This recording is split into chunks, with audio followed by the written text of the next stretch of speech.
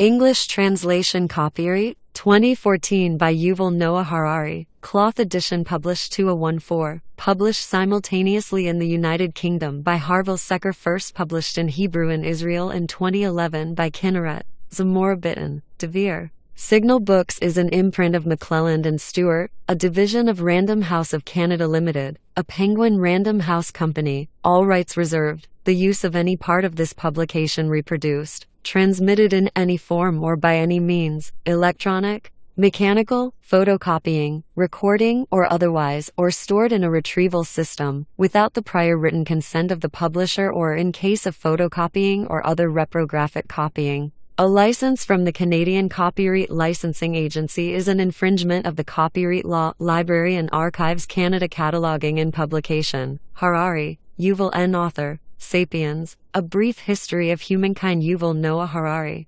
Includes bibliographical references. ISBN 978-0-7710-3850-1 bound. ISBN 978-0-7710-3852-5 Hummel. 1. Civilization History. 2. Human Beings History. Title, CB 25, H37-01 for 909 C201490 for 5891, C201490 5905. Jacket Design, Suzanne Dean. Picture Research by Caroline Wood. Maps by Neil Gower. McClelland and Stewart, a division of Random House of Canada Limited, a Penguin Random House company. Were Random House V3. 1. In Loving Memory of My Father, Shlomo Harari. Contents, cover, title page, copyright. Dedication, Timeline of History. Part 1. The Cognitive Revolution. 1. An Animal of No Significance. 2. The Tree of Knowledge. 3. A Day in the Life of Adam and Eve. 4. The Flood. Part 2. The Agricultural Revolution. 5. History's Biggest Fraud. 6. Building Pyramids. 7. Memory Overload. 8. There is No Justice in History. Part 3. The Unification of Humankind. 9. The Arrow of History. 10. The Scent of Money. 11. Imperial Visions. 12. The Law of Religion. 13. The Secret of Success. Part 4. The Scientific Revolution. 14. The Discovery of Ignorance. 15. The Marriage of Science and Empire. 16. The Capitalist Creed. 17. The Wheels of Industry. 18. A Permanent Revolution. 19. And They Lived Happily Ever After. 20. The End of Homo sapiens. Afterward. The Animal That Became a God. Notes. Acknowledgements. Image credits. Timeline of History. Years before the present. 13. 5 billion matter and energy appear. Beginning of physics. Atoms and molecules appear. Beginning of chemistry. 4. 5 billion formation of planet Earth. 3. 8 billion emergence of organisms. Beginning of biology. 6 million last common grandmother of humans and chimpanzees. 2. 5 million evolution of the genus Homo in Africa. First stone tools. 2 million humans spread from Africa to Eurasia. Evolution of different human species. 500. Neanderthals evolve in Europe and the Middle East. 300. Daily usage of fire. 200. Homo sapiens evolves in East Africa. 70. The Cognitive Revolution. Emergence of fictive language. Beginning of history. Sapiens spread out of Africa. 45. Sapiens settle Australia. Extinction of Australian megafauna. 30. Extinction of Neanderthals. 16. Sapiens settle America. Extinction of American megafauna. 13. Extinction of Homo floresiensis. Homo sapiens the only surviving human species. 12. The Agricultural Revolution. Domestication of plants and animals. Permanent settlements. 5. First Kingdoms. Script and money. Polytheistic religions. 4. to 50 First Empire, the Akkadian Empire of Sargon. 2. 500 Invention of coinage, a universal money. The Persian Empire, a universal political order for the benefit of all humans. Buddhism in India, a universal truth to liberate all beings from suffering. 2. Han Empire in China. Roman Empire in the Mediterranean. Christianity. 1. 4. Islam. 5. The Scientific Revolution. Humankind admits its ignorance and begins to acquire unprecedented power. Europeans begin to conquer America and the oceans. The entire planet becomes a single historical arena. The rise of capitalism. 2. The Industrial Revolution. Family and community are replaced by state and market. Massive extinction of plants and animals. The present humans transcend the boundaries of planet Earth. Nuclear weapons threaten the survival of humankind. Organisms are increasingly shaped by intelligent design rather than natural selection. The future intelligent design becomes the basic principle of life. Homo sapiens is replaced by superhumans. Part 1. The Cognitive Revolution. 1. A human handprint made about 30,000 years ago, on the wall of the Chauvet Pont d'Arc cave in southern France. Somebody tried to say, "I was here." 1. An animal of no significance. About 13.5 billion years ago, matter, energy, time and space came into being in what is known as the Big Bang. The story of these fundamental features of our universe is called physics. About 300,000 years after their appearance, matter and energy started to coalesce into complex structures, called atoms, which then combined into molecules. The story of atoms, molecules and their interactions is called chemistry. About 3.8 billion years ago, on a planet called Earth, certain molecules combined to form particularly large and intricate structures called organisms. The story of organisms is called biology. About 70,000 years ago, organisms belonging to the species Homo sapiens started to form even more elaborate structures called cultures. The subsequent development of these human cultures is called history. 3 important revolutions shaped the course of history. The cognitive revolution kick-started history about 70,000 years ago. The agricultural revolution sped it up about 12,000 years ago. The scientific revolution, which got underway only 500 years ago, may well end history and start something completely different. This book tells the story of how these 3 revolutions have affected humans and their fellow organisms. There were humans long before there was history. Animals, much like modern humans, first appeared about 2.5 million years ago, but for countless generations they did not stand out from the myriad other organisms with which they shared their habitats. On a hike in East Africa 2 million years ago, you might well have encountered a familiar cast of human characters: anxious mothers cuddling their babies and clutches of carefree children playing in the mud,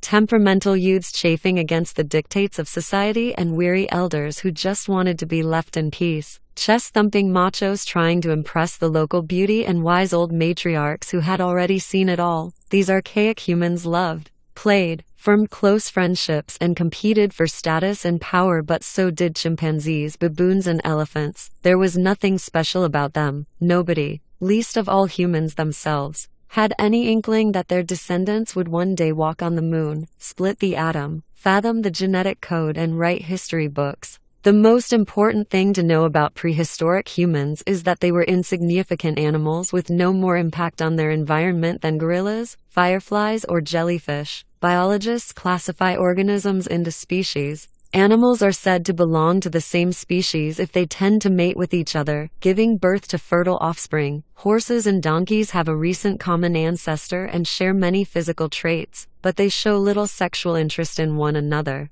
They will mate if induced to do so, but their offspring, called mules, are sterile. Mutations in donkey DNA can therefore never cross over to horses, or vice versa. The 2 types of animals are consequently considered 2 distinct species, moving along separate evolutionary paths. By contrast, a bulldog and a spaniel may look very different, but they are members of the same species, sharing the same DNA pool. They will happily mate, and their puppies will grow up to pair off with other dogs and produce more puppies. Species that evolved from a common ancestor are bunched together under the heading genus plural genera. Lions, tigers, leopards, and jaguars are different species within the genus Panthera. Biologists label organisms with a 2-part Latin name, genus followed by species. Lions, for example, are called Panthera leo, the species Leo of the genus Panthera, presumably. Everyone reading this book is a Homo sapiens, the species sapiens wise of the genus Homo man. Genera in their turn are grouped into families, such as the cats lions, cheetahs, house cats, the dogs wolves, foxes, jackals, and the elephants elephants.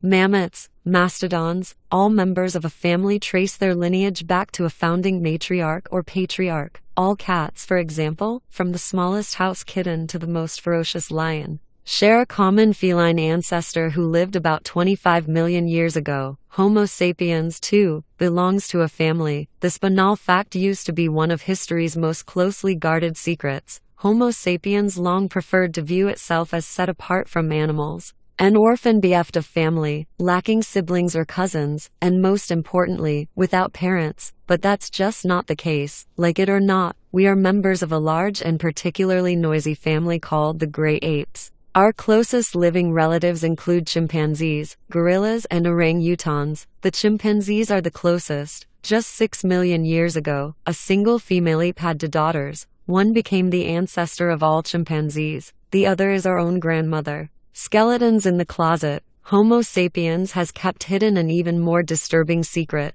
Not only do we possess an abundance of uncivilized cousins, once upon a time we had quite a few brothers and sisters as well. We are used to thinking about ourselves as the only humans, because for the last 10,000 years, our species has indeed been the only human species around. Yet the real meaning of the word human is an animal belonging to the genus Homo. And there used to be many other species of this genus besides Homo sapiens. Moreover, as we shall see in the last chapter of the book, in the not-so-distant future we might again have to contend with non-sapiens humans. To clarify this point, I will often use the term sapiens to denote members of the species Homo sapiens, while reserving the term human to refer to all extant members of the genus Homo. Humans first evolved in East Africa about 2.5 million years ago from an earlier genus of apes called Australopithecus, which means southern ape, about 2 million years ago. Some of these archaic men and women left their homeland to journey through and settle vast areas of North Africa,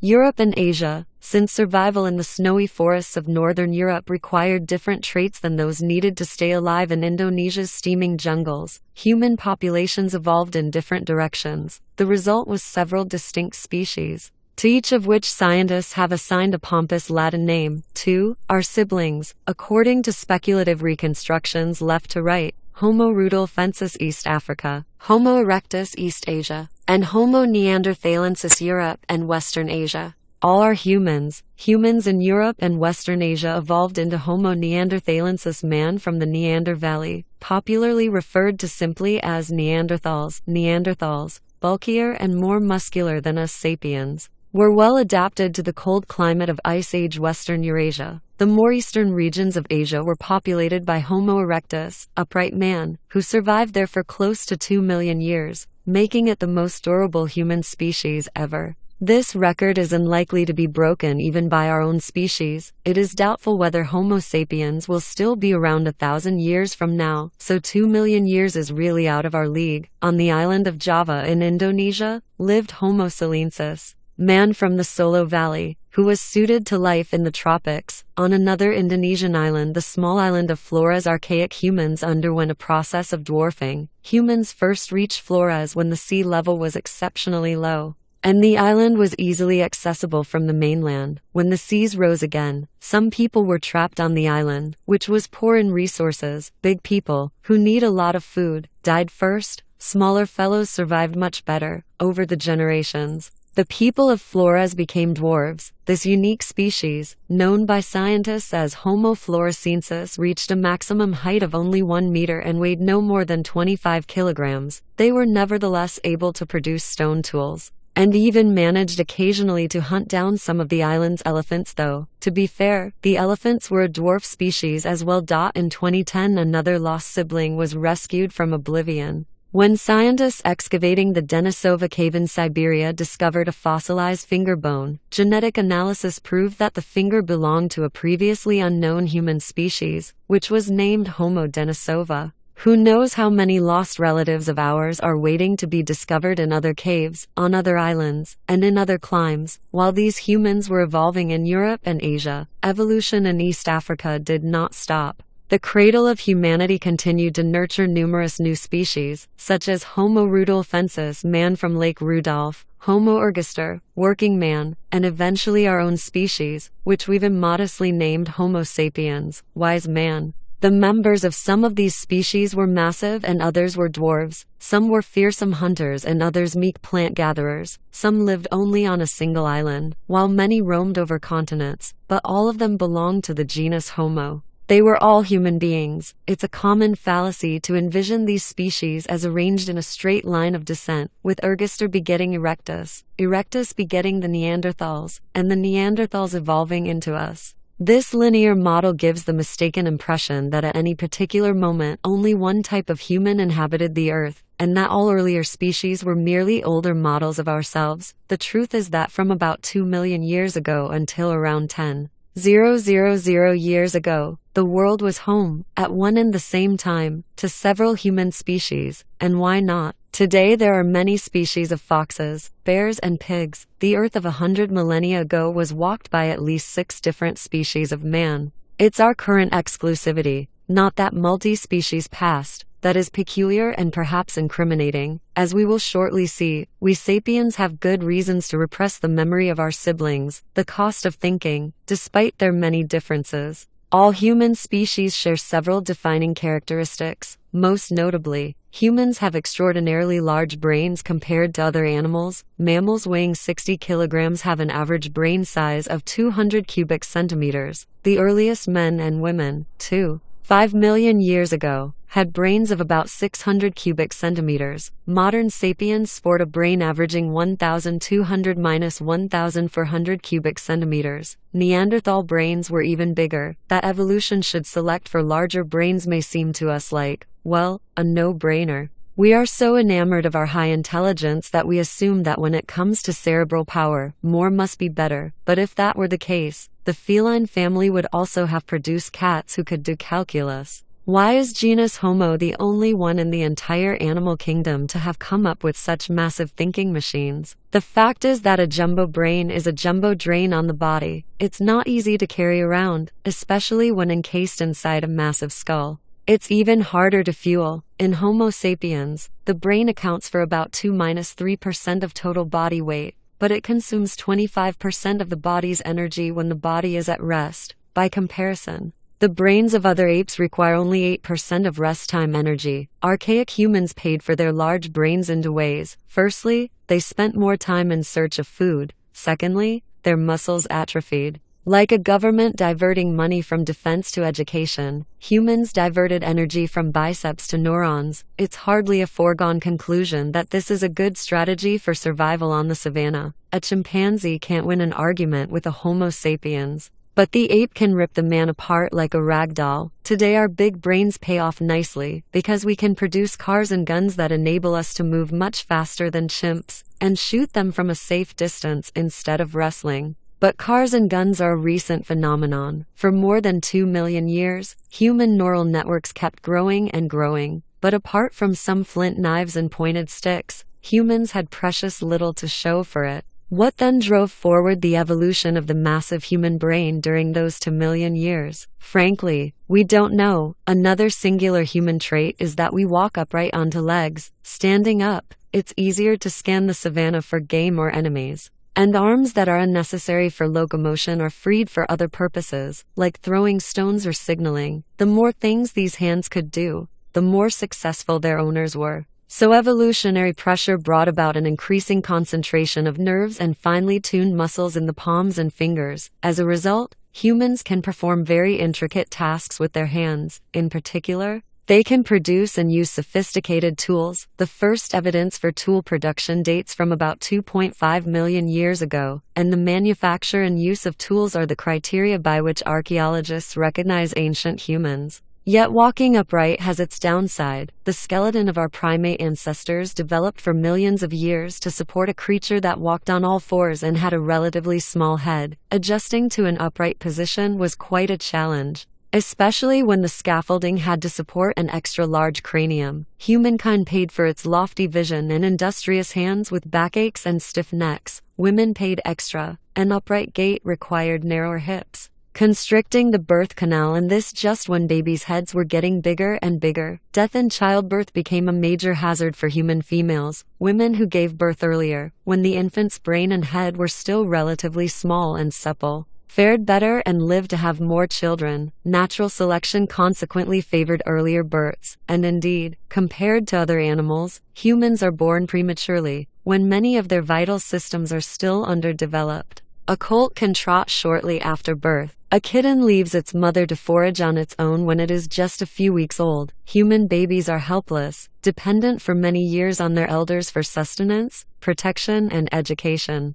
This fact has contributed greatly both to humankind's extraordinary social abilities and to its unique social problems. Lone mothers could hardly forage enough food for their offspring and themselves with needy children in tow. Raising children required constant help from other family members and neighbors. It takes a tribe to raise a human. Evolution thus favored those capable of forming strong social ties. In addition, since humans are born underdeveloped, they can be educated and socialized to a far greater extent than any other animal. Most mammals emerge from the womb like glazed earthenware emerging from a kiln. Any attempt at remolding will scratch or break them. Humans emerge from the womb like molten glass from a furnace. They can be spun, stretched, and shaped with a surprising degree of freedom. This is why today we can educate our children to become Christian or Buddhist, capitalist or socialist, warlike or peace-loving. We assume that a large brain, the use of tools, superior learning abilities, and complex social structures are huge advantages. It seems self-evident that these have made humankind the most powerful animal on Earth.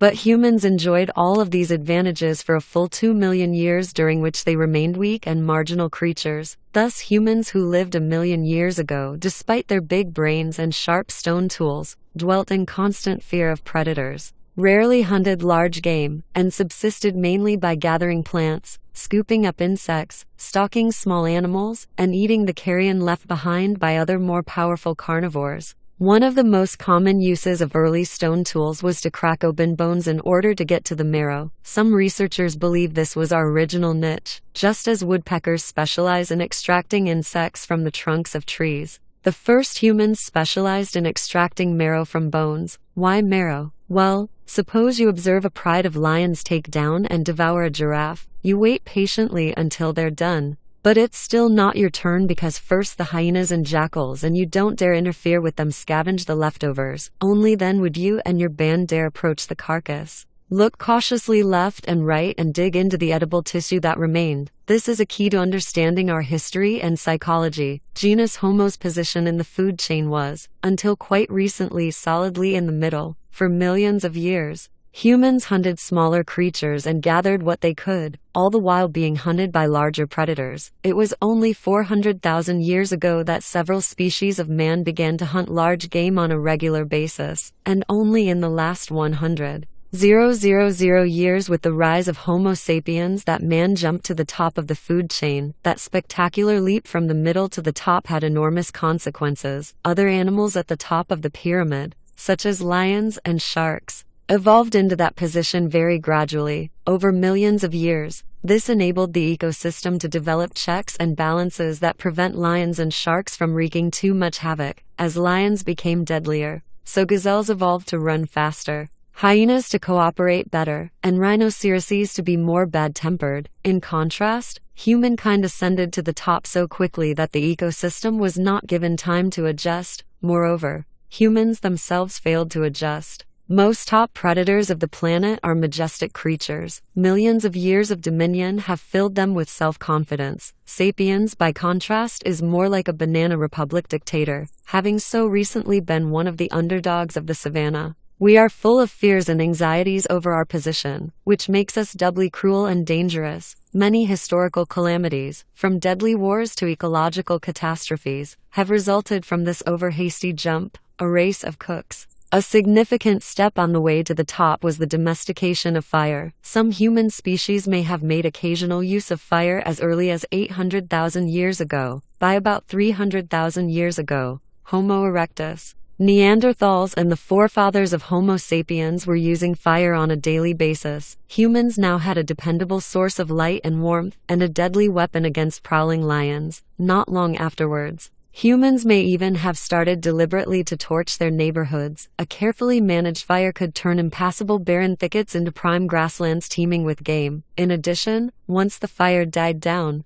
Stone Age entrepreneurs could walk through the smoking remains and harvest charcoaled animals, nuts, and tubers. But the best thing fire did was cook foods that humans cannot digest in their natural forms, such as wheat. Rice and potatoes became staples of our diet thanks to cooking. Fire not only changed food's chemistry, it changed its biology as well. Cooking killed germs and parasites that infested food. Humans also had a far easier time chewing and digesting old favorites such as fruits, nuts, insects, and carrion if they were cooked, whereas chimpanzees spend 5 hours a day chewing raw food. A single hour suffices for people eating cooked food. The advent of cooking enabled humans to eat more kinds of food, to devote less time to eating, and to make do with smaller teeth and shorter intestines. Some scholars believe there is a direct link between the advent of cooking, the shortening of the human intestinal tract, and the growth of the human brain. Since long intestines and large brains are both massive energy consumers, it's hard to have both. By shortening the intestines and decreasing their energy consumption, cooking inadvertently opened the way to the jumbo brains of Neanderthals and sapiens. 1. Fire also opened the first significant gulf between man and the other animals. The power of almost all animals depends on their bodies, the strength of their muscles, the size of their teeth, the breadth of their wings. Though they may harness winds and currents, they are unable to control these natural forces, and are always constrained by their physical design. Eagles, for example, identify thermal columns rising from the ground, spread their giant wings and allow the hot air to lift them upwards. Yet eagles cannot control the location of the columns, and their maximum carrying capacity is strictly proportional to their wingspan. When humans domesticated fire, they gained control of an obedient and potentially limitless force. Unlike eagles, humans could choose when and where to ignite a flame, and they were able to exploit fire for any number of tasks. Most importantly, the power of fire was not limited by the form, structure, or strength of the human body. A single woman with a flint or fire stick could burn down an entire forest in a matter of hours. The domestication of fire was a sign of things to come. Our brother's keepers. Despite the benefits of fire, 150,000 years ago humans were still marginal creatures. They could now scare away lions, warm themselves during cold nights, and burn down the occasional forest. Yet counting all species together, there were still no more than perhaps 1 million humans living between the Indonesian archipelago and the Iberian Peninsula, a mere blip on the ecological radar. Our own species, Homo sapiens, was already present on the world stage. But so far it was just minding its own business in a corner of Africa. We don't know exactly where and when animals that can be classified as Homo sapiens first evolved from some earlier type of humans, but most scientists agree that by 150,000 years ago, East Africa was populated by sapiens that looked just like us. If one of them turned up in a modern morgue, the local pathologist would notice nothing peculiar. Thanks to the blessings of fire, they had smaller teeth and jaws than their ancestors, whereas they had massive brains, equal in size to ours. Scientists also agree that about 70,000 years ago, sapiens from East Africa spread into the Arabian Peninsula, and from there they quickly overran the entire Eurasian landmass. When Homo sapiens landed in Arabia, most of Eurasia was already settled by other humans. What happened to them? There are two conflicting theories. The interbreeding theory tells a story of attraction, sex, and mingling. As the African immigrants spread around the world, they bred with other human populations, and people today are the outcome of this interbreeding. For example, when sapiens reached the Middle East and Europe, they encountered the Neanderthals. These humans were more muscular than sapiens, had larger brains, and were better adapted to cold climes. They used tools and fire, were good hunters, and apparently took care of their sick and infirm. Archaeologists have discovered the bones of Neanderthals who lived for many years with severe physical handicaps, evidence that they were cared for by their relatives.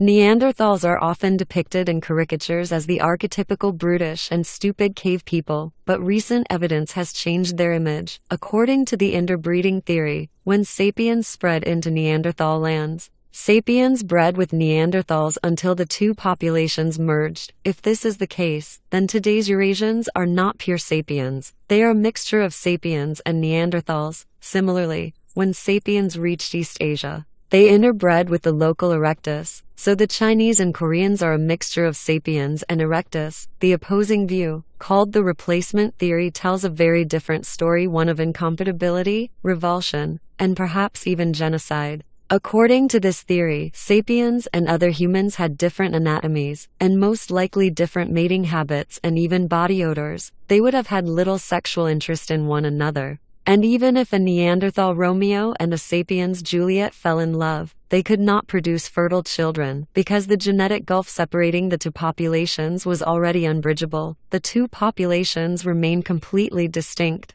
And when the Neanderthals died out, or were killed off, their genes died with them. According to this view, sapiens replaced all the previous human populations without merging with them. If that is the case, the lineages of all contemporary humans can be traced back, exclusively, to East Africa, 70,000 years ago. We are all pure sapiens. Map 1. Homo sapiens conquers the globe. A lot hinges on this debate. From an evolutionary perspective, 70,000 years is a relatively short interval. If the replacement theory is correct, all living humans have roughly the same genetic baggage, and racial distinctions among them are negligible. But if the interbreeding theory is right, there might well be genetic differences between Africans, Europeans, and Asians that go back hundreds of thousands of years. This is political dynamite, which could provide material for explosive racial theories. In recent decades, the replacement theory has been the common wisdom in the field. It had firmer archaeological backing,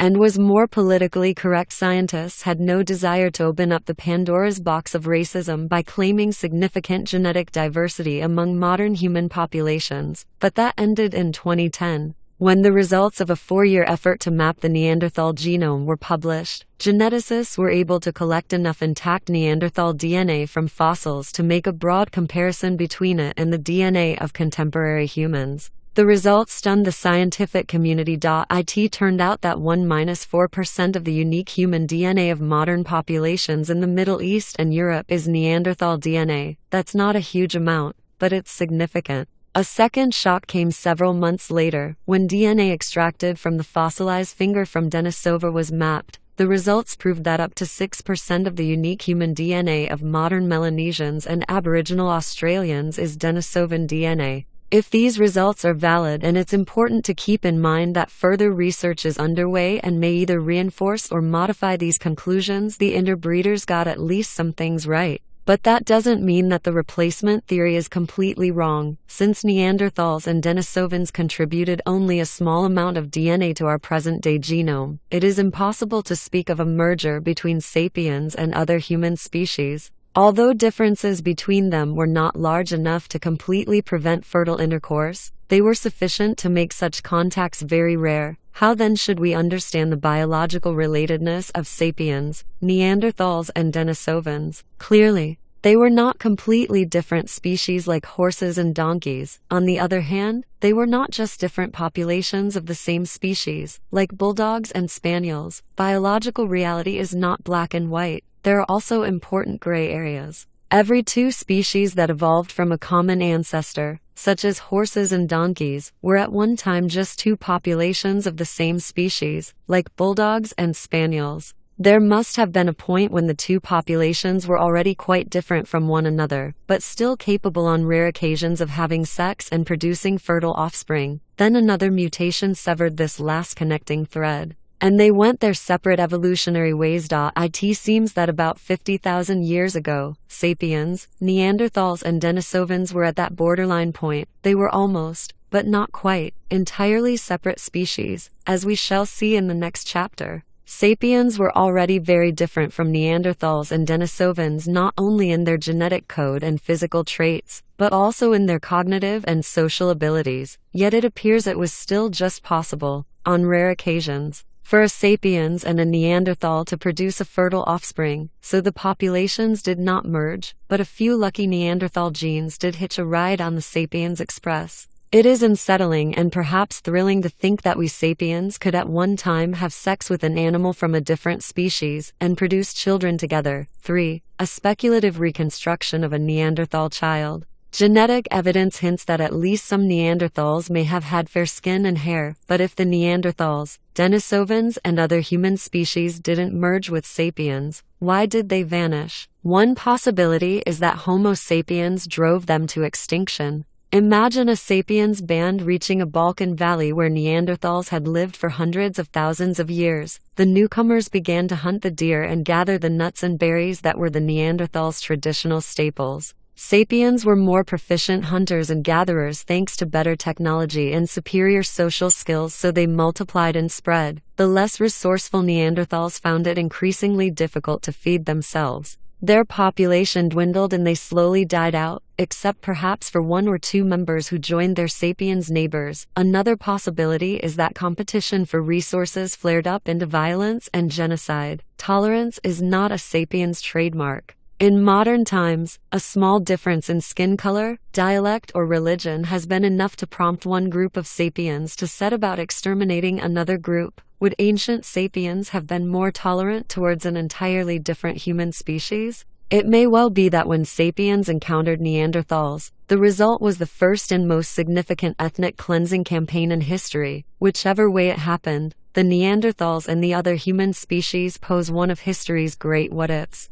Imagine how things might have turned out had the Neanderthals or Denisovans survived alongside Homo sapiens. What kind of cultures, societies, and political structures would have emerged in a world where several different human species coexisted? How, for example, would religious faiths have unfolded? Would the Book of Genesis have declared that Neanderthals descend from Adam and Eve? Would Jesus have died for the sins of the Denisovans? And would the Quran have reserved seats in heaven for all righteous humans, whatever their species? Would Neanderthals have been able to serve in the Roman legions, or in the sprawling bureaucracy of Imperial China? Would the American Declaration of Independence hold as a self-evident truth that all members of the genus Homo are created equal? Would Karl Marx have urged workers of all species to unite? Over the past 10,000 years, Homo sapiens has grown so accustomed to being the only human species that it's hard for us to conceive of any other possibility. Our lack of brothers and sisters makes it easier to imagine that we are the epitome of creation, and that a chasm separates us from the rest of the animal kingdom. When Charles Darwin indicated that Homo sapiens was just another kind of animal, people were outraged. Even today, many refuse to believe it. Had the Neanderthals survived, would we still imagine ourselves to be a creature apart? Perhaps this is exactly why our ancestors wiped out the Neanderthals. They were too familiar to ignore, but too different to tolerate. Whether sapiens are to blame or not, no sooner had they arrived at a new location than the native population became extinct. The last remains of Homo silensis are dated to about 50,000 years ago. Homo denisova disappeared shortly thereafter. Neanderthals made their exit roughly 30,000 years ago. The last dwarf-like humans vanished from Flores Island about 12,000 years ago. They left behind some bones, stone tools, a few genes in our DNA, and a lot of unanswered questions. They also left behind us, Homo sapiens, the last human species. What was the sapiens' secret of success? How did we manage to settle so rapidly in so many distant and ecologically different habitats? How did we push all other human species into oblivion? Why couldn't even the strong, brainy, cold-proof Neanderthals survive our onslaught? The debate continues to rage. The most likely answer is the very thing that makes the debate possible. Homo sapiens conquered the world thanks above all to its unique language. 2. The tree of knowledge. In the previous chapter, we saw that although sapiens had already populated East Africa 150,000 years ago, they began to overrun the rest of planet Earth and drive the other human species to extinction only about 70,000 years ago, in the intervening millennia. Even though these archaic sapiens looked just like us and their brains were as big as ours, they did not enjoy any marked advantage over other human species, did not produce particularly sophisticated tools, and did not accomplish any other special feats.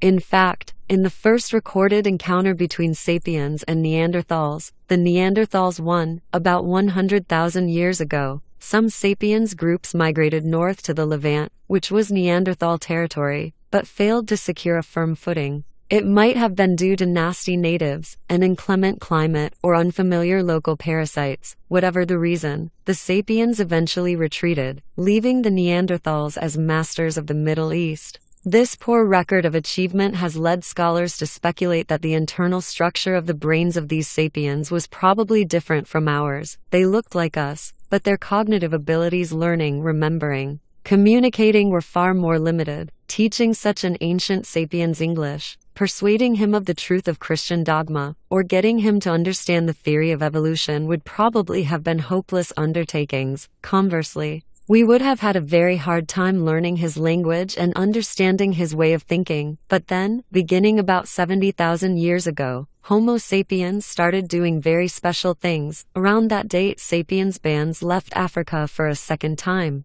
This time they drove the Neanderthals and all other human species not only from the Middle East, but from the face of the earth. Within a remarkably short period, sapiens reached Europe and East Asia, about 45,000 years ago. They somehow crossed the open sea and landed in Australia, a continent hitherto untouched by humans. The period from about 70,000 years ago to about 30,000 years ago witnessed the invention of boats, oil lamps, bows and arrows and needles essential for sewing warm clothing. The first objects that can reliably be called art date from this era. See the Statue Lion Man on this page, as does the first clear evidence for religion, commerce, and social stratification.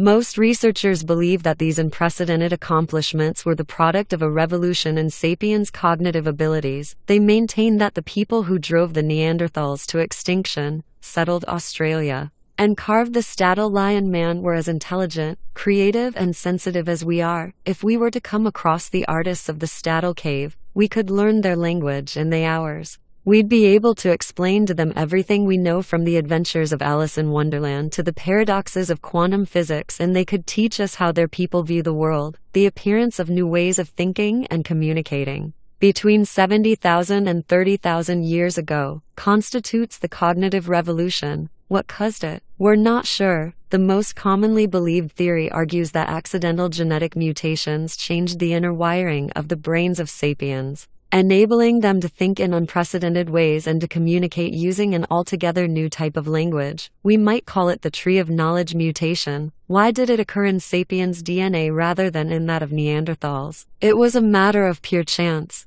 as far as we can tell, but it's more important to understand the consequences of the tree of knowledge mutation than its causes. What was so special about the new sapiens language that it enabled us to conquer the world? It was not the first language. Every animal has some kind of language. Even insects, such as bees and ants, know how to communicate in sophisticated ways, informing one another of the whereabouts of food. Neither was it the first vocal language. Many animals, including all ape and monkey species, have vocal languages. For example, green monkeys use calls of various kinds to communicate. Zoologists have identified one call that means, careful. An eagle. A slightly different call warns, careful. A lion. When researchers played a recording of the first call to a group of monkeys, the monkeys stopped what they were doing and looked upwards in fear. When the same group heard a recording of the second call, the lion warning, they quickly scrambled up a tree. Sapiens can produce many more distinct sounds than green monkeys, but whales and elephants have equally impressive abilities. A parrot can say anything Albert Einstein could say, as well as mimicking the sounds of phones ringing,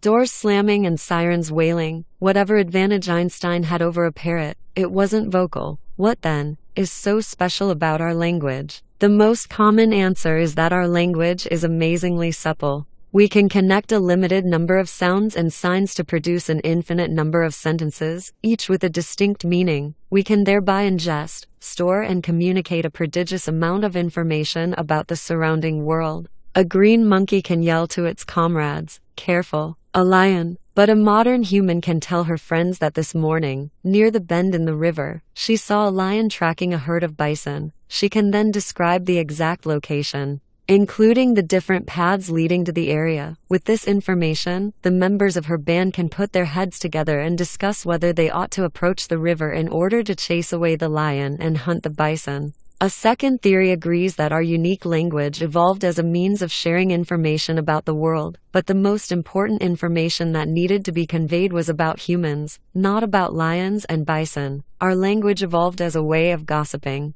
According to this theory, Homo sapiens is primarily a social animal. Social cooperation is our key for survival and reproduction. It is not enough for individual men and women to know the whereabouts of lions and bison. It's much more important for them to know who in their band hates whom, who is sleeping with whom, who is honest, and who is a cheat. 4. An ivory figurine of a lion man or lioness woman from the Statue Cave in Germany c. 32,000 years ago. The body is human, but the head is leonine. This is one of the first indisputable examples of art. and probably of religion, and of the ability of the human mind to imagine things that do not really exist. The amount of information that one must obtain and store in order to track the ever-changing relationships of a few dozen individuals is staggering. In a band of 50 individuals, there are 1,225 one-on-one relationships, and countless more complex social combinations. All apes show a keen interest in such social information, but they have trouble gossiping effectively.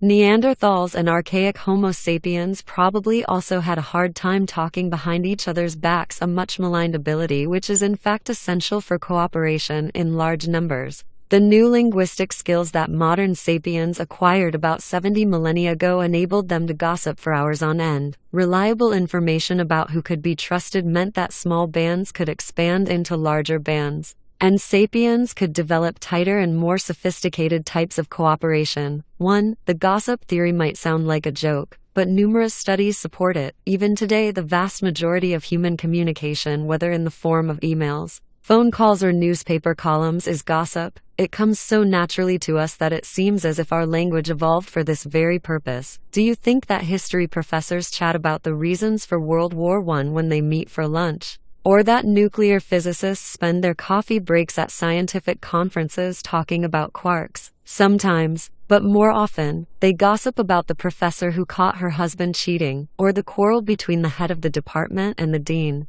or the rumors that a colleague used his research funds to buy a Lexus. Gossip usually focuses on wrongdoings. Rumor mongers are the original Fourth Estate, journalists who inform society about and thus protect it from cheats and freeloaders. Most likely, both the gossip theory and the "there is a lion near the river" theory are valid, yet the truly unique feature of our language is not its ability to transmit information about men and lions. Rather, it's the ability to transmit information about things that do not exist at all. As far as we know, only sapiens can talk about entire kinds of entities that they have never seen, touched, or smelled. Legends, myths, gods, and religions appeared for the first time with the cognitive revolution. Many animals and human species could previously say, "Careful, a lion." Thanks to the cognitive revolution, Homo sapiens acquired the ability to say, "The lion is the guardian spirit of our tribe." This ability to speak about fictions is the most unique feature of sapiens' language. It's relatively easy to agree that only Homo sapiens can speak about things that don't really exist,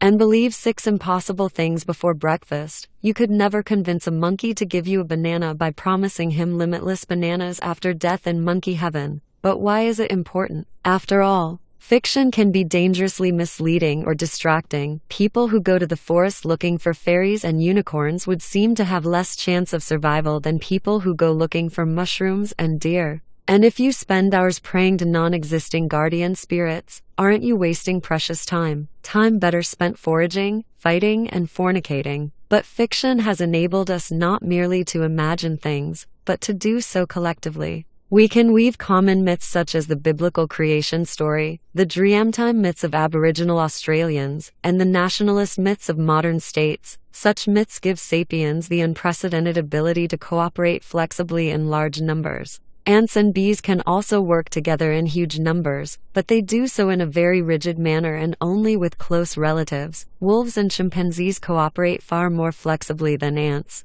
but they can do so only with small numbers of other individuals that they know intimately. Sapiens can cooperate in extremely flexible ways with countless numbers of strangers. That's why sapiens rule the world. Whereas ants eat our leftovers and chimps are locked up in zoos and research laboratories. The legend of Peugeot. Our chimpanzee cousins usually live in small troops of several dozen individuals. They form close friendships, hunt together, and fight shoulder to shoulder against baboons, cheetahs, and enemy chimpanzees. Their social structure tends to be hierarchical. The dominant member, who is almost always a male, is termed the alpha male. Other males and females exhibit their submission to the alpha male by bowing before him while making grunting sounds. Not unlike human subjects kowtowing before a king, the alpha male strives to maintain social harmony within his troop. When 2 individuals fight, he will intervene and stop the violence. Less benevolently, he might monopolize particularly coveted foods and prevent lower-ranking males from mating with the females. When 2 males are contesting the alpha position, They usually do so by forming extensive coalitions of supporters, both male and female, from within the group. Ties between coalition members are based on intimate daily contact, hugging, touching, kissing, grooming, and mutual favors. Just as human politicians on election campaigns go around shaking hands and kissing babies, so aspirants to the top position in a chimpanzee group spend much time hugging, backslapping, and kissing baby chimps. The alpha male usually wins his position not because he is physically stronger, but because he leads a large and stable coalition. These coalitions play a central part not only during overt struggles for the alpha position, but in almost all day-to-day activities. Members of a coalition spend more time together, share food, and help one another in times of trouble. There are clear limits to the size of groups that can be formed and maintained in such a way. In order to function, all members of a group must know each other intimately. Two chimpanzees who have never met, never fought, and never engaged in mutual grooming will not know whether they can trust one another, whether it would be worthwhile to help one another, and which of them ranks higher. Under natural conditions, a typical chimpanzee troop consists of about 20 to 50 individuals. As the number of chimpanzees in a troop increases, the social order destabilizes, eventually leading to a rupture and the formation of a new troop by some of the animals. Only in a handful of cases have zoologists observed groups larger than 100. Separate groups seldom cooperate, and tend to compete for territory and food. Researchers have documented prolonged warfare between groups, and even one case of genocidal activity in which one troop systematically slaughtered most members of a neighboring band. 2. Similar patterns probably dominated the social lives of early humans, including archaic Homo sapiens. Humans, like chimps, have social instincts that enabled our ancestors to form friendships and hierarchies, and to hunt or fight together. However,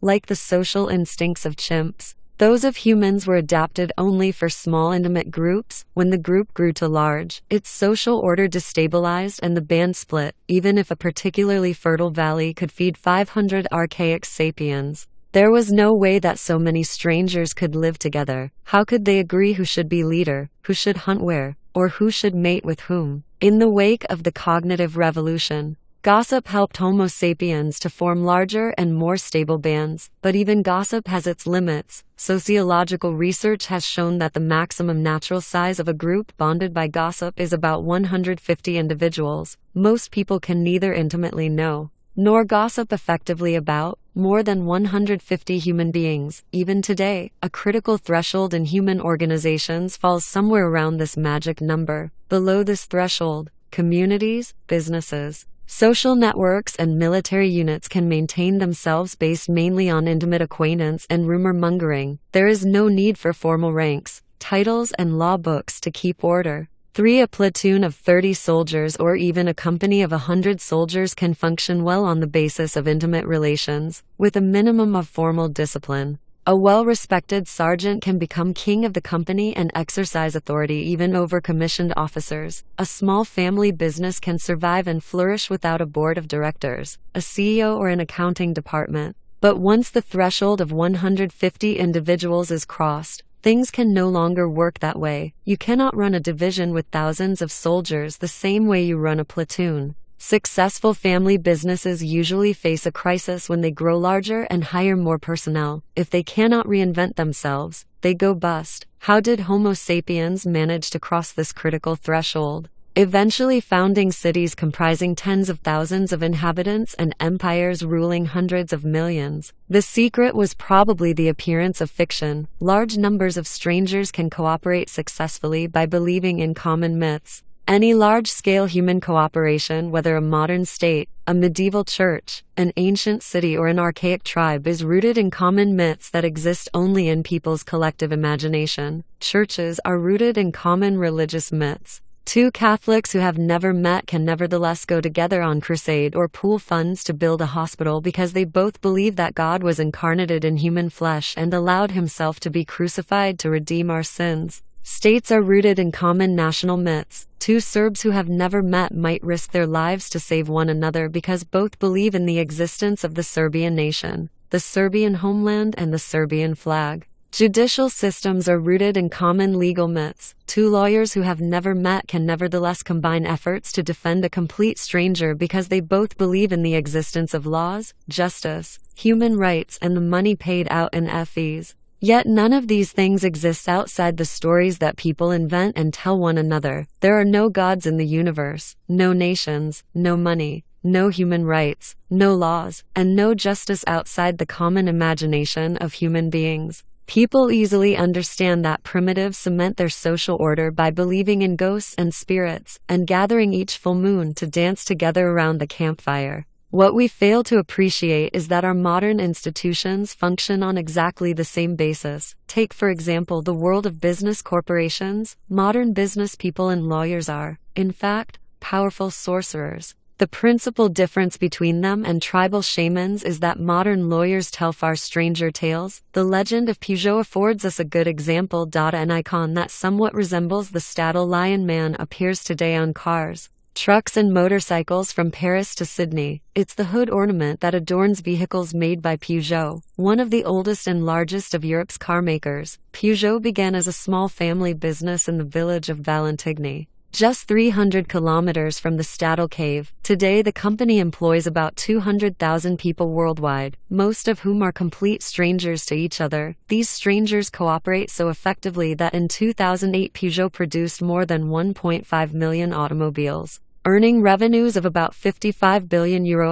In what sense can we say that Peugeot SA, the company's official name, exists? There are many Peugeot vehicles, but these are obviously not the company. Even if every Peugeot in the world were simultaneously junked and sold for scrap metal, Peugeot SA would not disappear. It would continue to manufacture new cars and issue its annual report. The company owns factories, machinery, and showrooms, and employs mechanics, accountants, and secretaries. But all these together do not comprise Peugeot. A disaster might kill every single one of Peugeot's employees, and go on to destroy all of its assembly lines and executive offices. Even then, the company could borrow money, hire new employees, build new factories, and buy new machinery. Peugeot has managers and shareholders, but neither do they constitute the company. All the managers could be dismissed and all its shares sold, but the company itself would remain intact. 5. The Peugeot Lion. It doesn't mean that Peugeot SA is invulnerable or immortal. If a judge were to mandate the dissolution of the company, its factories would remain standing and its workers, accountants,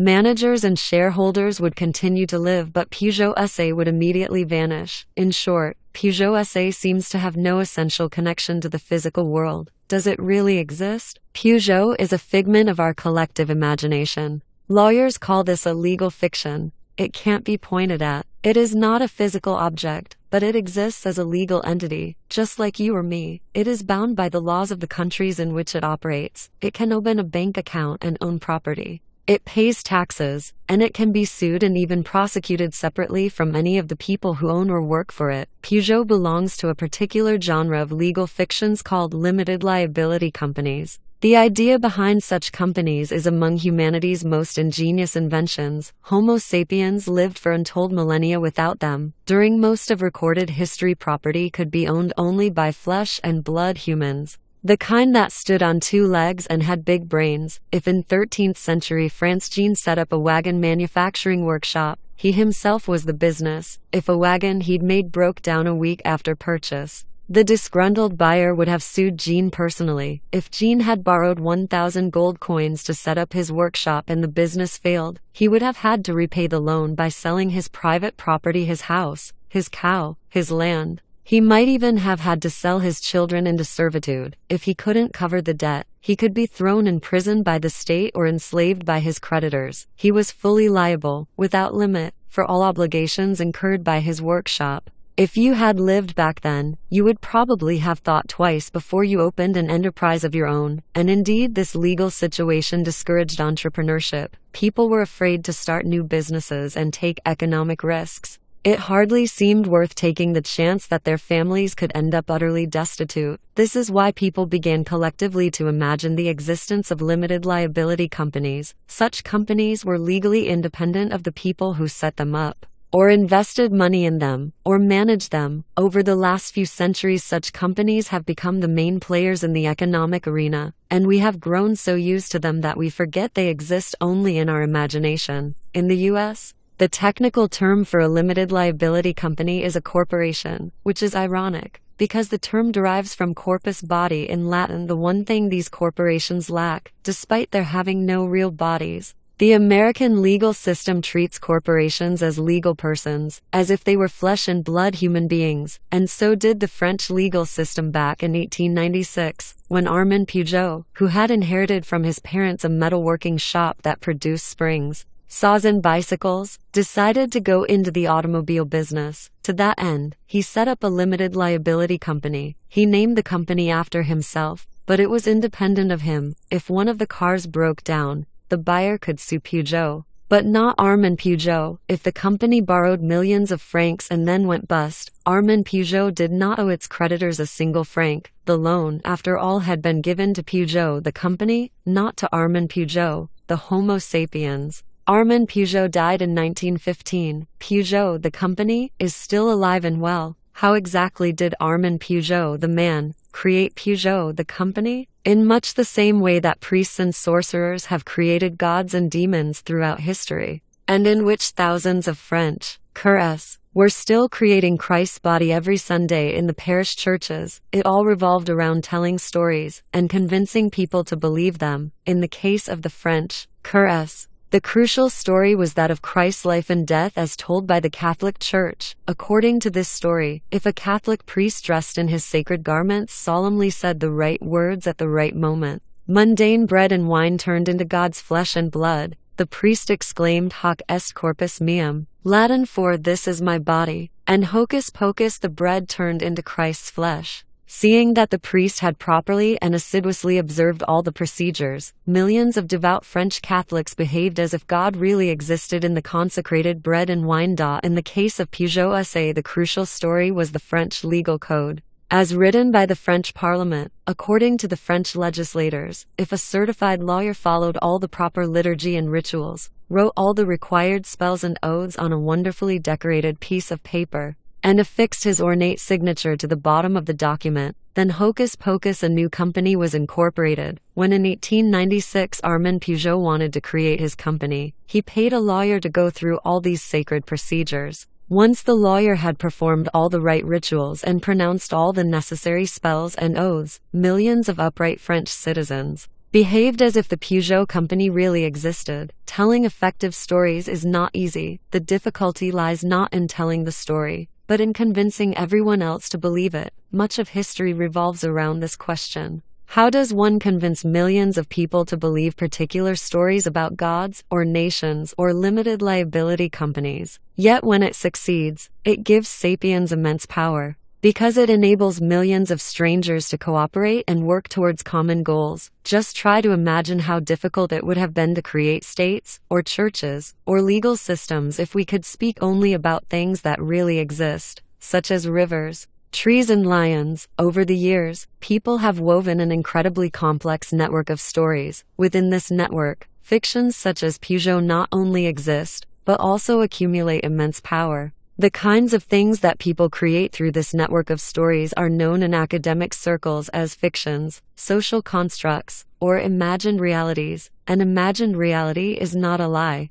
I lie when I say that there is a lion near the river when I know perfectly well that there is no lion there. There is nothing special about lies. Green monkeys and chimpanzees can lie. A green monkey, for example, has been observed calling "careful" a lion when there was no lion around. This alarm conveniently frightened away a fellow monkey who had just found a banana, leaving the liar all alone to steal the prize for itself. Unlike lying, an imagined reality is something that everyone believes in. And as long as this communal belief persists, the imagined reality exerts force in the world. The sculptor from the Stadel cave may sincerely have believed in the existence of the lionman guardian spirit. Some sorcerers are charlatans, but most sincerely believe in the existence of gods and demons. Most millionaires sincerely believe in the existence of money and limited liability companies. Most human rights activists sincerely believe in the existence of human rights. No one was lying when, in 2011, the UN demanded that the Libyan government respect the human rights of its citizens, even though the UN, Libya, and human rights are all figments of our fertile imaginations. Ever since the cognitive revolution, Sapiens has thus been living in a dual reality. On the one hand, the objective reality of rivers, trees, and lions, and on the other hand, the imagined reality of gods, nations, and corporations. As time went by, the imagined reality became ever more powerful, so that today the very survival of rivers, trees, and lions depends on the grace of imagined entities such as gods, nations, and corporations. Bypassing the genome, the ability to create an imagined reality out of words enabled large numbers of strangers to cooperate effectively, but it also did something more. Since large-scale human cooperation is based on myths, the way people cooperate can be altered by changing the myths by telling different stories. Under the right circumstances, myths can change rapidly. In 1789, the French population switched almost overnight from believing in the myth of the divine right of kings to believing in the myth of the sovereignty of the people. Consequently, ever since the cognitive revolution, Homo sapiens has been able to revise its behavior rapidly in accordance with changing needs. This opened a fast lane of cultural evolution, bypassing the traffic jams of genetic evolution. Speeding down this fast lane, Homo sapiens soon far outstripped all other human and animal species in its ability to cooperate. The behavior of other social animals is determined to a large extent by their genes. DNA is not an autocrat. Animal behavior is also influenced by environmental factors and individual quirks. Nevertheless, in a given environment, animals of the same species will tend to behave in a similar way. Significant changes in social behavior cannot occur, in general, without genetic mutations. For example, common chimpanzees have a genetic tendency to live in hierarchical groups headed by an alpha male. Members of a closely related chimpanzee species, bonobos, usually live in more egalitarian groups dominated by female alliances. Female common chimpanzees cannot take lessons from their bonobo relatives and stage a feminist revolution. Male chimps cannot gather in a constitutional assembly to abolish the office of alpha male and declare that from here on out all chimps are to be treated as equals. Such dramatic changes in behavior would occur only if something changed in the chimpanzee's DNA. For similar reasons, archaic humans did not initiate any revolutions. As far as we can tell, changes in social patterns, the invention of new technologies, and the settlement of alien habitats resulted from genetic mutations and environmental pressures more than from cultural initiatives. This is why it took humans hundreds of thousands of years to make these steps. 2 million years ago, genetic mutations resulted in the appearance of a new human species called Homo erectus. Its emergence was accompanied by the development of a new stone tool technology, now recognized as a defining feature of this species. As long as Homo erectus did not undergo further genetic alterations, its stone tools remained roughly the same for close to 2 million years. In contrast, ever since the cognitive revolution, sapiens have been able to change their behavior quickly, transmitting new behaviors to future generations without any need of genetic or environmental change. As a prime example, consider the repeated appearance of childless elites, such as the Catholic priesthood, Buddhist monastic orders, and Chinese eunuch bureaucracies. The existence of such elites goes against the most fundamental principles of natural selection, since these dominant members of society willingly give up procreation. Whereas chimpanzee alpha males use their power to have sex with as many females as possible and consequently sire a large proportion of their troops young, the Catholic alpha male abstains completely from sexual intercourse and childcare. This abstinence does not result from unique environmental conditions such as a severe lack of food or want of potential mates, nor is it the result of some quirky genetic mutation. The Catholic Church has survived for centuries, not by passing on a celibacy gene from one pope to the next, but by passing on the stories of the New Testament and of Catholic canon law.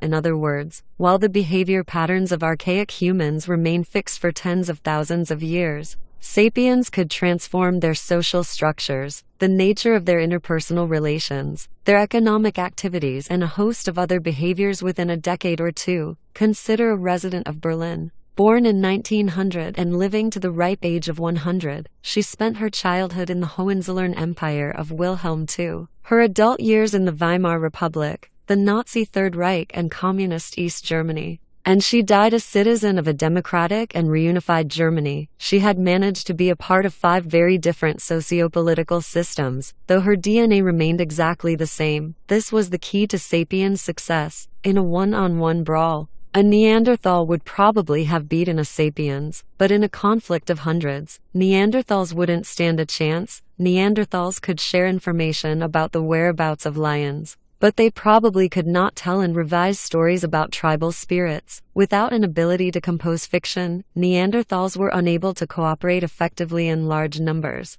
nor could they adapt their social behavior to rapidly changing challenges. While we can't get inside a Neanderthal mind to understand how they thought, we have indirect evidence of the limits to their cognition compared with their sapiens rivals. Archaeologists excavating 30,000-year-old sapiens sites in the European heartland occasionally find their seashells from the Mediterranean and Atlantic coasts. In all likelihood, these shells got to the continental interior through long-distance trade between different sapiens bands. Neanderthal sites lack any evidence of such trade. Each group manufactured its own tools from local materials.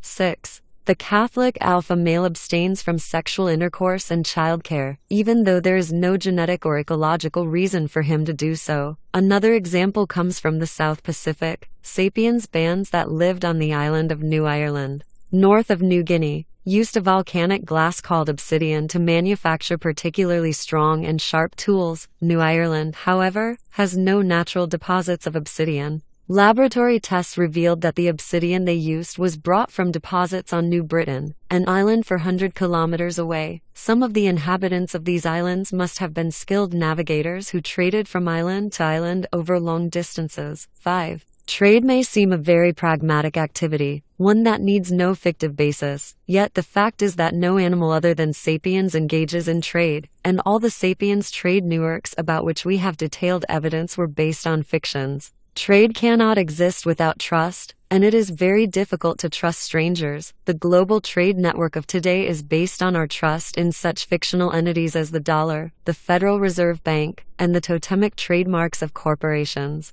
When two strangers in a tribal society want to trade, they will often establish trust by appealing to a common god, mythical ancestor, or totem animal. If archaic sapiens believing in such fictions traded shells and obsidian, it stands to reason that they could also have traded information, thus creating a much denser and wider knowledge network than the one that served Neanderthals and other archaic humans. Hunting techniques provide another illustration of these differences. Neanderthals usually hunted alone or in small groups. Sapiens, on the other hand, developed techniques that relied on cooperation between many dozens of individuals, and perhaps even between different bands. One particularly effective method was to surround an entire herd of animals, such as wild horses, then chase them into a narrow gorge, where it was easy to slaughter them en masse. If all went according to plan, the bands could harvest tons of meat, fatten animal skins in a single afternoon of collective effort, and either consume these riches in a giant potlatch, or dry, smoke, or in Arctic areas freeze them for later usage. Archaeologists have discovered sites where entire herds were butchered annually in such ways. There are even sites where fences and obstacles were erected in order to create artificial traps and slaughtering grounds. We may presume that Neanderthals were not pleased to see their traditional hunting grounds turned into sapiens-controlled slaughterhouses. However, if violence broke out between the two species, Neanderthals were not much better off than wild horses. 50 Neanderthals cooperating in traditional and static patterns were no match for 500 versatile and innovative sapiens, and even if the sapiens lost the first round, they could quickly invent new stratagems that would enable them to win the next time. What happened in the cognitive revolution? New ability, wider consequences. The ability to transmit larger quantities of information about the world surrounding Homo sapiens, planning and carrying out complex actions, such as avoiding lions and hunting bison. The ability to transmit larger quantities of information about sapiens' social relationships, larger and more cohesive groups, numbering up to 150 individuals. The ability to transmit information about things that do not really exist, such as tribal spirits. Nations, limited liability companies, and human rights. A cooperation between very large numbers of strangers. B. Rapid innovation of social behavior, history, and biology, the immense diversity of imagined realities that sapiens invented, and the resulting diversity of behavior patterns, are the main components of what we call cultures. Once cultures appeared, they never cease to change and develop, and these unstoppable alterations are what we call history. The cognitive revolution is accordingly the point when history declared its independence from biology. Until the cognitive revolution, the doings of all human species belonged to the realm of biology, or, if you so prefer, prehistory. I tend to avoid the term prehistory, because it wrongly implies that even before the cognitive revolution, humans were in a category of their own. From the cognitive revolution onwards, historical narratives replace biological theories as our primary means of explaining the development of Homo sapiens. To understand the rise of Christianity or the French Revolution, it is not enough to comprehend the interaction of genes,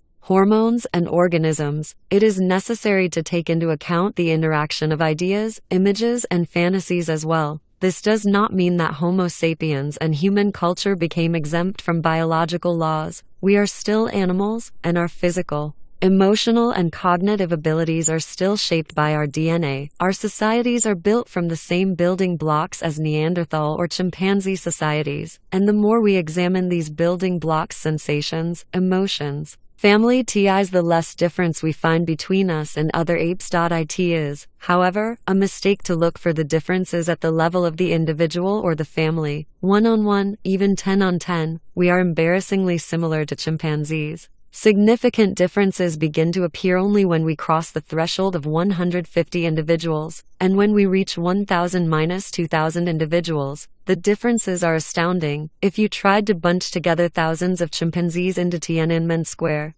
Wall Street, the Vatican, or the headquarters of the United Nations, the result would be pandemonium. By contrast, sapiens regularly gather by the thousands in such places. Together, they create orderly patterns such as trade networks, mass celebrations, and political institutions that they could never have created in isolation. The real difference between us and chimpanzees is the mythical glue that binds together large numbers of individuals, families, and groups. This glue has made us the masters of creation. Of course, we also needed other skills, such as the ability to make and use tools, yet tool-making is of little consequence unless it is coupled with the ability to cooperate with many others. How is it that we now have intercontinental missiles with nuclear warheads, whereas 30,000 years ago we had only sticks with flint spearheads? Physiologically, there has been no significant improvement in our tool-making capacity over the last 30,000 years. Albert Einstein was far less dexterous with his hands than was an ancient hunter-gatherer. However, our capacity to cooperate with large numbers of strangers has improved dramatically. The ancient flint spearhead was manufactured in minutes by a single person, who relied on the advice and help of a few intimate friends. The production of a modern nuclear warhead requires the cooperation of millions of strangers all over the world, from the workers who mine the uranium ore in the depths of the earth to theoretical physicists who write long mathematical formulas to describe the interactions of subatomic particles. To summarize the relationship between biology and history after the cognitive revolution, biology sets the basic parameters for the behavior and capacities of Homo sapiens. The whole of history takes place within the bounds of this biological arena. However, this arena is extraordinarily large, allowing sapiens to play an astounding variety of games. Thanks to their ability to invent fiction, sapiens create more and more complex games, which each generation develops and elaborates even further. Consequently, in order to understand how sapiens behave, we must describe the historical evolution of their actions. Referring only to our biological constraints would be like a radio sportscaster who, attending the World Cup football championships, offers his listeners a detailed description of the playing field rather than an account of what the players are doing. What games did our Stone Age ancestors play in the arena of history? As far as we know, the people who carved the Stadolion Man some 30,000 years ago had the same physical, emotional, and intellectual abilities we have. What did they do when they woke up in the morning? What did they eat for breakfast and lunch? What were their societies like? Did they have monogamous relationships and nuclear families? Did they have ceremonies, moral codes, sports contests, and religious rituals? Did they fight wars? The next chapter takes a peek behind the curtain of the ages, examining what life was like in the millennia separating the cognitive revolution from the agricultural revolution. Here and in the following pages, when speaking about sapiens language, I refer to the basic linguistic abilities of our species and not to a particular dialect. English, Hindi and Chinese are all variants of sapiens language, apparently, even at the time of the cognitive revolution. Different sapiens groups had different dialects. 3. A day in the life of Adam and Eve. To understand our nature, history, and psychology, we must get inside the heads of our hunter-gatherer ancestors. For nearly the entire history of our species, sapiens lived as foragers. The past 200 years, during which ever-increasing numbers of sapiens have obtained their daily bread as urban laborers and office workers, and the preceding 10,000 years, during which most sapiens lived as farmers and herders, are the blink of an eye compared to the tens of thousands of years during which our ancestors hunted and gathered. The flourishing field of evolutionary psychology argues that many of our present-day social and psychological characteristics were shaped during this long pre-agricultural era. Even today, scholars in this field claim,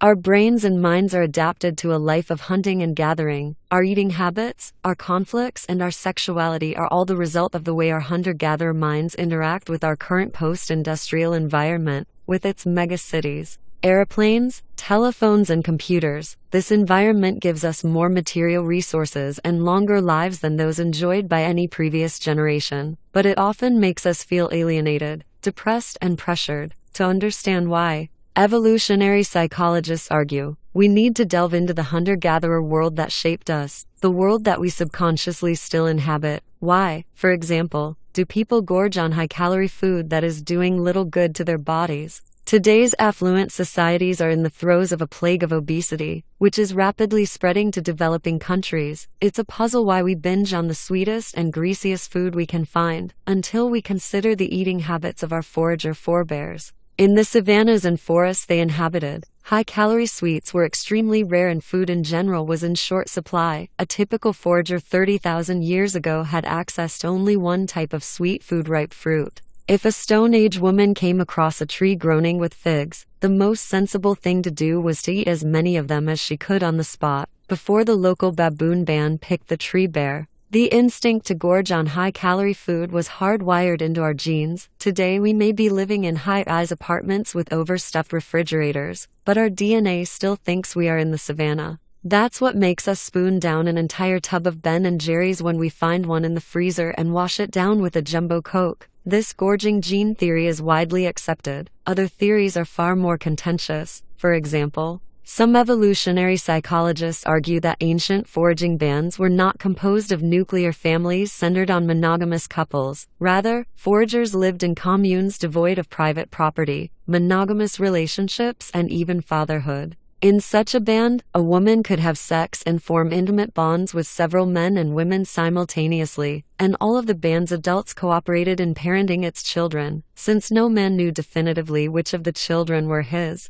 men showed equal concern for all youngsters. Such a social structure is not an Aquarian utopia. It's well documented among animals, notably our closest relatives, the chimpanzees and bonobos. There are even a number of present-day human cultures in which collective fatherhood is practiced, as for example among the Bar Indians. According to the beliefs of such societies, a child is not born from the sperm of a single man, but from the accumulation of sperm in a woman's womb. A good mother will make a point of having sex with several different men, especially when she is pregnant, so that her child will enjoy the qualities and paternal care not merely of the best hunter, but also of the best storyteller, the strongest warrior, and the most considerate lover. If this sounds silly, bear in mind that before the development of modern embryological studies, people had no solid evidence that babies are always served by a single father rather than by many. The proponents of this ancient commune theory argue that the frequent infidelities that characterize modern marriages, and the high rates of divorce, not to mention the cornucopia of psychological complexes from which both children and adults suffer, all result from forcing humans to live in nuclear families and monogamous relationships that are incompatible with our biological software. 1. Many scholars vehemently reject this theory, insisting that both monogamy and the forming of nuclear families are core human behaviors, though ancient hunter-gatherer societies tended to be more communal and egalitarian than modern societies. These researchers argue they were nevertheless comprised of separate cells, each containing a jealous couple and the children they held in common. This is why today monogamous relationships and nuclear families are the norm in the vast majority of cultures. Why men and women tend to be very possessive of their partners and children, and why even in modern states such as North Korea and Syria political authority passes from father to son. In order to resolve this controversy and understand our sexuality, society and politics, we need to learn something about the living conditions of our ancestors, to examine how sapiens lived between the cognitive revolution of 70,000 years ago and the start of the agricultural revolution about 12,000 years ago.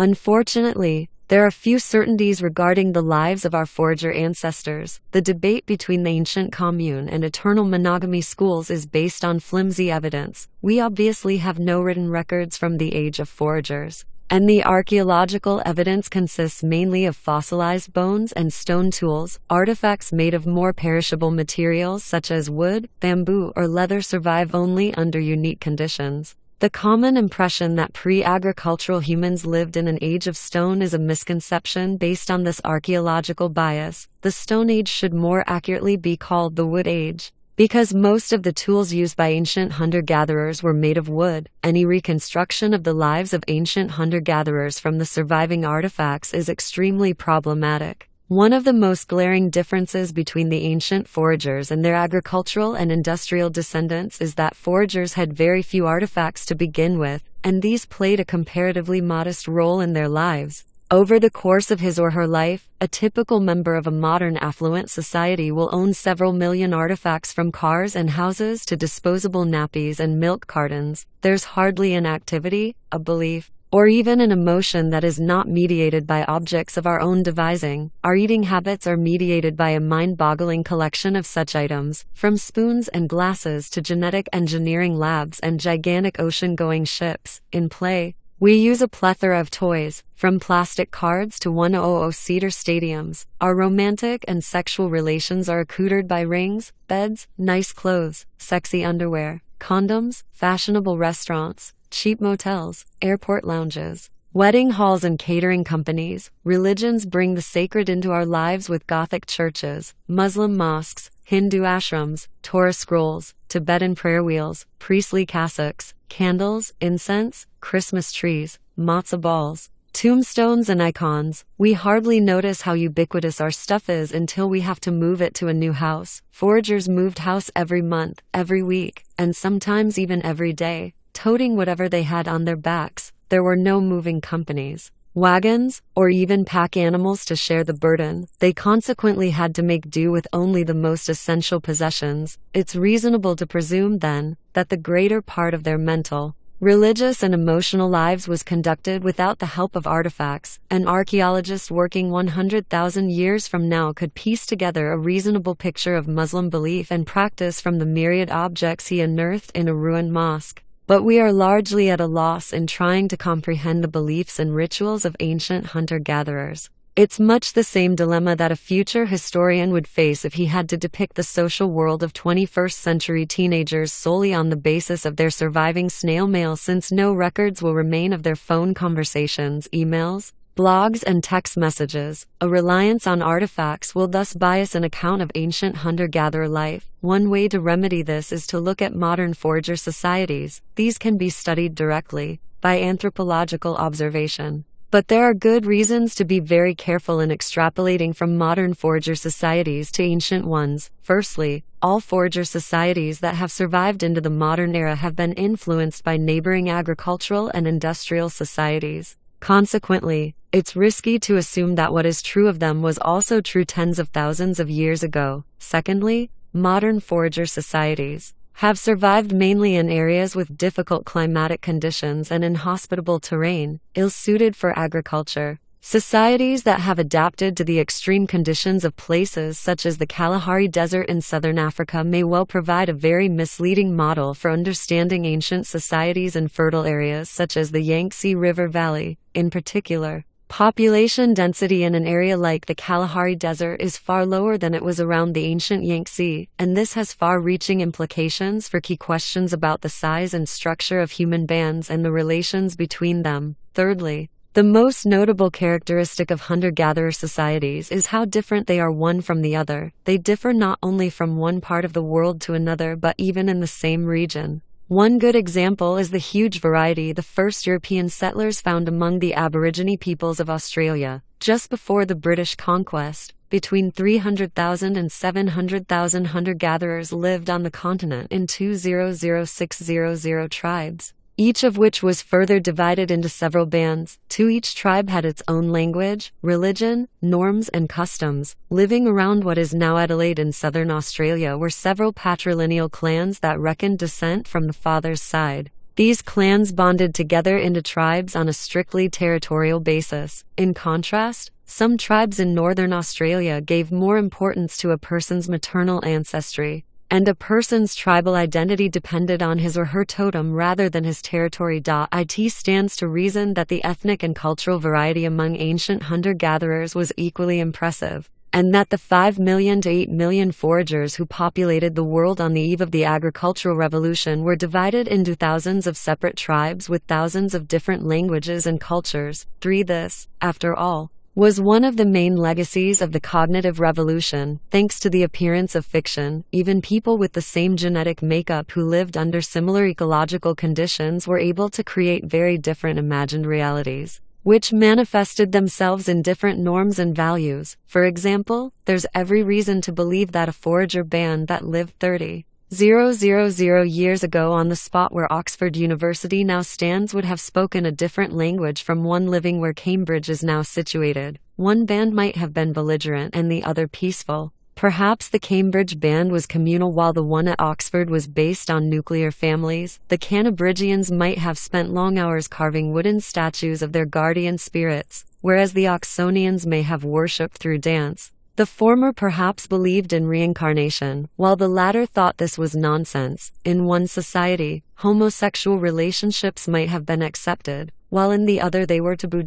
In other words, while anthropological observations of modern foragers can help us understand some of the possibilities available to ancient foragers, the ancient horizon of possibilities was much broader, and most of it is hidden from our view. The heated debates about Homo sapiens' natural way of life miss the main point. Ever since the cognitive revolution, there hasn't been a single natural way of life for sapiens. There are only cultural choices. From among a bewildering palette of possibilities, the original affluent society, what generalizations can we make about life in the pre-agricultural world? Nevertheless, it seems safe to say that the vast majority of people lived in small bands numbering several dozen or at most several hundred individuals, and that all these individuals were humans. It is important to note this last point, because it is far from obvious. Most members of agricultural and industrial societies are domesticated animals. They are not equal to their masters, of course, but they are members all the same. Today, the society called New Zealand is composed of 4.5 million sapiens and 50 million sheep.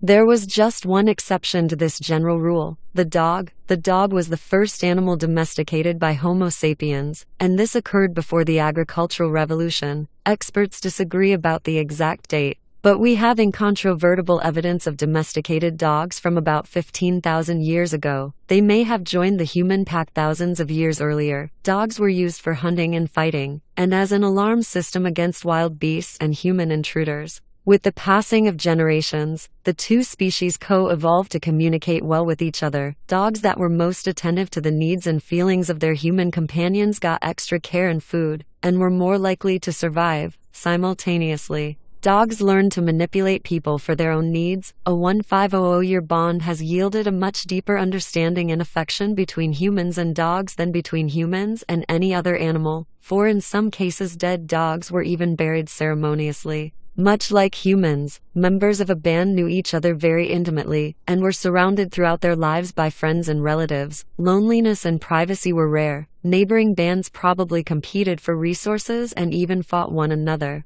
But they also had friendly contacts, they exchanged members, hunted together, traded rare luxuries, cemented political alliances and celebrated religious festivals. Such cooperation was one of the important trademarks of Homo sapiens, and gave it a crucial edge over other human species. Sometimes relations with neighboring bands were tight enough that together they constituted a single tribe, sharing a common language, common myths, and common norms and values. Yet we should not overestimate the importance of such external relations, even if in times of crisis neighboring bands drew closer together, and even if they occasionally gathered to hunt or feast together. They still spent the vast majority of their time in complete isolation and independence. Trade was mostly limited to prestige items such as shells, amber, and pigments. There is no evidence that people traded staple goods like fruits and meat, or that the existence of one band depended on the importing of goods from another. Sociopolitical relations, too, tended to be sporadic. The tribe did not serve as a permanent political framework, and even if it had seasonal meeting places,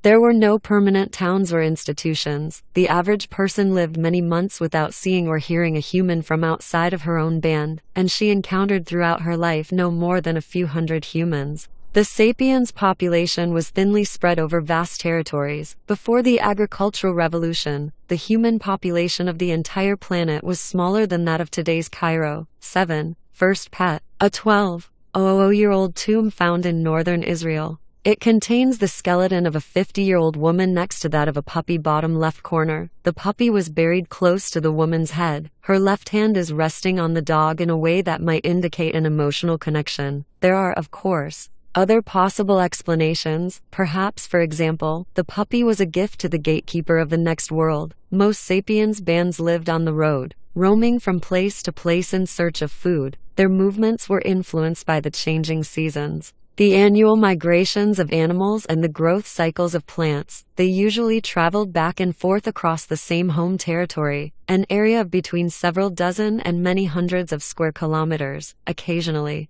bands wandered outside their turf and explored new lands, whether due to natural calamities, violent conflicts, demographic pressures, or the initiative of a charismatic leader. These wanderings were the engine of human worldwide expansion. If a forager band split once every 40 years and its splinter group migrated to a new territory 100 kilometers to the east, the distance from East Africa to China would have been covered in about 10,000 years.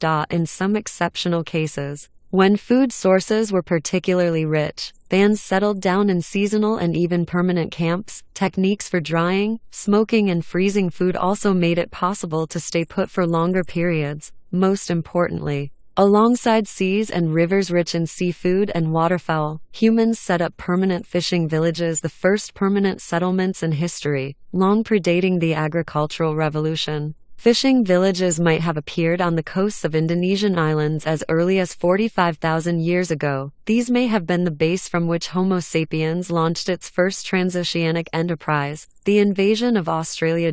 In most habitats, sapiens bands fed themselves in an elastic and opportunistic fashion. They scrounged for termites, picked berries, dug for roots, stalked rabbits, and hunted bison and mammoth. Notwithstanding the popular image of man the hunter, gathering was sapiens' main activity, and it provided most of their calories, as well as raw materials such as flint, wood, and bamboo. Sapiens did not forage only for food and materials, they foraged for knowledge as well. To survive, they needed a detailed mental map of their territory. To maximize the efficiency of their daily search for food, they required information about the growth patterns of each plant and the habits of each animal. They needed to know which foods were nourishing, which made you sick, and how to use others as cures. They needed to know the progress of the seasons and what warning signs preceded a thunderstorm or a dry spell. They studied every stream, every walnut tree, every bear cave, and every flint stone deposit in their vicinity. Each individual had to understand how to make a stone knife, how to mend a torn cloak, how to lay a rabbit trap, and how to face avalanches, snake bites, or hungry lions.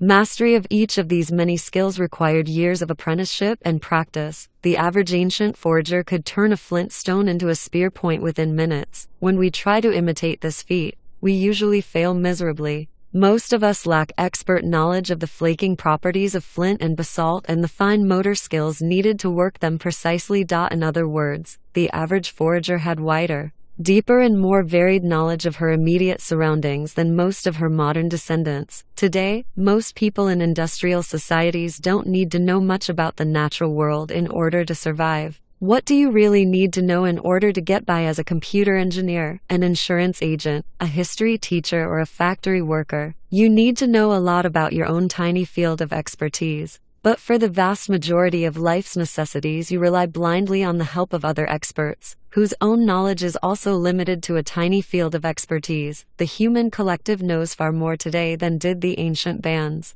But at the individual level, ancient foragers were the most knowledgeable and skillful people in history. There's some evidence that the size of the average sapien's brain has actually decreased since the age of foraging. 5. Survival in that era required superb mental abilities from everyone. When agriculture and industry came along, people could increasingly rely on the skills of others for survival, and new niches for imbeciles were opened up. You could survive and pass your unremarkable genes to the next generation by working as a water carrier or an assembly line worker. Foragers mastered not only the surrounding world of animals, plants, and objects, but also the internal world of their own bodies and senses. They listened to the slightest movement in the grass to learn whether a snake might be lurking there. They carefully observed the foliage of trees in order to discover fruits, beehives, and bird nests. They moved with a minimum of effort and noise, and knew how to sit, walk, and run in the most agile and efficient manner. Varied and constant use of their bodies made them as fit as marathon runners.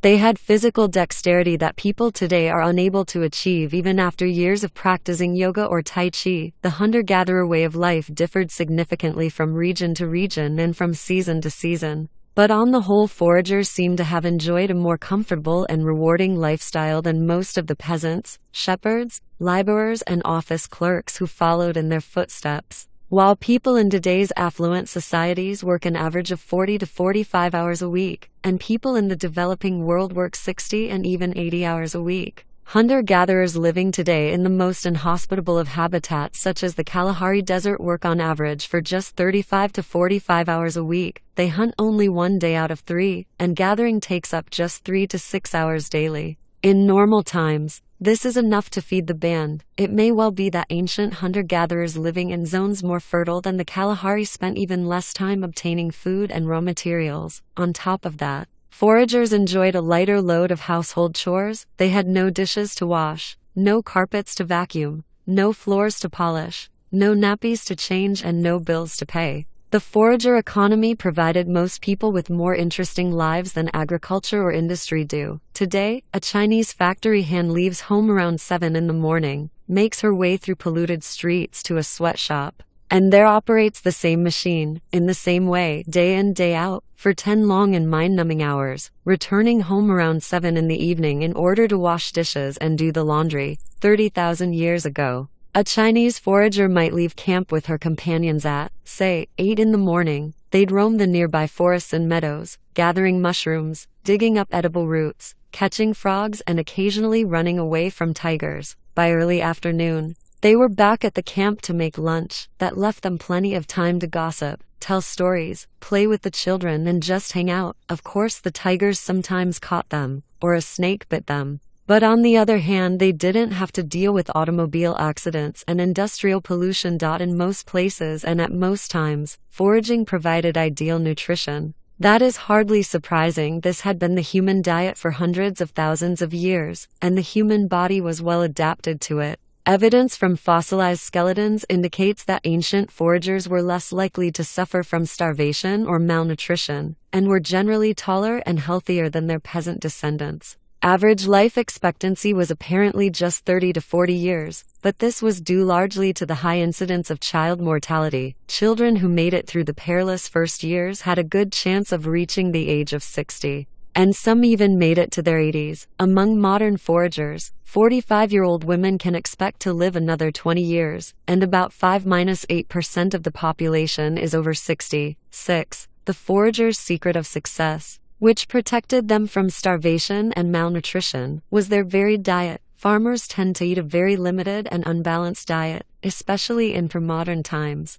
Most of the calories feeding an agricultural population came from a single crop such as wheat, potatoes or rice that lacks some of the vitamins, minerals and other nutritional materials humans need. The typical peasant in traditional China ate rice for breakfast, rice for lunch, and rice for dinner. If she were lucky, she could expect to eat the same on the following day. By contrast, ancient foragers regularly ate dozens of different foodstuffs. The peasant's ancient ancestor, the forager, may have eaten berries and mushrooms for breakfast, fruits, snails and turtle for lunch, and rabbit steak with wild onions for dinner. Tomorrow's menu might have been completely different. This variety ensured that the ancient foragers received all the necessary nutrients. Furthermore, by not being dependent on any single kind of food, they were less liable to suffer when one particular food source failed. Agricultural societies are ravaged by famine when drought, fire or earthquake devastates the annual rice or potato crop. Forager societies were hardly immune to natural disasters and suffered from periods of want and hunger.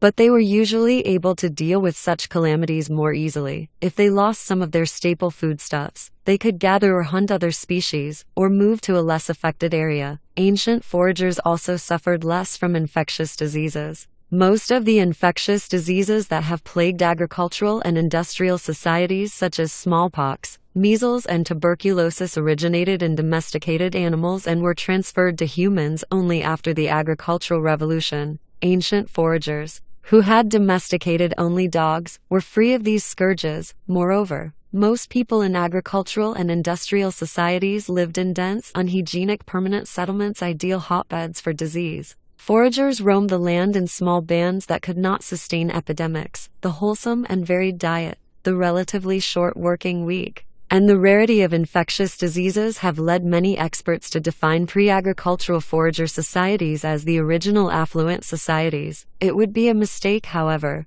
to idealize the lives of these ancients. Though they lived better lives than most people in agricultural and industrial societies, their world could still be harsh and unforgiving. Periods of want and hardship were not uncommon. Child mortality was high, and an accident which would be minor today could easily become a death sentence. Most people probably enjoyed the close intimacy of the roaming band, but those unfortunates who incurred the hostility or mockery of their fellow band members probably suffered terribly. Modern foragers occasionally abandon and even kill old or disabled people who cannot keep up with the band. Unwanted babies and children may be slain, and there are even cases of religiously inspired human sacrifice. The Ach people, hunter-gatherers who lived in the jungles of Paraguay until the 1960s, offer a glimpse into the darker side of foraging. When a valued band member died, the Ach customarily killed a little girl and buried the two together. Anthropologists who interviewed the Ach recorded a case in which a band abandoned a middle-aged man who fell sick and was unable to keep up with the others. He was left under a tree, vultures perched above him, expecting a hearty meal.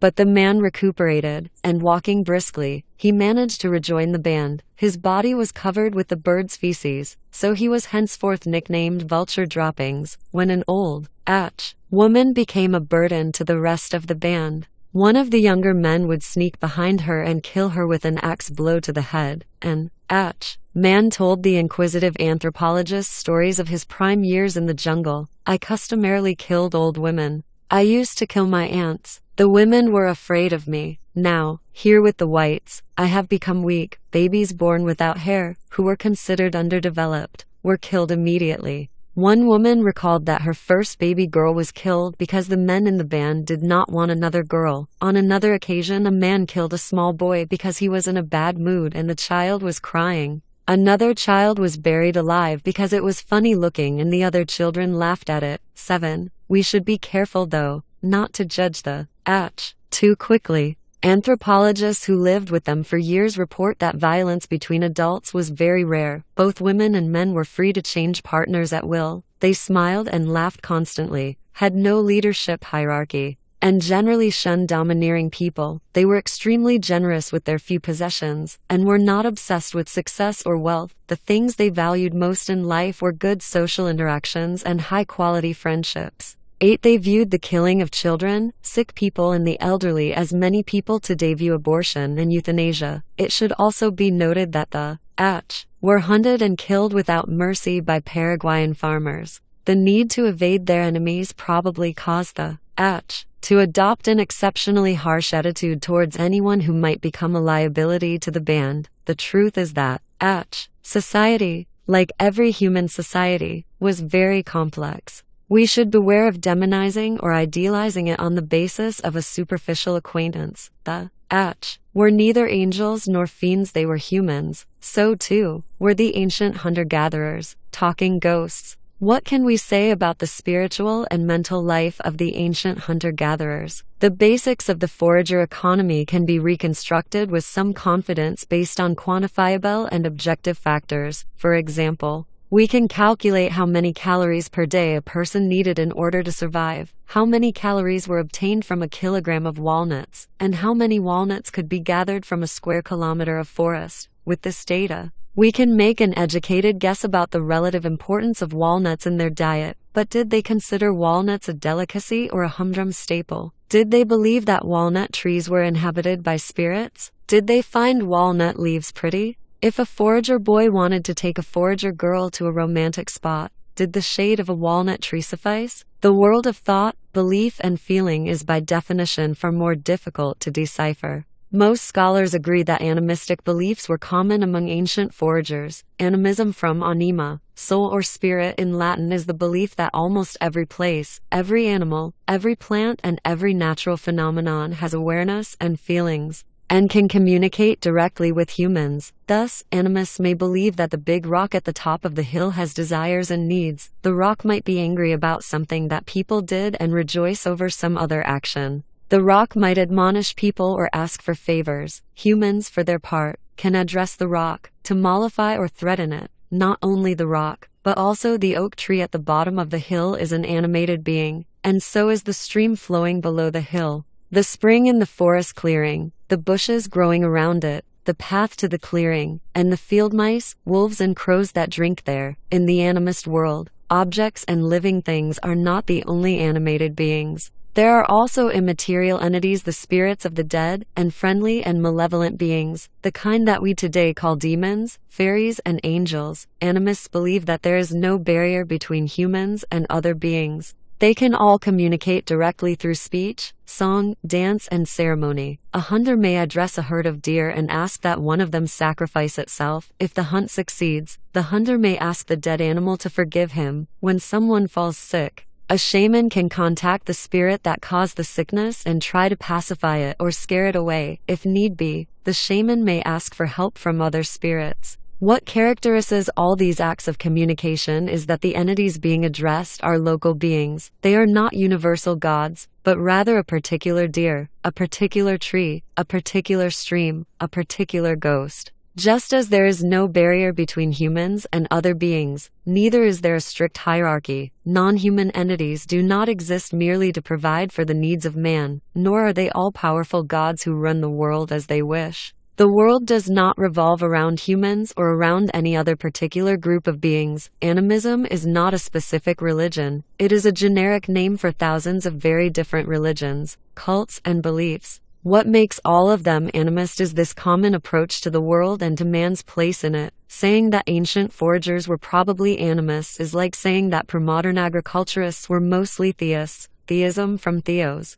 God in Greek, is the view that the universal order is based on a hierarchical relationship between humans and a small group of ethereal entities called gods. It is certainly true to say that pre-modern agriculturists tended to be theists, but it does not teach us much about the particulars. The generic rubric theist covers Jewish rabbis from 18th century Poland, witch-burning Puritans from 17th century Massachusetts, Aztec priests from 15th century Mexico, Sufi mystics from 12th century Iran, 10th century Viking warriors, 2nd century Roman legionnaires, and 1st century Chinese bureaucrats. Each of these viewed the other's beliefs and practices as weird and heretical. The differences between the beliefs and practices of groups of animistic foragers were probably just as big. Their religious experience may have been turbulent and filled with controversies, reforms, and revolutions. But these cautious generalizations are about as far as we can go. Any attempt to describe the specifics of archaic spirituality is highly speculative.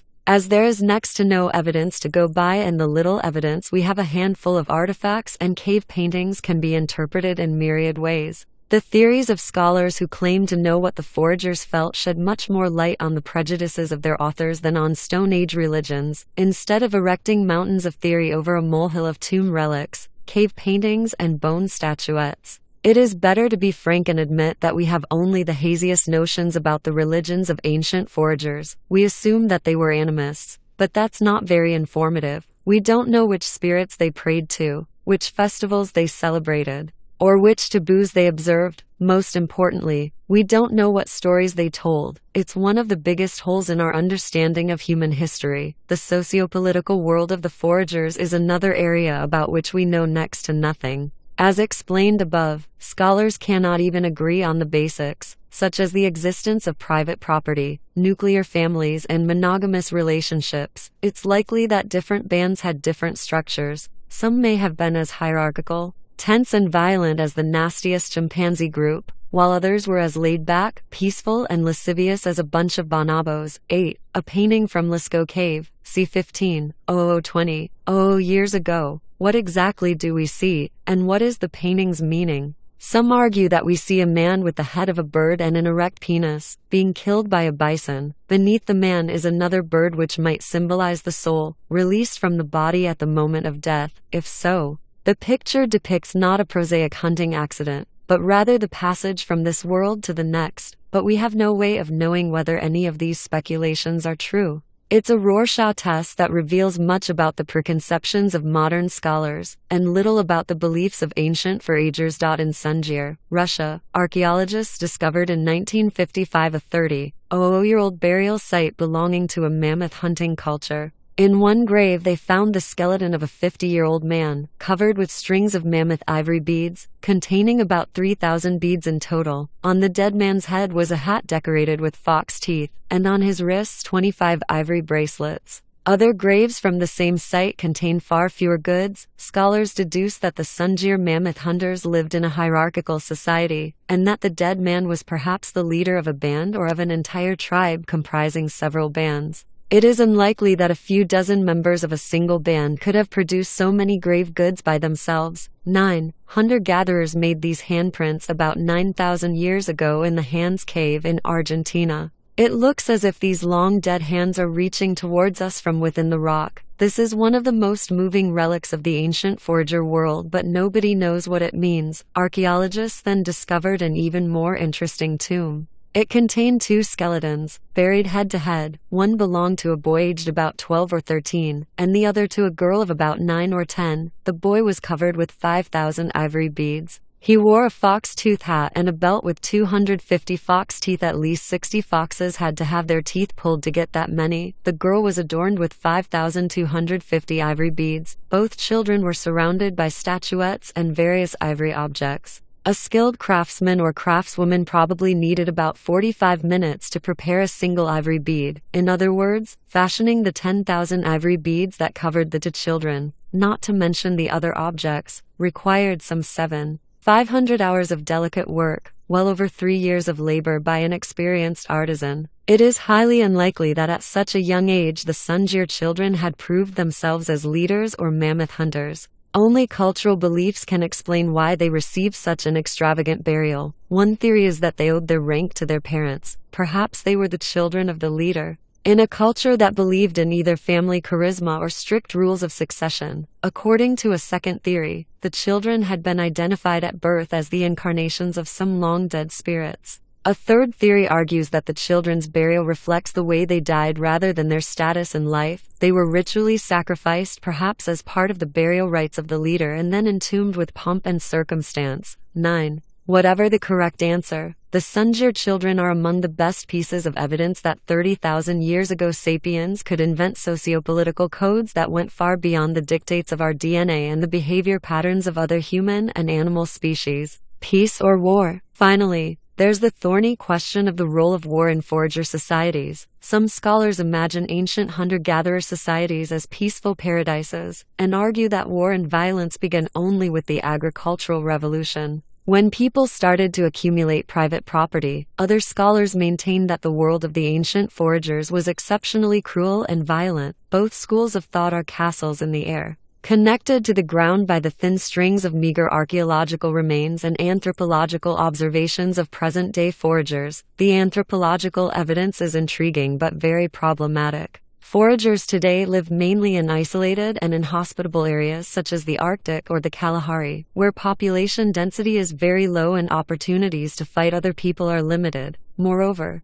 in recent generations, foragers have been increasingly subject to the authority of modern states, which prevent the eruption of large-scale conflicts. European scholars have had only 2 opportunities to observe large and relatively dense populations of independent foragers: in northwestern North America in the 19th century, and in northern Australia during the 19th and early 20th centuries. Both Amerindian and Aboriginal Australian cultures witnessed frequent armed conflicts. It is debatable, however, whether this represents a timeless condition or the impact of European imperialism. The archaeological findings are both scarce and opaque. What telltale clues might remain of any war that took place tens of thousands of years ago? There were no fortifications and walls back then, no artillery shells or even swords and shields. An ancient spear point might have been used in war, but it could have been used in a hunt as well. Fossilized human bones are no less hard to interpret. A fracture might indicate a war wound or an accident, nor is the absence of fractures and cuts on an ancient skeleton conclusive proof that the person to whom the skeleton belonged did not die a violent death.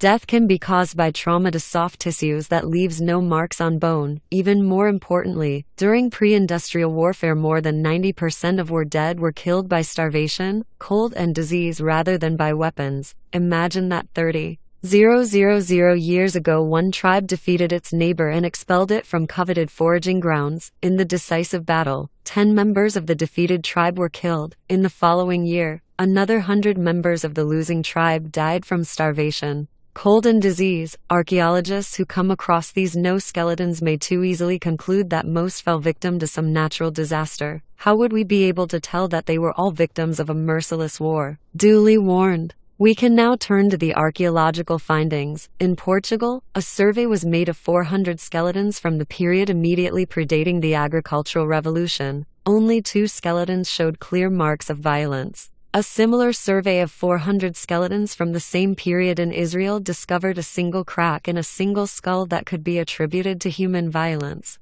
A third survey of 400 skeletons from various pre-agricultural sites in the Danube Valley found evidence of violence on 18 skeletons. 18 out of 400 may not sound like a lot, but it's actually a very high percentage. If all 18 indeed died violently, it means that about 4.5% of deaths in the ancient Danube Valley were caused by human violence. Today, the global average is only 1.5%, taking war and crime together. During the 20th century, only 5% of human deaths resulted from human violence, and this in a century that saw the bloodiest wars and most massive genocides in history. If this revelation is typical, the ancient Danube Valley was as violent as the 20th century. The depressing findings from the Danube Valley are supported by a string of equally depressing findings from other areas. At Jebel Sahaba in Sudan, a 1,200-year-old cemetery containing 59 skeletons was discovered. Arrowheads and spear points were found embedded in or lying near the bones of 24 skeletons. 40% of the find, the skeleton of one woman, revealed 12 injuries. In Offnet Cave in Bavaria,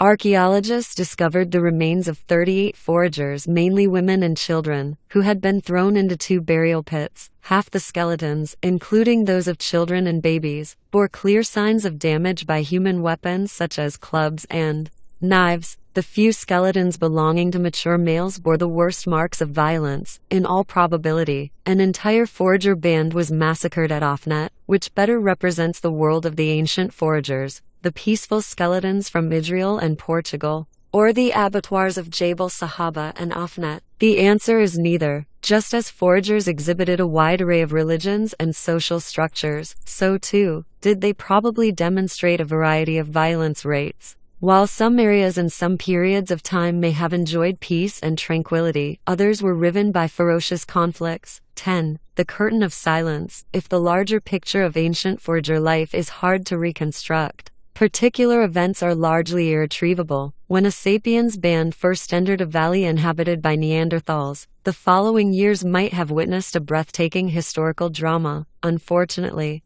nothing would have survived from such an encounter except, at best, a few fossilized bones and a handful of stone tools that remain mute under the most intense scholarly inquisitions. We may extract from them information about human anatomy, human technology, human diet, and perhaps even human social structure, but they reveal nothing about the political alliance forged between neighboring sapiens bands, about the spirits of the dead that blessed this alliance, or about the ivory beads secretly given to the local witch doctor in order to secure the blessing of the spirits. This curtain of silence shrouds tens of thousands of years of history. These long millennia may well have witnessed wars and revolutions, ecstatic religious movements, profound philosophical theories, incomparable artistic masterpieces. The forgers may have had their all-conquering Napoleons, who ruled empires half the size of Luxembourg, gifted Beethovens who lacked symphony orchestras but brought people to tears with the sound of their bamboo flutes, and charismatic prophets who revealed the words of a local oak tree rather than those of a universal creator god.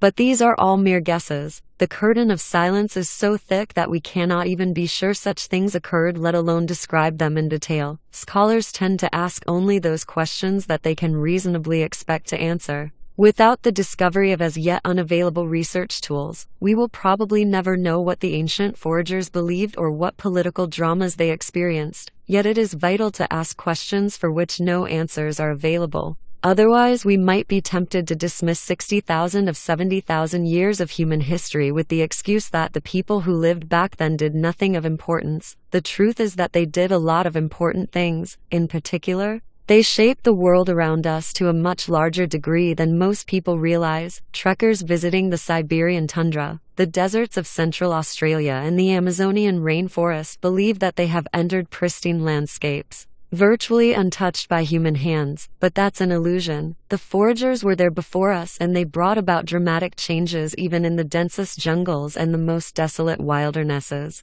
The next chapter explains how the foragers completely reshaped the ecology of our planet long before the first agricultural village was built. The wandering bands of storytelling sapiens were the most important and most destructive force the animal kingdom had ever produced. A horizon of possibilities means the entire spectrum of beliefs, practices, and experiences that are open before a particular society. Given its ecological, technological, and cultural limitations, each society and each individual usually explore only a tiny fraction of their horizon of possibilities. It might be argued that not all 18 ancient Danubians actually died from the violence whose marks can be seen on their remains. Some were only injured. However, this is probably counterbalanced by deaths from trauma to soft tissues and from the invisible deprivations that accompany war. 4. The flood. Prior to the cognitive revolution, humans of all species lived exclusively on the Afro-Asian landmass. True, they had settled a few islands by swimming short stretches of water or crossing them on improvised rafts. Flores, for example, was colonized as far back as 850,000 years ago, yet they were unable to venture into the open sea, and none reached America, Australia, or remote islands such as Madagascar, New Zealand, and Hawaii. The sea barrier prevented not just humans but also many other Afro-Asian animals and plants from reaching this outer world. As a result, the organisms of distant lands like Australia and Madagascar evolved in isolation for millions upon millions of years, taking on shapes and natures very different from those of their distant Afro-Asian relatives. Planet Earth was separated into several distinct ecosystems, each made up of a unique assembly of animals and plants. Homo sapiens was about to put an end to this biological exuberance. Following the cognitive revolution, sapiens acquired the technology, the organizational skills, and perhaps even the vision necessary to break out of Afroasia and settle the outer world. Their first achievement was the colonization of Australia some 45,000 years ago. Experts are hard-pressed to explain this feat. In order to reach Australia, humans had to cross a number of sea channels, some more than 100 kilometers wide, and upon arrival they had to adapt nearly overnight to a completely new ecosystem. The most reasonable theory suggests that about 45 000 years ago, the sapiens living in the Indonesian archipelago, a group of islands separated from Asia and from each other by only narrow straits, developed the first seafaring societies. They learned how to build and maneuver ocean-going vessels and became long-distance fishermen, traders, and explorers. This would have brought about an unprecedented transformation in human capabilities and lifestyles. Every other mammal that went to sea, seals, sea cows, dolphins, had to evolve for eons to develop specialized organs and a hydrodynamic body. The sapiens in Indonesia, descendants of apes who lived on the African savanna, became Pacific seafarers without growing flippers and without having to wait for their noses to migrate to the top of their heads as whales did. Instead, they built boats and learned how to steer them. And these skills enabled them to reach and settle Australia. True, archaeologists have yet to unearth rafts, oars, or fishing villages that date back as far as 45,000 years ago. They would be difficult to discover, because rising sea levels have buried the ancient Indonesian shoreline under 100 meters of ocean. Nevertheless, there is strong circumstantial evidence to support this theory, especially the fact that in the thousands of years following the settlement of Australia, sapiens colonized a large number of small and isolated islands to its north. Some, such as Buka and Manus, were separated from the closest land by 200 kilometers of open water. It's hard to believe that anyone could have reached and colonized Manus without sophisticated vessels and sailing skills, as mentioned earlier. There is also firm evidence for regular sea trade between some of these islands, such as New Ireland and New Britain. 1. The journey of the first humans to Australia is one of the most important events in history, at least as important as Columbus' journey to America or the Apollo 11 expedition to the moon. It was the first time any human had managed to leave the Afro-Asian ecological system. Indeed, the first time any large terrestrial mammal had managed to cross from Afro-Asia to Australia. Of even greater importance was what the human pioneers did in this new world. The moment the first hunter-gatherer set foot on an Australian beach was the moment that Homo sapiens climbed to the top rung in the food chain on a particular landmass and thereafter became the deadliest species in the annals of planet Earth. Up until then, humans had displayed some innovative adaptations and behaviors, but their effect on their environment had been negligible. They had demonstrated remarkable success in moving into and adjusting to various habitats, but they did so without drastically changing those habitats. The settlers of Australia, or more accurately, its conquerors, didn't just adapt, they transformed the Australian ecosystem beyond recognition. The first human footprint on a sandy Australian beach was immediately washed away by the waves, yet when the invaders advanced inland, they left behind a different footprint, one that would never be expunged. As they pushed on, they encountered a strange universe of unknown creatures that included a 200-kilogram, 2-meter kangaroo, and a marsupial lion, as massive as a modern tiger, that was the continent's largest predator. Koalas far too big to be cuddly and cute rustled in the trees, and flightless birds twice the size of ostriches sprinted on the plains. Dragon-like lizards and snakes 5 meters long slithered through the undergrowth. The giant diprotodon, a 2.5-ton wombat, roamed the forests, except for the birds and reptiles. All these animals were marsupials like kangaroos. They gave birth to tiny, helpless, fetus-like young which they then nurtured with milk in abdominal pouches. Marsupial mammals were almost unknown in Africa and Asia, but in Australia they reigned supreme. Within a few thousand years, virtually all of these giants vanished. Of the 24 Australian animal species weighing 50 kilograms or more, 23 became extinct. A large number of smaller species also disappeared. Food chains throughout the entire Australian ecosystem were broken and rearranged. It was the most important transformation of the Australian ecosystem for millions of years. Was it all the fault of Homo sapiens? Guilty as charged, some scholars try to exonerate our species, placing the blame on the vagaries of the climate, the usual scapegoat in such cases. Yet it is hard to believe that Homo sapiens was completely innocent. There are 3 pieces of evidence that weaken the climate alibi and implicate our ancestors in the extinction of the Australian megafauna. Firstly, even though Australia's climate changed some 45,000 years ago, it wasn't a very remarkable upheaval. It's hard to see how the new weather patterns alone could have caused such a massive extinction. It's common today to explain anything and everything as the result of climate change, but the truth is that Earth's climate never rests. It is in constant flux. Every event in history occurred against the background of some climate change. In particular, our planet has experienced numerous cycles of cooling and warming. During the last million years, there has been an ice age on average every 100,000 years. The last one ran from about 75,000 to 15,000 years ago, not unusually severe for an ice age. It had twin peaks, the first about 70,000 years ago and the second at about 20,000 years ago. The giant Diprotodon appeared in Australia more than 1.5 million years ago and successfully weathered at least 10 previous ice ages. It also survived the first peak of the last ice age, around 70,000 years ago. Why then did it disappear 45,000 years ago? Of course, if Diprotodons had been the only large animal to disappear at this time, it might have been just a fluke, but more than 90% of Australia's megafauna disappeared along with the Diprotodon. The evidence is circumstantial, but it's hard to imagine that sapiens, just by coincidence, arrived in Australia at the precise point that all these animals were dropping dead of the chills. 3. Secondly, when climate change causes mass extinctions, sea creatures are usually hit as hard as land dwellers, yet there is no evidence of any significant disappearance of oceanic fauna 45,000 years ago. Human involvement can easily explain why the wave of extinction obliterated the terrestrial megafauna of Australia while sparing that of the nearby oceans. Despite its burgeoning navigational abilities, Homo sapiens was still overwhelmingly a terrestrial menace. Thirdly, mass extinctions akin to the archetypal Australian decimation occurred again and again in the ensuing millennia whenever people settled another part of the outer world.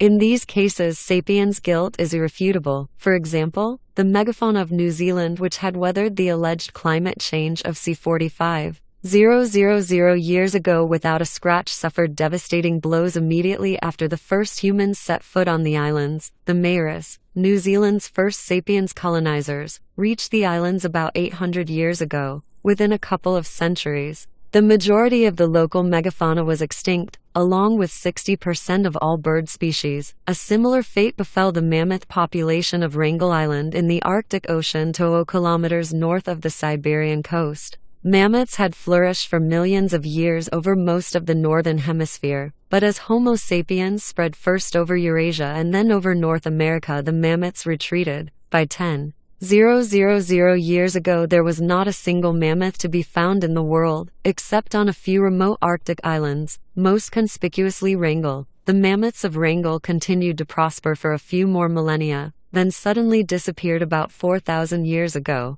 Just when the first humans reached the island, were the Australian extinction an isolated event? We could grant humans the benefit of the doubt, but the historical record makes Homo sapiens look like an ecological serial killer. All the settlers of Australia had at their disposal was Stone Age technology. How could they cause an ecological disaster? There are three explanations that mesh quite nicely. Large animals, the primary victims of the Australian extinction, breed slowly. Pregnancy is long, offspring per pregnancy are few, and there are long breaks between pregnancies. Consequently, if humans cut down even one Diprotodon every few months, it would be enough to cause Diprotodon deaths to outnumber births. Within a few thousand years, the last lonesome Diprotodon would pass away, and with her the entire species, for, in fact, for all their size, Diprotodons and Australia's other giants probably wouldn't have been that hard to hunt because they would have been taken totally by surprise by their two-legged assailants. Various human species had been prowling and evolving in Afroasia for 2 million years. They slowly honed their hunting skills and began going after large animals around 400,000 years ago. The big beasts of Africa and Asia learned to avoid humans. So when the new megapredator Homo sapiens appeared on the Afroasian scene, the large animals already knew to keep their distance from creatures that looked like it. In contrast, the Australian giants had no time to learn to run away. Humans don't come across as particularly dangerous. They don't have long, sharp teeth or muscular, lithe bodies, so when a Diprotodon, the largest marsupial ever to walk the earth, set eyes for the first time on this frail-looking ape, he gave it one glance and then went back to chewing leaves. These animals had to evolve a fear of humankind, but before they could do so they were gone. The second explanation is that by the time sapiens reached Australia, They had already mastered fire agriculture. Faced with an alien and threatening environment, they deliberately burned vast areas of impassable thickets and dense forests to create open grasslands, which attracted more easily hunted game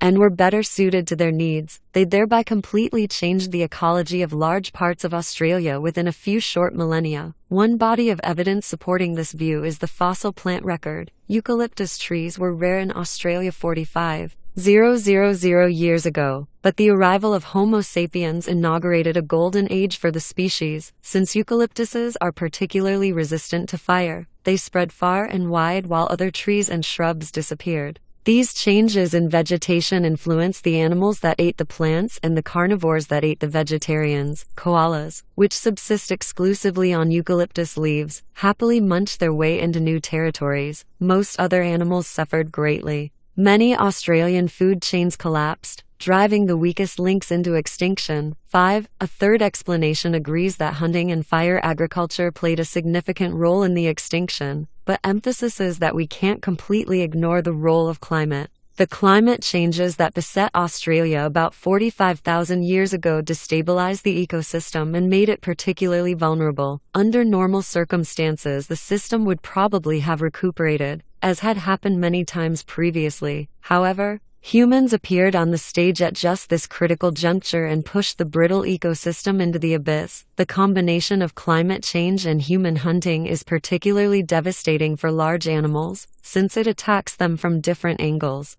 It is hard to find a good survival strategy that will work simultaneously against multiple threats. Without further evidence, there's no way of deciding between the three scenarios. But there are certainly good reasons to believe that if Homo sapiens had never gone down under, it would still be home to marsupial lions, diprotodons, and giant kangaroos. The end of sloth. The extinction of the Australian megafauna was probably the first significant mark Homo sapiens left on our planet. It was followed by an even larger ecological disaster, this time in America. Homo sapiens was the first and only human species to reach the Western Hemisphere landmass, arriving about 16,000 years ago, that is in or around 14,000 BC. The first Americans arrived on foot, which they could do because, at the time, sea levels were low enough that a land bridge connected northeastern Siberia with northwestern Alaska. Not that it was easy, the journey was an arduous one, perhaps harder than the sea passage to Australia.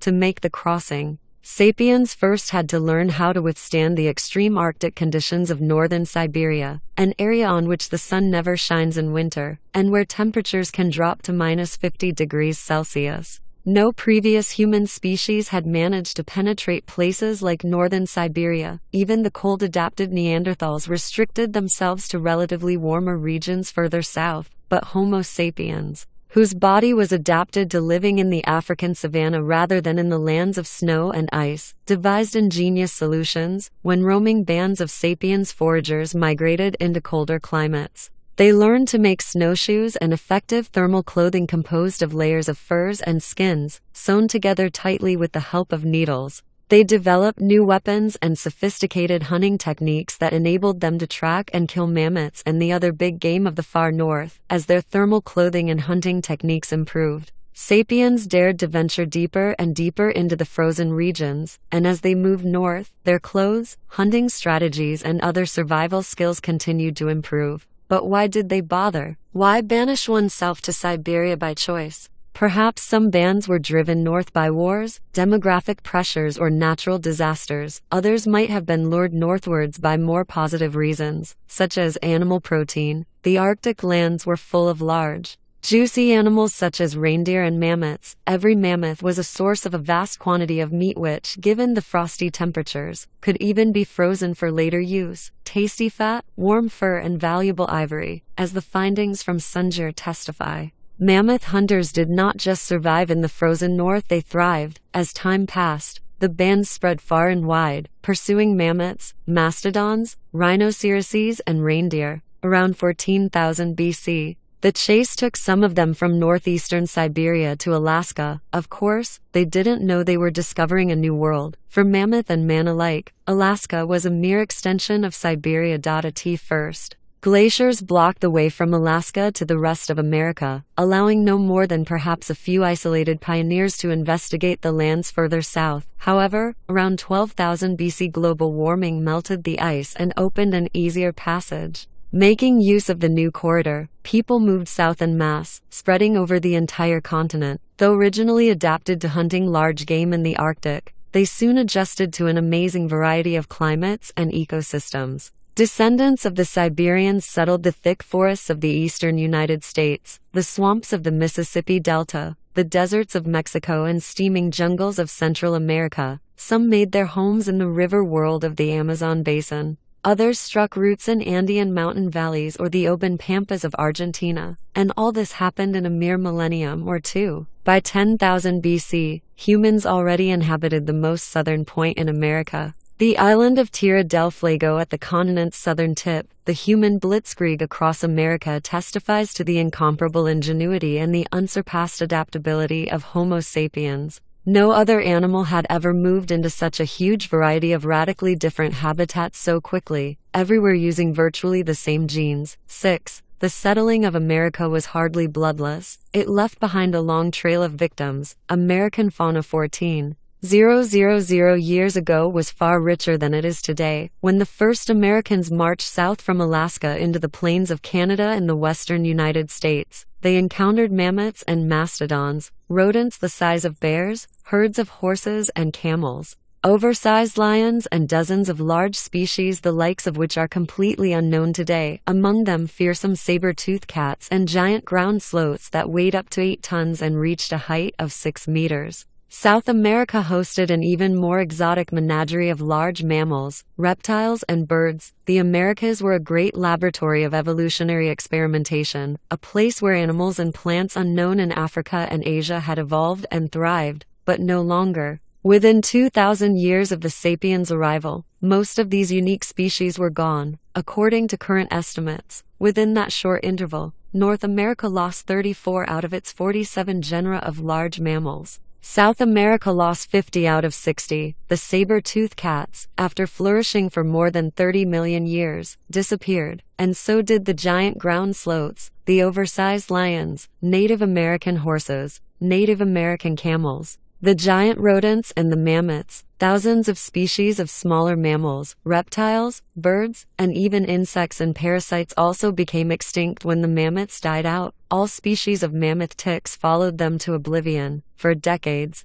paleontologists and zooarchaeologists, people who search for and study animal remains, have been combing the plains and mountains of the Americas in search of the fossilized bones of ancient camels and the petrified feces of giant ground sloths. When they find what they seek, the treasures are carefully packed up and sent to laboratories, where every bone and every coprolite, the technical name for fossilized turds, is meticulously studied and dated, time and again. These analyses yield the same results. The freshest dung balls and the most recent camel bones date to the period when humans flooded America, that is, between approximately 12,000 and 9,000 BC. Only in one area have scientists discovered younger dung balls. On several Caribbean islands, in particular Cuba and Hispaniola, they found petrified ground sloth scat dating to about 5000 BC. This is exactly the time when the first humans managed to cross the Caribbean Sea and settle these two large islands. Again, some scholars try to exonerate Homo sapiens and blame climate change, which requires them to posit that, for some mysterious reason, the climate in the Caribbean islands remained static for 7,000 years while the rest of the Western Hemisphere warmed. But in America, the dung ball cannot be dodged. We are the culprits. There is no way around that truth. Even if climate change abetted us, the human contribution was decisive. 7. Noah's Ark. If we combine the mass extinctions in Australia and America, and add the smaller-scale extinctions that took place as Homo sapiens spread over Afroasia, such as the extinction of all other human species and the extinctions that occurred when ancient foragers settled remote islands such as Cuba, the inevitable conclusion is that the first wave of sapiens colonization was one of the biggest and swiftest ecological disasters to befall the animal kingdom. Hardest hit were the large furry creatures. At the time of the cognitive revolution, the planet was home to about 200 genera of large terrestrial mammals weighing over 50 kilograms. At the time of the agricultural revolution, only about 100 remained. Homo sapiens drove to extinction about half of the planet's big beasts long before humans invented the wheel, writing, or iron tools. This ecological tragedy was restaged in miniature countless times after the agricultural revolution. The archaeological record of island after island tells the same sad story. The tragedy opens with a scene showing a rich and varied population of large animals, without any trace of humans. In scene 2, sapiens appear, evidenced by a human bone, a spear point, or perhaps a potsherd. Scene 3 quickly follows, in which men and women occupy center stage and most large animals, along with many smaller ones, are gone. The large island of Madagascar, about 400 kilometers east of the African mainland, offers a famous example. Through millions of years of isolation, a unique collection of animals evolved there. These included the elephant bird, a flightless creature 3 meters tall and weighing almost half a ton, the largest bird in the world, and the giant lemurs,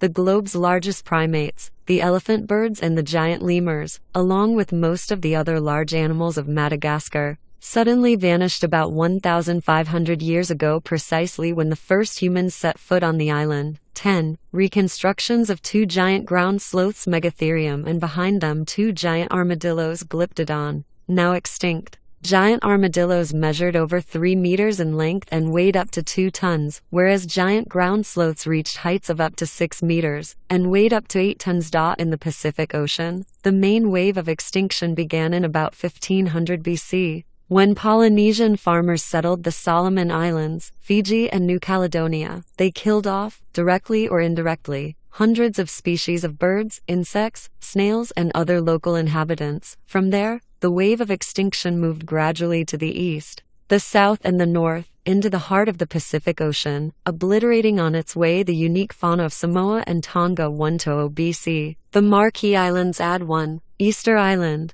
the Cook Islands and Hawaii add 500, and finally New Zealand add 1,200. Similar ecological disasters occurred on almost every one of the thousands of islands that pepper the Atlantic Ocean, Indian Ocean, Arctic Ocean, and Mediterranean Sea. Archaeologists have discovered on even the tiniest islands evidence of the existence of birds, insects, and snails that lived there for countless generations, only to vanish when the first human farmers arrived. None but a few extremely remote islands escaped man's notice until the modern age, and these islands kept their fauna intact. The Galapagos Islands, to give one famous example, remained uninhabited by humans until the 19th century, thus preserving their unique menagerie, including their giant tortoises, which, like the ancient diprotodons, show no fear of humans. The first wave extinction, which accompanied the spread of the foragers, was followed by the second wave extinction, which accompanied the spread of the farmers, and gives us an important perspective on the third wave extinction, which industrial activity is causing today. Don't believe tree huggers who claim that our ancestors lived in harmony with nature.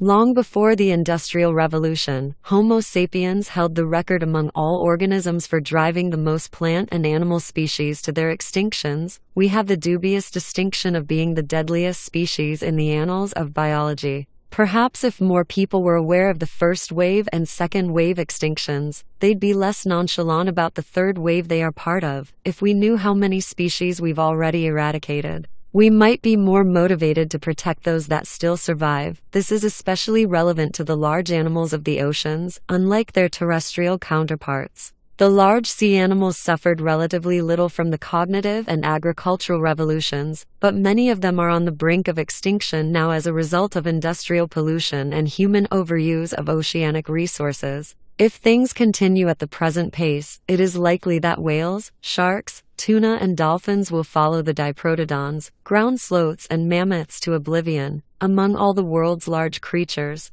the only survivors of the human flood will be humans themselves, and the farmyard animals that serve as galley slaves in Noah's Ark. Part 2. The Agricultural Revolution. 11. A wall painting from an Egyptian grave, dated to about 3,500 years ago, depicting typical agricultural scenes. 5. History's biggest fraud. For 2.5 million years humans fed themselves by gathering plants and hunting animals that lived and bred without their intervention. Homo erectus, Homo ergaster and the Neanderthals plucked wild figs and hunted wild sheep without deciding where fig trees would take root, in which meadow a herd of sheep should graze, or which billy goat would inseminate which nanny goat. Homo sapiens spread from East Africa to the Middle East, to Europe and Asia, and finally to Australia and America, but everywhere they went, sapiens too continued to live by gathering wild plants and hunting wild animals. Why do anything else when your lifestyle feeds you amply and supports a rich world of social structures, religious beliefs, and political dynamics? All this changed about 10,000 years ago, when sapiens began to devote almost all their time and effort to manipulating the lives of a few animal and plant species. From sunrise to sunset, humans sowed seeds, watered plants, plucked weeds from the ground, and led sheep to prime pastures. This work, they thought, would provide them with more fruit, grain, and meat. It was a revolution in the way humans lived, the agricultural revolution. The transition to agriculture began around 9500–8500 BC in the hill country of southeastern Turkey, western Iran, and the Levant. It began slowly and in a restricted geographical area. Wheat and goats were domesticated by approximately 9000 BC, peas and lentils around 8000 BC, olive trees by 5000 BC, horses by 4000 BC, and grapevines in 3500 BC. Some animals and plants, such as camels and cashew nuts, were domesticated even later, but by 3500 BC the main wave of domestication was over. Even today, with all our advanced technologies,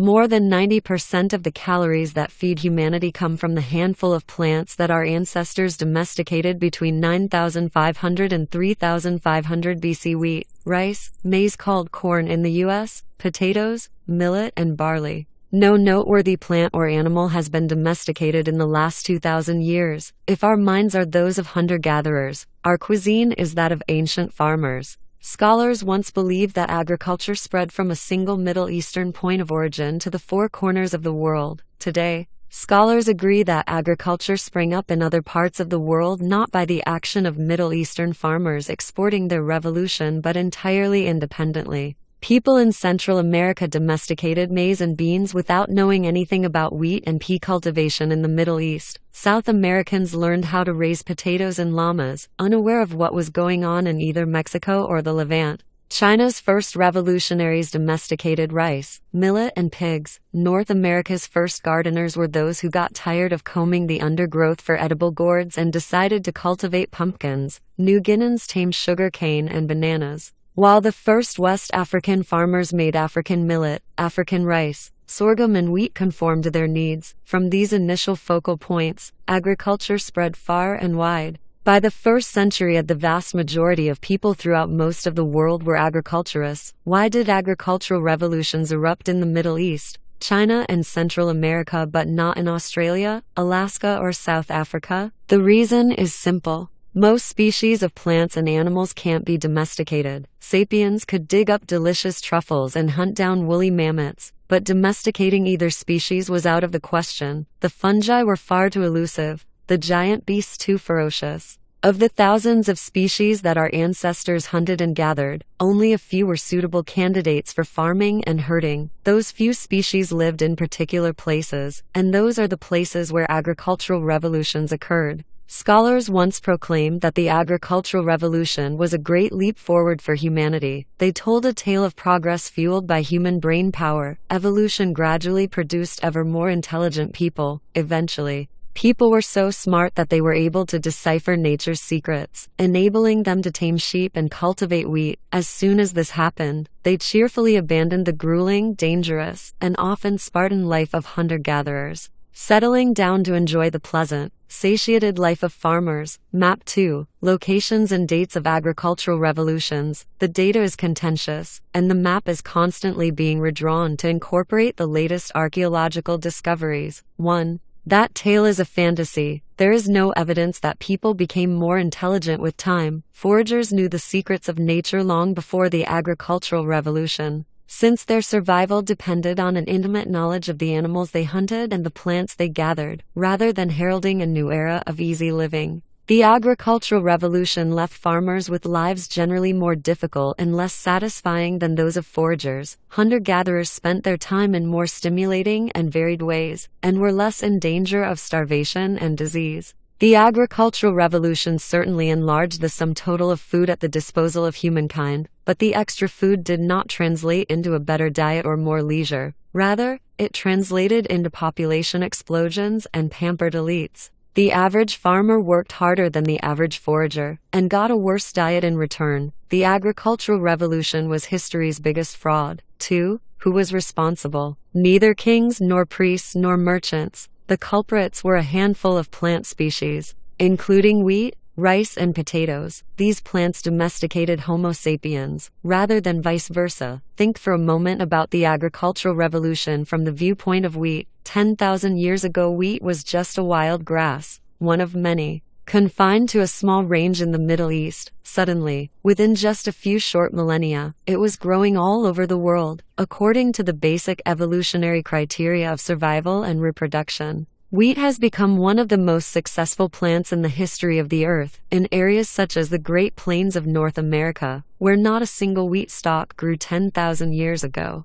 You can today walk for hundreds upon hundreds of kilometers without encountering any other plant. Worldwide, wheat covers about 2.25 million square kilometers of the globe's surface, almost 10 times the size of Britain. How did this grass turn from insignificant to ubiquitous? Wheat did it by manipulating Homo sapiens to its advantage. This ape had been living a fairly comfortable life hunting and gathering until about 10,000 years ago, but then began to invest more and more effort in cultivating wheat. Within a couple of millennia, humans in many parts of the world were doing little from dawn to dusk other than taking care of wheat plants. It wasn't easy. Wheat demanded a lot of them. Wheat didn't like rocks and pebbles, so sapiens broke their backs clearing fields. Wheat didn't like sharing its space, water, and nutrients with other plants, so men and women labored long days weeding under the scorching sun. Wheat got sick, so sapiens had to keep a watch out for worms and blight. Wheat was defenseless against other organisms that liked to eat it, from rabbits to locust swarms, so the farmers had to guard and protect it.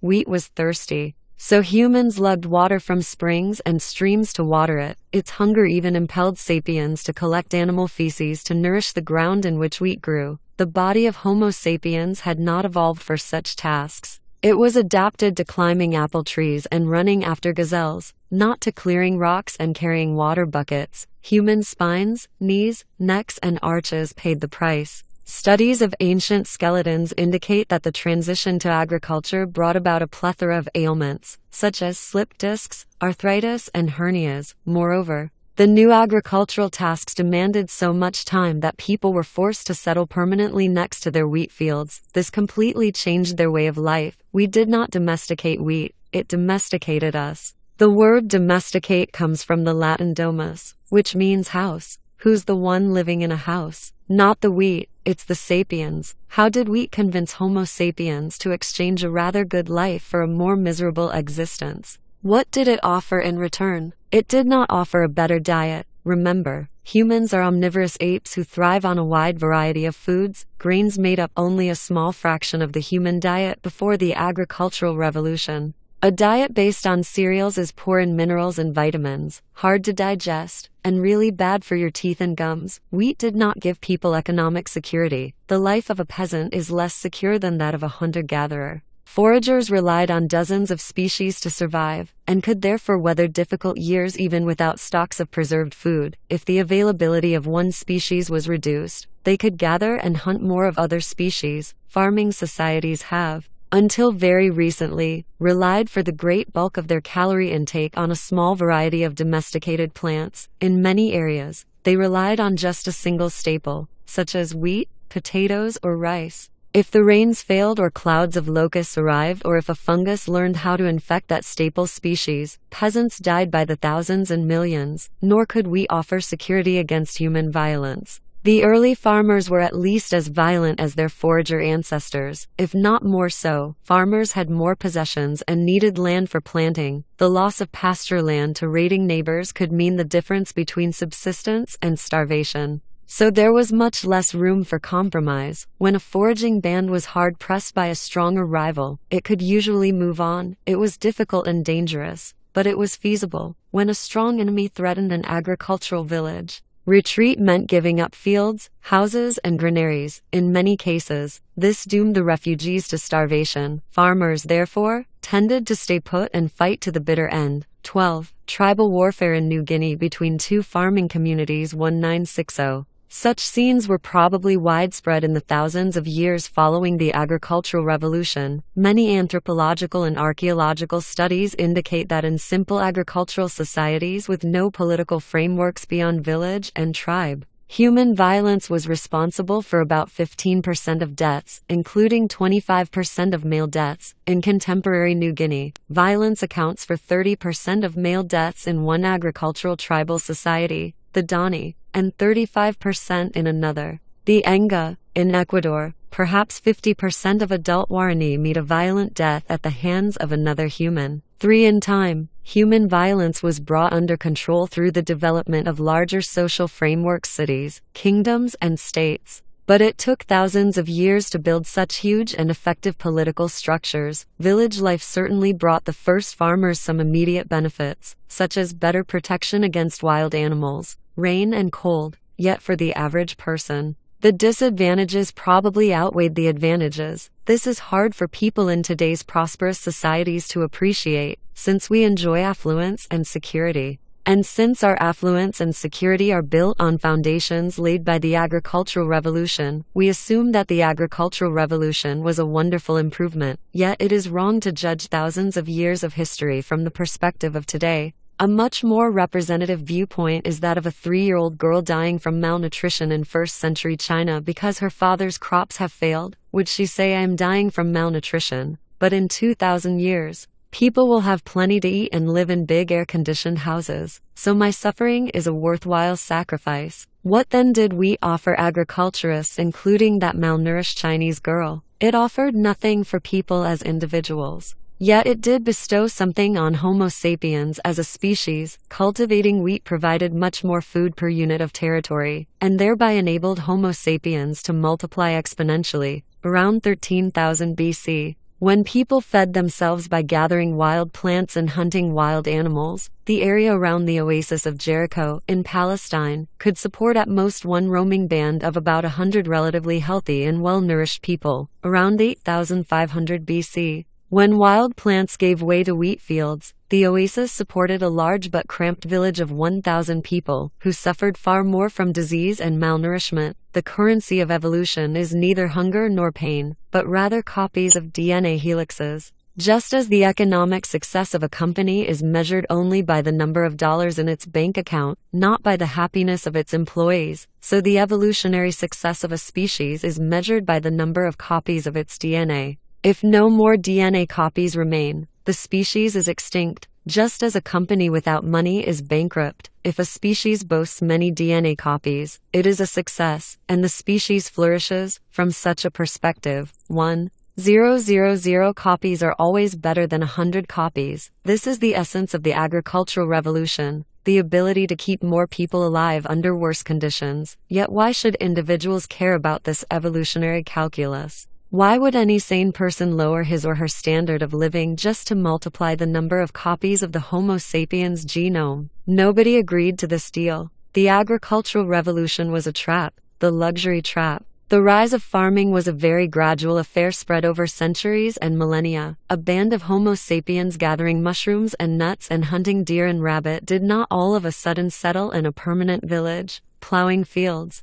sowing wheat and carrying water from the river. The change proceeded by stages, each of which involved just a small alteration in daily life. Homo sapiens reached the Middle East around 70,000 years ago. For the next 50,000 years our ancestors flourished there without agriculture. The natural resources of the area were enough to support its human population. In times of plenty people had a few more children, and in times of need a few less. Humans, like many mammals, have hormonal and genetic mechanisms that help control procreation. In good times females reach puberty earlier, and their chances of getting pregnant are a bit higher. In bad times puberty is late and fertility decreases. To these natural population controls were added cultural mechanisms. Babies and small children, who move slowly and demand much attention, were a burden on nomadic foragers. People tried to space their children 3 to 4 years apart. Women did so by nursing their children around the clock, and until a late age around the clock suckling significantly decreases the chances of getting pregnant. Other methods included full or partial sexual abstinence, backed perhaps by cultural taboos,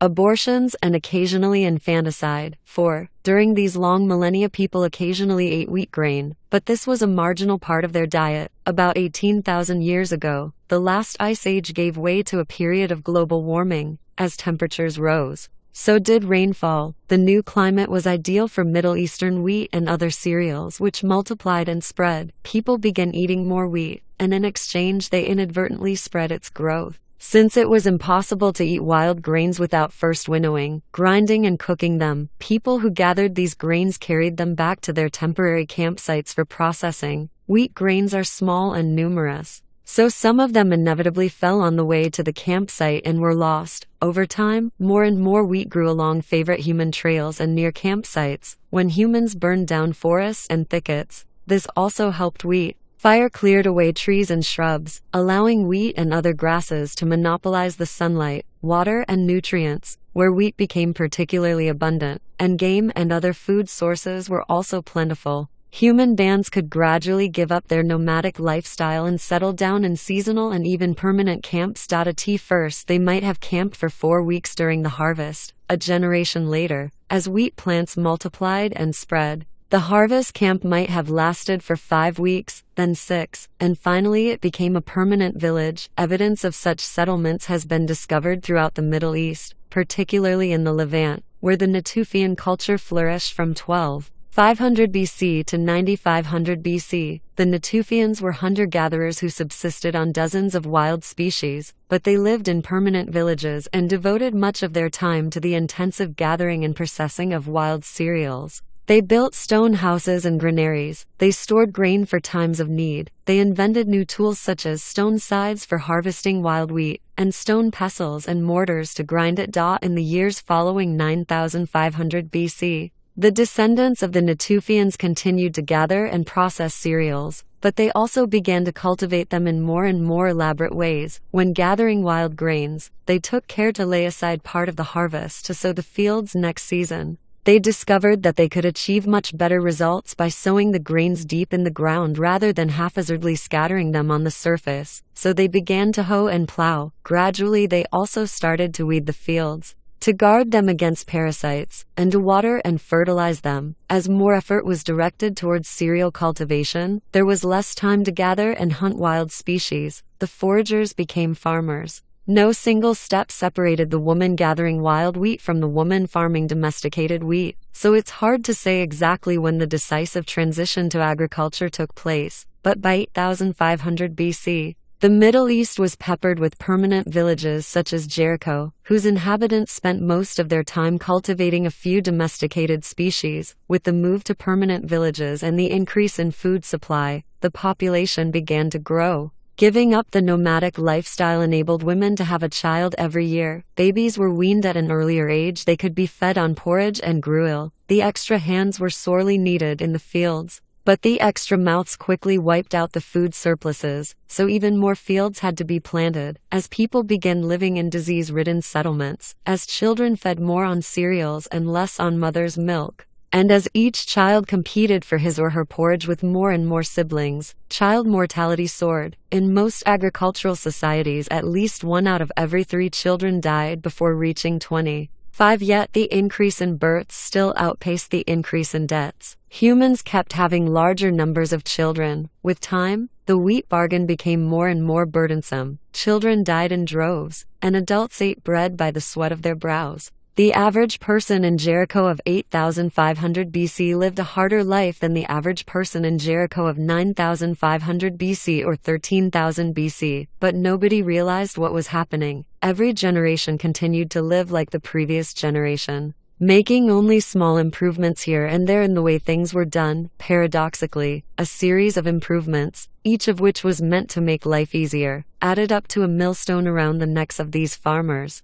Why did people make such a fateful miscalculation? For the same reason that people throughout history have miscalculated. People were unable to fathom the full consequences of their decisions whenever they decided to do a bit of extra work, say, to hoe the fields instead of scattering seeds on the surface. People thought, yes, we will have to work harder, but the harvest will be so bountiful. We won't have to worry anymore about lean years. Our children will never go to sleep hungry. It made sense. If you worked harder, you would have a better life. That was the plan. The first part of the plan went smoothly. People indeed worked harder, but people did not foresee that the number of children would increase, meaning that the extra wheat would have to be shared between more children. Neither did the early farmers understand that feeding children with more porridge and less breast milk would weaken their immune system, and that permanent settlements would be hotbeds for infectious diseases. They did not foresee that by increasing their dependence on a single source of food, they were actually exposing themselves even more to the depredations of drought.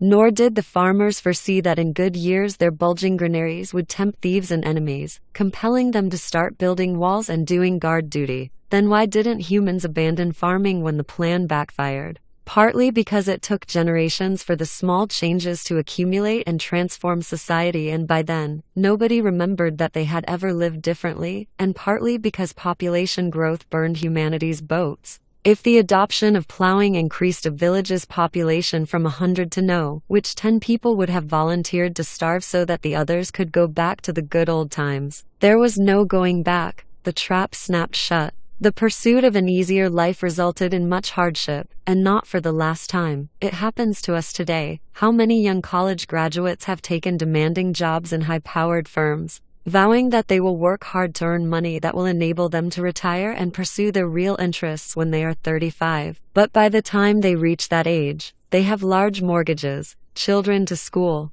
houses in the suburbs that necessitate at least 2 cars per family, and a sense that life is not worth living without really good wine and expensive holidays abroad. What are they supposed to do? Go back to digging up roots? No. They double their efforts and keep slaving away. One of history's few iron laws is that luxuries tend to become necessities and to spawn new obligations. Once people get used to a certain luxury, they take it for granted. Then they begin to count on it. Finally, they reach a point where they can't live without it. Let's take another familiar example from our own time. Over the last few decades, we have invented countless time-saving devices that are supposed to make life more relaxed: washing machines, vacuum cleaners, dishwashers, telephones, mobile phones, computers, email. Previously, it took a lot of work to write a letter, address and stamp an envelope, and take it to the mailbox. It took days or weeks, maybe even months, to get a reply. Nowadays, I can dash off an email, send it halfway around the globe, and if my addressee is online, receive a reply a minute later. I've saved all that trouble and time. But do I live a more relaxed life? Sadly not.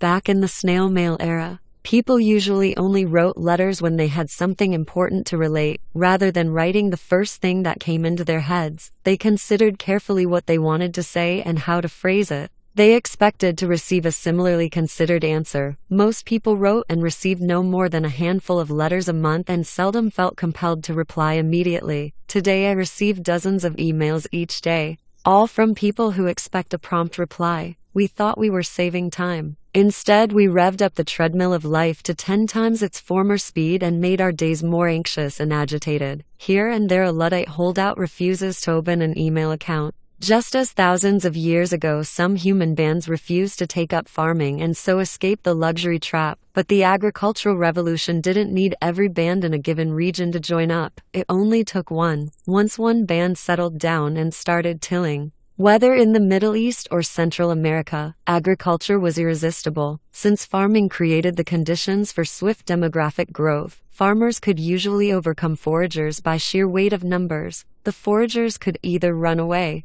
abandoning their hunting grounds to field and pasture, or take up the plowshare themselves. Either way, the old life was doomed. The story of the luxury trap carries with it an important lesson. Humanity's search for an easier life released immense forces of change that transformed the world in ways nobody envisioned or wanted. Nobody plotted the agricultural revolution or sought human dependence on cereal cultivation. A series of trivial decisions aimed mostly at filling a few stomachs and gaining a little security had the cumulative effect of forcing ancient foragers to spend their days carrying water buckets under a scorching sun. Divine intervention. The above scenario explains the agricultural revolution as a miscalculation. It's very plausible. History is full of far more idiotic miscalculations, but there's another possibility. Maybe it wasn't the search for an easier life that brought about the transformation. Maybe sapiens had other aspirations, and were consciously willing to make their lives harder in order to achieve them.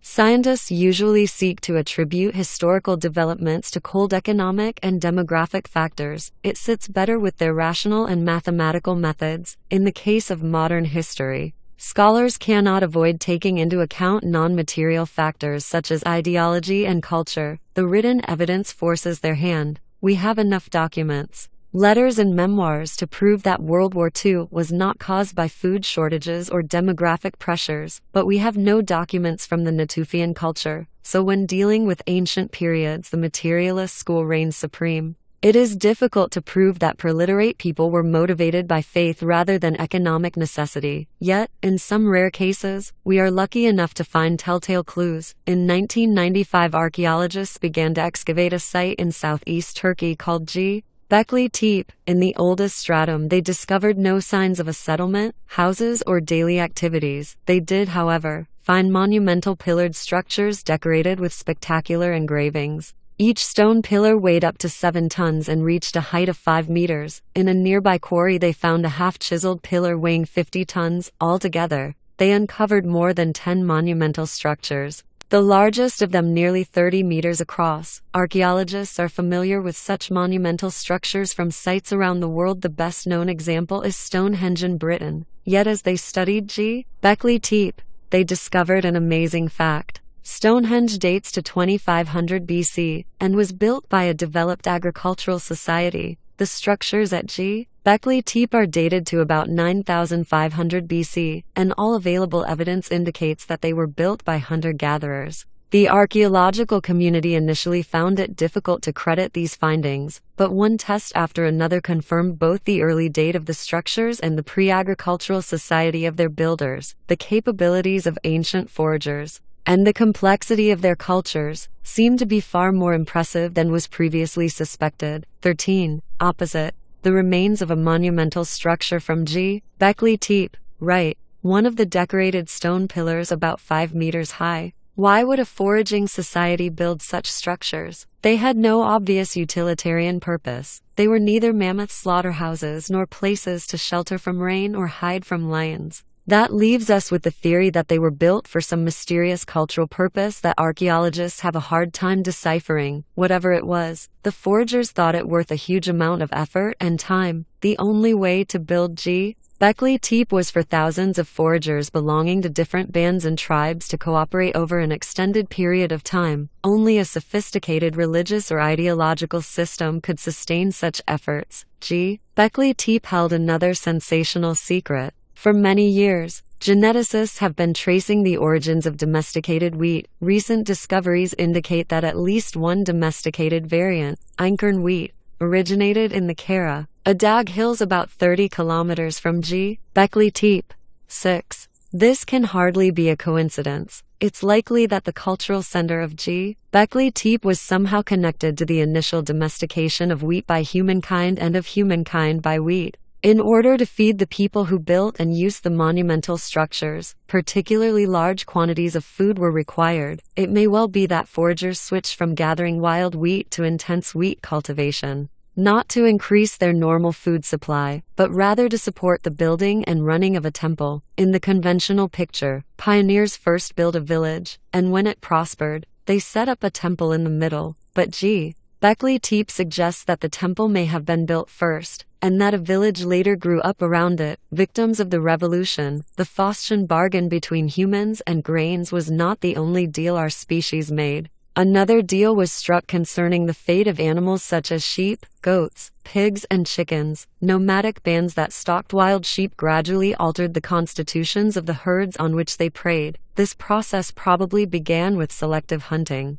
Humans learned that it was to their advantage to hunt only adult rams and old or sick sheep. They spared fertile females and young lambs in order to safeguard the long-term vitality of the local herd. The second step might have been to actively defend the herd against predators, driving away lions, wolves, and rival human bands. The band might next have corralled the herd into a narrow gorge in order to better control and defend it. Finally, people began to make a more careful selection among the sheep in order to tailor them to human needs. The most aggressive rams, those that showed the greatest resistance to human control, were slaughtered first. So were the skinniest and most inquisitive females. Shepherds are not fond of sheep whose curiosity takes them far from the herd. With each passing generation, the sheep became fatter, more submissive, and less curious. Voile. Mary had a little lamb, and everywhere that Mary went the lamb was sure to go. Alternatively, hunters may have caught and adopted a lamb, fattening it during the months of plenty and slaughtering it in the leaner season. At some stage they began keeping a greater number of such lambs. Some of these reached puberty and began to procreate. The most aggressive and unruly lambs were first to the slaughter. The most submissive, most appealing lambs were allowed to live longer and procreate. The result was a herd of domesticated and submissive sheep. Such domesticated animals, sheep, chickens, donkeys, and others supplied food, meat, milk, eggs, raw materials, skins, wool, and muscle power. Transportation, plowing, grinding, and other tasks, hitherto performed by human sinew, were increasingly carried out by animals. In most farming societies, people focused on plant cultivation. Raising animals was a secondary activity, but a new kind of society also appeared in some places, based primarily on the exploitation of animals. Tribes of pastoralist herders. As humans spread around the world, so did their domesticated animals. 10,000 years ago, not more than a few million sheep, cattle, goats, boars, and chickens lived in restricted Afro-Asian niches. Today the world contains about 1 billion sheep, 1 billion pigs, more than 1 billion cattle, and more than 25 billion chickens, and they are all over the globe. The domesticated chicken is the most widespread fowl ever. Following Homo sapiens, domesticated cattle, pigs, and sheep are the second, third, and fourth most widespread large mammals in the world. From a narrow evolutionary perspective, which measures success by the number of DNA copies, the agricultural revolution was a wonderful boon for chickens, cattle, pigs, and sheep. Unfortunately, the evolutionary perspective is an incomplete measure of success. It judges everything by the criteria of survival and reproduction, with no regard for individual suffering and happiness. Domesticated chickens and cattle may well be an evolutionary success story, but they are also among the most miserable creatures that ever lived. The domestication of animals was founded on a series of brutal practices that only became crueler with the passing of the centuries. The natural lifespan of wild chickens is about 7 to 12 years, and of cattle about 20 to 25 years. In the wild, most chickens and cattle died long before that, but they still had a fair chance of living for a respectable number of years. In contrast, the vast majority of domesticated chickens and cattle are slaughtered at the age of between a few weeks and a few months, because this has always been the optimal slaughtering age from an economic perspective. Why keep feeding a cock for 3 years if it has already reached its maximum weight after 3 months? Egg-laying hens, dairy cows, and draft animals are sometimes allowed to live for many years, but the price is subjugation to a way of life completely alien to their urges and desires. It's reasonable to assume, for example, that bulls prefer to spend their days wandering over open prairies in the company of other bulls and cows rather than pulling carts and plowshares under the yoke of a whip-wielding ape. In order to turn bulls, horses, donkeys, and camels into obedient draft animals, their natural instincts and social ties had to be broken, their aggression and sexuality contained, and their freedom of movement curtailed. Farmers developed techniques such as locking animals inside pens and cages, bridling them in harnesses and leashes, training them with whips and cattle prods, and mutilating them. The process of taming almost always involves the castration of males. This restrains male aggression and enables humans selectively to control the herd's procreation. 14. A painting from an Egyptian grave. C120 BC. A pair of oxen plowing a field. In the wild, cattle roamed as they pleased in herds with a complex social structure. The castrated and domesticated ox wasted away his life under the lash and in a narrow pen. laboring alone or in pairs in a way that suited neither its body nor its social and emotional needs. When an ox could no longer pull the plow, it was slaughtered. Note the hunched position of the Egyptian farmer who, much like the ox, spent his life in hard labor oppressive to his body, his mind, and his social relationships. In many New Guinean societies, the wealth of a person has traditionally been determined by the number of pigs he or she owns. To ensure that the pigs can't run away, farmers in northern New Guinea slice off a chunk of each pig's nose. This causes severe pain whenever the pig tries to sniff, since the pigs cannot find food or even find their way around without sniffing. This mutilation makes them completely dependent on their human owners. In another area of New Guinea, it has been customary to gouge out pigs' eyes, so that they cannot even see where they're going. 7. The dairy industry has its own ways of forcing animals to do its will. Cows, goats, and sheep produce milk only after giving birth to calves, kids, and lambs, and only as long as the youngsters are suckling, to continue a supply of animal milk. A farmer needs to have calves, kids, or lambs for suckling, but must prevent them from monopolizing the milk. One common method throughout history was to simply slaughter the calves and kids shortly after birth, milk the mother for all she was worth, and then get her pregnant again. This is still a very widespread technique. In many modern dairy farms, a milk cow usually lives for about 5 years before being slaughtered. During these 5 years, she is almost constantly pregnant and is fertilized within 60 to 120 days after giving birth in order to preserve maximum milk production. Her calves are separated from her shortly after birth. The females are reared to become the next generation of dairy cows, whereas the males are handed over to the care of the meat industry. 8. Another method is to keep the calves and kids near their mothers, but prevent them by various stratagems from suckling too much milk. The simplest way to do that is to allow the kid or calf to start suckling, but drive it away once the milk starts flowing. This method usually encounters resistance from both kid and mother. Some shepherd tribes used to kill the offspring, eat its flesh, and then stuff the skin. The stuffed offspring was then presented to the mother so that its presence would encourage her milk production. The newer tribe in the Sudan went so far as to smear stuffed animals with their mother's urine to give the counterfeit calves a familiar, live scent. Another newer technique was to tie a ring of thorns around a calf's mouth, so that it pricks the mother and causes her to resist suckling. 9. Tuareg camel breeders in the Sahara used to puncture or cut off parts of the nose and upper lip of young camels in order to make suckling painful, thereby discouraging them from consuming too much milk. 10.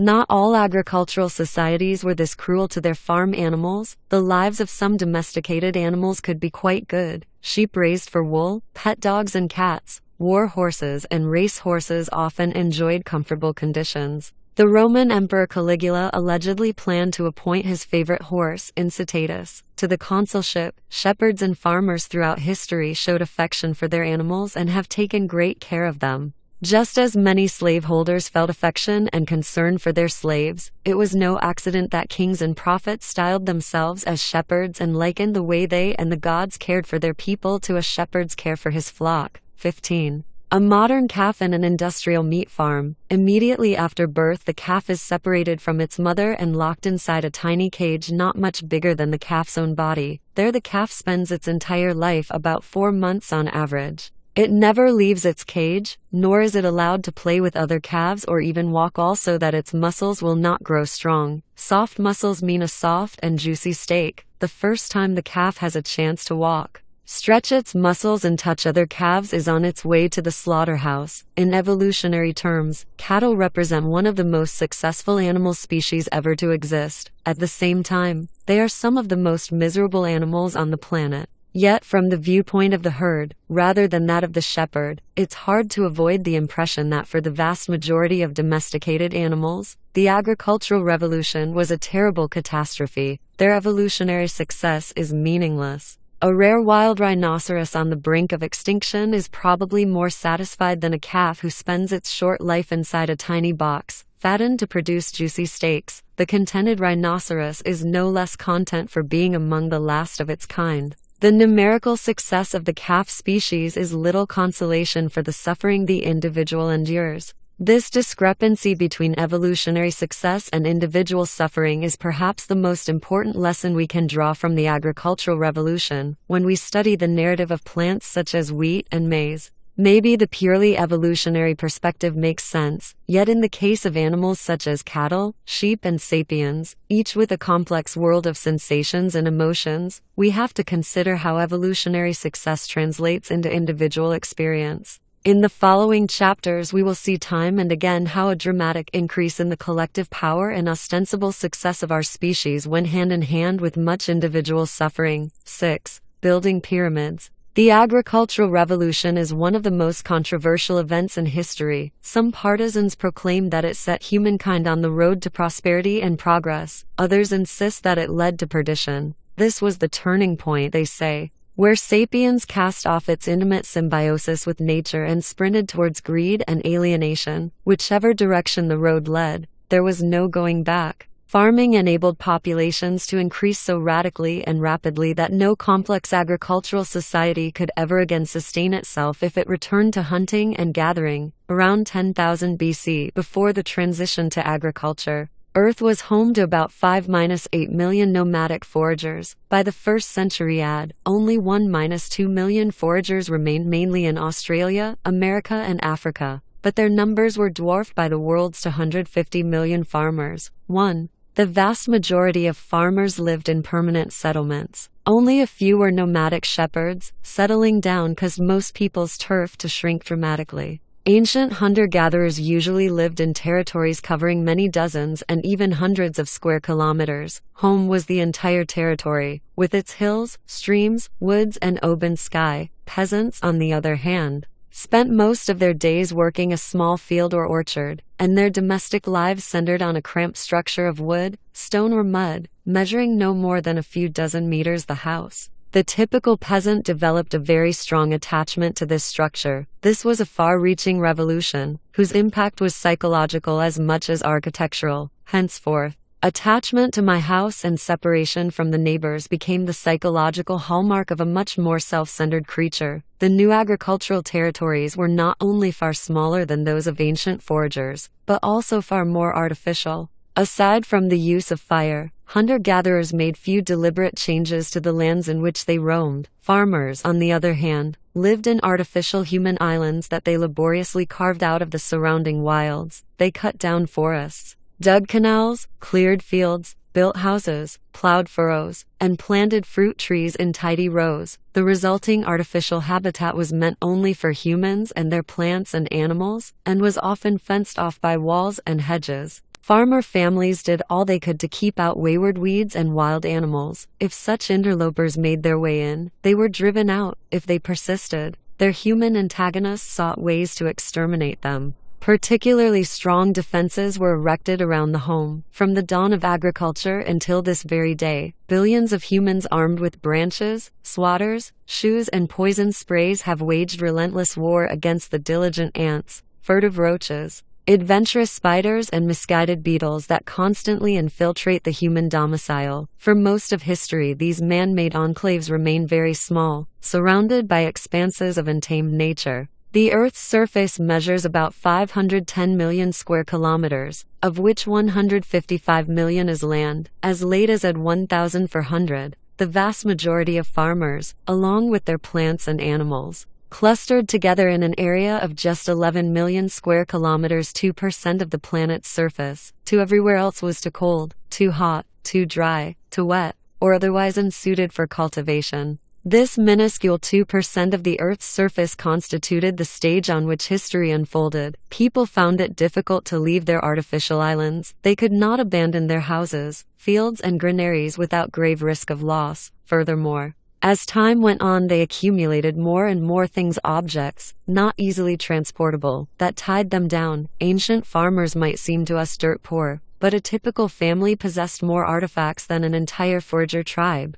The coming of the future. While agricultural space shrank, agricultural time expanded. Foragers usually didn't waste much time thinking about next week or next month. Farmers sailed in their imagination years and decades into the future. Foragers discounted the future because they lived from hand to mouth and could only preserve food or accumulate possessions with difficulty. Of course, they clearly engaged in some advanced planning. The creators of the cave paintings of Chauvet, Lascaux and Altamira almost certainly intended them to last for generations. Social alliances and political rivalries were long-term affairs. It often took years to repay a favor or to avenge a wrong. Nevertheless, in the subsistence economy of hunting and gathering, there was an obvious limit to such long-term planning. Paradoxically, it saved foragers a lot of anxieties. There was no sense in worrying about things that they could not influence. The agricultural revolution made the future far more important than it had ever been before. Farmers must always keep the future in mind and must work in its service.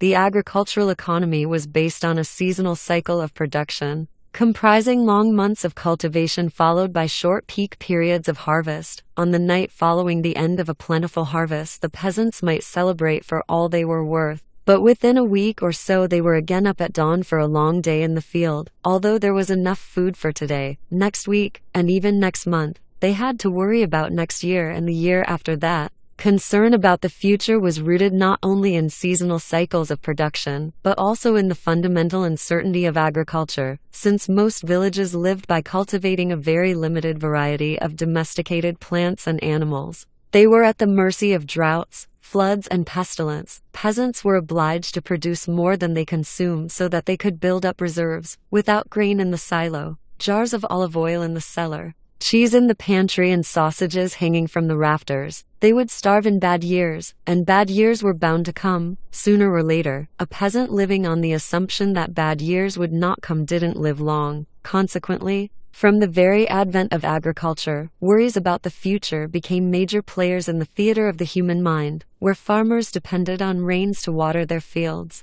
The onset of the rainy season meant that each morning the farmers gazed towards the horizon, sniffing the wind and straining their eyes. Is that a cloud? Would the rains come on time? Would there be enough? Would violent storms wash the seeds from the fields and batter down seedlings? Meanwhile, in the valleys of the Euphrates, Indus, and Yellow rivers, other peasants monitored, with no less trepidation, the height of the water. They needed the rivers to rise in order to spread the fertile topsoil washed down from the highlands, and to enable their vast irrigation systems to fill with water. But floods that surged too high or came at the wrong time could destroy their fields as much as a drought. Peasants were worried about the future not just because they had more cause for worry, but also because they could do something about it. They could clear another field, dig another irrigation canal, sow more crops. The anxious peasant was as frenetic and hard-working as a harvester ant in the summer, sweating to plant olive trees whose oil would be pressed by his children and grandchildren,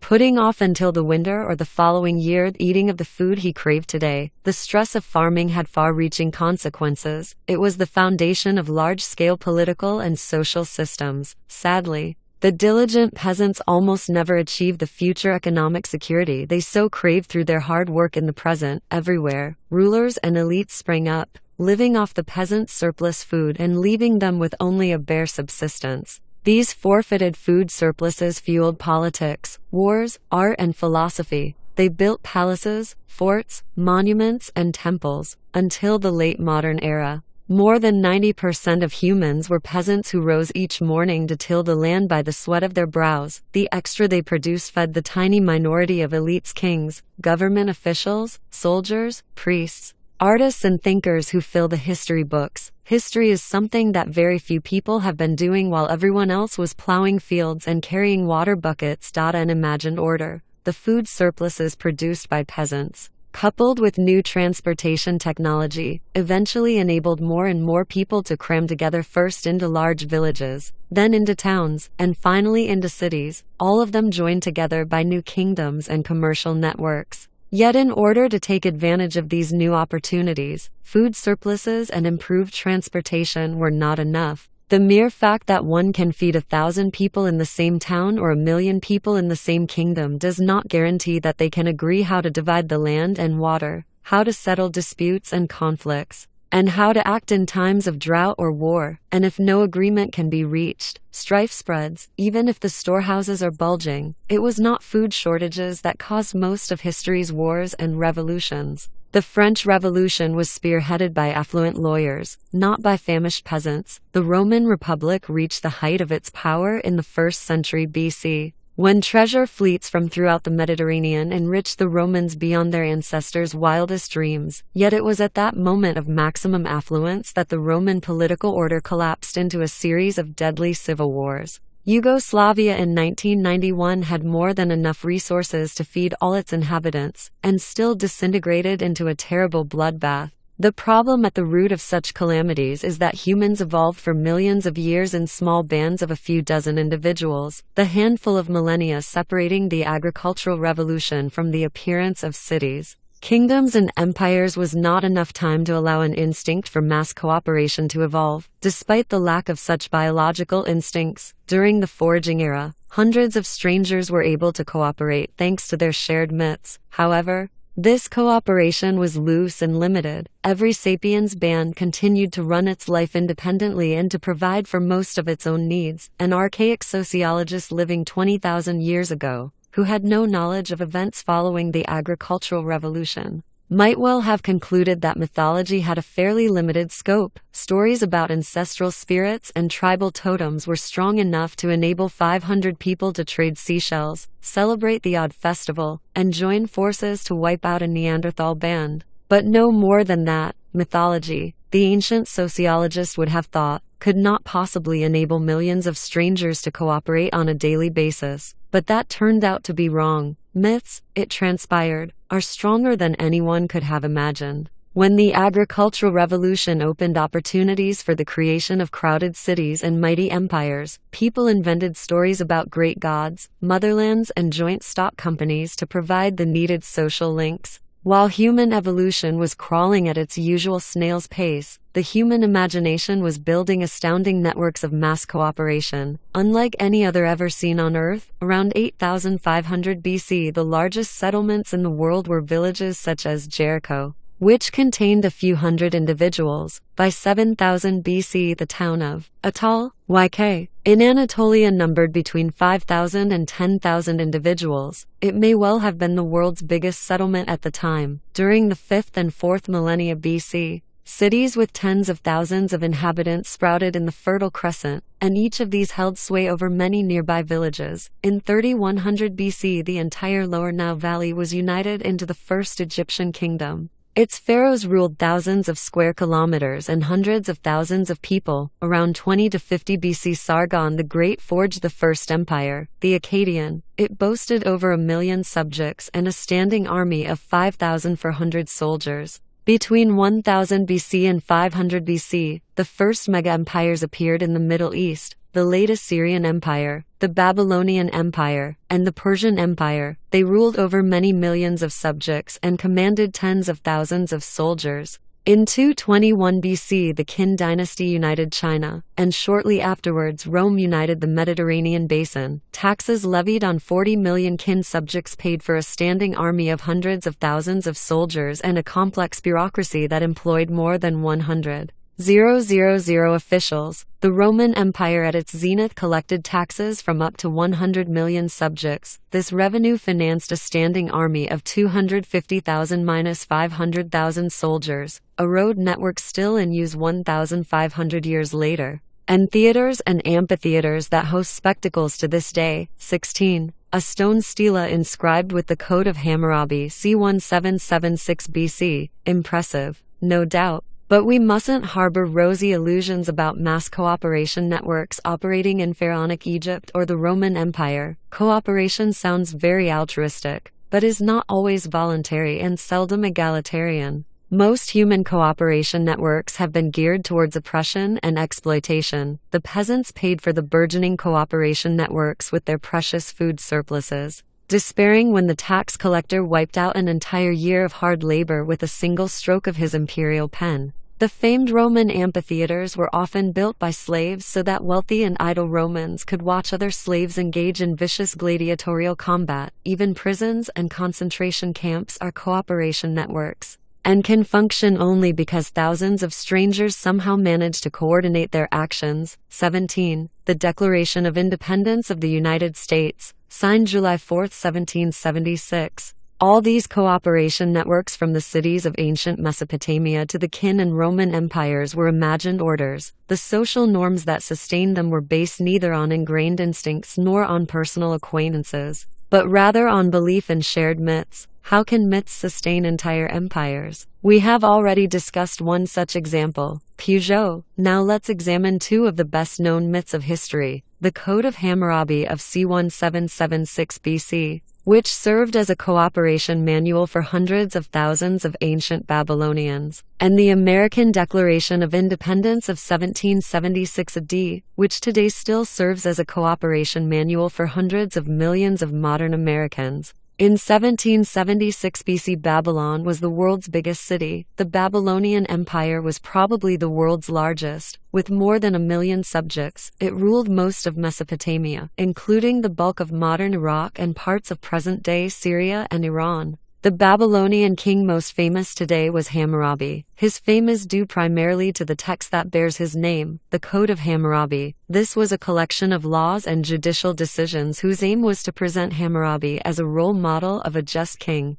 serve as a basis for a more uniform legal system across the Babylonian Empire, and teach future generations what justice is and how a just king acts. Future generations took notice. The intellectual and bureaucratic elite of ancient Mesopotamia canonized the text, and apprentice scribes continued to copy it long after Hammurabi died and his empire lay in ruins. Hammurabi's code is therefore a good source for understanding the ancient Mesopotamians' ideal of social order. 3. The text begins by saying that the gods Anu, Enlil and Marduk, the leading deities of the Mesopotamian pantheon, appointed Hammurabi to make justice prevail in the land, to abolish the wicked and the evil, to prevent the strong from oppressing the weak. For it then lists about 300 judgments, given in the set formula: if such and such a thing happens, such is the judgment. For example, judgments 196-9 and 209-14 read, 196. If a superior man should blind the eye of another superior man, they shall blind his eye.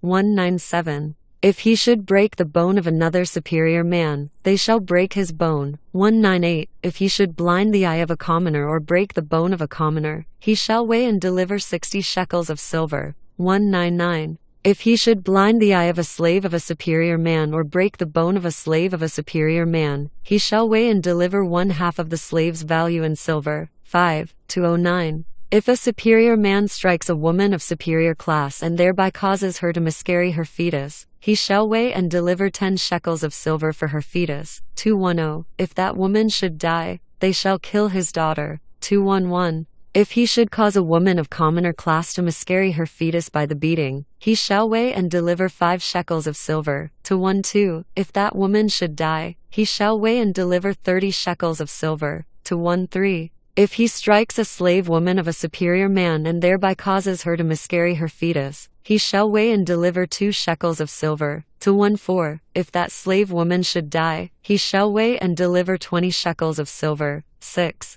After listing his judgments, Hammurabi again declares that these are the just decisions which Hammurabi, the able king, has established and thereby has directed the land along the course of truth and the correct way of life. I am Hammurabi, noble king. I have not been careless or negligent toward humankind, granted to my care by the god Enlil, and with whose shepherding the god Marduk charged me. 7. Hammurabi's code asserts that Babylonian social order is rooted in universal and eternal principles of justice, dictated by the gods. The principle of hierarchy is of paramount importance. According to the code, people are divided into 2 genders and 3 classes: superior people, commoners and slaves. Members of each gender and class have different values. The life of a female commoner is worth 30 silver shekels and that of a slave woman 20 silver shekels, whereas the eye of a male commoner is worth 60 silver shekels. The code also establishes a strict hierarchy within families, according to which children are not independent persons, but rather the property of their parents. Hence, if one superior man kills the daughter of another superior man, the killer's daughter is executed in punishment. To us it may seem strange that the killer remains unharmed whereas his innocent daughter is killed, but to Hammurabi and the Babylonians this seemed perfectly just. Hammurabi's code was based on the premise that if the king's subjects all accepted their positions in the hierarchy and acted accordingly, the empire's million inhabitants would be able to cooperate effectively. Their society could then produce enough food for its members, distribute it efficiently, protect itself against its enemies, and expand its territory so as to acquire more wealth and better security. About 3,500 years after Hammurabi's death, the inhabitants of 13 British colonies in North America felt that the King of England was treating them unjustly. Their representatives gathered in the city of Philadelphia, and on July 4, 1776, the colonies declared that their inhabitants were no longer subjects of the British Crown. Their Declaration of Independence proclaimed universal and eternal principles of justice, which, like those of Hammurabi, were inspired by a divine power. However,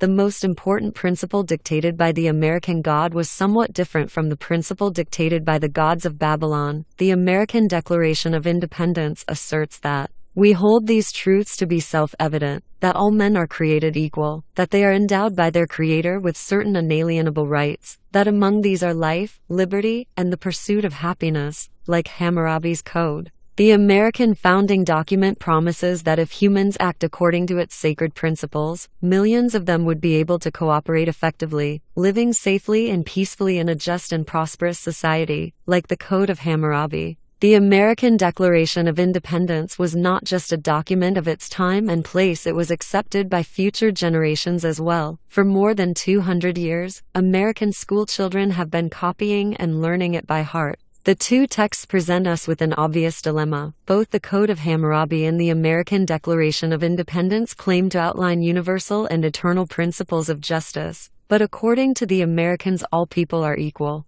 Whereas according to the Babylonians, people are decidedly unequal. The Americans would, of course, say that they are right, and that Hammurabi is wrong. Hammurabi, naturally, would retort that he is right, and that the Americans are wrong. In fact, they are both wrong. Hammurabi and the American founding fathers alike imagined a reality governed by universal and immutable principles of justice, such as equality or hierarchy. Yet the only place where such universal principles exist is in the fertile imagination of sapiens, and in the myths they invent and tell one another. These principles have no objective validity. It is easy for us to accept that the division of people into superiors and commoners is a figment of the imagination, yet the idea that all humans are equal is also a myth. In what sense do all humans equal one another? Is there any objective reality outside the human imagination in which we are truly equal? Are all humans equal to one another biologically? Let us try to translate the most famous line of the American Declaration of Independence into biological terms. We hold these truths to be self-evident, that all men are created equal, that they are endowed by their Creator with certain inalienable rights, that among these are life, liberty, and the pursuit of happiness. According to the science of biology, people were not created, they have evolved, and they certainly did not evolve to be equal. The idea of equality is inextricably intertwined with the idea of creation. The Americans got the idea of equality from Christianity, which argues that every person has a divinely created soul, and that all souls are equal before God. However, if we do not believe in the Christian myths about God, creation, and souls, what does it mean that all people are equal? Evolution is based on difference, not on equality. Every person carries a somewhat different genetic code, and is exposed from birth to different environmental influences. This leads to the development of different qualities that carry with them different chances of survival. Created equal should therefore be translated into evolved differently, just as people were never created. Neither, according to the science of biology, is there a creator who endows them with anything. There is only a blind evolutionary process, devoid of any purpose, leading to the birth of individuals. Endowed by their creator should be translated simply into born. Equally, there are no such things as rights in biology. There are only organs, abilities, and characteristics. Birds fly not because they have a right to fly, but because they have wings. And it's not true that these organs, abilities, and characteristics are inalienable. Many of them undergo constant mutations, and may well be completely lost over time. The ostrich is a bird that lost its ability to fly. So, inalienable rights should be translated into mutable characteristics. And what are the characteristics that evolved in humans? Life, certainly. But liberty? There is no such thing in biology. just like equality, rights, and limited liability companies. Liberty is something that people invented and that exists only in their imagination. From a biological viewpoint, it is meaningless to say that humans in democratic societies are free, whereas humans in dictatorships are unfree. And what about happiness? So far, biological research has failed to come up with a clear definition of happiness or a way to measure it objectively. Most biological studies acknowledge only the existence of pleasure, which is more easily defined and measured. So life, liberty, and the pursuit of happiness should be translated into life and the pursuit of pleasure. So here is that line from the American Declaration of Independence translated into biological terms. We hold these truths to be self-evident, that all men evolve differently, that they are born with certain mutable characteristics, and that among these are life and the pursuit of pleasure. Advocates of equality and human rights may be outraged by this line of reasoning. Their response is likely to be, we know that people are not equal biologically, but if we believe that we are all equal in essence, it will enable us to create a stable and prosperous society. I have no argument with that. This is exactly what I mean by imagined order. We believe in a particular order not because it is objectively true, but because believing in it enables us to cooperate effectively and forge a better society. Imagined orders are not evil conspiracies or useless mirages. Rather, they are the only way large numbers of humans can cooperate effectively. Bear in mind, though, that Hammurabi might have defended his principle of hierarchy using the same logic. I know that superiors, commoners, and slaves are not inherently different kinds of people, but if we believe that they are, it will enable us to create a stable and prosperous society. True believers. It's likely that more than a few readers squirmed in their chairs while reading the preceding paragraphs. Most of us today are educated to react in such a way. It is easy to accept that Hammurabi's code was a myth. But we do not want to hear that human rights are also a myth. If people realize that human rights exist only in the imagination, isn't there a danger that our society will collapse? Voltaire said about God that there is no God. But don't tell that to my servant, lest he murder me at night. Hammurabi would have said the same about his principle of hierarchy, and Thomas Jefferson about human rights. Homo sapiens has no natural rights, just as spiders, hyenas, and chimpanzees have no natural rights. But don't tell that to our servants, lest they murder us at night. Such fears are well justified. A natural order is a stable order. There is no chance that gravity will cease to function tomorrow, even if people stop believing in it. In contrast, an imagined order is always in danger of collapse, because it depends upon myths, and myths vanish once people stop believing in them. In order to safeguard an imagined order, continuous and strenuous efforts are imperative. Some of these efforts take the shape of violence and coercion. Armies, police forces, courts, and prisons are ceaselessly at work forcing people to act in accordance with the imagined order. If an ancient Babylonian blinded his neighbor, some violence was usually necessary in order to enforce the law of an eye for an eye. When, in 1860, a majority of American citizens concluded that African slaves are human beings and must therefore enjoy the right of liberty, it took a bloody civil war to make the southern states acquiesce. However, an imagined order cannot be sustained by violence alone. It requires some true believers as well. Prince Talleyrand, who began his chameleon-like career under Louis XV, later served the revolutionary and Napoleonic regimes, and switched loyalties in time to end his days working for the restored monarchy. Summed up decades of governmental experience by saying that you can do many things with bayonets, but it is rather uncomfortable to sit on them. A single priest often does the work of 100 soldiers far more cheaply and effectively. Moreover, no matter how efficient bayonets are, somebody must wield them. Why should the soldiers, jailers, judges, and police maintain an imagined order in which they do not believe? Of all human collective activities, the one most difficult to organize is violence. To say that a social order is maintained by military force immediately raises the question,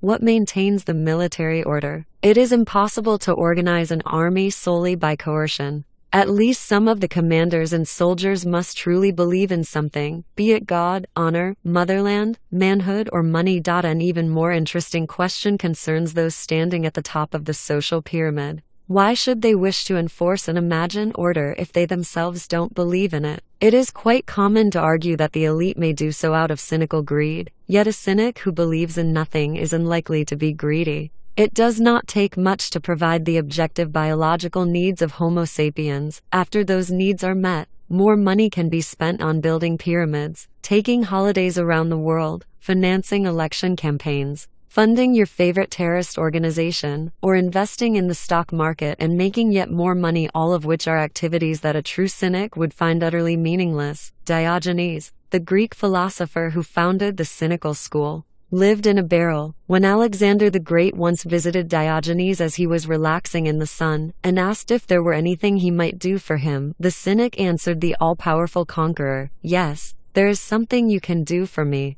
Please move a little to the side. You are blocking the sunlight." This is why cynics don't build empires and why an imagined order can be maintained only if large segments of the population, and in particular large segments of the elite and the security forces, truly believe in it. Christianity would not have lasted 2,000 years if the majority of bishops and priests failed to believe in Christ. American democracy would not have lasted 250 years if the majority of presidents and congressmen failed to believe in human rights. The modern economic system would not have lasted a single day if the majority of investors and bankers failed to believe in capitalism. The prison walls. How do you cause people to believe in an imagined order such as Christianity, democracy, or capitalism? First, you never admit that the order is imagined. You always insist that the order sustaining society is an objective reality created by the great gods or by the laws of nature. People are unequal, not because Hammurabi said so, but because Enlil and Marduk decreed it. People are equal, not because Thomas Jefferson said so, but because God created them that way. Free markets are the best economic system, not because Adam Smith said so, but because these are the immutable laws of nature. You also educate people thoroughly. From the moment they are born, you constantly remind them of the principles of the imagined order, which are incorporated into anything and everything. They are incorporated into fairy tales, dramas, paintings, songs, etiquette, political propaganda, architecture, recipes, and fashions. For example, today people believe in equality, so it's fashionable for rich kids to wear jeans, which were originally working class attire. In the Middle Ages, people believed in class divisions, so no young nobleman would have worn a peasant's smock. Back then, to be addressed as sir or madam was a rare privilege reserved for the nobility, and often purchased with blood. Today, all polite correspondence, regardless of the recipient, begins with "Dear Sir" or "Madam." The humanities and social sciences devote most of their energies to explaining exactly how the imagined order is woven into the tapestry of life. In the limited space at our disposal, we can only scratch the surface. 3 main factors prevent people from realizing that the order organizing their lives exists only in their imagination. A. The imagined order is embedded in the material world. Though the imagined order exists only in our minds, it can be woven into the material reality around us, and even set in stone. Most Westerners today believe in individualism. They believe that every human is an individual, whose worth does not depend on what other people think of him or her. Each of us has within ourselves a brilliant ray of light that gives value and meaning to our lives. In modern Western schools, teachers and parents tell children that if their classmates make fun of them, they should ignore it. Only they themselves, not others, know their true worth. In modern architecture, this myth leaps out of the imagination to take shape in stone and mortar. The ideal modern house is divided into many small rooms so that each child can have a private space, hidden from view, providing for maximum autonomy. This private room almost invariably has a door, and in many households it is accepted practice for the child to close, and perhaps lock, the door. Even parents are forbidden to enter without knocking and asking permission. The room is decorated as the child sees fit, with rock star posters on the wall and dirty socks on the floor. Somebody growing up in such a space cannot help but imagine himself an individual, his true worth emanating from within rather than from without. Medieval noblemen did not believe in individualism. Someone's worth was determined by their place in the social hierarchy, and by what other people said about them. Being laughed at was a horrible indignity. Noblemen taught their children to protect their good name whatever the cost. Like modern individualism, the medieval value system left the imagination and was manifested in the stone of medieval castles. The castle rarely contained private rooms for children or anyone else. For that matter, the teenage son of a medieval baron did not have a private room on the castle's second floor.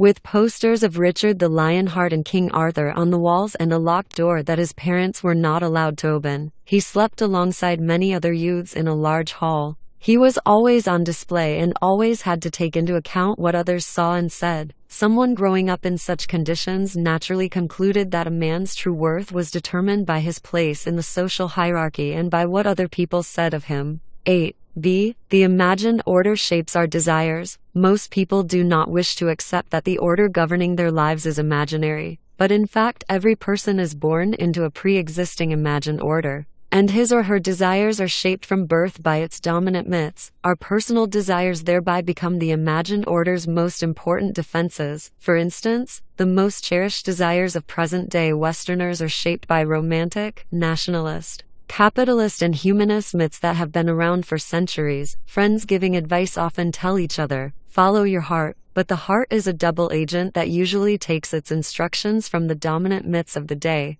And the very recommendation to follow your heart was implanted in our minds by a combination of 19th century romantic myths and 20th century consumerist myths. The Coca-Cola Company, for example, has marketed Diet Coke around the world under the slogan, "Diet Coke, do what feels good." Even what people take to be their most personal desires are usually programmed by the imagined order. Let's consider, for example, the popular desire to take a holiday abroad. There is nothing natural or obvious about this. A chimpanzee alpha male would never think of using his power in order to go on holiday into the territory of a neighboring chimpanzee band. The elite of ancient Egypt spent their fortunes building pyramids and having their corpses mummified, but none of them thought of going shopping in Babylon or taking a skiing holiday in Phoenicia. People today spend a great deal of money on holidays abroad because they are true believers in the myths of romantic consumerism. Romanticism tells us that in order to make the most of our human potential, we must have as many different experiences as we can.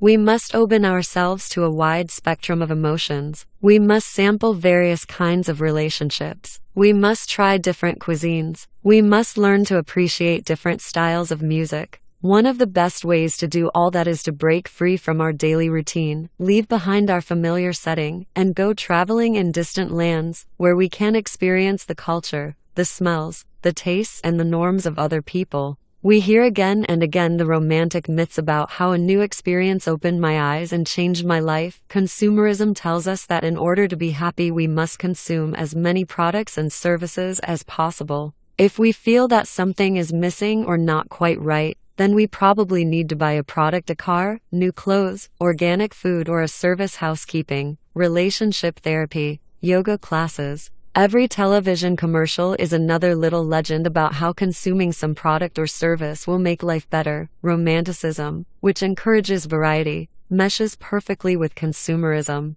Their marriage has given birth to the infinite market of experiences, on which the modern tourism industry is founded. The tourism industry does not sell flight tickets and hotel bedrooms, it sells experiences. Paris is not a city, nor India a country. They are both experiences, the consumption of which is supposed to widen our horizons, fulfill our human potential, and make us happier. Consequently, when the relationship between a millionaire and his wife is going through a rocky patch, he takes her on an expensive trip to Paris. The trip is not a reflection of some independent desire, but rather of an ardent belief in the myths of romantic consumerism. A wealthy man in ancient Egypt would never have dreamed of solving a relationship crisis by taking his wife on holiday to Babylon. Instead, he might have built for her the sumptuous tomb she had always wanted. 18. The Great Pyramid of Giza. The kind of thing rich people in ancient Egypt did with their money. Like the elite of ancient Egypt, most people in most cultures dedicate their lives to building pyramids. Only the names,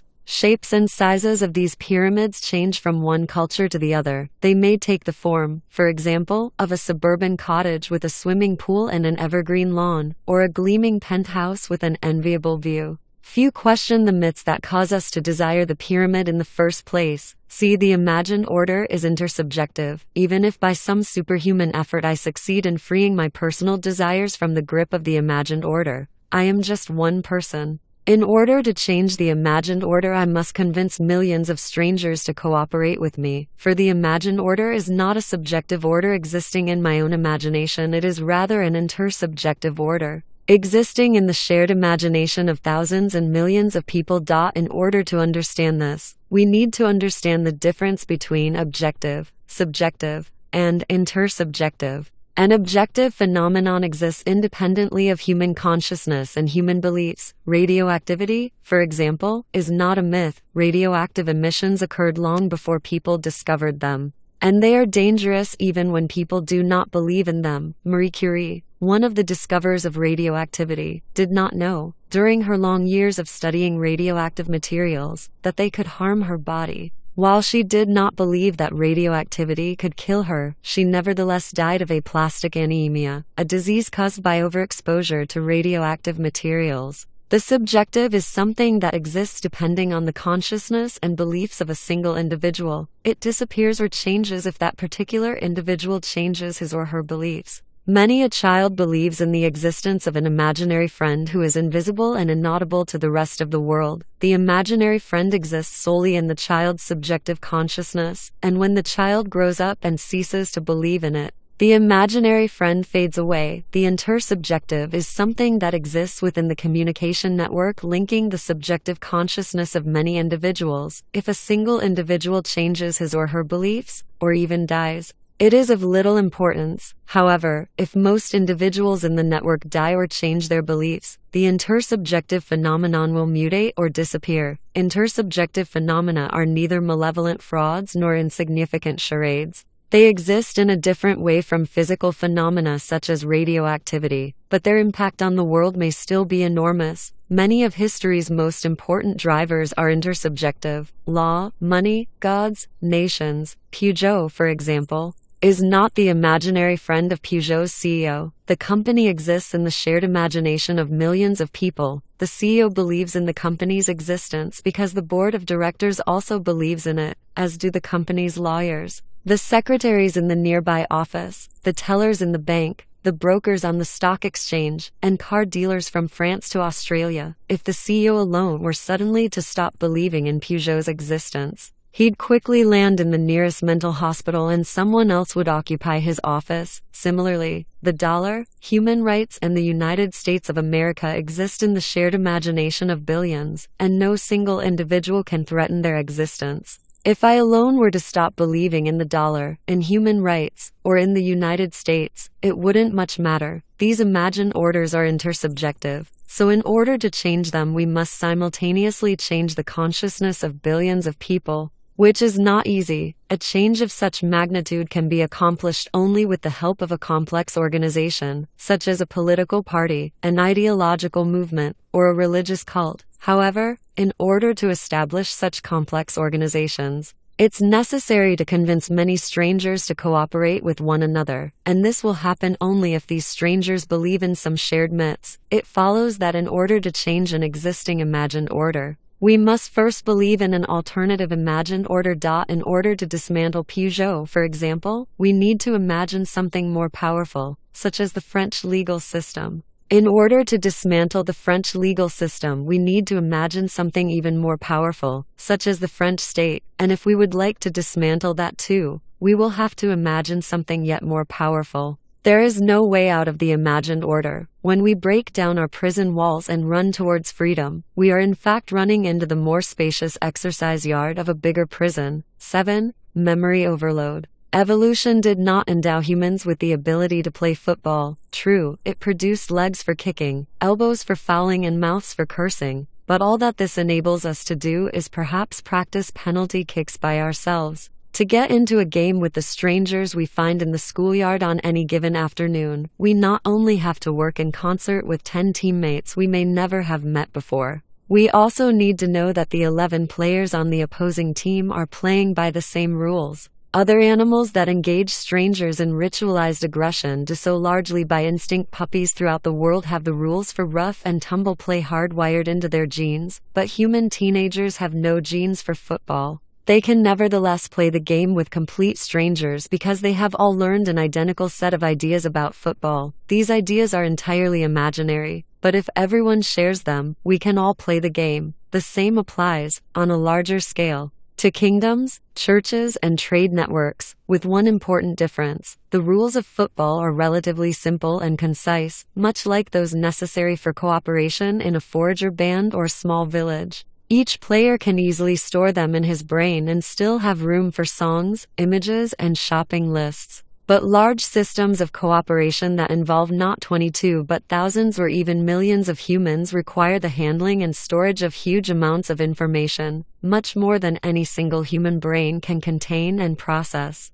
The large societies found in some other species, such as ants and bees, are stable and resilient because most of the information needed to sustain them is encoded in the genome. A female honeybee larva can, for example, grow up to be either a queen or a worker, depending on what food it is fed. Its DNA programs the necessary behaviors for whatever role it will fulfill in life. Hives can be very complex social structures, containing many different kinds of workers, such as harvesters, nurses, and cleaners, but so far researchers have failed to locate lawyer bees. Bees don't need lawyers, because there is no danger that they might forget or violate the hive constitution. The queen does not cheat the cleaner bees of their food, and they never go on strike demanding higher wages, but humans do such things all the time, because the sapiens' social order is imagined. Humans cannot preserve the critical information for running it simply by making copies of their DNA and passing these on to their progeny. A conscious effort has to be made to sustain laws, customs, procedures, and manners.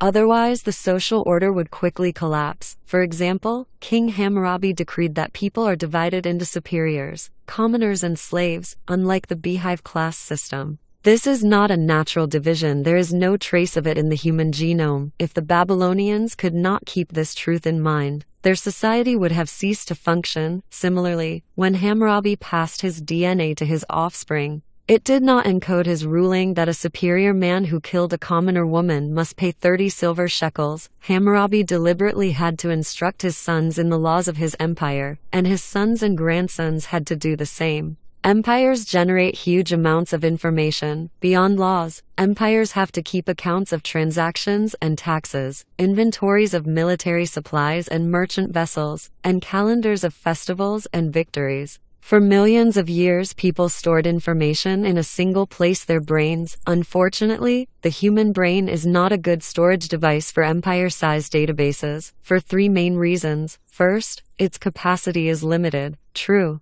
some people have astonishing memories, and in ancient times there were memory professionals who could store in their heads the topographies of whole provinces and the law codes of entire states. Nevertheless, there is a limit that even master mnemonists cannot transcend. A lawyer might know by heart the entire law code of the Commonwealth of Massachusetts, but not the details of every legal proceeding that took place in Massachusetts from the Salem witch trials onward. Secondly, humans die, and their brains die with them. Any information stored in a brain will be erased in less than a century. It is, of course, possible to pass memories from one brain to another, but after a few transmissions, the information tends to get garbled or lost. Thirdly, and most importantly, the human brain has been adapted to store and process only particular types of information. In order to survive, ancient hunter-gatherers had to remember the shapes, qualities, and behavior patterns of thousands of plant and animal species. They had to remember that a wrinkled yellow mushroom growing in autumn under an elm tree is most probably poisonous, whereas a similar-looking mushroom growing in winter under an oak tree is a good stomach ache remedy.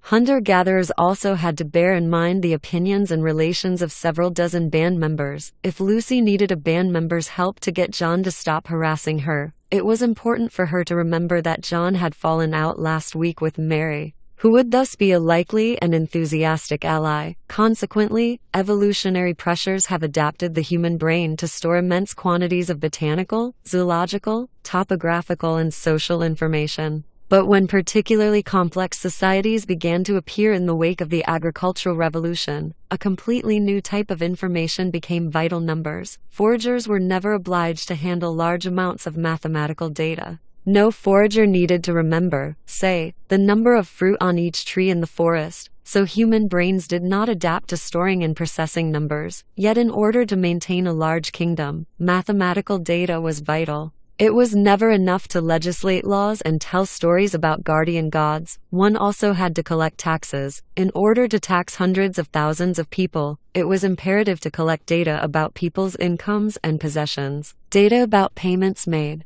Data about arrears, debts and fines. Data about discounts and exemptions. This added up to millions of data bits, which had to be stored and processed. Without this capacity, the state would never know what resources it had and what further resources it could tap. When confronted with the need to memorize, recall and handle all these numbers, most human brains overdosed or fell asleep. This mental limitation severely constrained the size and complexity of human collectives. When the amount of people and property in a particular society crossed a critical threshold, it became necessary to store and process large amounts of mathematical data. Since the human brain could not do it, the system collapsed. For thousands of years after the agricultural revolution, human social networks remained relatively small and simple. The first to overcome the problem were the ancient Sumerians, who lived in southern Mesopotamia. There, a scorching sun beating upon rich muddy plains produced plentiful harvests and prosperous towns. As the number of inhabitants grew, so did the amount of information required to coordinate their affairs.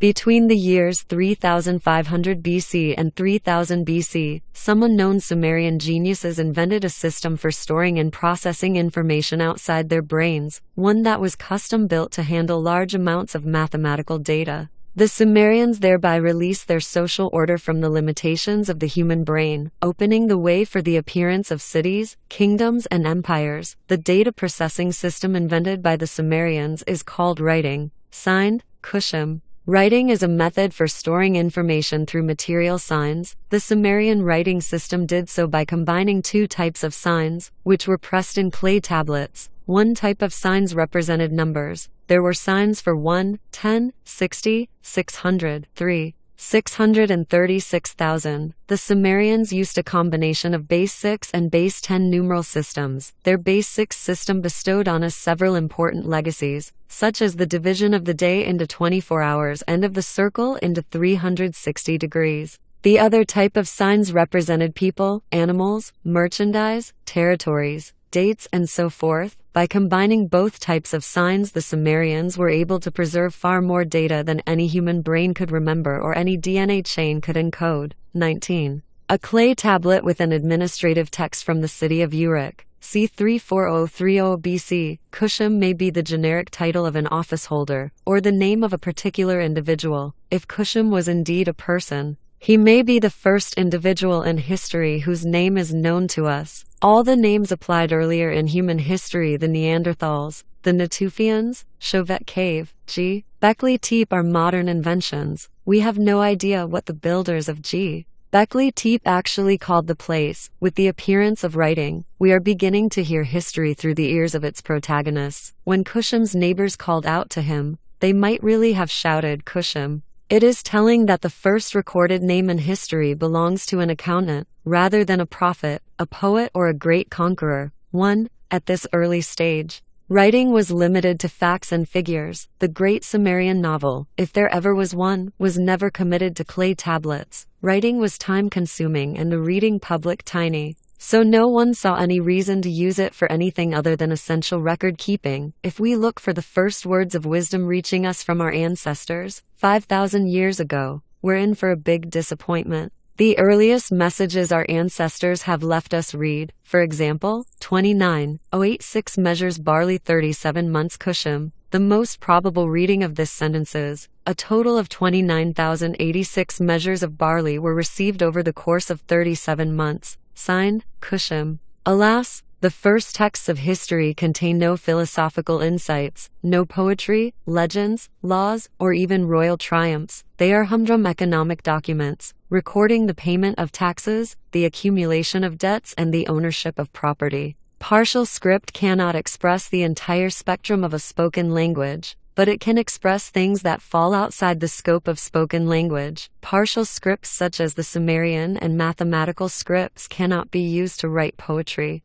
but they can keep tax accounts very effectively. Only one other type of text survived from these ancient days, and it is even less exciting. Lists of words, copied over and over again by apprentice scribes as training exercises. Even had a bored student wanted to write out some of his poems instead of copy a bill of sale, he could not have done so. The earliest Sumerian writing was a partial rather than a full script. Full script is a system of material signs that can represent spoken language more or less completely. It can therefore express everything people can say, including poetry. Partial script, on the other hand, is a system of material signs that can represent only particular types of information, belonging to a limited field of activity. Latin script, ancient Egyptian hieroglyphics, and Braille are full scripts. You can use them to write tax registers, love poems, history books, food recipes, and business law. In contrast, the earliest Sumerian script, like modern mathematical symbols and musical notation, are partial scripts. You can use mathematical script to make calculations,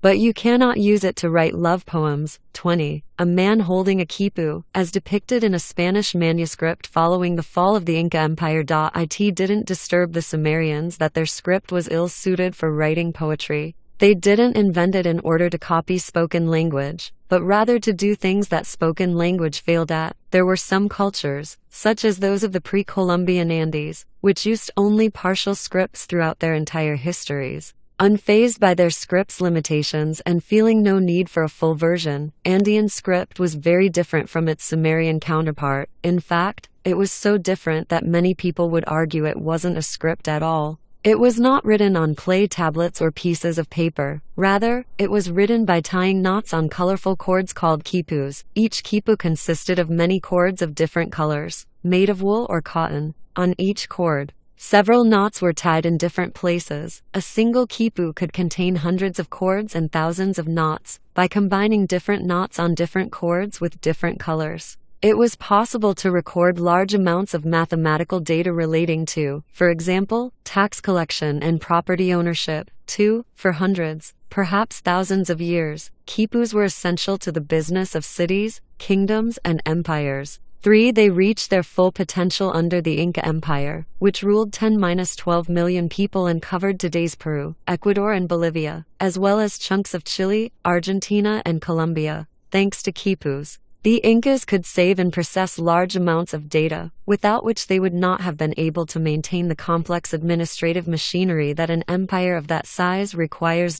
In fact, quipus were so effective and accurate that in the early years following the Spanish conquest of South America, the Spaniards themselves employed quipus in the work of administering their new empire. The problem was that the Spaniards did not themselves know how to record and read quipus, making them dependent on local professionals. The continent's new rulers realized that this placed them in a tenuous position. The native quipu experts could easily mislead and cheat their overlords, so once Spain's dominion was more firmly established, quipus were phased out and the new empire's records were kept entirely in Latin script and numerals. Very few quipus survived the Spanish occupation, and most of those remaining are undecipherable since, unfortunately, the art of reading quipus has been lost. The wonders of bureaucracy. The Mesopotamians eventually started to want to write down things other than monotonous mathematical data. Between 3000 BC and 2500 BC, more and more signs were added to the Sumerian system,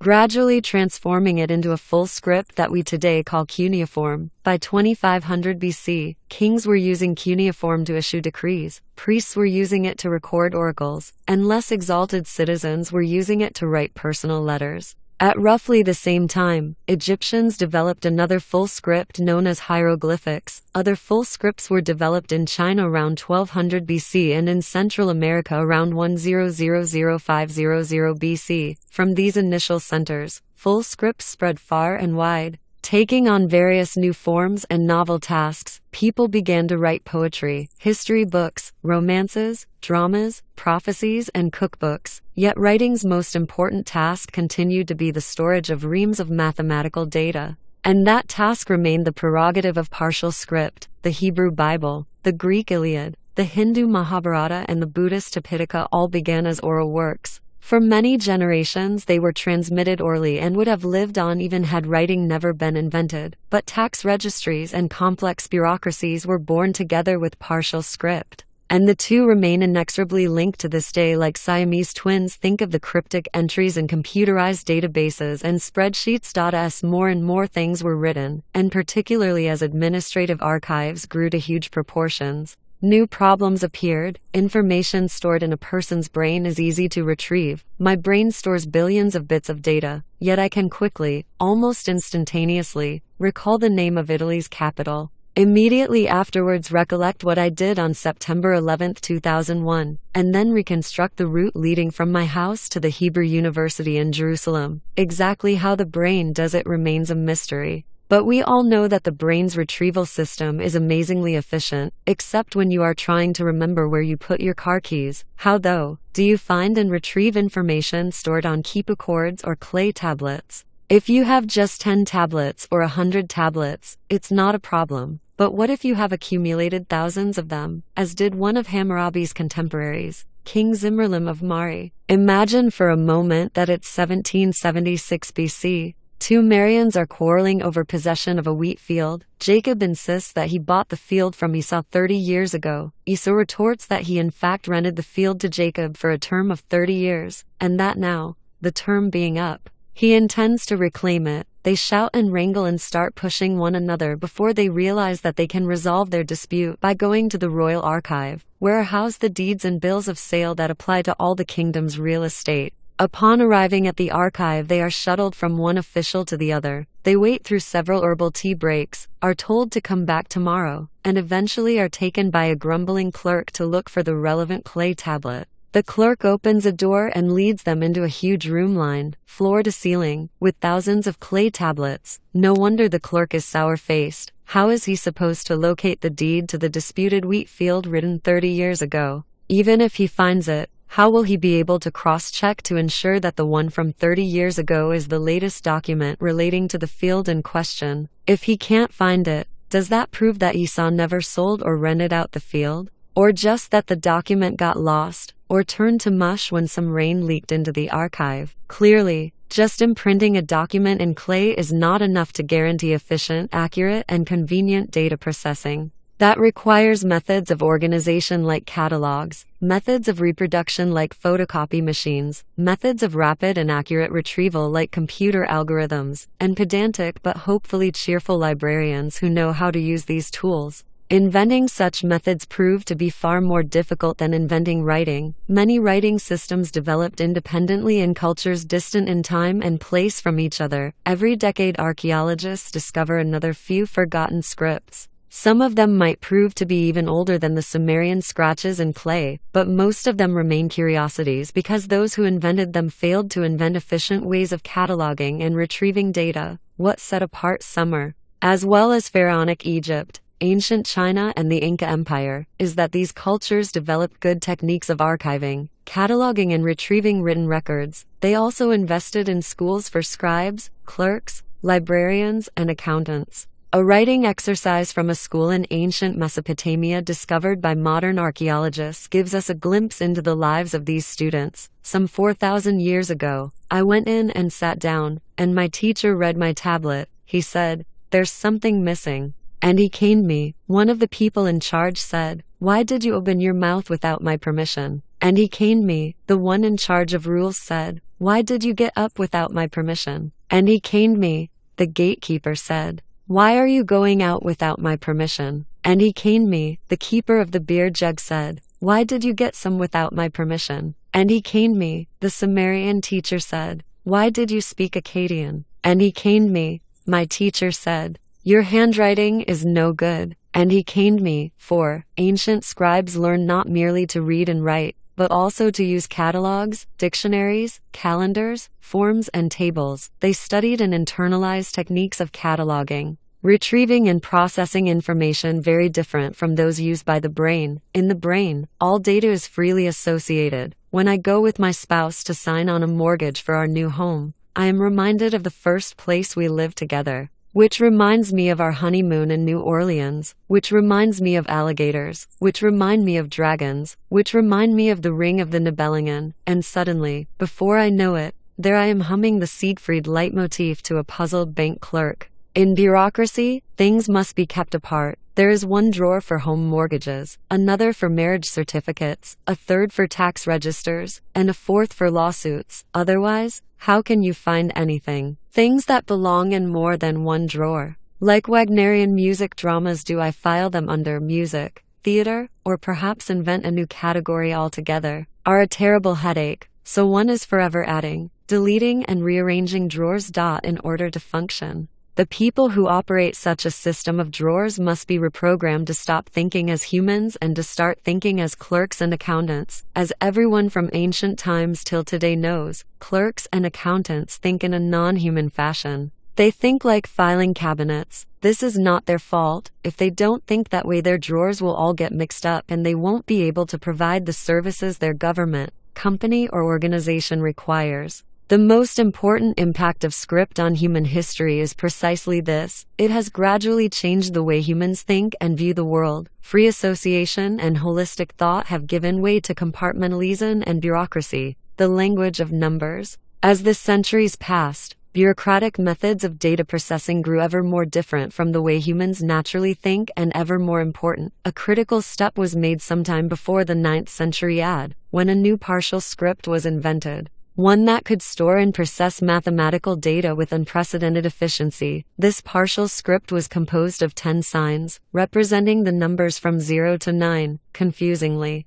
These signs are known as Arabic numerals, even though they were first invented by the Hindus. Even more confusingly, modern Arabs use a set of digits that look quite different from Western ones. But the Arabs get the credit because when they invaded India, they encountered the system, understood its usefulness, refined it, and spread it through the Middle East and then to Europe. When several other signs were later added to the Arab numerals, such as the signs for addition, subtraction, and multiplication, the basis of modern mathematical notation came into being. Although this system of writing remains a partial script, it has become the world's dominant language. Almost all states, companies, organizations, and institutions, whether they speak Arabic, Hindi, English, or Norwegian, use mathematical script to record and process data. Every piece of information that can be translated into mathematical script is stored, spread, and processed with mind-boggling speed and efficiency. A person who wishes to influence the decisions of governments, organizations, and companies must therefore learn to speak in numbers. Experts do their best to translate even ideas such as poverty, happiness, and honesty into numbers. The poverty line, subjective well-being levels, credit rating. Entire fields of knowledge such as physics and engineering have already lost almost all touch with the spoken human language and are maintained solely by mathematical script. An equation for calculating the acceleration of mass I under the influence of gravity. According to the theory of relativity, when mostly people see such an equation, they usually panic and freeze, like a deer caught in the headlights of a speeding vehicle. The reaction is quite natural, and does not betray a lack of intelligence or curiosity. With rare exceptions, human brains are simply incapable of thinking through concepts like relativity and quantum mechanics. Physicists nevertheless manage to do so, because they set aside the traditional human way of thinking, and learn to think anew with the help of external data processing systems. Crucial parts of their thought process take place not in the head, but inside computers or on classroom blackboards. More recently, mathematical script has given rise to an even more revolutionary writing system, a computerized binary script consisting of only 2 signs, 0 and 1. The words I am now typing on my keyboard are written within my computer by different combinations of 0 and 1. Writing was born as the maidservant of human consciousness, but is increasingly becoming its master. Our computers have trouble understanding how Homo sapiens talks, feels, and dreams, so we are teaching Homo sapiens to talk, feel, and dream in the language of numbers, which can be understood by computers. And this is not the end of the story. The field of artificial intelligence is seeking to create a new kind of intelligence based solely on the binary script of computers. Science fiction movies such as The Matrix and The Terminator tell of a day when the binary script throws off the yoke of humanity. When humans try to regain control of the rebellious script, it responds by attempting to wipe out the human race. Even after Akkadian became the spoken language, Sumerian remained the language of administration and thus the language recorded with writing. Aspiring scribes thus had to speak Sumerian. 8. there is no justice in history. Understanding human history in the millennia following the agricultural revolution boils down to a single question. How did humans organize themselves in mass cooperation networks when they lacked the biological instincts necessary to sustain such networks? The short answer is that humans created imagined orders and devised scripts. These two inventions filled the gaps left by our biological inheritance. However, the appearance of these networks was, for many, a dubious blessing. The imagined orders sustaining these networks were neither neutral nor fair. They divided people into make-believe groups, arranged in a hierarchy. The upper levels enjoyed privileges and power, while the lower ones suffered from discrimination and oppression. Hammurabi's code, for example, established a pecking order of superiors, commoners and slaves. Superiors got all the good things in life, commoners got what was left. Slaves got a beating if they complained. Despite its proclamation of the equality of all men, the imagined order established by the Americans in 1776 also established a hierarchy. It created a hierarchy between men, who benefited from it, and women, whom it left disempowered. It created a hierarchy between whites who enjoyed liberty, and blacks and American Indians, who were considered humans of a lesser type and therefore did not share in the equal rights of men. Many of those who signed the Declaration of Independence were slaveholders. They did not release their slaves upon signing the Declaration, nor did they consider themselves hypocrites. In their view, the rights of men had little to do with Negroes. The American order also consecrated the hierarchy between rich and poor. Most Americans at that time had little problem with the inequality caused by wealthy parents passing their money and businesses on to their children. In their view, equality meant simply that the same laws applied to rich and poor. It had nothing to do with unemployment benefits, integrated education, or health insurance. Liberty, too, carried very different connotations than it does today. In 1776, it did not mean that the disempowered, certainly not blacks or Indians or, God forbid, women, could gain and exercise power. It meant simply that the state could not, except in unusual circumstances,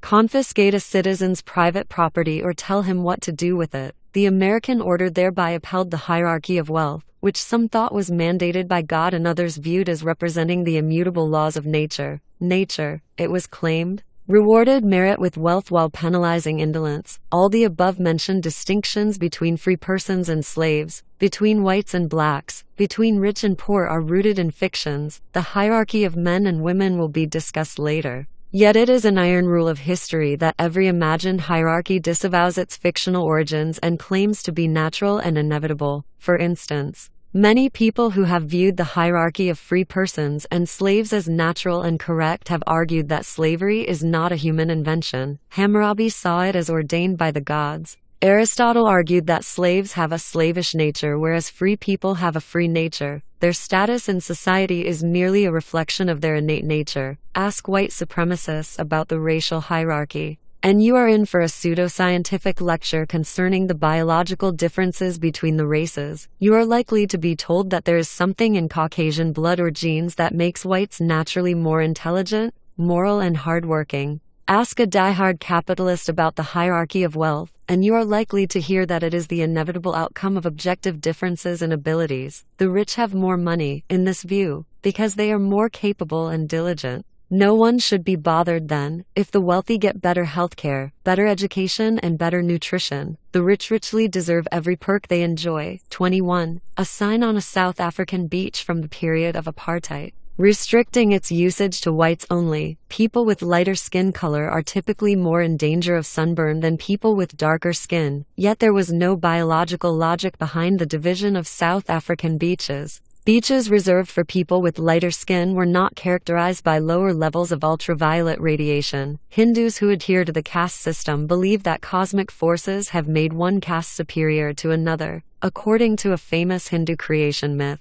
the gods fashioned the world out of the body of a primeval being, the Purusa. The sun was created from the Purusa's eye, the moon from the Purusa's brain, the Brahmins priests from its mouth, the Kshatriyas warriors from its arms, the Vaishyas peasants and merchants from its thighs, and the Shudras servants from its legs. Accept this explanation, and the socio-political differences between Brahmins and Shudras are as natural and eternal as the differences between the sun and the moon. 1. The ancient Chinese believed that when the goddess Wa created humans from earth, she needed aristocrats from fine yellow soil, whereas commoners were formed from brown mud. 2. Yet, to the best of our understanding, these hierarchies are all the product of human imagination. Brahmins and Shudras were not really created by the gods from different body parts of a primeval being. Instead, the distinction between the two castes was created by laws and norms invented by humans in northern India about 3,000 years ago. Contrary to Aristotle, there is no known biological difference between slaves and free people.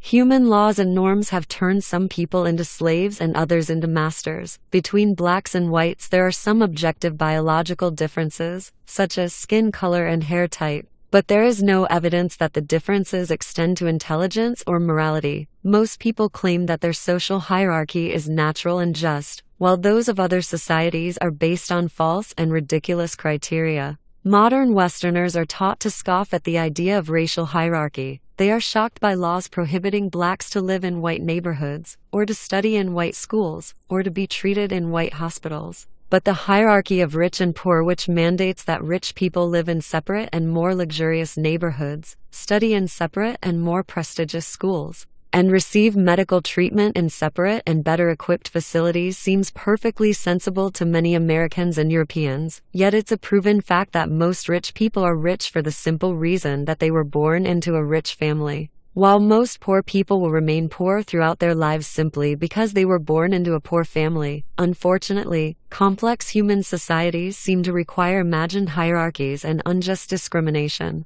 Of course, not all hierarchies are morally identical, and some societies suffered from more extreme types of discrimination than others. Yet scholars know of no large society that has been able to dispense with discrimination altogether. Time and again, people have created order in their societies by classifying the population into imagined categories, such as superiors, commoners and slaves, whites and blacks, patricians and plebeians, Brahmins and Shudras, or rich and poor. These categories have regulated relations between millions of humans by making some people legally, politically, or socially superior to others. Hierarchies serve an important function. They enable complete strangers to know how to treat one another without wasting the time and energy needed to become personally acquainted. In George Bernard Shaw's Pygmalion, Henry Higgins doesn't need to establish an intimate acquaintance with Eliza Doolittle in order to understand how he should relate to her. Just hearing her talk tells him that she is a member of the underclass with whom he can do as he wishes. For example, using her as a pawn in his bet to pass off a flower girl as a duchess. A modern Eliza working at a florist needs to know how much effort to put into selling roses and gladioli to the dozens of people who enter the shop each day. She can't make a detailed inquiry into the tastes and wallets of each individual. Instead, she uses social cues: the way the person is dressed, his or her age, and if she's not politically correct, his skin color. That is how she immediately distinguishes between the accounting firm partner who's likely to place a large order for expensive roses, and a messenger boy who can only afford a bunch of daisies. Of course, differences in natural abilities also play a role in the formation of social distinctions, but such diversities of aptitudes and character are usually mediated through imagined hierarchies. This happens in two important ways. First and foremost, most abilities have to be nurtured and developed. Even if somebody is born with a particular talent, that talent will usually remain latent if it is not fostered, honed, and exercised. Not all people get the same chance to cultivate and refine their abilities. Whether or not they have such an opportunity will usually depend on their place within their society's imagined hierarchy. Harry Potter is a good example. Removed from his distinguished wizard family and brought up by ignorant muggles, he arrives at Hogwarts without any experience in magic. It takes him 7 books to gain a firm command of his powers and knowledge of his unique abilities. Second, even if people belonging to different classes develop exactly the same abilities, they are unlikely to enjoy equal success because they will have to play the game by different rules. If in British-ruled India, an untouchable, a Brahmin, a Catholic Irishman and a Protestant Englishman had somehow developed exactly the same business acumen, they still would not have had the same chance of becoming rich. The economic game was rigged by legal restrictions and unofficial glass ceilings. The vicious circle. All societies are based on imagined hierarchies, but not necessarily on the same hierarchies. What accounts for the differences? Why did traditional Indian society classify people according to caste, Ottoman society according to religion, and American society according to race? In most cases, the hierarchy originated as the result of a set of accidental historical circumstances and was then perpetuated and refined over many generations as different groups developed vested interests in it. For instance, many scholars surmise that the Hindu caste system took shape when Indo-Aryan people invaded the Indian subcontinent about 3,000 years ago, subjugating the local population. The invaders established a stratified society, in which they of course occupied the leading positions, priests and warriors, leaving the natives to live as servants and slaves. The invaders, who were few in number, feared losing their privileged status and unique identity. To forestall this danger, they divided the population into castes, each of which was required to pursue a specific occupation or perform a specific role in society. Each had different legal status, privileges and duties, mixing of castes, social interaction, marriage. Even the sharing of meals was prohibited, and the distinctions were not just legal, they became an inherent part of religious mythology and practice. The rulers argued that the caste system reflected an eternal cosmic reality rather than a chance historical development. Concepts of purity and impurity were essential elements in Hindu religion, and they were harnessed to buttress the social pyramid. Pious Hindus were taught that contact with members of a different caste could pollute not only them personally, but society as a whole, and should therefore be abhorred. Such ideas are hardly unique to Hindus. Throughout history, and in almost all societies, concepts of pollution and purity have played a leading role in enforcing social and political divisions and have been exploited by numerous ruling classes to maintain their privileges. The fear of pollution is not a complete fabrication of priests and princes, however. It probably has its roots in biological survival mechanisms that make humans feel an instinctive revulsion towards potential disease carriers, such as sick persons and dead bodies. If you want to keep any human group isolated, women, Jews, Roma, gays, blacks, the best way to do it is convince everyone that these people are a source of pollution. The Hindu caste system and its attendant laws of purity became deeply embedded in Indian culture. Long after the Indo-Aryan invasion was forgotten, Indians continued to believe in the caste system and to abhor the pollution caused by caste mixing. Castes were not immune to change. In fact, as time went by, large castes were divided into subcastes. Eventually, the original four castes turned into 3,000 different groupings called jati, literally birth. But this proliferation of castes did not change the basic principle of the system, according to which every person is born into a particular rank, and any infringement of its rules pollutes the person and society as a whole. A person's jati determines her profession, the food she can eat, her place of residence, and her eligible marriage partners. Usually a person can marry only within his or her caste, and the resulting children inherit that status.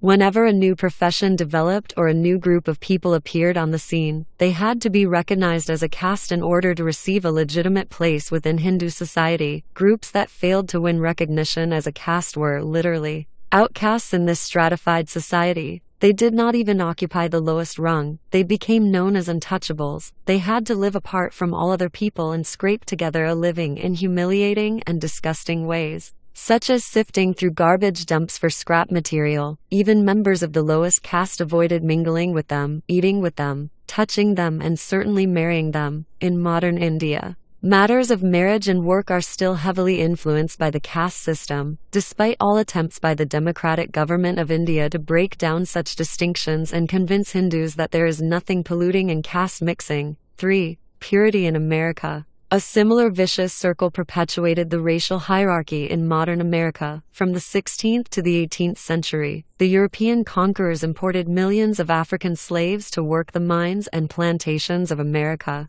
They chose to import slaves from Africa rather than from Europe or East Asia due to three circumstantial factors. Firstly, Africa was closer, so it was cheaper to import slaves from Senegal than from Vietnam. Secondly, in Africa there already existed a well-developed slave trade exporting slaves mainly to the Middle East, whereas in Europe slavery was very rare. It was obviously far easier to buy slaves in an existing market than to create a new one from scratch. Thirdly, And most importantly, American plantations in places such as Virginia, Haiti, and Brazil were plagued by malaria and yellow fever, which had originated in Africa. Africans had acquired over the generations a partial genetic immunity to these diseases. Whereas Europeans were totally defenseless and died in droves, it was consequently wiser for a plantation owner to invest his money in an African slave than in a European slave or indentured laborer. Paradoxically, genetic superiority in terms of immunity translated into social inferiority. Precisely because Africans were fitter in tropical climates than Europeans, they ended up as the slaves of European masters. Due to these circumstantial factors, the burgeoning new societies of America were to be divided into a ruling caste of white Europeans and a subjugated caste of black Africans. But people don't like to say that they keep slaves of a certain race or origin simply because it's economically expedient, like the Aryan conquerors of India. White Europeans in the Americas wanted to be seen not only as economically successful but also as pious, just, and objective. Religious and scientific myths were pressed into service to justify this division. Theologians argued that Africans descend from Ham, son of Noah, saddled by his father with a curse that his offspring would be slaves. Biologists argued that blacks are less intelligent than whites and their moral sense less developed. Doctors alleged that blacks live in filth and spread diseases. In other words, they are a source of pollution. These myths struck a chord in American culture, and in Western culture generally. They continued to exert their influence long after the conditions that created slavery had disappeared. In the early 19th century, Imperial Britain outlawed slavery and stopped the Atlantic slave trade.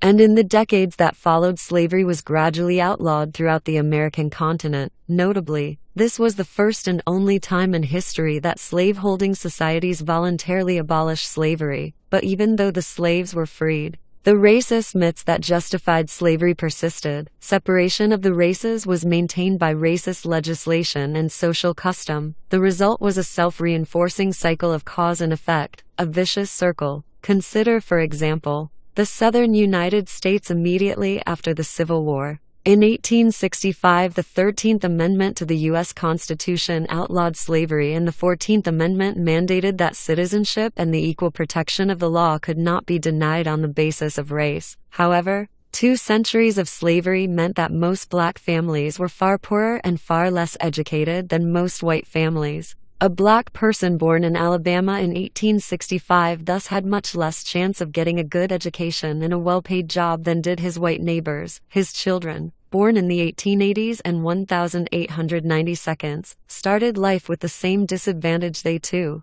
were born to an uneducated, poor family, but economic disadvantage was not the whole story. Alabama was also home to many poor whites who lacked the opportunities available to their better-off racial brothers and sisters. In addition, the Industrial Revolution and the waves of immigration made the United States an extremely fluid society, where rags could quickly turn into riches if money was all that mattered. The sharp divide between the races should soon have blurred, not least through intermarriage, but that did not happen. By 1865, whites, as well as many blacks, took it to be a simple matter of fact that blacks were less intelligent, more violent, and sexually dissolute, lazier and less concerned about personal cleanliness than whites. They were thus the agents of violence, theft, rape, and disease. In other words, pollution. If a black Alabaman in 1895 miraculously managed to get a good education and then applied for a respectable job such as a bank teller, his odds of being accepted were far worse than those of an equally qualified white candidate.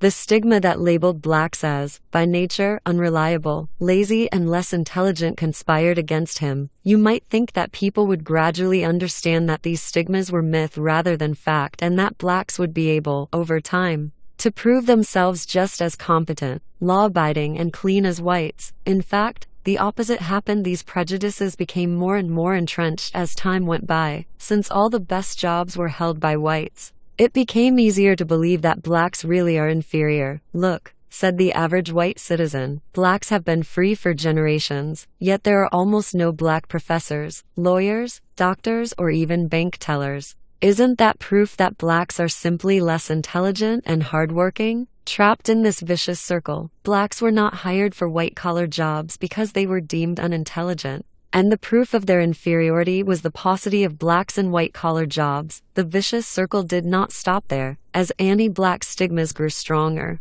They were translated into a system of Jim Crow laws and norms that were meant to safeguard the racial order. Blacks were forbidden to vote in elections, to study in white schools, to buy in white stores, to eat in white restaurants, to sleep in white hotels. The justification for all of this was that blacks were foul, slothful, and vicious, so whites had to be protected from them. Whites did not want to sleep in the same hotel as blacks or to eat in the same restaurant. For fear of diseases, they did not want their children learning in the same school as black children. For fear of brutality and bad influences, they did not want blacks voting in elections, since blacks were ignorant and immoral. These fears were substantiated by scientific studies that proved that blacks were indeed less educated, that various diseases were more common among them, and that their crime rate was far higher. The studies ignored the fact that these facts resulted from discrimination against blacks. By the mid-20th century, segregation in the former Confederate states was probably worse than in the late 19th century. Clennon King, a black student who applied to the University of Mississippi in 1958, was forcefully committed to a mental asylum. The presiding judge ruled that a black person must surely be insane to think that he could be admitted to the University of Mississippi. The vicious circle, a chance historical situation, is translated into a rigid social system. Nothing was as revolting to American Southerners and many Northerners as sexual relations and marriage between black men and white women. Sex between the races became the greatest taboo, and any violation, or suspected violation, was viewed as deserving immediate and summary punishment in the form of lynching. The Ku Klux Klan, a white supremacist secret society, perpetrated many such killings. They could have taught the Hindu Brahmins a thing or two about purity laws. With time, the racism spread to more and more cultural arenas. American aesthetic culture was built around white standards of beauty, the physical attributes of the white race, for example, light skin, fair and straight hair. A small upturned nose came to be identified as beautiful. Typical black features: dark skin, dark and bushy hair. A flattened nose were deemed ugly. These preconceptions ingrained the imagined hierarchy at an even deeper level of human consciousness. Such vicious circles can go on for centuries and even millennia, perpetuating an imagined hierarchy that sprang from a chance historical occurrence. Unjust discrimination often gets worse, not better. With time, money comes to money, and poverty to poverty. Education comes to education, and ignorance to ignorance. Those once victimized by history are likely to be victimized yet again, and those whom history has privileged are more likely to be privileged again. Most socio-political hierarchies lack a logical or biological basis. They are nothing but the perpetuation of chance events supported by myths. That is one good reason to study history. If the division into blacks and whites, or Brahmins and Shudras, was grounded in biological realities, that is, if Brahmins really had better brains than Shudras, biology would be sufficient for understanding human society. Since the biological distinctions between different groups of Homo sapiens are, in fact, negligible, biology can't explain the intricacies of Indian society or American racial dynamics. We can only understand those phenomena by studying the events, circumstances, and power relations that transform figments of imagination into cruel and very real social structures. He and she, different societies adopt different kinds of imagined hierarchies. Race is very important to modern Americans but was relatively insignificant to medieval Muslims. Caste was a matter of life and death in medieval India, whereas in modern Europe it is practically non-existent. One hierarchy, however, has been of supreme importance in all known human societies: the hierarchy of gender. People everywhere have divided themselves into men and women, and almost everywhere men have got the better deal, at least since the agricultural revolution. Some of the earliest Chinese texts are oracle bones, dating to 1200 BC, used to divine the future. On one was engraved the question, "Will Lady Howe's childbearing be lucky?" To which was written the reply, "If the child is born on a ding day, lucky. If on a jeng day, vastly auspicious." However, Lady Howe was to give birth on a Giant day. The text ends with the morose observation, 3 weeks and 1 day later, on Giant day, the child was born. Not lucky, it was a girl. For more than 3,000 years later, when Communist China enacted the one-child policy, many Chinese families continued to regard the birth of a girl as a misfortune. Parents would occasionally abandon or murder newborn baby girls in order to have another shot at getting a boy. In many societies, women were simply the property of men, most often their fathers, husbands, or brothers. Rape, in many legal systems, falls under property violation. In other words, the victim is not the woman who was raped but the male who owns her. This being the case, the legal remedy was the transfer of ownership. The rapist was required to pay a bride price to the woman's father or brother, upon which she became the rapist's property. The Bible decrees that if a man meets a virgin who is not betrothed, and seizes her and lies with her, and they are found, then the man who lay with her shall give to the father of the young woman 50 shekels of silver, and she shall be his wife. Deuteronomy 22:28-9. The ancient Hebrews considered this a reasonable arrangement. Raping a woman who did not belong to any man was not considered a crime at all. Just as picking up a lost coin on a busy street is not considered theft, and if a husband raped his own wife, he had committed no crime. In fact, the idea that a husband could rape his wife was an oxymoron. To be a husband was to have full control of your wife's sexuality. To say that a husband raped his wife was as illogical as saying that a man stole his own wallet. Such thinking was not confined to the ancient Middle East. As of 2006, there were still 53 countries where a husband could not be prosecuted for the rape of his wife. Even in Germany, rape laws were amended only in 1997 to create a legal category of marital rape. 5. Is the division into men and women a product of the imagination, like the caste system in India and the racial system in America, or is it a natural division with deep biological roots? And if it is indeed a natural division, are there also biological explanations for the preference given to men over women? Some of the cultural, legal, and political disparities between men and women reflect the obvious biological differences between the sexes.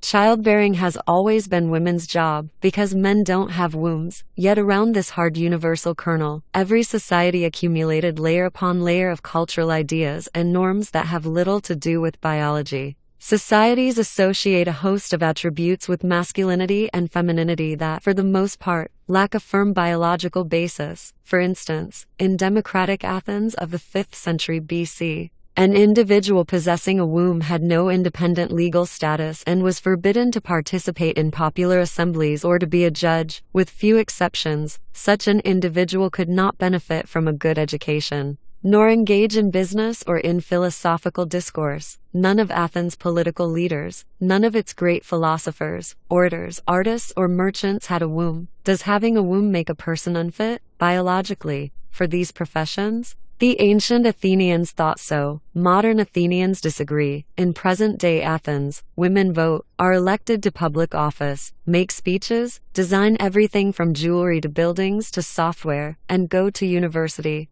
Their wombs do not keep them from doing any of these things as successfully as men do. True, they are still underrepresented in politics and business. Only about 12% of the members of Greece's parliament are women. But there is no legal barrier to their participation in politics, and most modern Greeks think it is quite normal for a woman to serve in public office. Many modern Greeks also think that an integral part of being a man is being sexually attracted to women only, and having sexual relations exclusively with the opposite sex. They don't see this as a cultural bias, but rather as a biological reality. Relations between two people of the opposite sex are natural, and between two people of the same sex unnatural. In fact, though, Mother Nature does not mind if men are sexually attracted to one another. It's only human mothers steeped in particular cultures who make a scene if their son has a fling with the boy next door. The mother's tantrums are not a biological imperative. A significant number of human cultures have viewed homosexual relations as not only legitimate but even socially constructive, ancient Greece being the most notable example.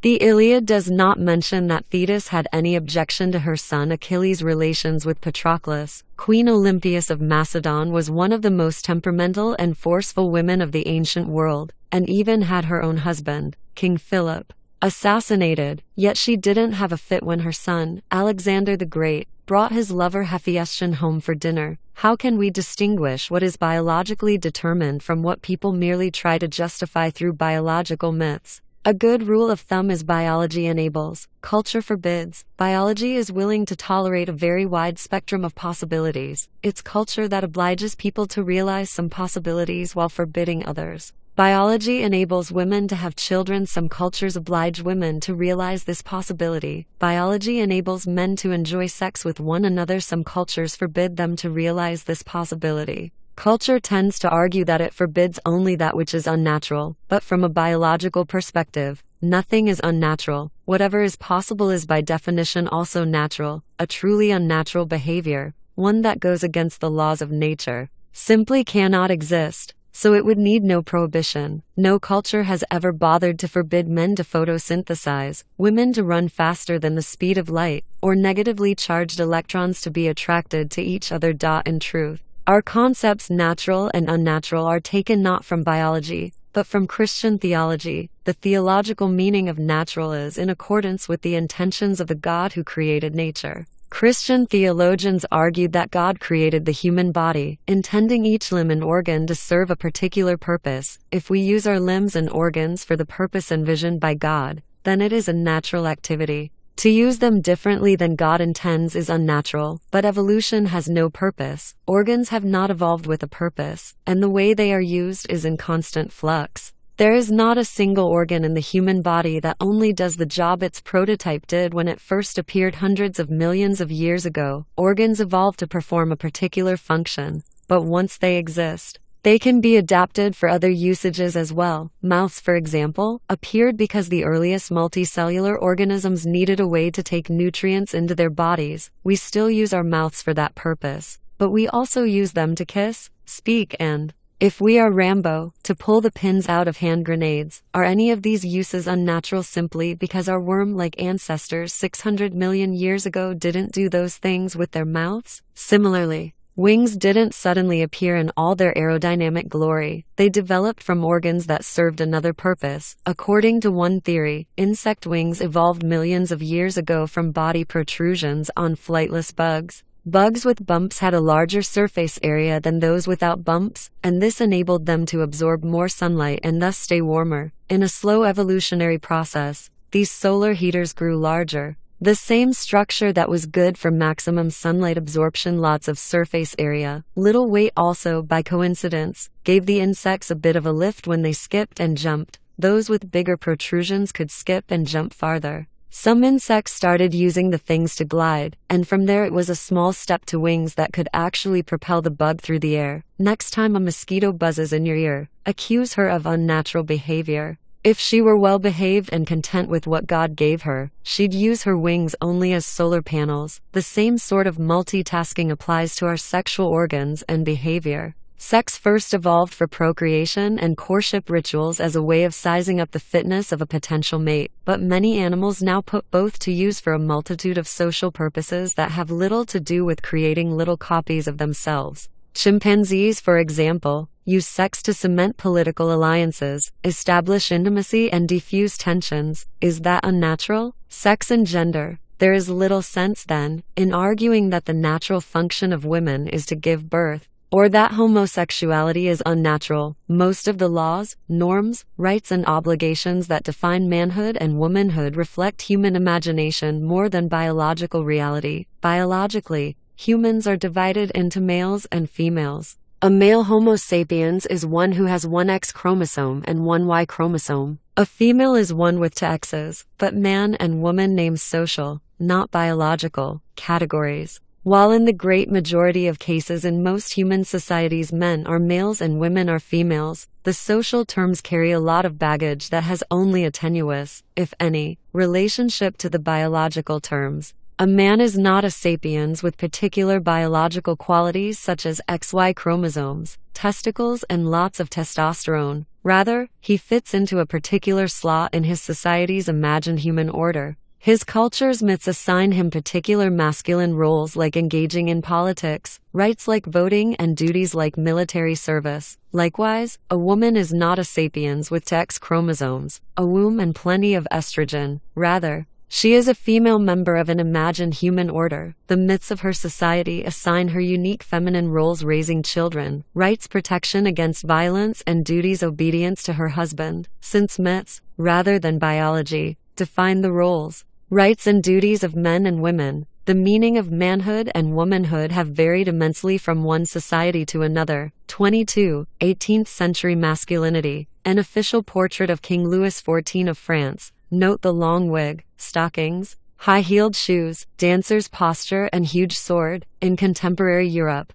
all these except for the sword would be considered marks of effeminacy. But in his time, Louis was a European paragon of manhood and virility. 23. 21st century masculinity. An official portrait of Barack Obama. What happened to the wig, stockings, high heels, and sword? Dominant men have never looked so dull and dreary as they do today. During most of history, dominant men have been colorful and flamboyant, such as American Indian chiefs with their feathered headdresses and Hindu Maharajas decked out in silks and diamonds. Throughout the animal kingdom, males tend to be more colorful and accessorized than females. Think of peacocks' tails and lions' manes. To make things less confusing, scholars usually distinguish between sex, which is a biological category, and gender, a cultural category. Sex is divided between males and females, and the qualities of this division are objective and have remained constant throughout history. Gender is divided between men and women, and some cultures recognize other categories. So-called masculine and feminine qualities are intersubjective and undergo constant changes. For example, there are far-reaching differences in the behavior, desires, dress and even body posture expected from women in classical Athens and women in modern Athens. 6. Sex is child's play, but gender is serious business. To get to be a member of the male sex is the simplest thing in the world. You just need to be born with an X and a Y chromosome. To get to be a female is equally simple. A pair of X chromosomes will do it. In contrast, becoming a man or a woman is a very complicated and demanding undertaking. Since most masculine and feminine qualities are cultural rather than biological, no society automatically crowns each male a man, or every female a woman, nor are these titles laurels that can be rested on once they are acquired. Males must prove their masculinity constantly, throughout their lives, from cradle to grave, in an endless series of rites and performances, and a woman's work is never done. She must continually convince herself and others that she is feminine enough. Success is not guaranteed. Males in particular live in constant dread of losing their claim to manhood. Throughout history, males have been willing to risk and even sacrifice their lives, just so that people will say he's a real man. What's so good about men? At least since the agricultural revolution, most human societies have been patriarchal societies that valued men more highly than women. No matter how a society defined man and woman, to be a man was always better. Patriarchal societies educate men to think and act in a masculine way and women to think and act in a feminine way, punishing anyone who dares cross those boundaries. Yet they do not equally reward those who conform. Qualities considered masculine are more valued than those considered feminine, and members of a society who personify the feminine ideal get less than those who exemplify the masculine ideal. Fewer resources are invested in the health and education of women. They have fewer economic opportunities, less political power, and less freedom of movement. Gender is a race in which some of the runners compete only for the bronze medal. True, a handful of women have made it to the alpha position, such as Cleopatra of Egypt, Empress Wu Zetian of China, Syed 700 and Elizabeth I of England, yet they are the exceptions that prove the rule. Throughout Elizabeth's 45-year reign, all members of parliament were men. All officers in the Royal Navy and Army were men. All judges and lawyers were men. All bishops and archbishops were men. All theologians and priests were men. All doctors and surgeons were men. All students and professors in all universities and colleges were men. All mayors and sheriffs were men, and almost all the writers, architects, poets, philosophers, painters, musicians, and scientists were men. Patriarchy has been the norm in almost all agricultural and industrial societies. It has tenaciously weathered political upheavals, social revolutions, and economic transformations. Egypt, for example, was conquered numerous times over the centuries. Assyrians, Persians, Macedonians, Romans, Arabs, Mamelukes, Turks and British occupied it, and its society always remained patriarchal. Egypt was governed by Pharaonic law, Greek law, Roman law, Muslim law, Ottoman law, and British law, and they all discriminated against people who were not real men. Since patriarchy is so universal, it cannot be the product of some vicious circle that was kick-started by a chance occurrence. It is particularly noteworthy that even before 1492, most societies in both America and Afroasia were patriarchal, even though they had been out of contact for thousands of years. If patriarchy in Afroasia resulted from some chance occurrence, why were the Aztecs and Incas patriarchal? It is far more likely that even though the precise definition of man and woman varies between cultures, there is some universal biological reason why almost all cultures valued manhood over womanhood. We do not know what this reason is. There are plenty of theories, none of them convincing. Muscle power. The most common theory points to the fact that men are stronger than women, and that they have used their greater physical power to force women into submission. A more subtle version of this claim argues that their strength allows men to monopolize tasks that demand hard manual labor, such as plowing and harvesting. This gives them control of food production, which in turn translates into political clout. There are two problems with this emphasis on muscle power. First, the statement that men are stronger than women is true only on average, and only with regard to certain types of strength. Women are generally more resistant to hunger, disease, and fatigue than men. There are also many women who can run faster and lift heavier weights than many men. Furthermore, and most problematically for this theory, women have, throughout history, been excluded mainly from jobs that require little physical effort, such as the priesthood, law, and politics, while engaging in hard manual labor in the fields, in crafts, and in the household. If social power were divided in direct relation to physical strength or stamina, women should have got far more of it. Even more importantly, there simply is no direct relation between physical strength and social power among humans. People in their 60s usually exercise power over people in their 20s, even though 20-somethings are much stronger than their elders. The typical plantation owner in Alabama in the mid-19th century could have been wrestled to the ground in seconds by any of the slaves cultivating his cotton fields. Boxing matches were not used to select Egyptian pharaohs or Catholic popes.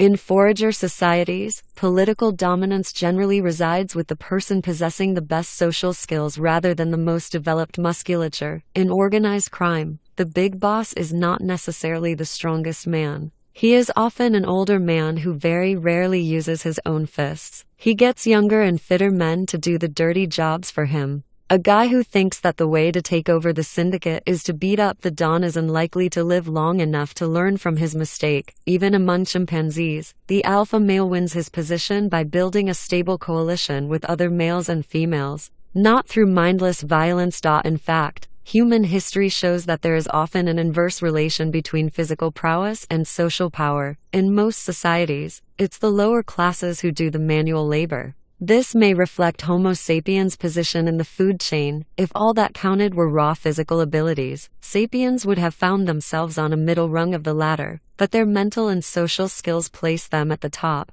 It is therefore only natural that the chain of power within the species will also be determined by mental and social abilities more than by brute force. It is therefore hard to believe that the most influential and most stable social hierarchy in history is founded on men's ability physically to coerce women, the scum of society. Another theory explains that masculine dominance results not from strength but from aggression. Millions of years of evolution have made men far more violent than women. Women can match men as far as hatred, greed, and abuse are concerned. But when push comes to shove, the theory goes, men are more willing to engage in raw physical violence. This is why throughout history warfare has been a masculine prerogative.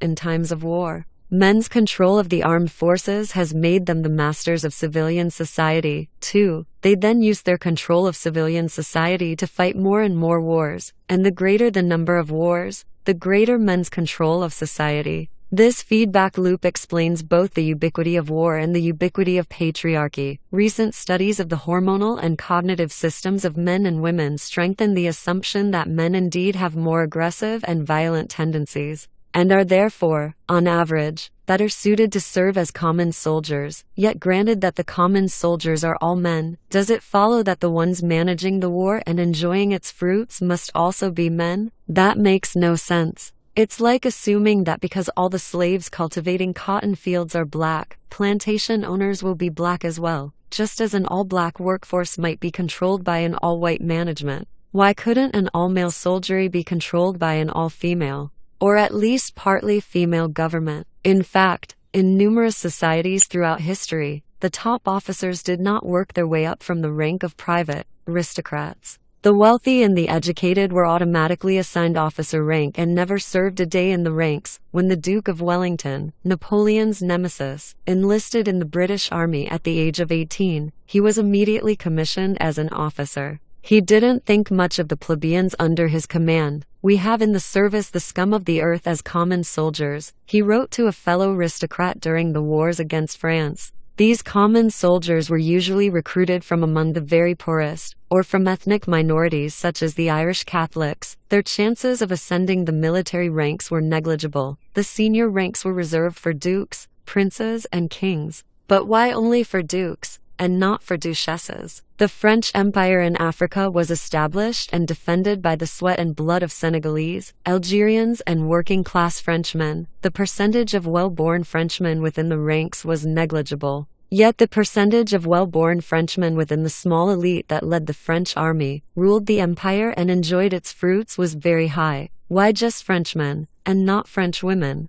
In China, there was a long tradition of subjugating the army to the civilian bureaucracy, so mandarins who had never held a sword often ran the wars. "You do not waste good iron to make nails," when a common Chinese saying, meaning that really talented people join the civil bureaucracy, not the army. Why then, were all of these mandarins men? One can't reasonably argue that their physical weakness or low testosterone levels prevented women from being successful mandarins. Generals and politicians, in order to manage a war, you surely need stamina, but not much physical strength or aggressiveness. Wars are not a pub brawl. They are very complex projects that require an extraordinary degree of organization, cooperation, and appeasement. The ability to maintain peace at home, acquire allies abroad, and understand what goes through the minds of other people, particularly your enemies, is usually the key to victory. Hence, an aggressive brute is often the worst choice to run a war. Much better is a cooperative person who knows how to appease, how to manipulate, and how to see things from different perspectives.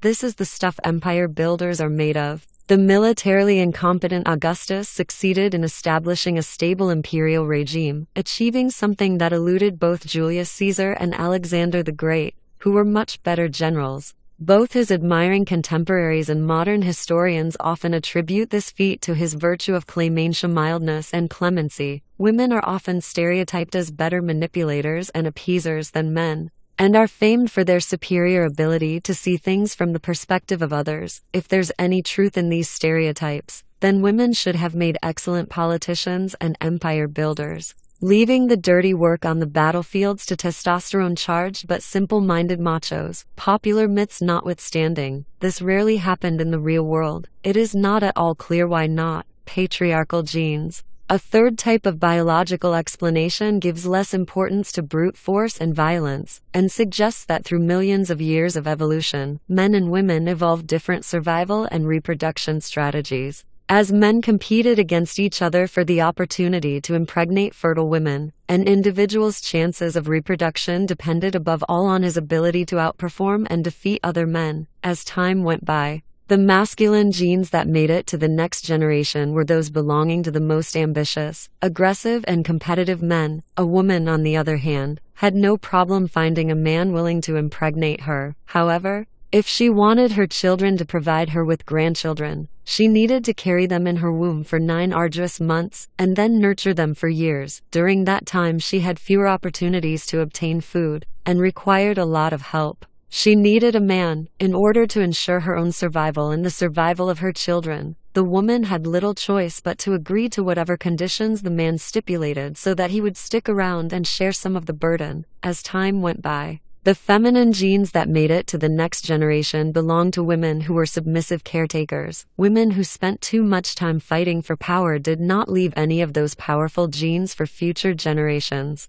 The result of these different survival strategies, so the theory goes, is that men have been programmed to be ambitious and competitive, and to excel in politics and business, whereas women have tended to move out of the way and dedicate their lives to raising children. But this approach also seems to be belied by the empirical evidence. Particularly problematic is the assumption that women's dependence on external help made them dependent on men, rather than on other women, and that male competitiveness made men socially dominant. There are many species of animals, such as elephants and bonobo chimpanzees, in which the dynamics between dependent females and competitive males results in a matriarchal society. Since females need external help, they are obliged to develop their social skills and learn how to cooperate and appease. They construct all-female social networks that help each member raise her children. Males, meanwhile, spend their time fighting and competing. Their social skills and social bonds remain underdeveloped. Bonobo and elephant societies are controlled by strong networks of cooperative females, while the self-centered and uncooperative males are pushed to the sidelines. Though bonobo females are weaker on average than the males, the females often gang up to beat males who overstep their limits. If this is possible among bonobos and elephants, why not among Homo sapiens? Sapiens are relatively weak animals, whose advantage rests in their ability to cooperate in large numbers. If so, we should expect that dependent women, even if they are dependent on men, would use their superior social skills to cooperate to outmaneuver and manipulate aggressive, autonomous and self-centered men. How did it happen that in the one species whose success depends above all on cooperation, individuals who are supposedly less cooperative men control individuals who are supposedly more cooperative women? At present, we have no good answer. Maybe the common assumptions are just wrong. Maybe males of the species Homo sapiens are characterized not by physical strength, aggressiveness, and competitiveness, but rather by superior social skills and a greater tendency to cooperate. We just don't know. What we do know, however, is that during the last century gender roles have undergone a tremendous revolution. More and more societies today not only give men and women equal legal status, political rights, and economic opportunities, but also completely rethink their most basic conceptions of gender and sexuality. Though the gender gap is still significant, events have been moving at a breathtaking speed. At the beginning of the 20th century, the idea of giving voting rights to women was generally seen in the USA as outrageous. The prospect of a female cabinet secretary or Supreme Court justice was simply ridiculous, whereas homosexuality was such a taboo subject that it could not even be openly discussed. At the beginning of the 21st century, women's voting rights are taken for granted. Female cabinet secretaries are hardly a cause for comment, and in 2013, 5 U.S. Supreme Court justices, 3 of them women, decided in favor of legalizing same-sex marriages, overruling the objections of 4 male justices. These dramatic changes are precisely what makes the history of gender so bewildering, if, as is being demonstrated today so clearly, the patriarchal system has been based on unfounded myths rather than on biological facts. What accounts for the universality and stability of this system? Part 3. The Unification of Humankind. 24. Pilgrims circling the Kaaba in Mecca. 9. The Arrow of History. After the agricultural revolution, human societies grew ever larger and more complex, while the imagined constructs sustaining the social order also became more elaborate. Myths and fictions accustomed people, nearly from the moment of birth, to think in certain ways, to behave in accordance with certain standards, to want certain things, and to observe certain rules. They thereby created artificial instincts that enabled millions of strangers to cooperate effectively. This network of artificial instincts is called culture. During the first half of the 20th century, scholars taught that every culture was complete and harmonious, possessing an unchanging essence that defined it for all time. Each human group had its own worldview and system of social, legal, and political arrangements that ran as smoothly as the planets going around the sun. In this view, cultures left to their own devices did not change. They just kept going at the same pace and in the same direction. Only a force applied from outside could change them. Anthropologists, historians, and politicians thus referred to Samoan culture or Tasmanian culture as if the same beliefs, norms, and values had characterized Samoans and Tasmanians from time immemorial. Today, most scholars of culture have concluded that the opposite is true. Every culture has its typical beliefs, norms, and values, but these are in constant flux. The culture may transform itself in response to changes in its environment or through interaction with neighboring cultures, but cultures also undergo transitions due to their own internal dynamics. Even a completely isolated culture existing in an ecologically stable environment cannot avoid change. Unlike the laws of physics, which are free of inconsistencies, every man-made order is packed with internal contradictions.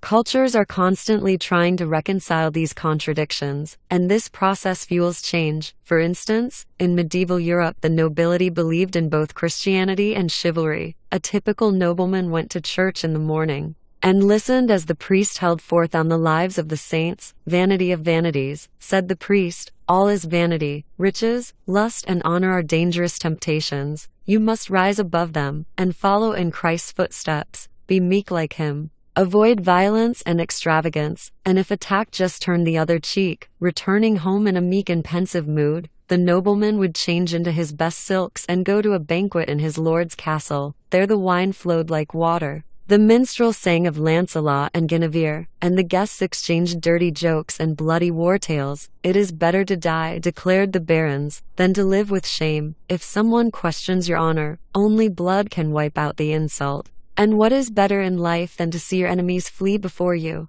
and their pretty daughters tremble at your feet? The contradiction was never fully resolved, but as the European nobility, clergy, and commoners grappled with it, their culture changed. One attempt to figure it out produced the Crusades. On crusade, knights could demonstrate their military prowess and their religious devotion at one stroke. The same contradiction produced military orders such as the Templars and Hospitallers, who tried to mesh Christian and chivalric ideals even more tightly. It was also responsible for a large part of medieval art and literature, such as the tales of King Arthur and the Holy Grail. What was Camelot but an attempt to prove that a good knight can and should be a good Christian, and that good Christians make the best knights? Another example is the modern political order. Ever since the French Revolution, people throughout the world have gradually come to see both equality and individual freedom as fundamental values, yet the two values contradict each other. Equality can be ensured only by curtailing the freedoms of those who are better off. Guaranteeing that every individual will be free to do as he wishes inevitably short-changes equality. The entire political history of the world since 1789 can be seen as a series of attempts to reconcile this contradiction.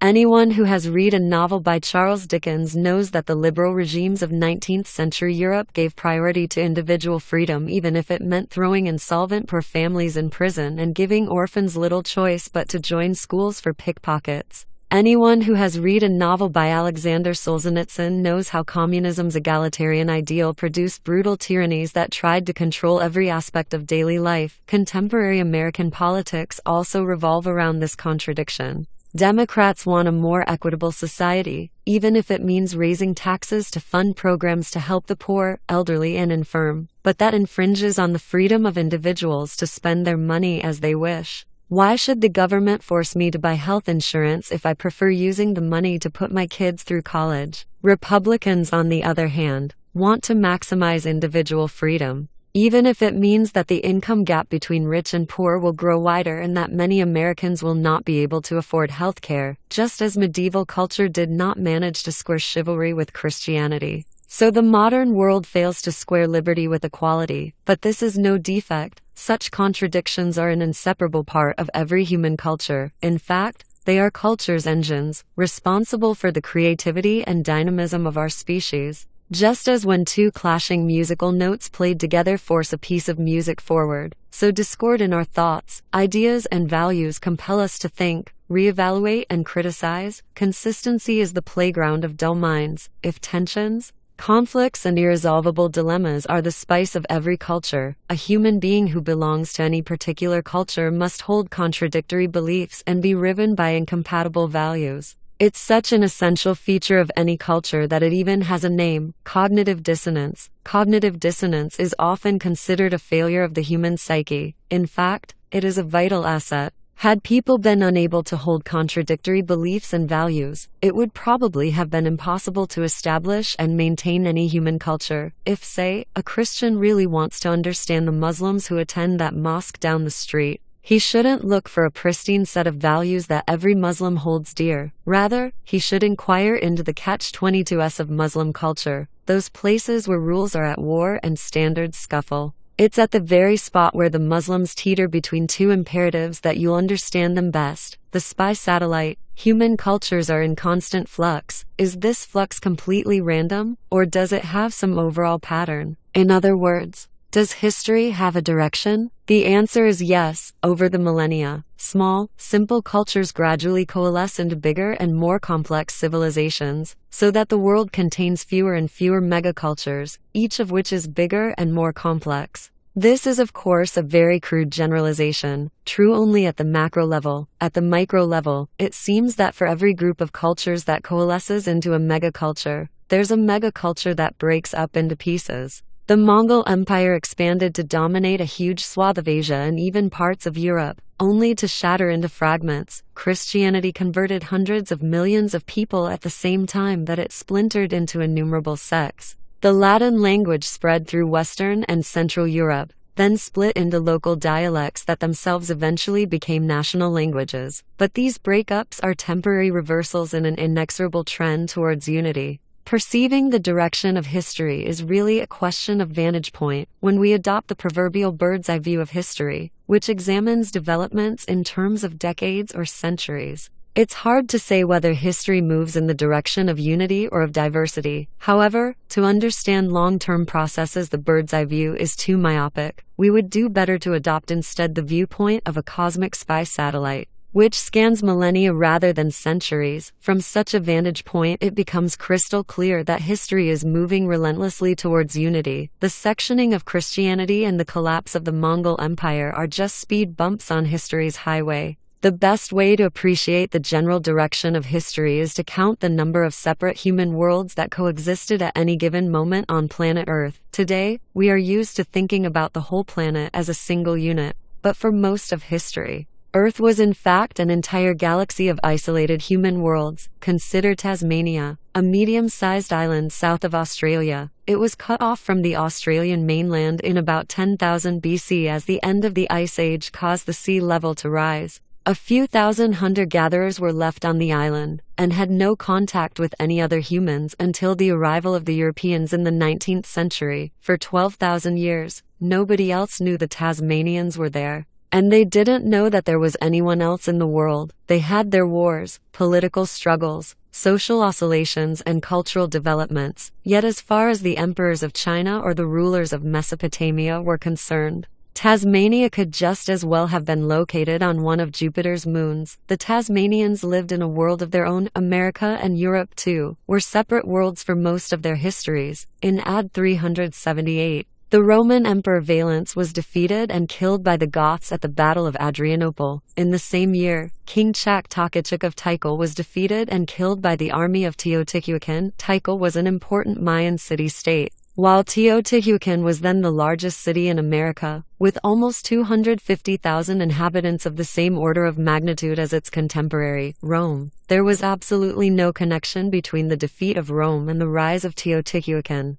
Rome might just as well have been located on Mars, and Teotihuacan on Venus. How many different human worlds coexisted on Earth? Around 10.0 BC, our planet contained many thousands of them. By 2000 BC, their numbers had dwindled to the hundreds, or at most a few thousand. By AD 1450, their numbers had declined even more drastically. At that time, just prior to the age of European exploration, Earth still contained a significant number of dwarf worlds such as Tasmania. But close to 90% of humans lived in a single mega-world, the world of Afro-Asia. Most of Asia, most of Europe, and most of Africa, including substantial chunks of sub-Saharan Africa, were already connected by significant cultural, political, and economic ties. Most of the remaining tenth of the world's human population was divided between four worlds of considerable size and complexity. 1. The Mesoamerican world, which encompassed most of Central America and parts of North America. 2.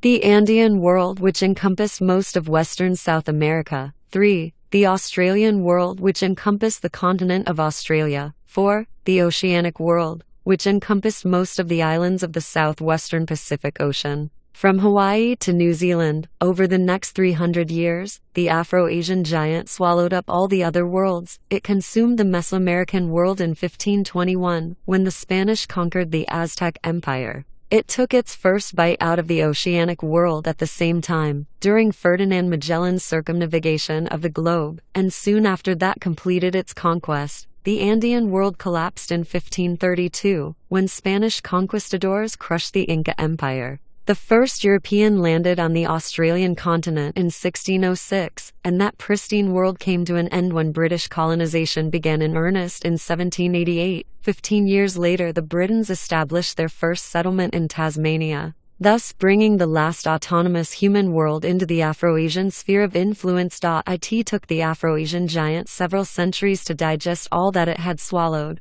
but the process was irreversible. Today, almost all humans share the same geopolitical system. The entire planet is divided into internationally recognized states. The same economic system, capitalist market forces, shape even the remotest corners of the globe. The same legal system, human rights and international law, are valid everywhere, at least theoretically. And the same scientific system, experts in Iran, Israel, Australia and Argentina have exactly the same views about the structure of atoms or the treatment of tuberculosis. The single global culture is not homogeneous, just as a single organic body contains many different kinds of organs and cells. So our single global culture contains many different types of lifestyles and people, from New York stockbrokers to Afghan shepherds, yet they are all closely connected and they influence one another in myriad ways. They still argue and fight, but they argue using the same concepts and fight using the same weapons. A real clash of civilizations is like the proverbial dialogue of the deaf. Nobody can grasp what the other is saying.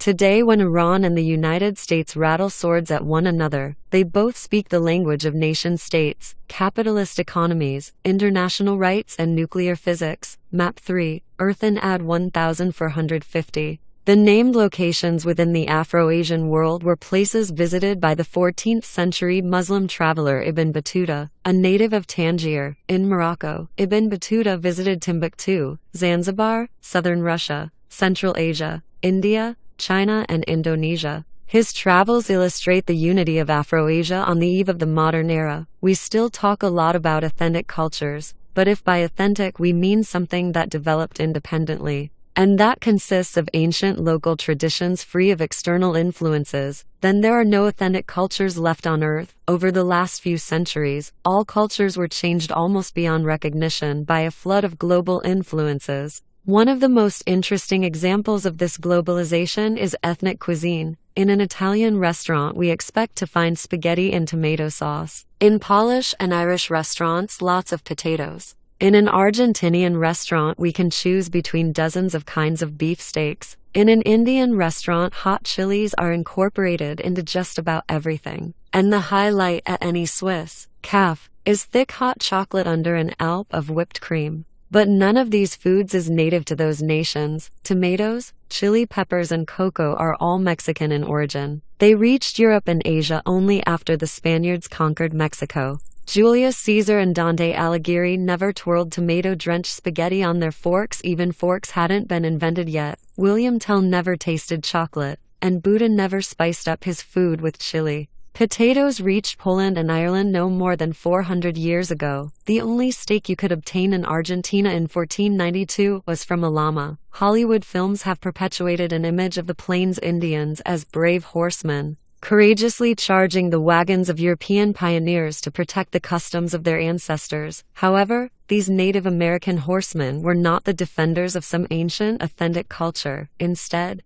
they were the product of a major military and political revolution that swept the plains of western North America in the 17th and 18th centuries, a consequence of the arrival of European horses. In 1492, there were no horses in America. The culture of the 19th century Sioux and Apache has many appealing features, but it was a modern culture, a result of global forces much more than authentic. The global vision, from a practical perspective, the most important stage in the process of global unification occurred in the last few centuries, when empires grew and trade intensified. Ever-tightening links were formed between the people of Afro-Asia, America, Australia, and Oceania. Thus, Mexican chili peppers made it into Indian food and Spanish cattle began grazing in Argentina. Yet, from an ideological perspective, an even more important development occurred during the first millennium BC, when the idea of a universal order took root. For thousands of years previously, history was already moving slowly in the direction of global unity, but the idea of a universal order governing the entire world was still alien to most people. 25. Sioux Chiefs 1905.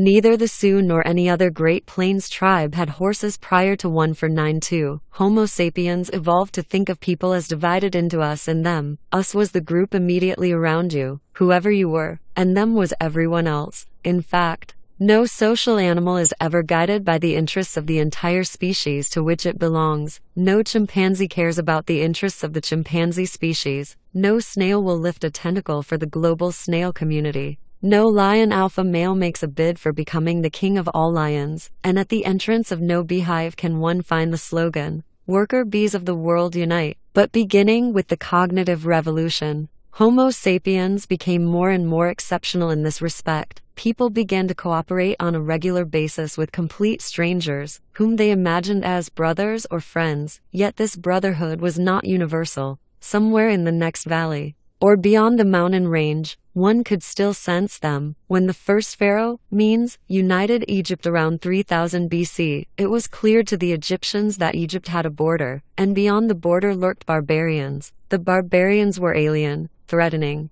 and interesting only to the extent that they had land or natural resources that the Egyptians wanted. All the imagined orders people created tended to ignore a substantial part of humankind. The first millennium BC witnessed the appearance of three potentially universal orders, whose devotees could for the first time imagine the entire world and the entire human race as a single unit governed by a single set of laws. Everyone was us. At least potentially, there was no longer them. The first universal order to appear was economic, the monetary order. The second universal order was political, the imperial order. The third universal order was religious. The order of universal religions such as Buddhism, Christianity, and Islam. Merchants, conquerors, and prophets were the first people who managed to transcend the binary evolutionary division, us versus them, and to foresee the potential unity of humankind. For the merchants, the entire world was a single market and all humans were potential customers. They tried to establish an economic order that would apply to all, everywhere. For the conquerors, the entire world was a single empire and all humans were potential subjects, and for the prophets, the entire world held a single truth and all humans were potential believers. They too tried to establish an order that would be applicable for everyone everywhere. During the last 3 millennia, people made more and more ambitious attempts to realize that global vision. The next 3 chapters discuss how money, empires, and universal religions spread, and how they laid the foundation of the united world of today. We begin with the story of the greatest conqueror in history, a conqueror possessed of extreme tolerance and adaptability, thereby turning people into ardent disciples. This conqueror is money. People who do not believe in the same God or obey the same king are more than willing to use the same money. Osama bin Laden, for all his hatred of American culture, American religion, and American politics, was very fond of American dollars. How did money succeed where gods and kings failed? 10. The scent of money. In 1519, Herne and Court S. and his conquistadors invaded Mexico, hitherto an isolated human world. The Aztecs, as the people who lived there called themselves, quickly noticed that the aliens showed an extraordinary interest in a certain yellow metal. In fact, they never seemed to stop talking about it. The natives were not unfamiliar with gold. It was pretty and easy to work, so they used it to make jewelry and statues, and they occasionally used gold dust as a medium of exchange. But when an Aztec wanted to buy something, he generally paid in cocoa beans or bolts of cloth. The Spanish obsession with gold thus seemed inexplicable. What was so important about a metal that could not be eaten, drunk, or woven, and was too soft to use for tools or weapons? When the natives questioned Cortés as to why the Spaniards had such a passion for gold, the conquistador answered, "Because I and my companions suffer from a disease of the heart which can be cured only with gold." 1. In the Afro-Asian world from which the Spaniards came, the obsession for gold was indeed an epidemic. Even the bitterest of enemies lusted after the same useless yellow metal. 3 centuries before the conquest of Mexico,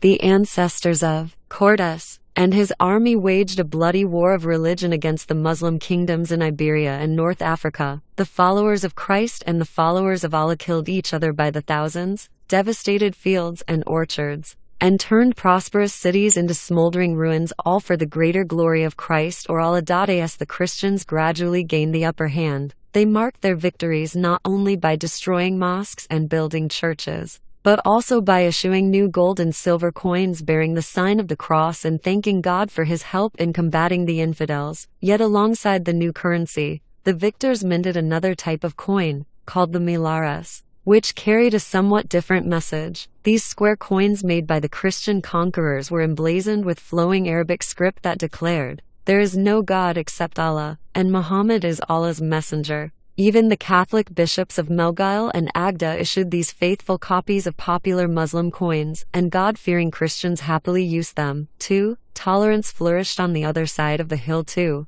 Muslim merchants in North Africa conducted business using Christian coins such as the Florentine florin, the Venetian ducat and the Neapolitan gigliotto. Even Muslim rulers who called for jihad against the infidel Christians were glad to receive taxes in coins that invoked Christ and his Virgin Mother. 3. How much is it? Hunter-gatherers had no money. Each band hunted, gathered and manufactured almost everything it required, from meat to medicine, from sandals to sorcery. Different band members may have specialized in different tasks, but they shared their goods and services through an economy of favors and obligations. A piece of meat given for free would carry with it the assumption of reciprocity, say, free medical assistance. The band was economically independent. Only a few rare items that could not be found locally, seashells, pigments, obsidian and the like, had to be obtained from strangers. This could usually be done by simple barter. We'll give you pretty seashells, and you'll give us high-quality flint. Little of this changed with the onset of the agricultural revolution. Most people continued to live in small, intimate communities, much like a hunter-gatherer band. Each village was a self-sufficient economic unit, maintained by mutual favors and obligations plus a little barter with outsiders. One villager may have been particularly adept at making shoes, another at dispensing medical care, so villagers knew where to turn when barefoot or sick, but villages were small and their economies limited. So there could be no full-time shoemakers and doctors. The rise of cities and kingdoms and the improvement in transport infrastructure brought about new opportunities for specialization. Densely populated cities provided full-time employment not just for professional shoemakers and doctors, but also for carpenters, priests, soldiers, and lawyers. Villages that gained a reputation for producing really good wine, olive oil, or ceramics discovered that it was worth their while to specialize nearly exclusively in that product and trade it with other settlements for all the other goods they needed. This made a lot of sense. Climates and soils differ. So why drink mediocre wine from your backyard if you can buy a smoother variety from a place whose soil and climate is much better suited to grapevines? If the clay in your backyard makes stronger and prettier pots, then you can make an exchange. Furthermore, full-time specialist vintners and potters, not to mention doctors and lawyers, can hone their expertise to the benefit of all. But specialization created a problem. How do you manage the exchange of goods between the specialists?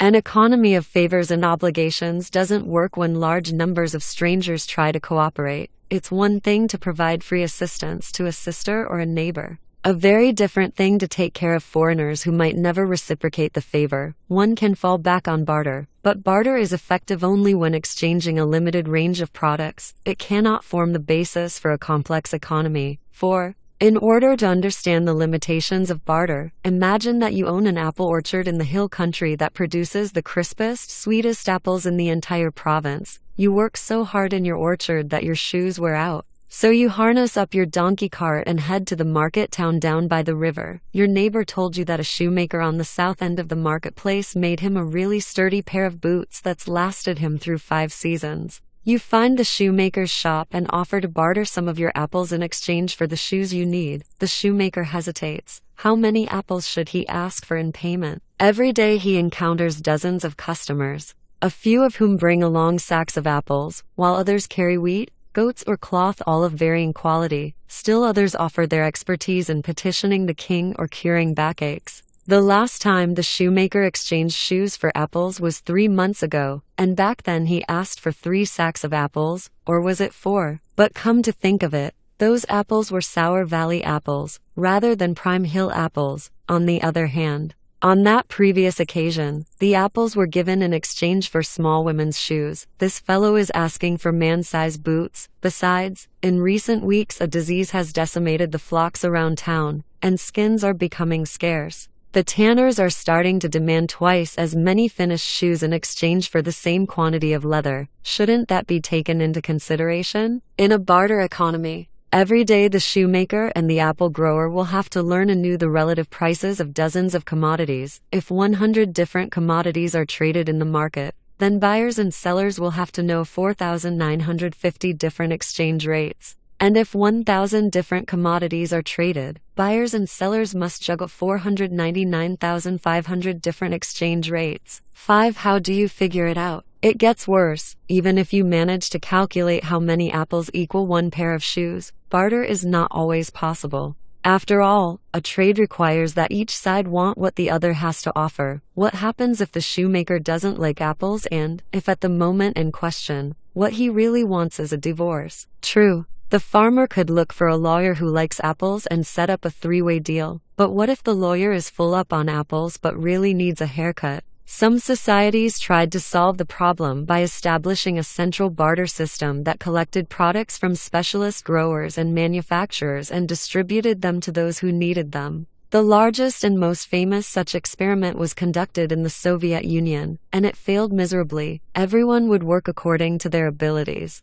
and receive according to their needs. Turned out in practice, and everyone would work as little as they can get away with and receive as much as they could grab. More moderate and more successful experiments were made on other occasions. For example, in the Inca Empire. Yet most societies found a more easy way to connect large numbers of experts. They developed money, shells, and cigarettes. Money was created many times in many places. Its development required no technological breakthroughs. It was a purely mental revolution. It involved the creation of a new intersubjective reality that exists solely in people's shared imagination. Money is not coins and banknotes. Money is anything that people are willing to use in order to represent systematically the value of other things for the purpose of exchanging goods and services. Money enables people to compare quickly and easily the value of different commodities such as apples, shoes, and divorces, to easily exchange one thing for another, and to store wealth conveniently. There have been many types of money. The most familiar is the coin, which is a standardized piece of imprinted metal. Yet money existed long before the invention of coinage, and cultures have prospered using other things as currency, such as shells, cattle, skins, salt, grain, beads, cloth, and promissory notes. Cowrie shells were used as money for about 4,000 years all over Africa, South Asia, East Asia, and Oceania. Taxes could still be paid in cowrie shells in British Uganda in the early 20th century. 26. In ancient Chinese script, the cowrie shell sign represented money, in words such as to sell or single quotes reward single quotes. In modern prisons and POW camps, cigarettes have often served as money. Even non-smoking prisoners have been willing to accept cigarettes in payment, and to calculate the value of all other goods and services in cigarettes. One Auschwitz survivor described the cigarette currency used in the camp. We had our own currency, whose value no one questioned, the cigarette.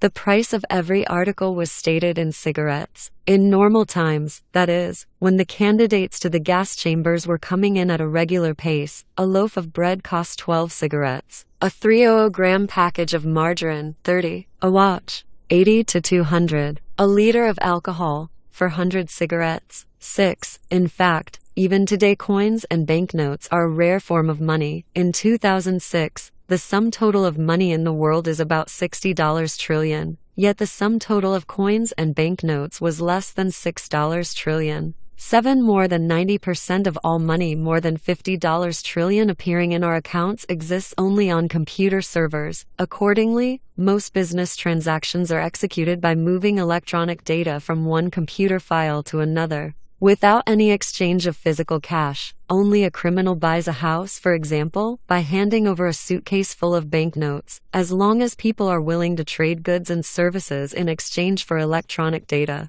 It's even better than shiny coins and crisp banknotes, lighter, less bulky, and easier to keep track of. For complex commercial systems to function, some kind of money is indispensable. A shoemaker in a money economy needs to know only the prices charged for various kinds of shoes. There is no need to memorize the exchange rates between shoes and apples or goats. Money also frees Apple experts from the need to search out Apple-craving shoemakers, because everyone always wants money. This is perhaps its most basic quality. Everyone always wants money because everyone else also always wants money. Which means you can exchange money for whatever you want or need. The shoemaker will always be happy to take your money, because no matter what he really wants, apples, goats, or a divorce, he can get it in exchange for money. Money is thus a universal medium of exchange that enables people to convert almost everything into almost anything else. Brawn gets converted to brain when a discharged soldier finances his college tuition with his military benefits.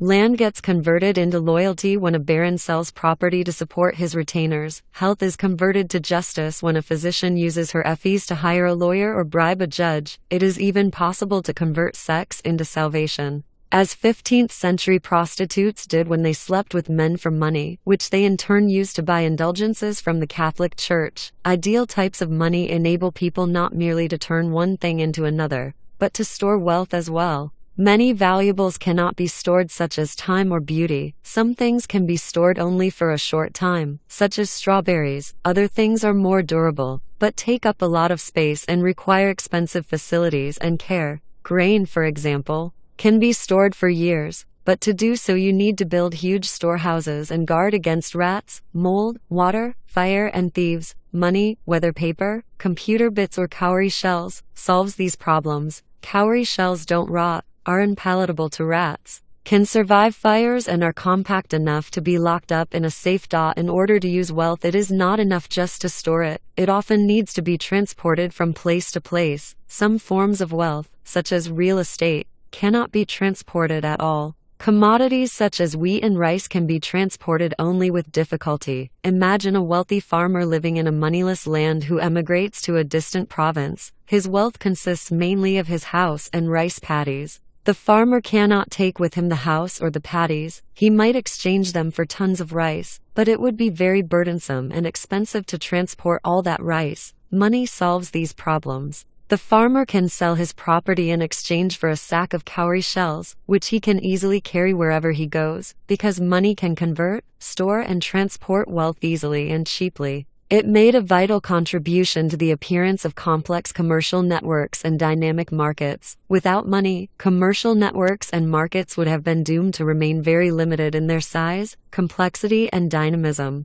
How does money work? Cowrie shells and dollars have value only in our common imagination. Their worth is not inherent in the chemical structure of the shells and paper, or their color, or their shape. In other words, money isn't a material reality, it is a psychological construct. It works by converting matter into mind. But why does it succeed? Why should anyone be willing to exchange a fertile rice paddy for a handful of useless cowrie shells? Why are you willing to flip hamburgers, sell health insurance, or babysit 3 obnoxious brats when all you get for your exertions is a few pieces of colored paper? People are willing to do such things when they trust the figments of their collective imagination. Trust is the raw material from which all types of money are minted. When a wealthy farmer sold his possessions for a sack of cowrie shells and traveled with them to another province, he trusted that upon reaching his destination other people would be willing to sell him rice, houses, and fields in exchange for the shells. Money is accordingly a system of mutual trust, and not just any system of mutual trust. Money is the most universal and most efficient system of mutual trust ever devised. What created this trust was a very complex and long-term network of political,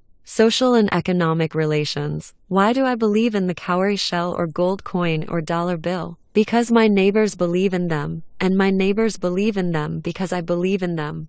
And we all believe in them because our king believes in them and demands them in taxes, and because our priest believes in them and demands them in tithes. Take a dollar bill and look at it carefully. You will see that it is simply a colorful piece of paper with the signature of the U.S. Secretary of the Treasury on one side, and the slogan, "In God We Trust," on the other. We accept the dollar in payment because we trust in God and the U.S. Secretary of the Treasury. The crucial role of trust explains why our financial systems are so tightly bound up with our political, social, and ideological systems, why financial crises are often triggered by political developments, and why the stock market can rise or fall depending on the way traders feel on a particular morning. Initially, when the first versions of money were created, people didn't have this sort of trust. so it was necessary to define as money things that had real intrinsic value. History's first known money, Sumerian barley money, is a good example. It appeared in somewhere around 3000 BC, at the same time and place,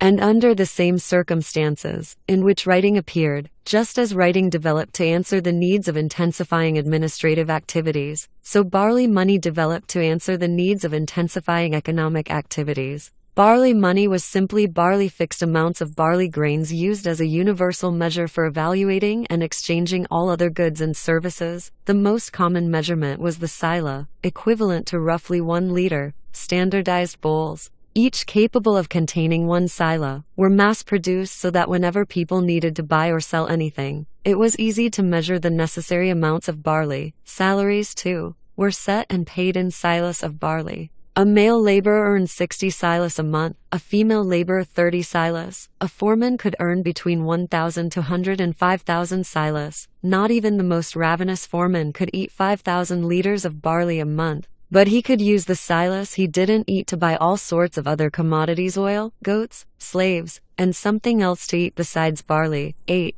Even though barley has intrinsic value, it was not easy to convince people to use it as money rather than as just another commodity. In order to understand why, just think what would happen if you took a sack full of barley to your local shopping center and tried to buy a shirt or a pizza. The vendors would probably call security. Still, it was somewhat easier to build trust in barley as the first type of money, because barley has an inherent biological value. Humans can eat it. On the other hand, it was difficult to store and transport barley. The real breakthrough in monetary history occurred when people gained trust in money that lacked inherent value, but was easier to store and transport. Such money appeared in ancient Mesopotamia in the middle of the 3rd millennium BC. This was the silver shekel. The silver shekel was not a coin, but rather 8.33 grams of silver. When Hammurabi's code declared that a superior man who killed a slave woman must pay her owner 20 silver shekels, it meant that he had to pay 166 grams of silver,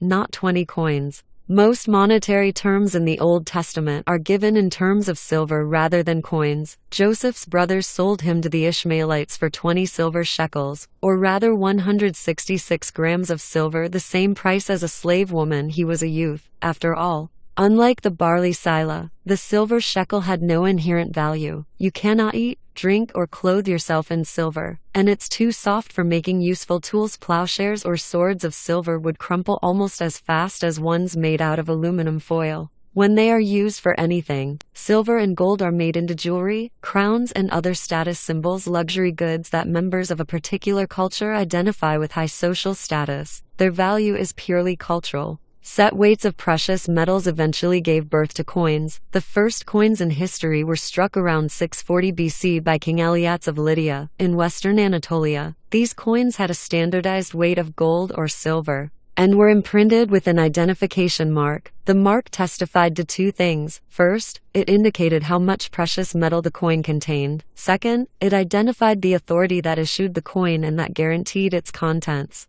Almost all coins in use today are descendants of the Lydian coins. Coins had 2 important advantages over unmarked metal ingots. First, the latter had to be weighed for every transaction. Second, weighing the ingot is not enough. How does the shoemaker know that the silver ingot I put down for my boots is really made of pure silver, and not of lead covered on the outside by a thin silver coating? Coins help solve these problems. The mark imprinted on them testifies to their exact value, so the shoemaker doesn't have to keep a scale on his cash register. More importantly, the mark on the coin is the signature of some political authority that guarantees the coin's value. The shape and size of the mark varied tremendously throughout history, but the message was always the same. I, the great king so-and-so, give you my personal word that this metal disc contains exactly 5 grams of gold. If anyone dares counterfeit this coin, it means he is fabricating my own signature, which would be a blot on my reputation. I will punish such a crime with the utmost severity. That's why counterfeiting money has always been considered a much more serious crime than other acts of deception. Counterfeiting is not just cheating, it's a breach of sovereignty, an act of subversion against the power, privileges, and person of the king. The legal term is lese majesty, violating majesty, and was typically punished by torture and death. As long as people trusted the power and integrity of the king, they trusted his coins. Total strangers could easily agree on the worth of a Roman denarius coin because they trusted the power and integrity of the Roman emperor, whose name and picture adorned it. 27. One of the earliest coins in history, from Lydia of the 7th century BC. In turn, the power of the emperor rested on the denarius. Just think how difficult it would have been to maintain the Roman Empire without coins if the emperor had to raise taxes and pay salaries in barley and wheat. It would have been impossible to collect barley taxes in Syria, transport the funds to the central treasury in Rome, and transport them again to Britain in order to pay the legions there.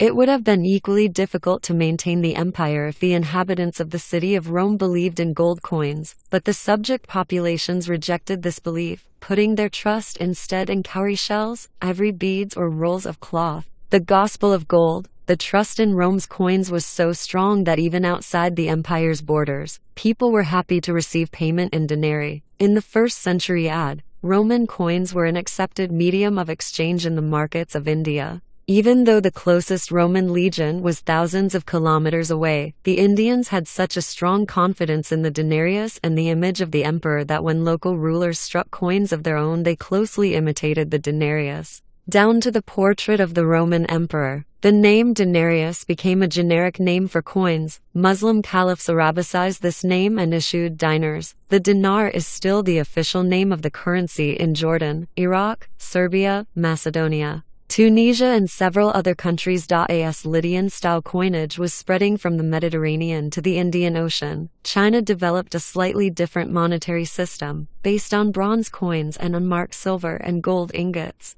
Yet the two monetary systems had enough in common, especially the reliance on gold and silver, that close monetary and commercial relations were established between the Chinese zone and the Lydian zone. Muslim and European merchants and conquerors gradually spread the Lydian system and the gospel of gold to the far corners of the earth. By the late modern era, the entire world was a single monetary zone, relying first on gold and silver, and later on a few trusted currencies such as the British pound and the American dollar. The appearance of a single transnational and transcultural monetary zone laid the foundation for the unification of Afro-Asia, and eventually of the entire globe, into a single economic and political sphere. People continued to speak mutually incomprehensible languages, obey different rulers, and worship distinct gods, but all believed in gold and silver and in gold and silver coins. Without this shared belief, global trading networks would have been virtually impossible. The gold and silver that 16th century conquistadors found in America enabled European merchants to buy silk, porcelain, and spices in East Asia,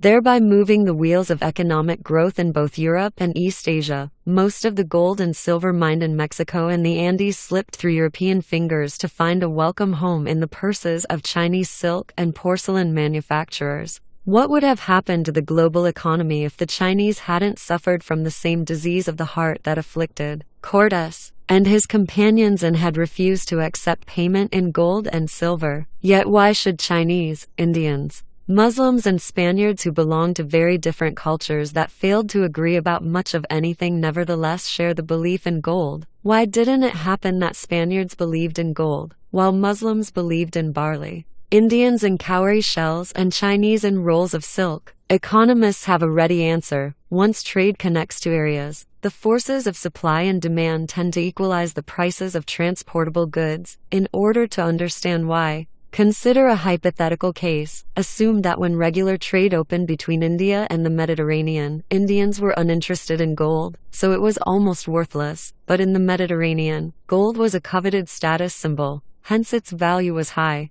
What would happen next? Merchants traveling between India and the Mediterranean would notice the difference in the value of gold. In order to make a profit, they would buy gold cheaply in India and sell it dearly in the Mediterranean. Consequently, the demand for gold in India would skyrocket, as would its value. At the same time, the Mediterranean would experience an influx of gold, whose value would consequently drop. Within a short time, the value of gold in India and the Mediterranean would be quite similar. The mere fact that Mediterranean people believed in gold would cause Indians to start believing in it as well, even if Indians still had no real use for gold. The fact that Mediterranean people wanted it would be enough to make the Indians value it. Similarly, the fact that another person believes in cowrie shells or dollars or electronic data is enough to strengthen our own belief in them. Even if that person is otherwise hated, despised, or ridiculed by us, Christians and Muslims who could not agree on religious beliefs could nevertheless agree on a monetary belief, because whereas religion asks us to believe in something,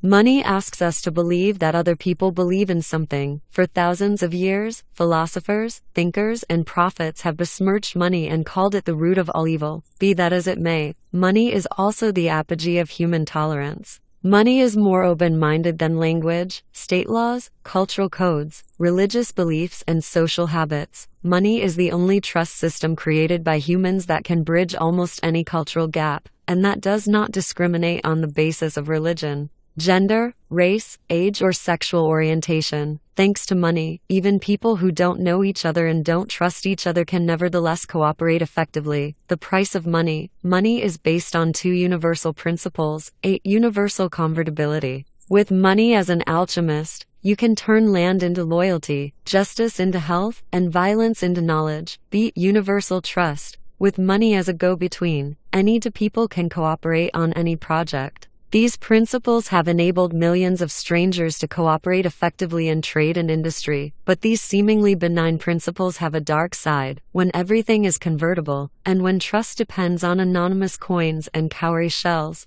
It corrodes local traditions, intimate relations, and human values, replacing them with the cold laws of supply and demand. Human communities and families have always been based on belief in priceless things, such as honor, loyalty, morality, and love. These things lie outside the domain of the market, and they shouldn't be bought or sold for money, even if the market offers a good price. Certain things just aren't done. Parents mustn't sell their children into slavery. A devout Christian must not commit a mortal sin. A loyal knight must never betray his lord, and ancestral tribal lands shall never be sold to foreigners. Money has always tried to break through these barriers, like water seeping through cracks in a dam. Parents have been reduced to selling some of their children into slavery in order to buy food for the others. Devout Christians have murdered, stolen, and cheated and later used their spoils to buy forgiveness from the church. Ambitious knights auctioned their allegiance to the highest bidder, while securing the loyalty of their own followers by cash payments.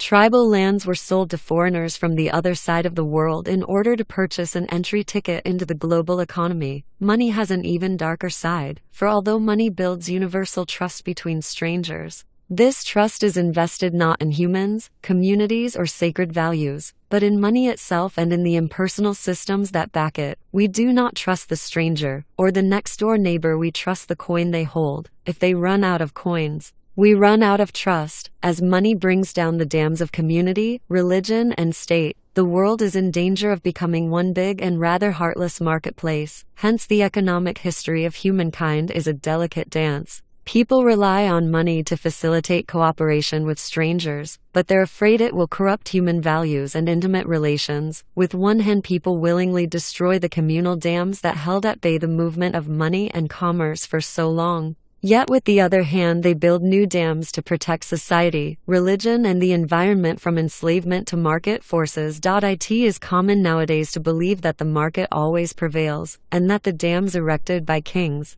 priests, and communities cannot long hold back the tides of money. This is naive. Brutal warriors, religious fanatics, and concerned citizens have repeatedly managed to trounce calculating merchants, and even to reshape the economy. It is therefore impossible to understand the unification of humankind as a purely economic process. In order to understand how thousands of isolated cultures coalesced over time to form the global village of today, we must take into account the role of gold and silver, but we cannot disregard the equally crucial role of steel. Imperial visions. The ancient Romans were used to being defeated. Like the rulers of most of history's great empires, they could lose battle after battle but still win the war. An empire that cannot sustain a blow and remain standing is not really an empire. Yet even the Romans found it hard to stomach the news arriving from northern Iberia in the middle of the 2nd century BC, a small, insignificant mountain town called Numantia, inhabited by the peninsula's native Celts. had dared to throw off the Roman yoke. Rome at the time was the unquestioned master of the entire Mediterranean basin, having vanquished the Macedonian and Seleucid empires, subjugated the proud city-states of Greece, and turned Carthage into a smoldering ruin. The Numantians had nothing on their side but their fierce love of freedom and their inhospitable terrain, yet they forced legion after legion to surrender or retreat in shame. Eventually, in 134 BC, Roman patience snapped. The Senate decided to send Scipio Aemilianus, Rome's foremost general and the man who had leveled Carthage, to take care of the Numantians. He was given a massive army of more than 30,000 soldiers. Scipio, who respected the fighting spirit and martial skill of the Numantians, preferred not to waste his soldiers in unnecessary combat. Instead, he encircled Numantia with a line of fortifications, blocking the town's contact with the outside world. Hunger did his work for him. After more than a year, the food supply ran out. When the Numantians realized that all hope was lost, they burned down their town. According to Roman accounts, most of them killed themselves so as not to become Roman slaves. Numantia later became a symbol of Spanish independence and courage. Ians in Spanish, a Romance language that is a progeny of Scipio's Latin, the Numantians spoke a now dead and lost Celtic language. Cervantes wrote The Siege of Numantia in Latin script, and the play follows Greco-Roman artistic models. Numantia had no theaters. Spanish patriots who admire Numantian heroism tend also to be loyal followers of the Roman Catholic Church. Don't miss that first word. A church whose leader still sits in Rome and whose God prefers to be addressed in Latin. Similarly, modern Spanish law derives from Roman law. Spanish politics is built on Roman foundations, and Spanish cuisine and architecture owe far greater debt to Roman legacies than to those of the Celts of Iberia. Nothing is really left of Numantia save ruins. Even its story has reached us thanks only to the writings of Roman historians. It was tailored to the tastes of Roman audiences, which relished tales of freedom-loving barbarians. The victory of Rome over Numantia was so complete that the victors co-opted the very memory of the vanquished. It's not our kind of story. We like to see underdogs win, but there is no justice in history. Most past cultures have sooner or later fallen prey to the armies of some ruthless empire, which have consigned them to oblivion. Empires, too, ultimately fall, but they tend to leave behind rich and enduring legacies. Almost all people in the 21st century are the offspring of one empire or another. What is an empire? An empire is a political order with two important characteristics. First, to qualify for that designation, you have to rule over a significant number of distinct peoples, each possessing a different cultural identity and a separate territory. How many peoples exactly? 2 or 3 is not sufficient. 20 or 30 is plenty. The imperial threshold passes somewhere in between. Second, empires are characterized by flexible borders and a potentially unlimited appetite. They can swallow and digest more and more nations and territories without altering their basic structure or identity. The British state of today has fairly clear borders that cannot be exceeded without altering the fundamental structure and identity of the state. A century ago, almost any place on Earth could have become part of the British Empire. Cultural diversity and territorial flexibility give empires not only their unique character, but also their central role in history. It's thanks to these two characteristics that empires have managed to unite diverse ethnic groups and ecological zones under a single political umbrella, thereby fusing together larger and larger segments of the human species and of planet Earth. It should be stressed that an empire is defined solely by its cultural diversity and flexible borders, rather than by its origins, its form of government, its territorial extent, or the size of its population. An empire need not emerge from military conquest. The Athenian Empire began its life as a voluntary league, and the Habsburg Empire was born in wedlock, cobbled together by a string of shrewd marriage alliances. Nor must an empire be ruled by an autocratic emperor. The British Empire, the largest empire in history, was ruled by a democracy. Other democratic or at least republican empires have included the modern Dutch, French, Belgian and American empires, as well as the pre-modern empires of Novgorod, Rome, Carthage and Athens. Size, too, does not really matter. Empires can be puny. The Athenian Empire at its zenith was much smaller in size and population than today's Greece. The Aztec Empire was smaller than today's Mexico. Both were nevertheless empires. whereas modern Greece and modern Mexico are not, because the former gradually subdued dozens and even hundreds of different polities while the latter have not. Athens lorded it over more than 100 formerly independent city-states, whereas the Aztec Empire, if we can trust its taxation records, ruled 371 different tribes and peoples. 1. How was it possible to squeeze such a human potpourri into the territory of a modest modern state? It was possible because in the past there were many more distinct peoples in the world, each of which had a smaller population and occupied less territory than today's typical people. The land between the Mediterranean and the Jordan River, which today struggles to satisfy the ambitions of just two peoples, easily accommodated in biblical times dozens of nations, tribes, petty kingdoms and city-states. Empires were one of the main reasons for the drastic reduction in human diversity. The imperial steamroller gradually obliterated the unique characteristics of numerous peoples such as the Numantians, forging out of them new and much larger groups, evil empires. In our time, imperialist ranks second only to fascist in the lexicon of political swear words. The contemporary critique of empires commonly takes two forms. 1. Empires do not work in the long run. It is not possible to rule effectively over a large number of conquered peoples. 2. Even if it can be done, it should not be done, because empires are evil engines of destruction and exploitation. Every people has a right to self-determination, and should never be subject to the rule of another. From a historical perspective, the first statement is plain nonsense, and the second is deeply problematic.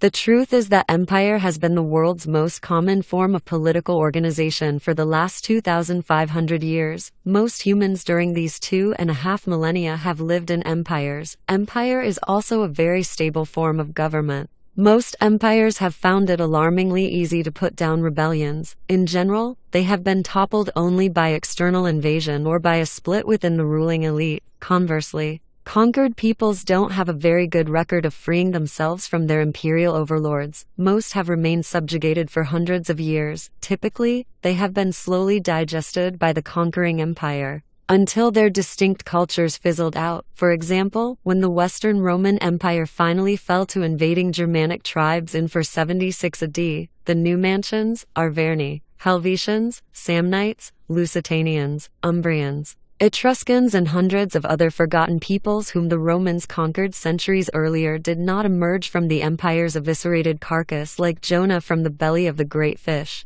None of them were left. The biological descendants of the people who had identified themselves as members of those nations, who had spoken their languages, worshipped their gods and told their myths and legends, now thought, spoke and worshipped as Romans do in many cases. The destruction of one empire hardly meant independence for subject peoples. Instead, a new empire stepped into the vacuum created when the old one collapsed or retreated. Nowhere has this been more obvious than in the Middle East. The current political constellation in that region, a balance of power between many independent political entities with more or less stable borders, is almost without parallel any time in the last several millennia. The last time the Middle East experienced such a situation was in the 8th century BC, almost 3,000 years ago. From the rise of the Neo-Assyrian Empire in the 8th century BC until the collapse of the British and French empires in the mid-20th century AD, the Middle East passed from the hands of one empire into the hands of another,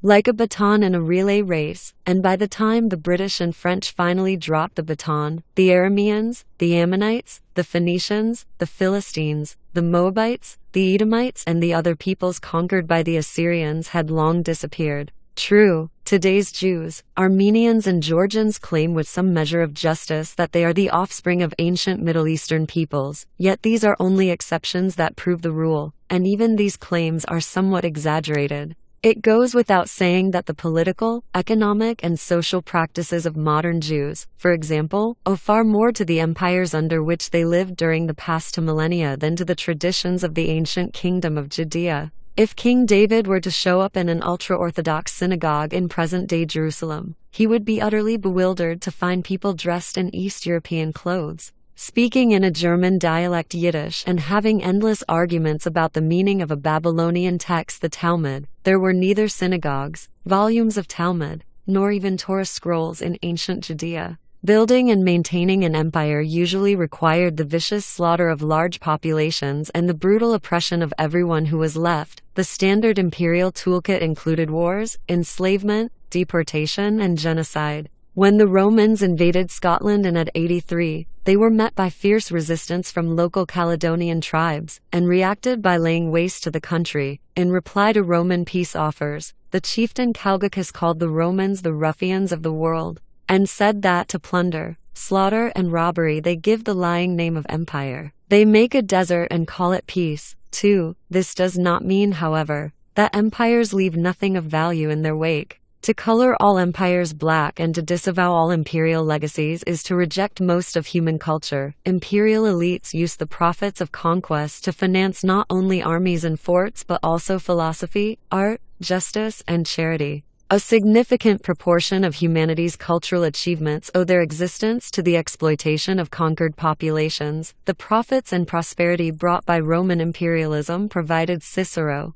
Seneca, and St. Augustine with the leisure and wherewithal to think and write. The Taj Mahal could not have been built without the wealth accumulated by Mughal exploitation of their Indian subjects. And the Habsburg Empire's profits from its rule over its Slavic, Hungarian, and Romanian-speaking provinces paid Haydn's salaries and Mozart's commissions. No Caledonian writer preserved Calgacus' speech for posterity. We know of it thanks to the Roman historian Tacitus. In fact, Tacitus probably made it up. Most scholars today agree that Tacitus not only fabricated the speech but invented the character of Calgacus, the Caledonian chieftain, to serve as a mouthpiece for what he and other upper-class Romans thought about their own country. Even if we look beyond elite culture and high art, and focus instead on the world of common people, we find imperial legacies in the majority of modern cultures. Today most of us speak, think, and dream in imperial languages that were forced upon our ancestors by the sword.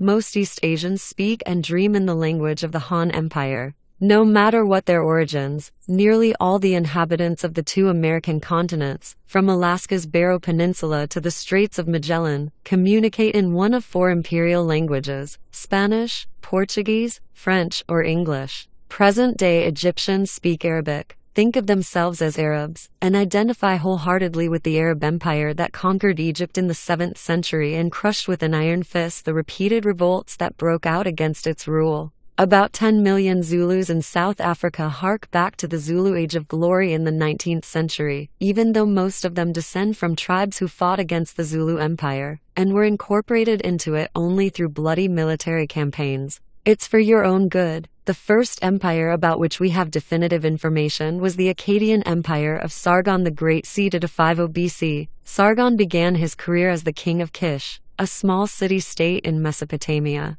Within a few decades he managed to conquer not only all other Mesopotamian city-states, but also large territories outside the Mesopotamian heartland. Sargon boasted that he had conquered the entire world. In reality, his dominion stretched from the Persian Gulf to the Mediterranean, and included most of today's Iraq and Syria, along with a few slices of modern Iran and Turkey. The Akkadian Empire did not last long after its founder's death, but Sargon left behind an imperial mantle that seldom remained unclaimed. Miguel de Cervantes, the author of Don Quixote, wrote a tragedy called The Siege of Numancia, which ends with the town's destruction, but also with a vision of Spain's future greatness. Poets composed paeans to its fierce defenders and painters committed majestic depictions of the siege to canvas. In 1882, its ruins were declared a national monument and became a pilgrimage site for Spanish patriots. In the 1950s and 1960s,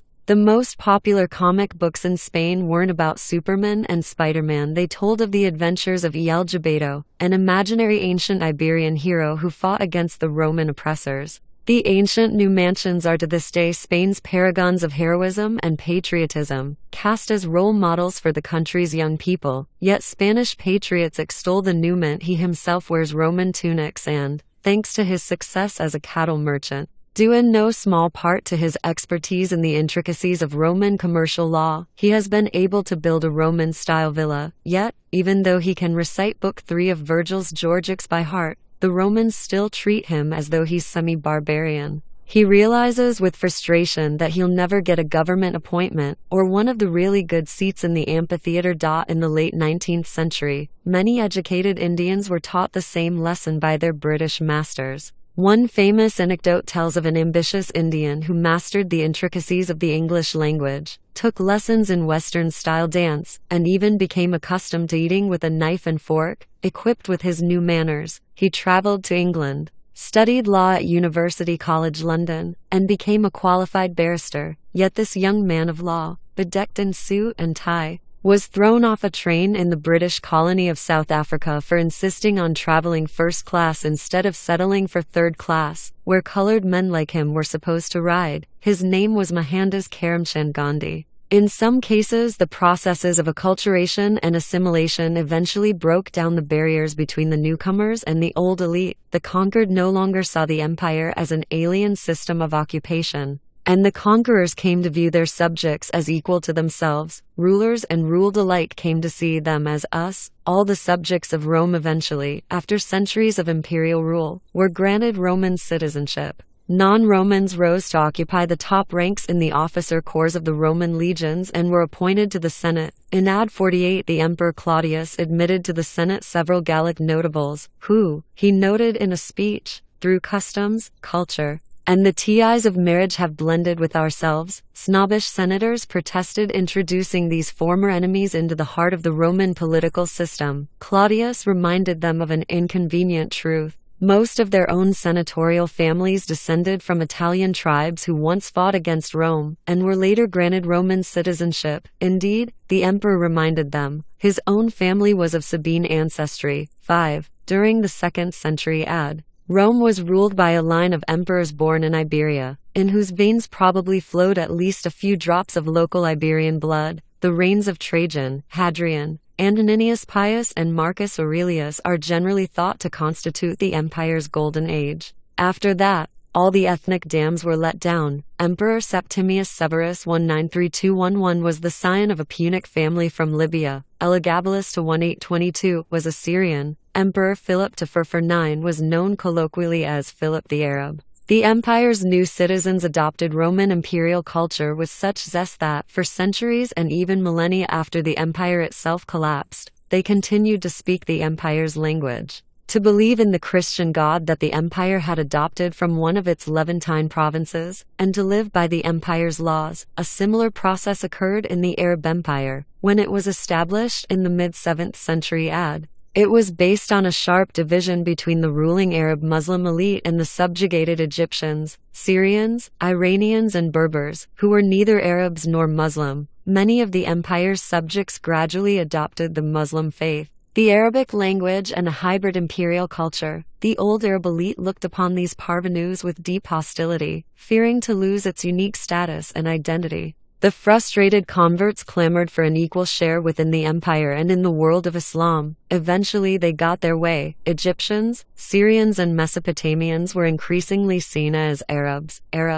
In their turn, whether authentic Arabs from Arabia or newly minted Arabs from Egypt and Syria came to be increasingly dominated by non-Arab Muslims, in particular by Iranians, Turks and Berbers. The great success of the Arab imperial project was that the imperial culture it created was wholeheartedly adopted by numerous non-Arab people, who continued to uphold it, develop it, and spread it even after the original empire collapsed and the Arabs as an ethnic group lost their dominion. In China, the success of the imperial project was even more thorough. For more than 2,000 years, a welter of ethnic and cultural groups, first termed barbarians, were successfully integrated into imperial Chinese culture and became Han Chinese, so named after the Han Empire that ruled China from 206 BC to AD 220. The ultimate achievement of the Chinese Empire is that it is still alive and kicking, yet it is hard to see it as an empire except in outlying areas such as Tibet and Xinjiang. More than 90% of the population of China are seen by themselves and by others as Han. We can understand the decolonization process of the last few decades in a similar way. During the modern era, Europeans conquered much of the globe under the guise of spreading a superior Western culture. They were so successful that billions of people gradually adopted significant parts of that culture. Indians, Africans, Arabs, Chinese and Mayors learned French, English, and Spanish. They began to believe in human rights and the principle of self-determination, and they adopted Western ideologies such as liberalism, capitalism, communism, feminism, and nationalism, the imperial cycle, during the 20th century. Local groups that had adopted Western values claimed equality with their European conquerors in the name of these very values. Many anti-colonial struggles were waged under the banners of self-determination, socialism, and human rights, all of which are Western legacies, just as Egyptians, Iranians, and Turks adopted and adapted the imperial culture that they inherited from the original Arab conquerors. So today's Indians, Africans, and Chinese have accepted much of the imperial culture of their former Western overlords, while seeking to mold it in accordance with their needs and traditions. Good guys and bad guys in history.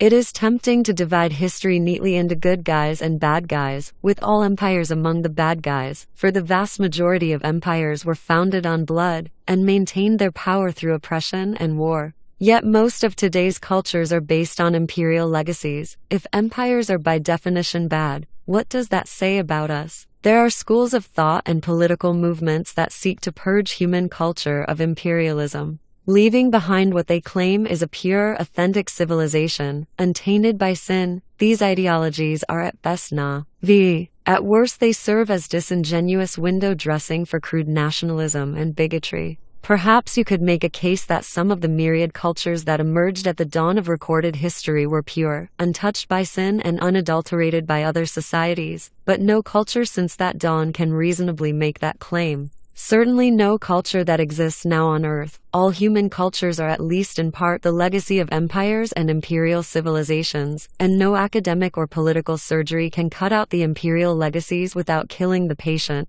Think, for example, about the love-hate relationship between the independent Indian Republic of today and the British Raj. The British conquest and occupation of India cost the lives of millions of Indians, and was responsible for the continuous humiliation and exploitation of hundreds of millions more. Yet many Indians adopted, with the zest of converts, Western ideas such as self-determination and human rights, and were dismayed when the British refused to live up to their own declared values by granting native Indians either equal rights as British subjects or independence. Nevertheless, the modern Indian state is a child of the British Empire. The British killed, injured, and persecuted the inhabitants of the subcontinent, but they also united a bewildering mosaic of warring kingdoms, principalities, and tribes, creating a shared national consciousness and a country that functioned more or less as a single political unit. They laid the foundations of the Indian judicial system, created its administrative structure,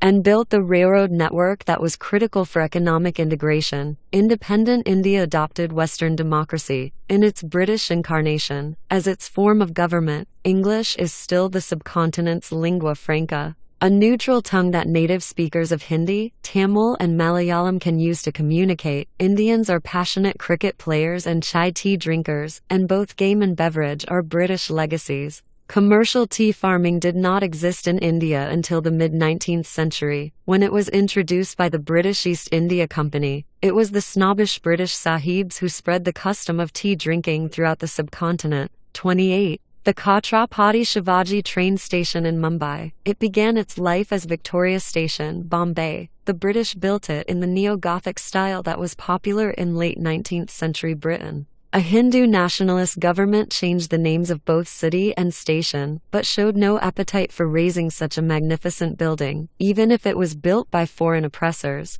How many Indians today would want to call a vote to divest themselves of democracy, English, the railway network, the legal system, cricket, and tea on the grounds that they are imperial legacies? And if they did, wouldn't the very act of calling a vote to decide the issue demonstrate their debt to their former overlords? 29. The Taj Mahal, an example of authentic Indian culture, or the alien creation of Muslim imperialism. Even if we were to completely disavow the legacy of a brutal empire in the hope of reconstructing and safeguarding the authentic cultures that preceded it, in all probability what we will be defending is nothing but the legacy of an older and no less brutal empire. Those who resent the mutilation of Indian culture by the British Raj inadvertently sanctify the legacies of the Mughal Empire and the conquering Sultanate of Delhi. And whoever attempts to rescue authentic Indian culture from the alien influences of these Muslim empires sanctifies the legacies of the Gupta Empire, the Kushan Empire, and the Maurya Empire.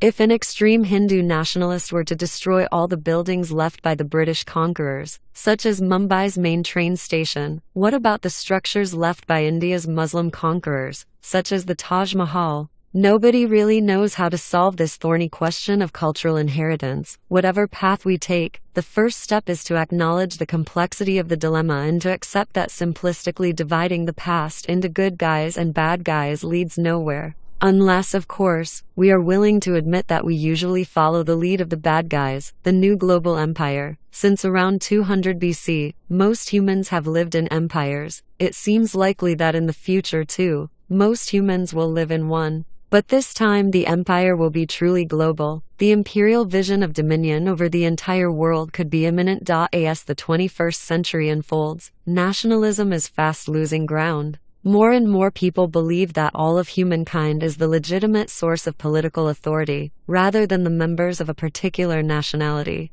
and that safeguarding human rights and protecting the interests of the entire human species should be the guiding light of politics. If so, having close to 200 independent states is a hindrance rather than a help, since Swedes, Indonesians and Nigerians deserve the same human rights. Wouldn't it be simpler for a single global government to safeguard them? The appearance of essentially global problems, such as melting ice caps, nibbles away at whatever legitimacy remains to the independent nation-states. No sovereign state will be able to overcome global warming on its own. The Chinese mandate of heaven was given by heaven to solve the problems of humankind. The modern mandate of heaven will be given by humankind to solve the problems of heaven, such as the hole in the ozone layer and the accumulation of greenhouse gases. The color of the global empire may well be green. As of 2014, the world is still politically fragmented, but states are fast losing their independence. Not one of them is really able to execute independent economic policies, to declare and wage wars as it pleases, or even to run its own internal affairs as it sees fit.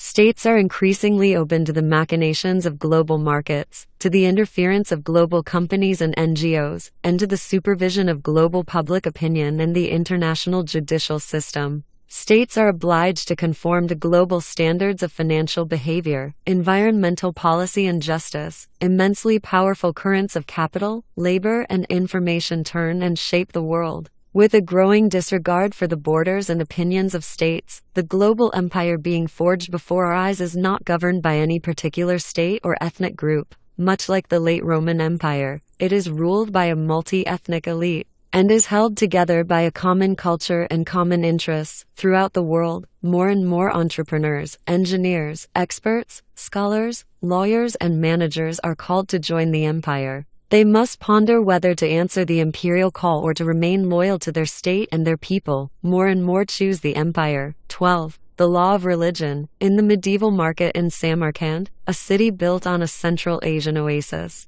Syrian merchants ran their hands over fine Chinese silks. Fierce tribesmen from the steppes displayed the latest batch of straw-haired slaves from the far west, and shopkeepers pocketed shiny gold coins imprinted with exotic scripts and the profiles of unfamiliar kings. Here, at one of that era's major crossroads between East and West, North and South, the unification of humankind was an everyday fact. The same process could be observed at work when Kublai Khan's army mustered to invade Japan in 1281. Mongol cavalrymen in skins and furs rubbed shoulders with Chinese foot soldiers in bamboo hats. Drunken Korean auxiliaries picked fights with tattooed sailors from the South China Sea. Engineers from Central Asia listened with dropping jaws to the tall tales of European adventurers, and all obeyed the command of a single emperor. Meanwhile, around the Holy Kaaba in Mecca, human unification was proceeding by other means. Had you been a pilgrim to Mecca, circling Islam's holiest shrine in the year 1300, you might have found yourself in the company of a party from Mesopotamia, their robes floating in the wind, their eyes blazing with ecstasy, and their mouths repeating one after the other the 99 names of God. Just ahead you might have seen a weather-beaten Turkish patriarch from the Asian steppes, hobbling on a stick and stroking his beard thoughtfully. To one side, gold jewelry shining against jet-black skin, might have been a group of Muslims from the African kingdom of Mali. The aroma of clove, turmeric, Cardamom and sea salt would have signaled the presence of brothers from India, or perhaps from the mysterious Spice Islands further east. Today, religion is often considered a source of discrimination, disagreement, and disunion. Yet, in fact, religion has been the third great unifier of humankind, alongside money and empires. Since all social orders and hierarchies are imagined, they are all fragile, and the larger the society, the more fragile it is. The crucial historical role of religion has been to give superhuman legitimacy to these fragile structures. Religions assert that our laws are not the result of human caprice,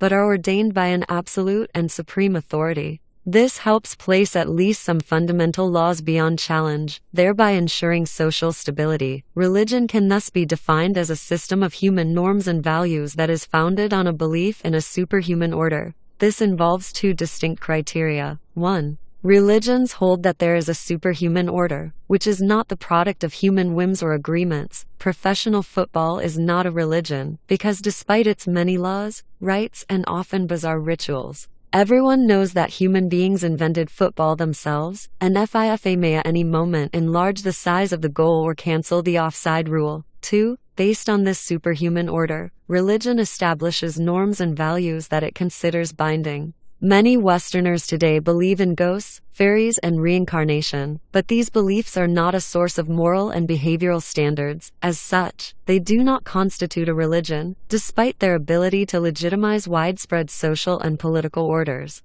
Not all religions have actuated this potential. In order to unite under its aegis a large expanse of territory inhabited by disparate groups of human beings, a religion must possess two further qualities. First, it must espouse a universal superhuman order that is true always and everywhere. Second, it must insist on spreading this belief to everyone. In other words, it must be universal and missionary. The best-known religions of history, such as Islam and Buddhism, are universal and missionary. Consequently, people tend to believe that all religions are like them. In fact, the majority of ancient religions were local and exclusive. Their followers believed in local deities and spirits, and had no interest in converting the entire human race. As far as we know, universal and missionary religions began to appear only in the first millennium BC. Their emergence was one of the most important revolutions in history, and made a vital contribution to the unification of humankind, much like the emergence of universal empires and universal money. Silencing the lambs. When animism was the dominant belief system,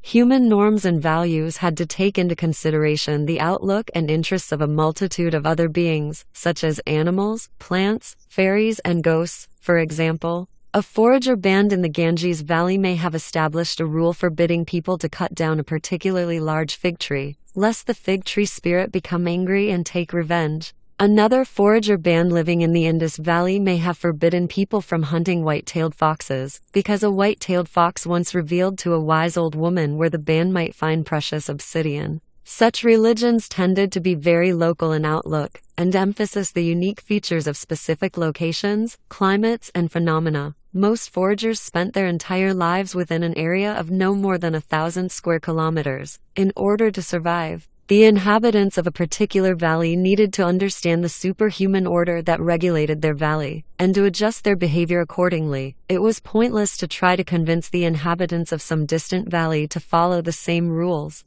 The people of the Indus did not bother to send missionaries to the Ganges to convince locals not to hunt white-tailed foxes. The agricultural revolution seems to have been accompanied by a religious revolution. Hunter-gatherers picked and pursued wild plants and animals, which could be seen as equal in status to Homo sapiens. The fact that man hunted sheep did not make sheep inferior to man, just as the fact that tigers hunted man did not make man inferior to tigers. Beings communicated with one another directly and negotiated the rules governing their shared habitat. In contrast, farmers owned and manipulated plants and animals, and could hardly degrade themselves by negotiating with their possessions. Hence, the first religious effect of the agricultural revolution was to turn plants and animals from equal members of a spiritual round table into property. This, however, created a big problem. Farmers may have desired absolute control of their sheep, but they knew perfectly well that their control was limited. They could lock the sheep in pens, castrate rams, and selectively breed ewes. Yet they could not ensure that the ewes conceived and gave birth to healthy lambs, nor could they prevent the eruption of deadly epidemics. How then to safeguard the fecundity of the flocks? A leading theory about the origin of the gods argues that gods gained importance because they offered a solution to this problem. Gods such as the fertility goddess, the sky god, and the god of medicine took center stage when plants and animals lost their ability to speak, and the god's main role was to mediate between humans and the mute plants and animals. Much of ancient mythology is in fact a legal contract in which humans promise everlasting devotion to the gods in exchange for mastery over plants and animals. The first chapters of the Book of Genesis are a prime example. For thousands of years after the agricultural revolution, religious liturgy consisted mainly of humans sacrificing lambs, wine and cakes to divine powers, who in exchange promised abundant harvests and fecund flocks. The agricultural revolution initially had a far smaller impact on the status of other members of the animist system, such as rocks, springs, ghosts, and demons. However, these too gradually lost status in favor of the new gods. As long as people lived their entire lives within limited territories of a few hundred square kilometers, most of their needs could be met by local spirits. But once kingdoms and trade networks expanded, people needed to contact entities whose power and authority encompassed a whole kingdom or an entire trade basin. The attempt to answer these needs led to the appearance of polytheistic religions from the Greek, poly equals many, theos equals God. These religions understood the world to be controlled by a group of powerful gods, such as the fertility goddess, the rain god, and the war god. Humans could appeal to these gods, and the gods might, if they received devotions and sacrifices, deign to bring rain, victory, and health. Animism did not entirely disappear at the advent of polytheism. Demons, fairies, ghosts, holy rocks, holy springs, and holy trees remained an integral part of almost all polytheist religions. These spirits were far less important than the great gods, but for the mundane needs of many ordinary people, they were good enough. While the king in his capital city sacrificed dozens of fat rams to the great war god,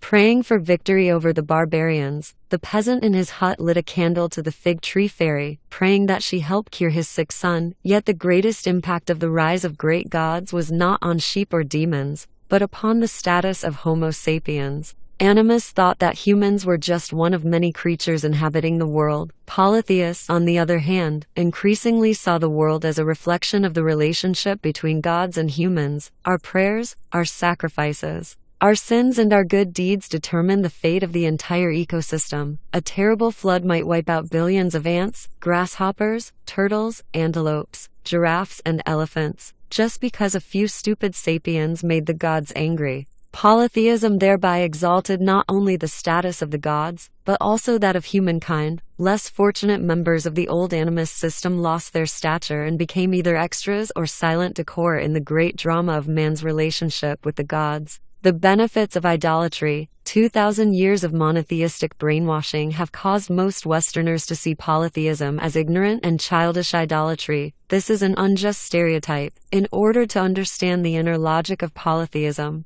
it is necessary to grasp the central idea buttressing the belief in many gods. Polytheism does not necessarily dispute the existence of a single power or law governing the entire universe. In fact, most polytheist and even animist religions recognize such a supreme power that stands behind all the different gods, demons, and holy rocks. In classical Greek polytheism, Zeus, Hera, Apollo, and their colleagues were subject to an omnipotent and all-encompassing power. Fate, Moira, and Ankh, Nordic gods too, were enthralled to fate, which doomed them to perish in the cataclysm of Ragnar, the twilight of the gods. In the polytheistic religion of the Yoruba of West Africa, all gods were born of the supreme god Olodumare, and remain subject to him. In Hindu polytheism, a single principle, Atman, controls the myriad gods and spirits, humankind, and the biological and physical world. Atman is the eternal essence or soul of the entire universe, as well as of every individual and every phenomenon. The fundamental insight of polytheism, which distinguishes it from monotheism,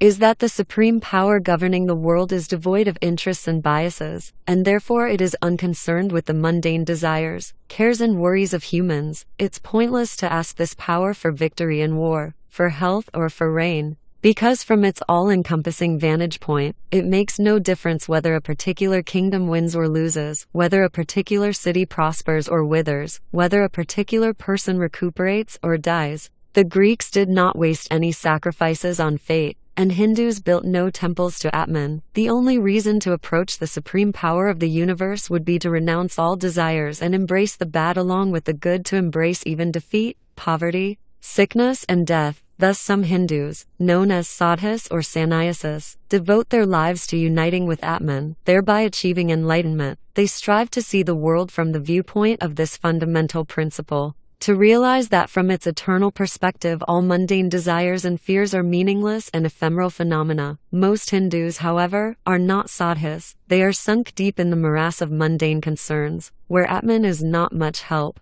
For assistance in such matters, Hindus approach the gods with their partial powers, precisely because their powers are partial rather than all-encompassing. Gods such as Ganesha, Lakshmi, and Saraswati have interests and biases. Humans can therefore make deals with these partial powers and rely on their help in order to win wars and recuperate from illness. There are necessarily many of these smaller powers, since once you start dividing up the all-encompassing power of a supreme principle, you'll inevitably end up with more than one deity. Hence the plurality of gods. The insight of polytheism is conducive to far-reaching religious tolerance, since polytheists believe, on the one hand, in one supreme and completely disinterested power, and on the other hand in many partial and biased powers. There is no difficulty for the devotees of one god to accept the existence and efficacy of other gods. Polytheism is inherently open-minded, and rarely persecutes heretics and infidels. Even when polytheists conquered huge empires, they did not try to convert their subjects. The Egyptians, the Romans, and the Aztecs did not send missionaries to foreign lands to spread the worship of Osiris, Jupiter, or Huitzilopochtli, the chief Aztec god, and they certainly didn't dispatch armies for that purpose. Subject peoples throughout the empire were expected to respect the empire's gods and rituals, since these gods and rituals protected and legitimized the empire, yet they were not required to give up their local gods and rituals. In the Aztec Empire, subject peoples were obliged to build temples for Huitzilopochtli, but these temples were built alongside those of local gods, rather than in their stead. In many cases, the imperial elite itself adopted the gods and rituals of subject people. The Romans happily added the Asian goddess Cybele and the Egyptian goddess Isis to their pantheon. The only god that the Romans long refused to tolerate was the monotheistic and evangelizing God of the Christians. The Roman Empire did not require the Christians to give up their beliefs and rituals, but it did expect them to pay respect to the empire's protector gods and to the divinity of the emperor. This was seen as a declaration of political loyalty. When the Christians vehemently refused to do so, and went on to reject all attempts at compromise, the Romans reacted by persecuting what they understood to be a politically subversive faction, and even this was done half-heartedly. In the 300 years from the crucifixion of Christ to the conversion of Emperor Constantine, polytheistic Roman emperors initiated no more than 4 general persecutions of Christians. Local administrators and governors incited some anti-Christian violence of their own. Still, if we combine all the victims of all these persecutions, it turns out that in these 3 centuries, the polytheistic Romans killed no more than a few thousand Christians. In contrast, over the course of the next 1,500 years, Christians slaughtered Christians by the millions to defend slightly different interpretations of the religion of love and compassion. The religious wars between Catholics and Protestants that swept Europe in the 16th and 17th centuries are particularly notorious. All those involved accepted Christ's divinity and his gospel of compassion and love. However, they disagreed about the nature of this love. Protestants believe that the divine love is so great that God was incarnated in flesh and allowed himself to be tortured and crucified, thereby redeeming the original sin and opening the gates of heaven to all those who professed faith in him. Catholics maintain that faith, while essential, was not enough. To enter heaven, believers had to participate in church rituals and do good deeds. Protestants refuse to accept this, arguing that this quid pro quo belittles God's greatness and love. Whoever thinks that entry to heaven depends upon his or her own good deeds magnifies his own importance, and implies that Christ's suffering on the cross and God's love for humankind are not enough. These theological disputes turned so violent that during the 16th and 17th centuries, Catholics and Protestants killed each other by the hundreds of thousands. On August 23, 1572, French Catholics who stressed the importance of good deeds attacked communities of French Protestants who highlighted God's love for humankind. In this attack, the Street Bartholomew's Day Massacre, between 5,000 and 10,000 Protestants were slaughtered in less than 24 hours. When the Pope in Rome heard the news from France, he was so overcome by joy that he organized festive prayers to celebrate the occasion and commissioned Giorgio Vasari to decorate one of the Vatican's rooms with a fresco of the massacre. The room is currently off limits to visitors. 2 more Christians were killed by fellow Christians in those 24 hours than by the polytheistic Roman Empire throughout its entire existence. God is one. With time, some followers of polytheist gods became so fond of their particular patron that they drifted away from the basic polytheist insight. They began to believe that their god was the only god, and that he was in fact the supreme power of the universe. Yet at the same time they continued to view him as possessing interests and biases, and believed that they could strike deals with him. Thus were born monotheist religions, whose followers beseech the supreme power of the universe to help them recover from illness, win the lottery and gain victory in war. The first monotheist religion known to us appeared in Egypt, c. 350 BC,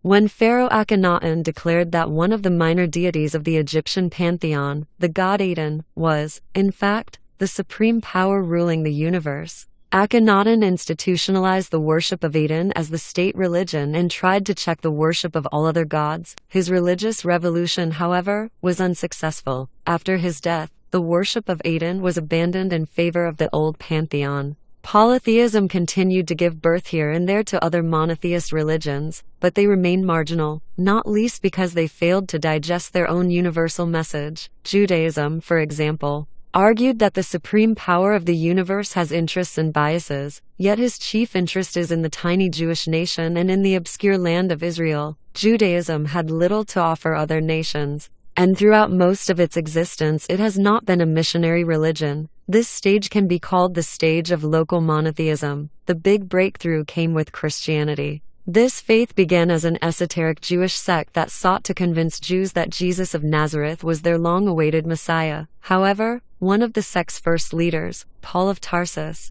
reasoned that if the supreme power of the universe has interests and biases, and if he had bothered to incarnate himself in the flesh and to die on the cross for the salvation of humankind, then this is something everyone should hear about, not just Jews. It was thus necessary to spread the good word, the gospel about Jesus, throughout the world. Paul's arguments fell on fertile ground. Christians began organizing widespread missionary activities aimed at all humans. In one of history's strangest twists, this esoteric Jewish sect took over the mighty Roman Empire. Christian success served as a model for another monotheist religion that appeared in the Arabian Peninsula in the 7th century. Islam, like Christianity, Islam, too, began as a small sect in a remote corner of the world, but in an even stranger and swifter historical surprise it managed to break out of the deserts of Arabia and conquer an immense empire stretching from the Atlantic Ocean to India. Henceforth, the monotheist idea played a central role in world history. Monotheists have tended to be far more fanatical and missionary than polytheists.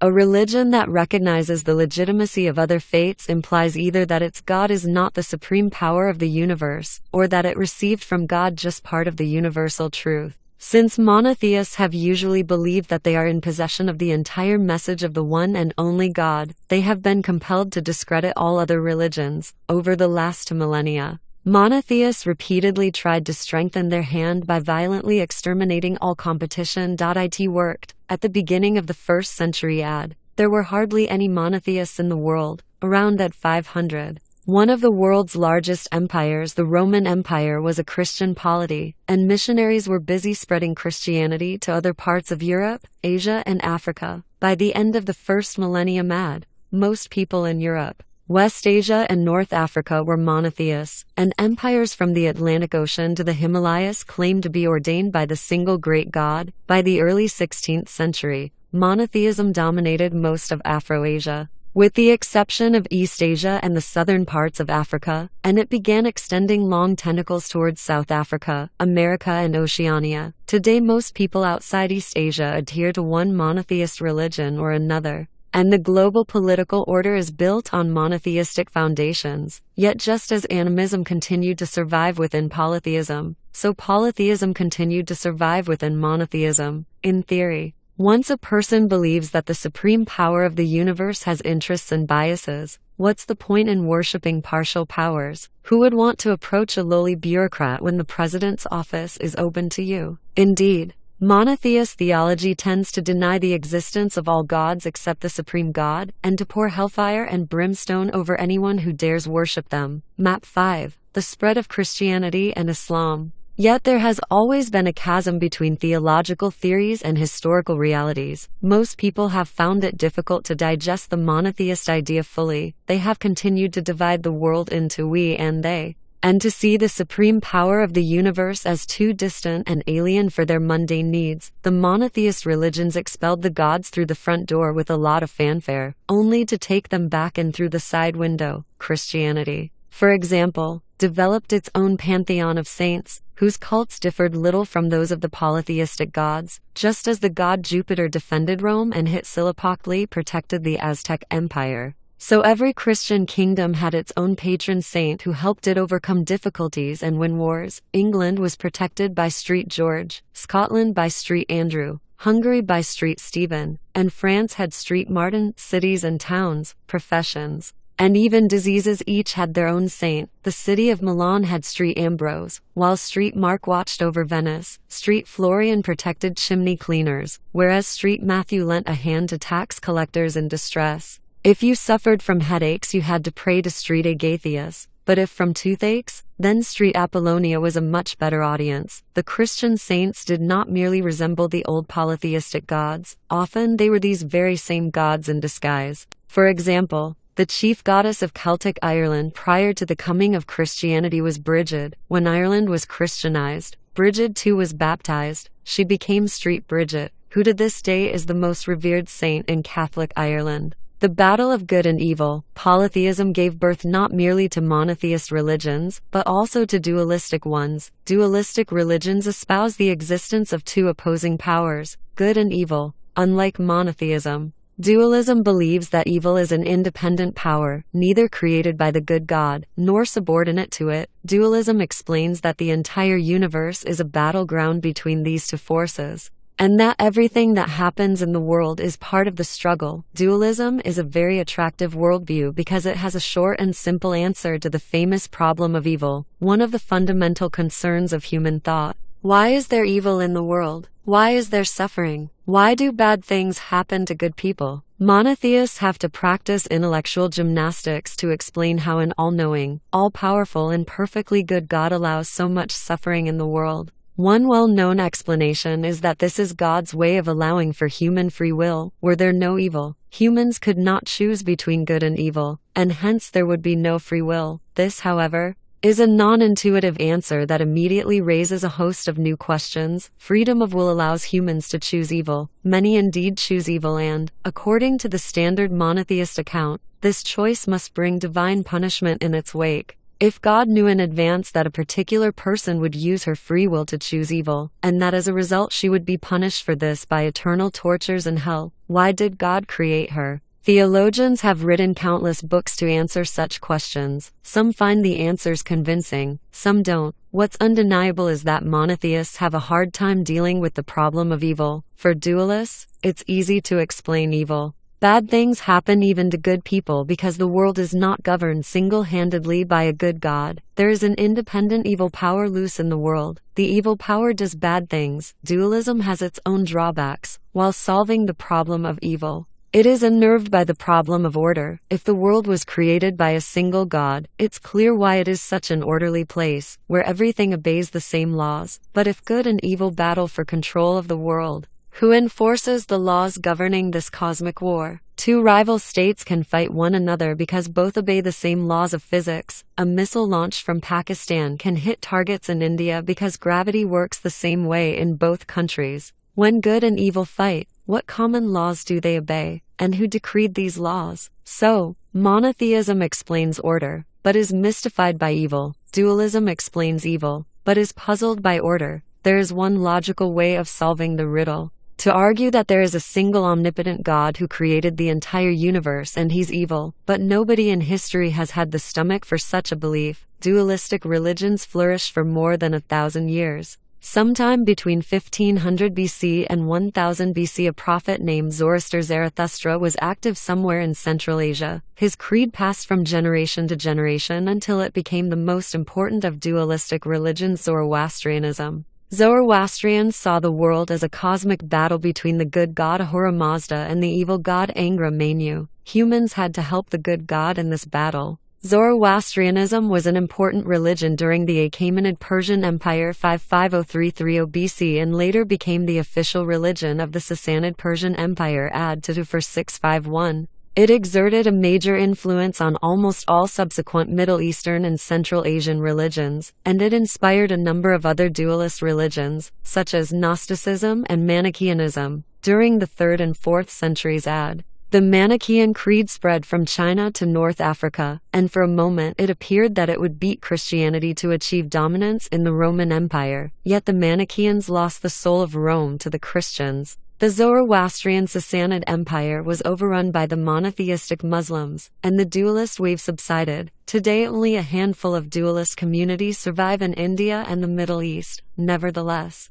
the rising tide of monotheism did not really wipe out dualism. Jewish, Christian, and Muslim monotheism absorbed numerous dualist beliefs and practices, and some of the most basic ideas of what we call monotheism are, in fact, dualist in origin and spirit. Countless Christians, Muslims, and Jews believe in a powerful evil force like the one Christians call the devil or Satan, who can act independently, fight against the good God, and wreak havoc without God's permission. How can a monotheist adhere to such a dualistic belief which, by the way, is nowhere to be found in the Old Testament? Logically, it is impossible. Either you believe in a single omnipotent God or you believe in two opposing powers, neither of which is omnipotent. Still, humans have a wonderful capacity to believe in contradictions, so it should not come as a surprise that millions of pious Christians, Muslims, and Jews manage to believe at one and the same time in an omnipotent God and an independent devil. Countless Christians, Muslims, and Jews have gone so far as to imagine that the good God even needs our help in its struggle against the devil,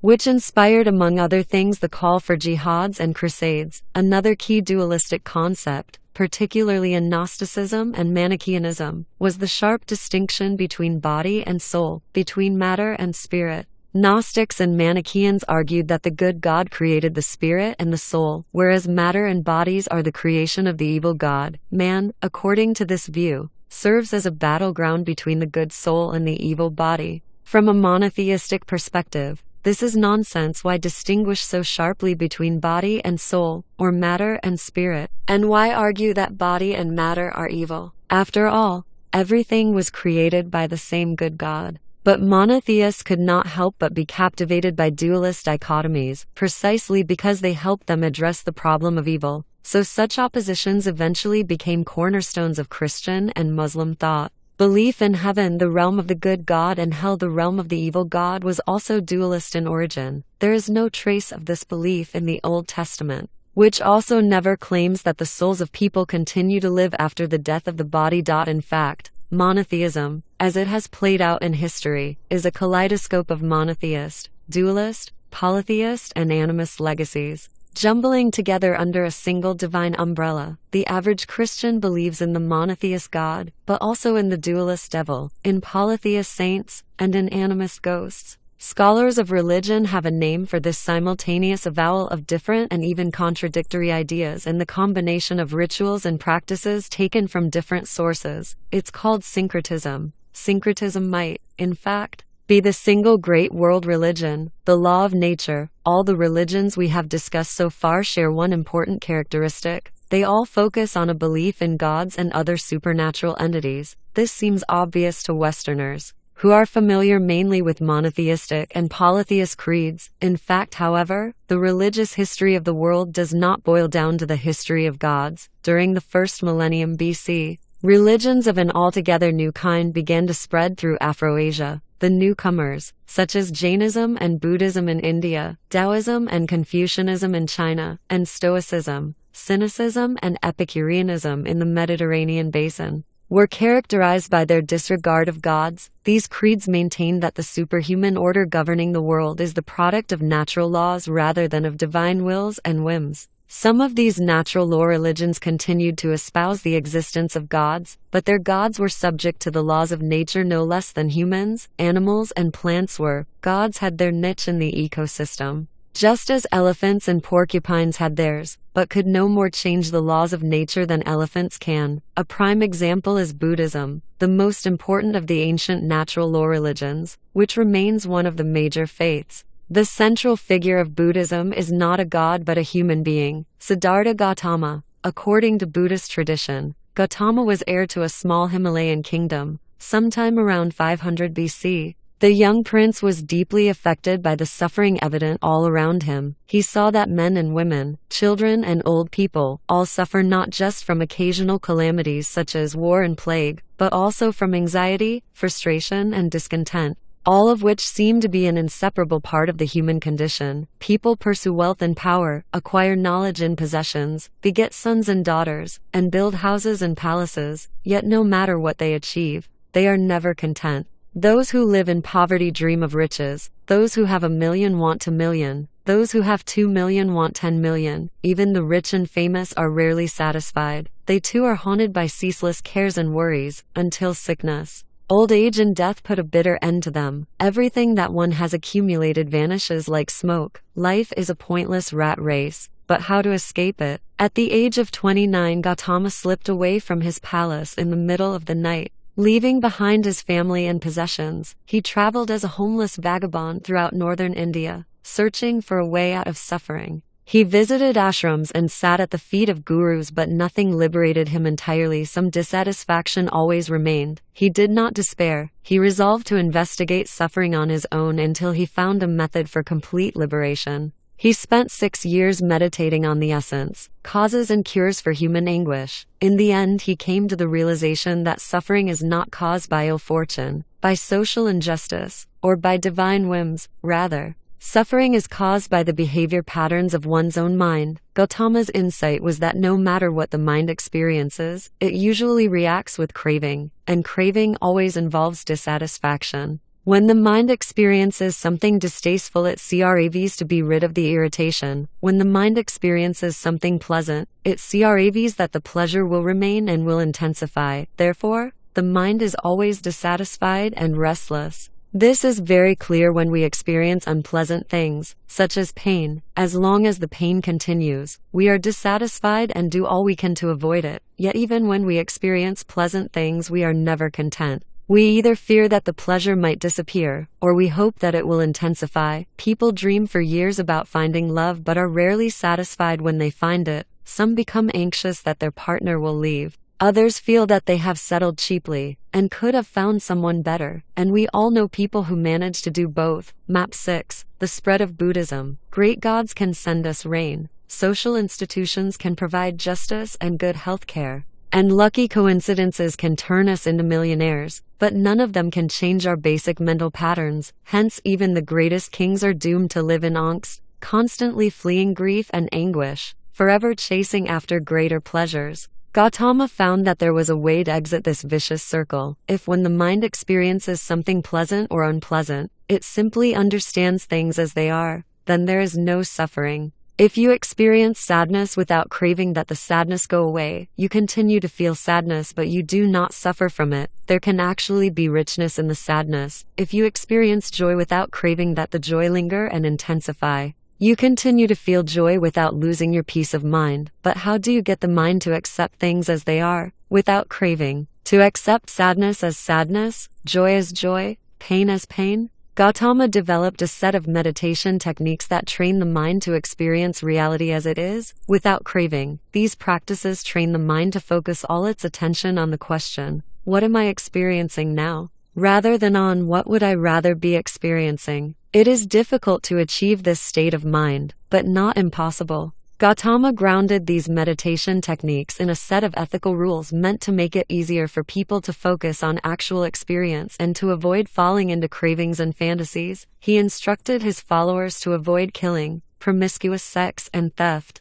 since such acts necessarily stoke the fire of craving for power, for sensual pleasure, or for wealth. When the flames are completely extinguished, craving is replaced by a state of perfect contentment and serenity, known as nirvana, the literal meaning of which is extinguishing the fire. Those who have attained nirvana are fully liberated from all suffering. They experience reality with the utmost clarity, free of fantasies and delusions. While they will most likely still encounter unpleasantness and pain, such experiences cause them no misery. A person who does not crave cannot suffer. According to Buddhist tradition, Gautama himself attained nirvana and was fully liberated from suffering. Henceforth he was known as Buddha, which means the enlightened one. Buddha spent the rest of his life explaining his discoveries to others so that everyone could be freed from suffering. He encapsulated his teachings in a single law. Suffering arises from craving. The only way to be fully liberated from suffering is to be fully liberated from craving. And the only way to be liberated from craving is to train the mind to experience reality as it is. This law, known as Dharma or Dhamma,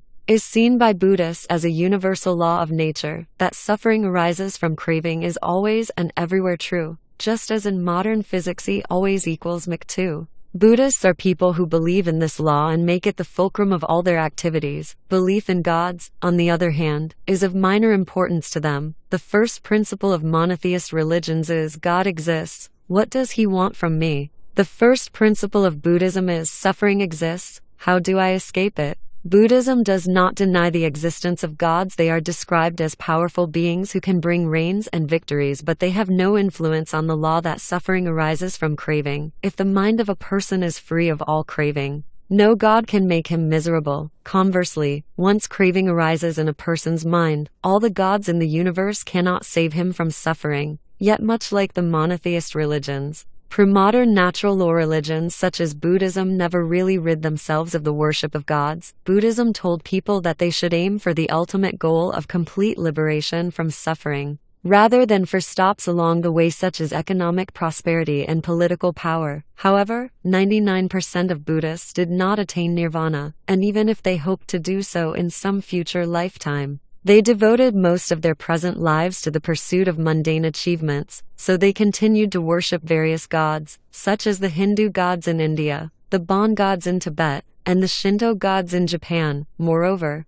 as time went by, several Buddhist sects developed pantheons of Buddhas and Bodhisattvas. These are human and non-human beings with the capacity to achieve full liberation from suffering, but who forgo this liberation out of compassion, in order to help the countless beings still trapped in the cycle of misery. Instead of worshipping gods, many Buddhists began worshipping these enlightened beings, asking them for help not only in attaining nirvana, but also in dealing with mundane problems. Thus we find many Buddhas and Bodhisattvas throughout East Asia who spend their time bringing rain, stopping plagues, and even winning bloody wars in exchange for prayers, colorful flowers, fragrant incense, and gifts of rice and candy, the worship of man. The last 300 years are often depicted as an age of growing secularism, in which religions have increasingly lost their importance. If we are talking about theist religions, this is largely correct, but if we take into consideration natural law religions, then modernity turns out to be an age of intense religious fervor, unparalleled missionary efforts, and the bloodiest wars of religion in history. The modern age has witnessed the rise of a number of new natural law religions, such as liberalism, communism,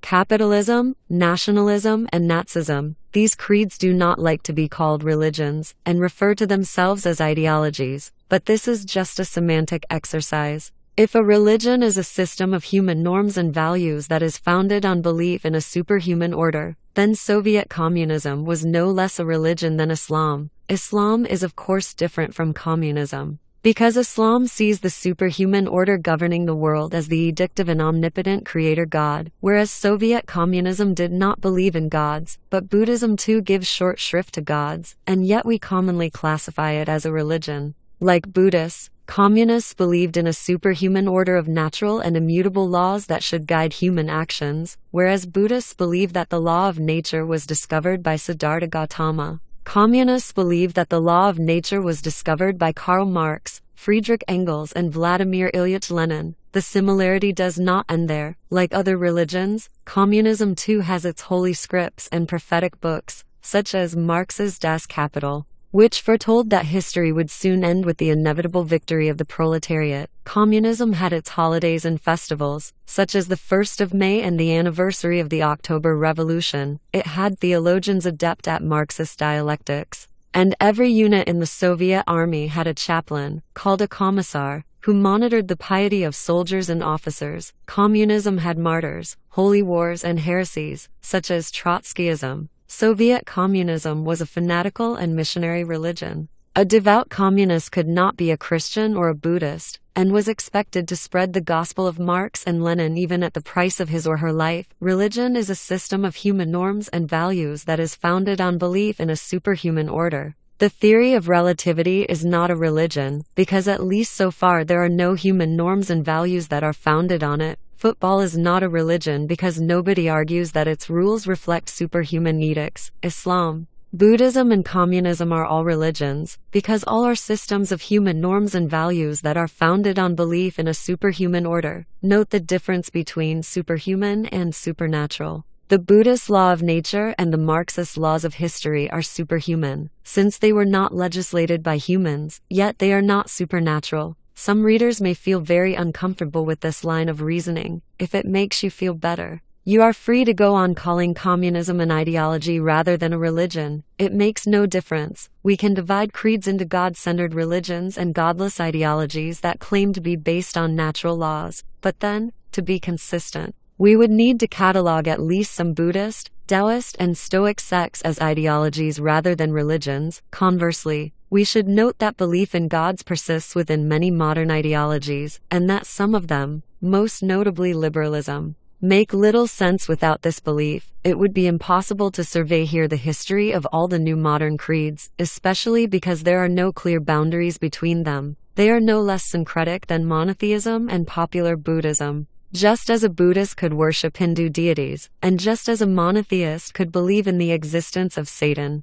so the typical American nowadays is simultaneously a nationalist. She believes in the existence of an American nation with a special role to play in history. A free market capitalist, she believes that open competition and the pursuit of self-interest are the best ways to create a prosperous society. And a liberal humanist, she believes that humans have been endowed by their creator with certain inalienable rights. Nationalism will be discussed in Chapter 18. Capitalism, the most successful of the modern religions, gets a whole chapter, Chapter 16, which expounds its principal beliefs and rituals. In the remaining pages of this chapter I will address the humanist religions. Theist religions focus on the worship of gods. Humanist religions worship humanity, or more correctly, Homo sapiens. Humanism is a belief that Homo sapiens has a unique and sacred nature, which is fundamentally different from the nature of all other animals and of all other phenomena. Humanists believe that the unique nature of Homo sapiens is the most important thing in the world, and it determines the meaning of everything that happens in the universe. The supreme good is the good of Homo sapiens.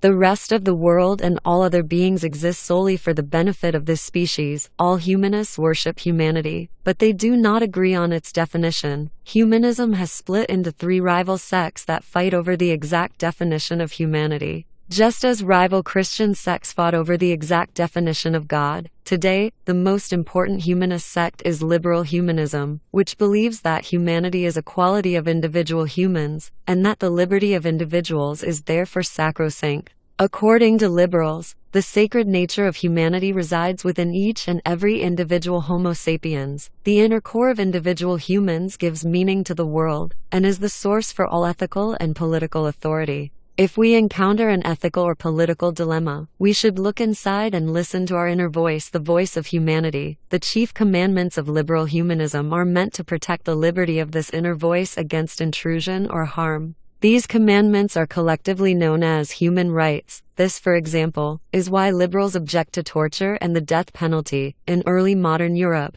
murderers were thought to violate and destabilize the cosmic order. To bring the cosmos back to balance, it was necessary to torture and publicly execute the criminal, so that everyone could see the order re-established. Attending gruesome executions was a favorite pastime for Londoners and Parisians in the era of Shakespeare and Molière. In today's Europe, murder is seen as a violation of the sacred nature of humanity. In order to restore order, Present-day Europeans do not torture and execute criminals. Instead, they punish a murderer in what they see as the most humane way possible, thus safeguarding and even rebuilding his human sanctity. By honoring the human nature of the murderer, everyone is reminded of the sanctity of humanity, and order is restored. By defending the murderer, we right what the murderer has wronged. Even though liberal humanism sanctifies humans, it does not deny the existence of God, and is, in fact, founded on monotheist beliefs. The liberal belief in the free and sacred nature of each individual is a direct legacy of the traditional Christian belief in free and eternal individual souls, without recourse to eternal souls and a creator God. It becomes embarrassingly difficult for liberals to explain what is so special about individual sapiens. Another important sect is socialist humanism. Socialists believe that humanity is collective rather than individualistic. They hold as sacred not the inner voice of each individual, but the species Homo sapiens as a whole, whereas liberal humanism seeks as much freedom as possible for individual humans. Socialist humanism seeks equality between all humans. According to socialists, inequality is the worst blasphemy against the sanctity of humanity, because it privileges peripheral qualities of humans over their universal essence. For example, when the rich are privileged over the poor, it means that we value money more than the universal essence of all humans, which is the same for rich and poor alike. Like liberal humanism, socialist humanism is built on monotheist foundations. The idea that all humans are equal is a revamped version of the monotheist conviction that all souls are equal before God. The only humanist sect that has actually broken loose from traditional monotheism is evolutionary humanism, whose most famous representatives are the Nazis. What distinguished the Nazis from other humanist sects was a different definition of humanity, one deeply influenced by the theory of evolution. In contrast to other humanists, the Nazis believed that humankind is not something universal and eternal, but rather a mutable species that can evolve or degenerate. Man can evolve into Superman, or degenerate into a subhuman. The main ambition of the Nazis was to protect humankind from degeneration and encourage its progressive evolution. This is why the Nazis said that the Aryan race, the most advanced form of humanity, had to be protected and fostered, while degenerate kinds of Homo sapiens like Jews, Roma, homosexuals, and the mentally ill had to be quarantined and even exterminated. The Nazis explained that Homo sapiens itself appeared when one superior population of ancient humans evolved, whereas inferior populations such as the Neanderthals became extinct. These different populations were at first no more than different races, but developed independently along their own evolutionary paths. This might well happen again. According to the Nazis, Homo sapiens had already divided into several distinct races, each with its own unique qualities. One of these races, the Aryan race, had the finest qualities: rationalism, beauty, integrity, diligence. The Aryan race therefore had the potential to turn man into Superman. Other races, such as Jews and blacks, were today's Neanderthals, possessing inferior qualities. If allowed to breed, and in particular to intermarry with Aryans, they would adulterate all human populations and doom Homo sapiens to extinction. Biologists have since debunked Nazi racial theory. In particular, genetic research conducted after 1945 has demonstrated that the differences between the various human lineages are far smaller than the Nazis postulated. But these conclusions are relatively new, given the state of scientific knowledge in 1933. Nazi beliefs were hardly outside the pale. The existence of different human races, the superiority of the white race, and the need to protect and cultivate this superior race were widely held beliefs among most Western elites. Scholars in the most prestigious Western universities, using the orthodox scientific methods of the day, published studies that allegedly proved that members of the white race were more intelligent, more ethical, and more skilled than Africans or Indians. Politicians in Washington, London, and Canberra took it for granted that it was their job to prevent the adulteration and degeneration of the white race by, for example, restricting immigration from China or even Italy to Aryan countries such as the USA and Australia. Humanist religions that worship humanity, liberal humanism, socialist humanism, evolutionary humanism. Homo sapiens has a unique and sacred nature that is fundamentally different from the nature of all other beings and phenomena. The supreme good is the good of humanity. Humanity is individualistic and resides within each individual Homo sapiens. Humanity is collective and resides within the species Homo sapiens as a whole. Humanity is a mutable species. Humans might degenerate into subhumans or evolve into superhumans.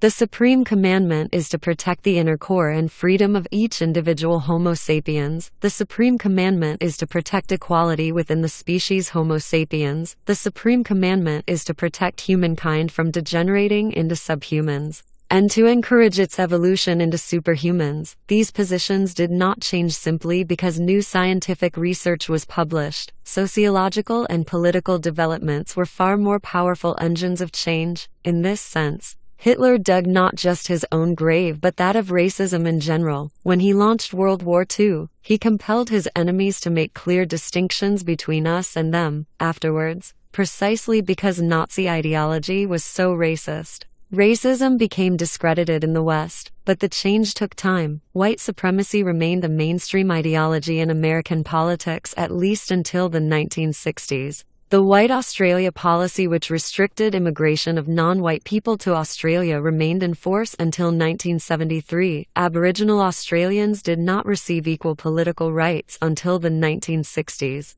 and most were prevented from voting in elections because they were deemed unfit to function as citizens. 30. A Nazi propaganda poster showing on the right a racially pure Aryan and on the left a crossbreed. Nazi admiration for the human body is evident, as is their fear that the lower races might pollute humanity and cause its degeneration. The Nazis did not loathe humanity. They fought liberal humanism, human rights and communism precisely because they admired humanity and believed in the great potential of the human species, but following the logic of Darwinian evolution. They argued that natural selection must be allowed to weed out unfit individuals and leave only the fittest to survive and reproduce. By succoring the weak, liberalism and communism not only allowed unfit individuals to survive, they actually gave them the opportunity to reproduce, thereby undermining natural selection. In such a world, the fittest humans would inevitably drown in a sea of unfit degenerates. Humankind would become less and less fit with each passing generation, which could lead to its extinction. 31. A Nazi cartoon of 1933. Hitler is presented as a sculptor who creates the Superman.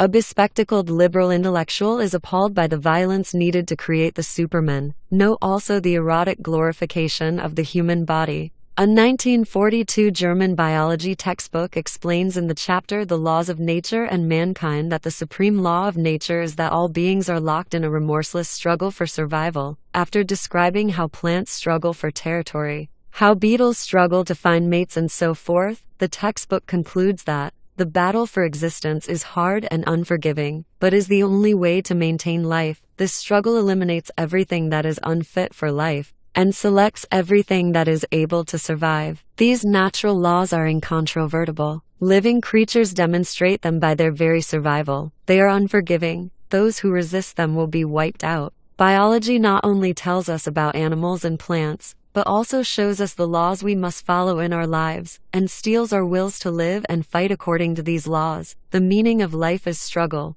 Woe to him who sins against these laws. Then follows a quotation from Mein Kampf. The person who attempts to fight the iron logic of nature thereby fights the principles he must thank for his life as a human being. To fight against nature is to bring about one's own destruction. 3. At the dawn of the third millennium, the future of evolutionary humanism is unclear. For 60 years after the end of the war against Hitler, it was taboo to link humanism with evolution and to advocate using biological methods to upgrade Homo sapiens. But today such projects are back in vogue. No one speaks about exterminating lower races or inferior people, but many contemplate using our increasing knowledge of human biology to create superhumans. At the same time, a huge gulf is opening between the tenets of liberal humanism and the latest findings of the life sciences, a gulf we cannot ignore much longer. Our liberal political and judicial systems are founded on the belief that every individual has a sacred inner nature, indivisible and immutable, which gives meaning to the world, and which is the source of all ethical and political authority. This is a reincarnation of the traditional Christian belief in a free and eternal soul that resides within each individual. Yet over the last 200 years, the life sciences have thoroughly undermined this belief. Scientists studying the inner workings of the human organism have found no soul there. They increasingly argue that human behavior is determined by hormones, genes, and synapses, rather than by free will, the same forces that determine the behavior of chimpanzees, wolves, and ants. Our judicial and political systems largely try to sweep such inconvenient discoveries under the carpet. But in all frankness, how long can we maintain the wall separating the Department of Biology from the departments of law and political science? 13. The secret of success: commerce. Empires and universal religions eventually brought virtually every sapiens on every continent into the global world we live in today. Not that this process of expansion and unification was linear or without interruptions. Looking at the bigger picture, though, the transition from many small cultures to a few large cultures and finally to a single global society was probably an inevitable result of the dynamics of human history. But saying that a global society is inevitable is not the same as saying that the end result had to be the particular kind of global society we now have. We can certainly imagine other outcomes. Why is English so widespread today, and not Danish? Why are there about 2 billion Christians and 1.25 billion Muslims, but only 150,000 Zoroastrians and no Manichaeans? If we could go back in time to 10,000 years ago and set the process going again, time after time, would we always see the rise of monotheism and the decline of dualism? We can't do such an experiment, so we don't really know, but an examination of two crucial characteristics of history can provide us with some clues. 1. The hindsight fallacy.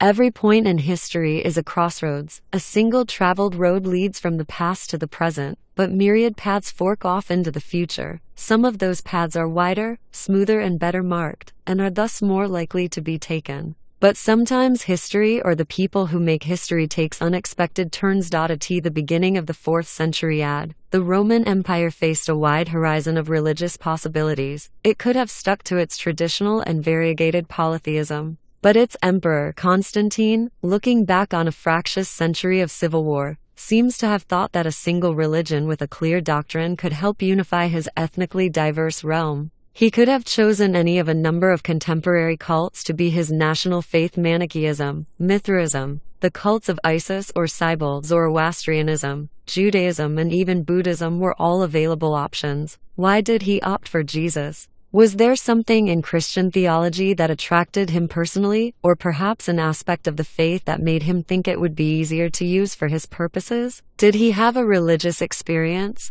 Or did some of his advisors suggest that the Christians were quickly gaining adherents and that it would be best to jump on that wagon? Historians can speculate, but not provide any definitive answer. They can describe how Christianity took over the Roman Empire, but they cannot explain why this particular possibility was realized. What is the difference between describing how and explaining why? To describe how means to reconstruct the series of specific events that led from one point to another. To explain why means to find causal connections that account for the occurrence of this particular series of events to the exclusion of all others. Some scholars do indeed provide deterministic explanations of events such as the rise of Christianity. They attempt to reduce human history to the workings of biological, ecological, or economic forces. They argue that there was something about the geography, genetics, or economy of the Roman Mediterranean that made the rise of a monotheist religion inevitable, yet most historians tend to be skeptical of such deterministic theories. This is one of the distinguishing marks of history as an academic discipline. The better you know a particular historical period, the harder it becomes to explain why things happened one way and not another. Those who have only a superficial knowledge of a certain period tend to focus only on the possibility that was eventually realized. They offer a just-so story to explain with hindsight why the outcome was inevitable.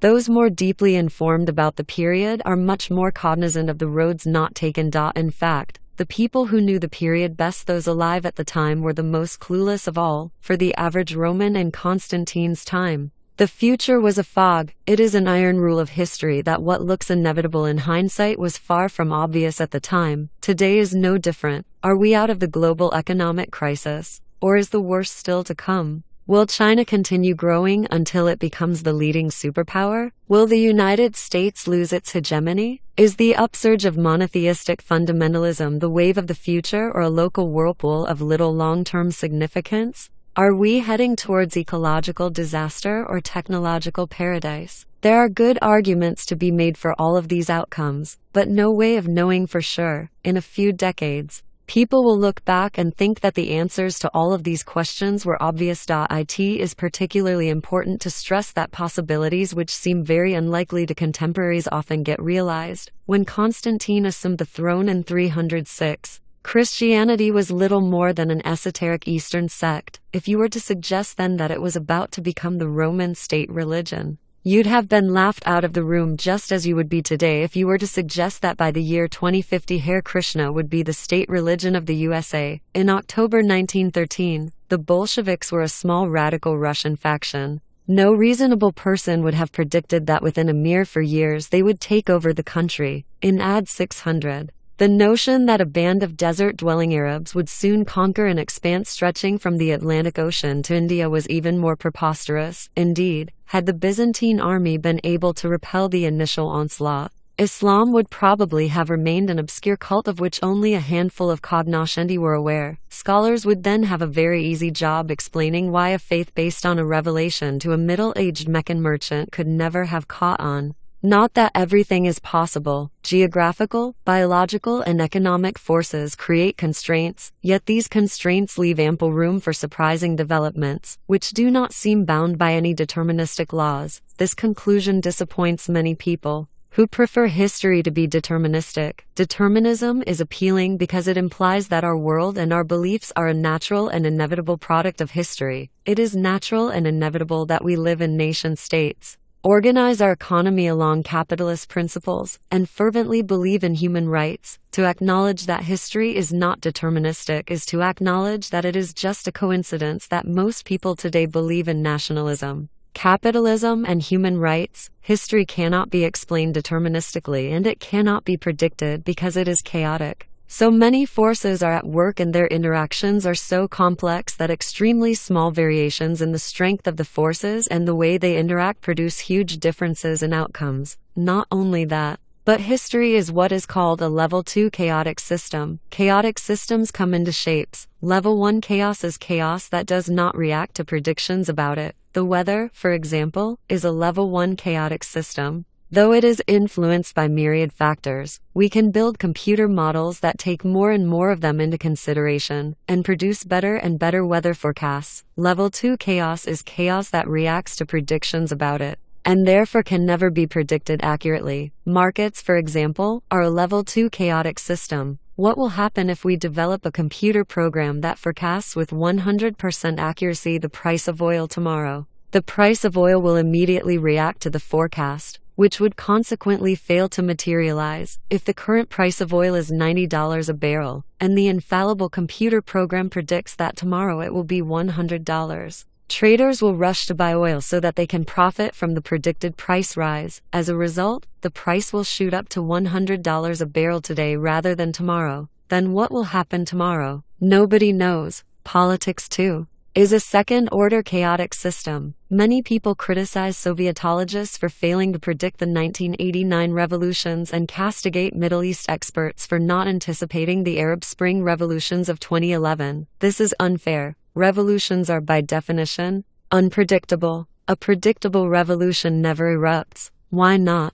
Imagine that it's 2010 and some genius political scientists in cahoots with a computer wizard have developed an infallible algorithm that, incorporated into an attractive interface, can be marketed as a revolution predictor. They offer their services to President Hosni Mubarak of Egypt and in return for a generous down payment, tell Mubarak that according to their forecasts a revolution would certainly break out in Egypt during the course of the following year. How would Mubarak react? Most likely, he would immediately lower taxes, distribute billions of dollars in handouts to the citizenry, and also beef up his secret police force, just in case. The preemptive measures work. The year comes and goes, and surprise, there is no revolution. Mubarak demands his money back. Your algorithm is worthless, he shouts at the scientists. In the end, I could have built another palace instead of giving all that money away. But the reason the revolution didn't happen is because we predicted it, the scientists say in their defense.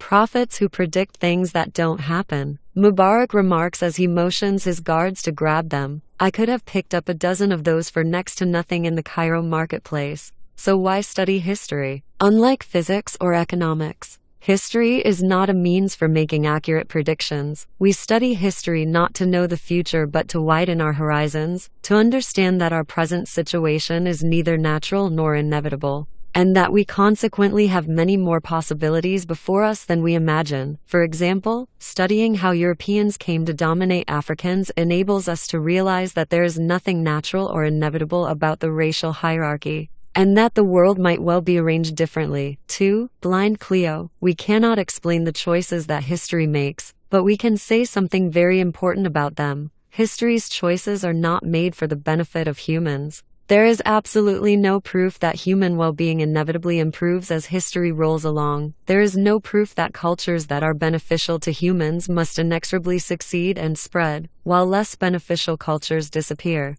There is no proof that Christianity was a better choice than Manichaeism, or that the Arab Empire was more beneficial than that of the Sassanid Persians. There is no proof that history is working for the benefit of humans because we lack an objective scale on which to measure such benefit. Different cultures define the good differently, and we have no objective yardstick by which to judge between them. The victors, of course, always believe that their definition is correct. But why should we believe the victors? Christians believe that the victory of Christianity over Manichaeism was beneficial to humankind. But if we do not accept the Christian worldview, then there is no reason to agree with them. Muslims believe that the fall of the Sassanid Empire into Muslim hands was beneficial to humankind. But these benefits are evident only if we accept the Muslim worldview. It may well be that we'd all be better off if Christianity and Islam had been forgotten or defeated. Ever more scholars see cultures as a kind of mental infection or parasite, with humans as its unwitting host. Organic parasites, such as viruses, live inside the body of their hosts. They multiply and spread from one host to the other, feeding off their hosts, weakening them, and sometimes even killing them.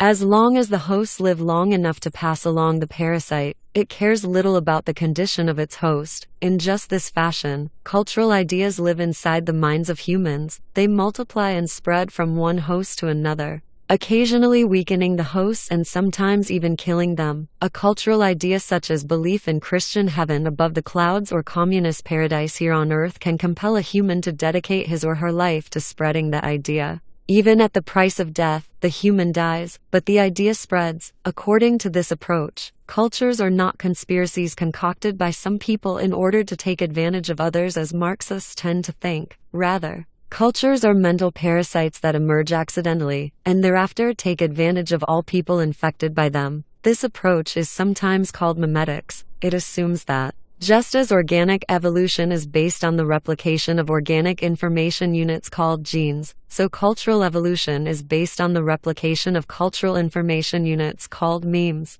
Successful cultures are those that excel in reproducing their memes, irrespective of the costs and benefits to their human hosts. Most scholars in the humanities disdain memetics, seeing it as an amateurish attempt to explain cultural processes with crude biological analogies, but many of these same scholars adhere to memetics' twin sister postmodernism. Postmodernist thinkers speak about discourses rather than memes as the building blocks of culture, yet they too see cultures as propagating themselves with little regard for the benefit of humankind. For example, postmodernist thinkers describe nationalism as a deadly plague that spread throughout the world in the 19th and 20th centuries, causing wars, oppression, hate, and genocide the moment people in one country were infected with it. Those in neighboring countries were also likely to catch the virus. The nationalist virus presented itself as being beneficial for humans, yet it has been beneficial mainly to itself. Similar arguments are common in the social sciences. Under the aegis of game theory explains how in multiplayer systems, views and behavior patterns that harm all players nevertheless manage to take root and spread. Arms races are a famous example. Many arms races bankrupt all those who take part in them, without really changing the military balance of power. When Pakistan buys advanced aeroplanes, India responds in kind. When India develops nuclear bombs, Pakistan follows suit. When Pakistan enlarges its navy, India counters. At the end of the process, the balance of power may remain much as it was, but meanwhile billions of dollars that could have been invested in education or health are spent on weapons. Yet the arms race dynamic is hard to resist. Arms racing is a pattern of behavior that spreads itself like a virus from one country to another, harming everyone, but benefiting itself, under the evolutionary criteria of survival and reproduction. Keep in mind that an arms race, like a gene, has no awareness. It does not consciously seek to survive and reproduce. Its spread is the unintended result of a powerful dynamic, no matter what you call it: game theory, postmodernism or memetics. The dynamics of history are not directed towards enhancing human well-being. There is no basis for thinking that the most successful cultures in history are necessarily the best ones for Homo sapiens, like evolution. History disregards the happiness of individual organisms, and individual humans, for their part, are usually far too ignorant and weak to influence the course of history to their own advantage. History proceeds from one junction to the next, choosing for some mysterious reason to follow first this path, then another. Around at 1500, history made its most momentous choice, changing not only the fate of humankind, but arguably the fate of all life on Earth. We call it the scientific revolution. It began in Western Europe, a large peninsula on the western tip of Afro-Asia, which up till then played no important role in history. Why did the scientific revolution begin there of all places, and not in China or India?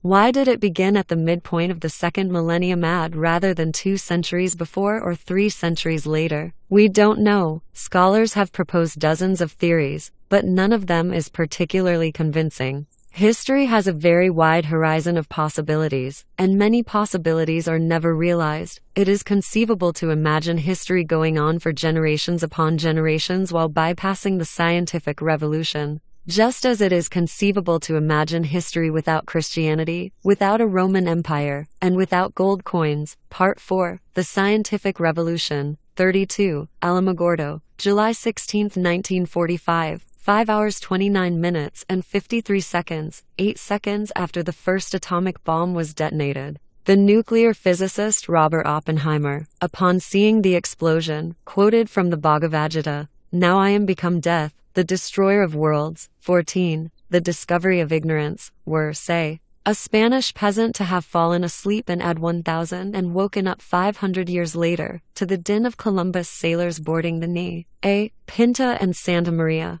The world would have seemed to him quite familiar, despite many changes in technology, manners and political boundaries. This medieval Rip Van Winkle would have felt at home, but had one of Columbus' sailors fallen into a similar slumber and woken up to the ringtone of a 21st century iPhone, he would have found himself in a world strange beyond comprehension. Is this heaven? He might well have asked himself, or perhaps hell. The last 500 years have witnessed a phenomenal and unprecedented growth in human power. In the year 1500, there were about 500 million Homo sapiens in the entire world. Today, there are 7 billion. The total value of goods and services produced by humankind in the year 1500 is estimated at $250 billion in today's dollars.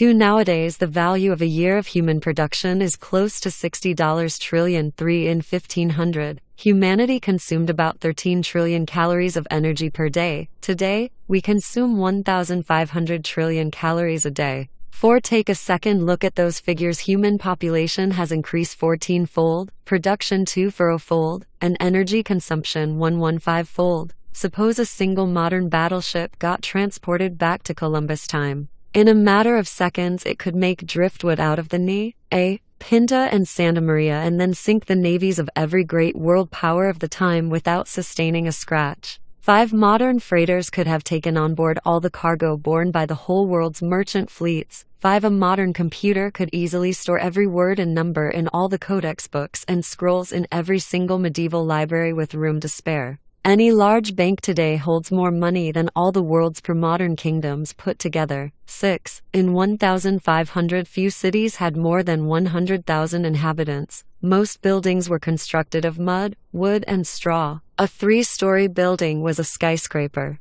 The streets were rutted dirt tracks, dusty in summer and muddy in winter, plied by pedestrians, horses, goats, chickens, and a few carts. The most common urban noises were human and animal voices, along with the occasional hammer and saw. At sunset, the cityscape went black, with only an occasional candle or torch flickering in the gloom. If an inhabitant of such a city could see modern Tokyo, New York, or Mumbai, what would she think? Prior to the 16th century, no human had circumnavigated the earth. This changed in 1522, when Magellan's expedition returned to Spain after a journey of 72,000 kilometers. It took 3 years and cost the lives of almost all the crew members, Magellan included. In 1873, Jules Verne could imagine that Phileas Fogg, a wealthy British adventurer, might just be able to make it around the world in 80 days. Today, anyone with a middle-class income can safely and easily circumnavigate the globe in just 48 hours.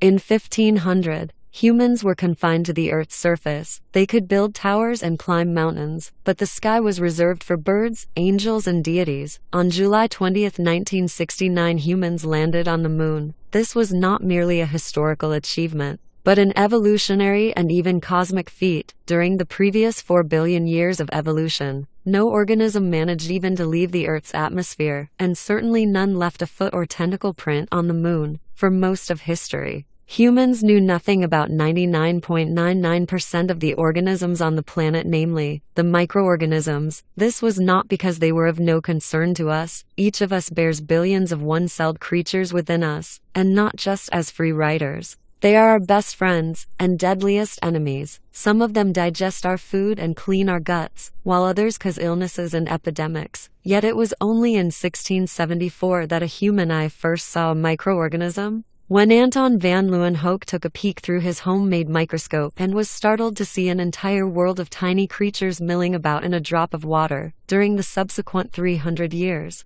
humans have made the acquaintance of a huge number of microscopic species. We've managed to defeat most of the deadliest contagious diseases they cause, and have harnessed microorganisms in the service of medicine and industry. Today, we engineer bacteria to produce medications, manufacture biofuel, and kill parasites. But the single most remarkable and defining moment of the past 500 years came at 5 hours 29 minutes and 45 seconds on July 16, 1945. At that precise second, American scientists detonated the first atomic bomb at Alamogordo, New Mexico. From that point onward, humankind had the capability not only to change the course of history, but to end it. The historical process that led to Alamogordo and to the moon is known as the scientific revolution. During this revolution, humankind has obtained enormous new powers by investing resources in scientific research. It is a revolution because, until about 1500, humans the world over doubted their ability to obtain new medical, military, and economic powers, while government and wealthy patrons allocated funds to education and scholarship. The aim was, in general, to preserve existing capabilities rather than acquire new ones. The typical pre-modern ruler gave money to priests, philosophers, and poets in the hope that they would legitimize his rule and maintain the social order. He did not expect them to discover new medications, invent new weapons, or stimulate economic growth. During the last 5 centuries, humans increasingly came to believe that they could increase their capabilities by investing in scientific research. This wasn't just blind faith, it was repeatedly proven empirically. The more proofs there were, the more resources wealthy people and governments were willing to put into science. We would never have been able to walk on the moon, engineer microorganisms, and split the atom without such investments. The US government, for example, has in recent decades allocated billions of dollars to the study of nuclear physics. The knowledge produced by this research has made possible the construction of nuclear power stations, which provide cheap electricity for American industries, which pay taxes to the US government, which uses some of these taxes to finance further research in nuclear physics. The scientific revolution's feedback loop. Science needs more than just research to make progress. It depends on the mutual reinforcement of science, politics, and economics. Political and economic institutions provide the resources without which scientific research is almost impossible. In return, scientific research provides new powers that are used, among other things, to obtain new resources, some of which are reinvested in research. Why did modern humans develop a growing belief in their ability to obtain new powers through research? What forged the bond between science, politics, and economics? This chapter looks at the unique nature of modern science in order to provide part of the answer. The next two chapters examine the formation of the alliance between science, the European empires, and the economics of capitalism. Ignoramus. Humans have sought to understand the universe at least since the cognitive revolution. Our ancestors put a great deal of time and effort into trying to discover the rules that govern the natural world. But modern science differs from all previous traditions of knowledge in three critical ways. 8. The willingness to admit ignorance. Modern science is based on the Latin injunction ignoramus, we do not know. It assumes that we don't know everything. Even more critically, it accepts that the things that we think we know could be proven wrong as we gain more knowledge. No concept, idea, or theory is sacred and beyond challenge. V. The centrality of observation and mathematics. Having admitted ignorance, modern science aims to obtain new knowledge. It does so by gathering observations and then using mathematical tools to connect these observations into comprehensive theories. See the acquisition of new powers. Modern science is not content with creating theories. It uses these theories in order to acquire new powers, and in particular to develop new technologies. The scientific revolution has not been a revolution of knowledge. It has been above all a revolution of ignorance. The great discovery that launched the scientific revolution was the discovery that humans do not know the answers to their most important questions. Pre-modern traditions of knowledge such as Islam, Christianity, Buddhism, and Confucianism asserted that everything that is important to know about the world was already known. The great gods, or the one almighty God, or the wise people of the past possessed all-encompassing wisdom, which they revealed to us in scriptures and oral traditions. Ordinary mortals gain knowledge by delving into these ancient texts and traditions and understanding them properly. It was inconceivable that the Bible, the Quran, or the Vedas were missing out on a crucial secret of the universe, a secret that might yet be discovered by flesh and blood creatures. Ancient traditions of knowledge admitted only two kinds of ignorance. First, an individual might be ignorant of something important. To obtain the necessary knowledge, all he needed to do was ask somebody wiser. There was no need to discover something that nobody yet knew. For example, if a peasant in some 13th century Yorkshire village wanted to know how the human race originated, he assumed that Christian tradition held the definitive answer. All he had to do was ask the local priest. Second, an entire tradition might be ignorant of unimportant things. By definition, whatever the great gods or the wise people of the past did not bother to tell us was unimportant. For example, if our Yorkshire peasant wanted to know how spiders weave their webs, it was pointless to ask the priest, because there was no answer to this question in any of the Christian scriptures. That did not mean, however, that Christianity was deficient. Rather, it meant that understanding how spiders weave their webs was unimportant. After all, God knew perfectly well how spiders do it. If this were a vital piece of information, necessary for human prosperity and salvation, God would have included a comprehensive explanation in the Bible. Christianity did not forbid people to study spiders, but spider scholars, if there were any in medieval Europe, had to accept their peripheral role in society and the irrelevance of their findings to the eternal truths of Christianity. No matter what a scholar might discover about spiders or butterflies or Galapagos finches, that knowledge was little more than trivia, with no bearing on the fundamental truths of society, politics, and economics. In fact, things were never quite that simple. In every age, even the most pious and conservative, there were people who argued that there were important things of which their entire tradition was ignorant. Yet such people were usually marginalized or persecuted, or else they founded a new tradition and began arguing that they knew everything there is to know. For example, the Prophet Muhammad began his religious career by condemning his fellow Arabs for living in ignorance of the divine truth, yet Muhammad himself very quickly are vociferously debated on the basis of constantly emerging new evidence. A prime example is the debates about how best to run the economy. Though individual economists may claim that their method is the best, Orthodoxy changes with every financial crisis and stock exchange bubble, and it is generally accepted that the final word on economics is yet to be said. In still other cases, particular theories are supported so consistently by the available evidence that all alternatives have long since fallen by the wayside. Such theories are accepted as true, yet everyone agrees that were new evidence to emerge that contradicts the theory, it would have to be revised or discarded. Good examples of these are the plate tectonics theory and the theory of evolution. The willingness to admit ignorance has made modern science more dynamic, supple, and inquisitive than any previous tradition of knowledge. This has hugely expanded our capacity to understand how the world works and our ability to invent new technologies, but it presents us with a serious problem that most of our ancestors did not have to cope with. Our current assumption that we do not know everything, and that even the knowledge we possess is tentative, extends to the shared myths that enable millions of strangers to cooperate effectively. If the evidence shows that many of those myths are doubtful, how can we hold society together? How can our communities, countries, and international system function? All modern attempts to stabilize the socio-political order have had no choice but to rely on either of two unscientific methods. A. Take a scientific theory, and in opposition to common scientific practices, declare that it is a final and absolute truth.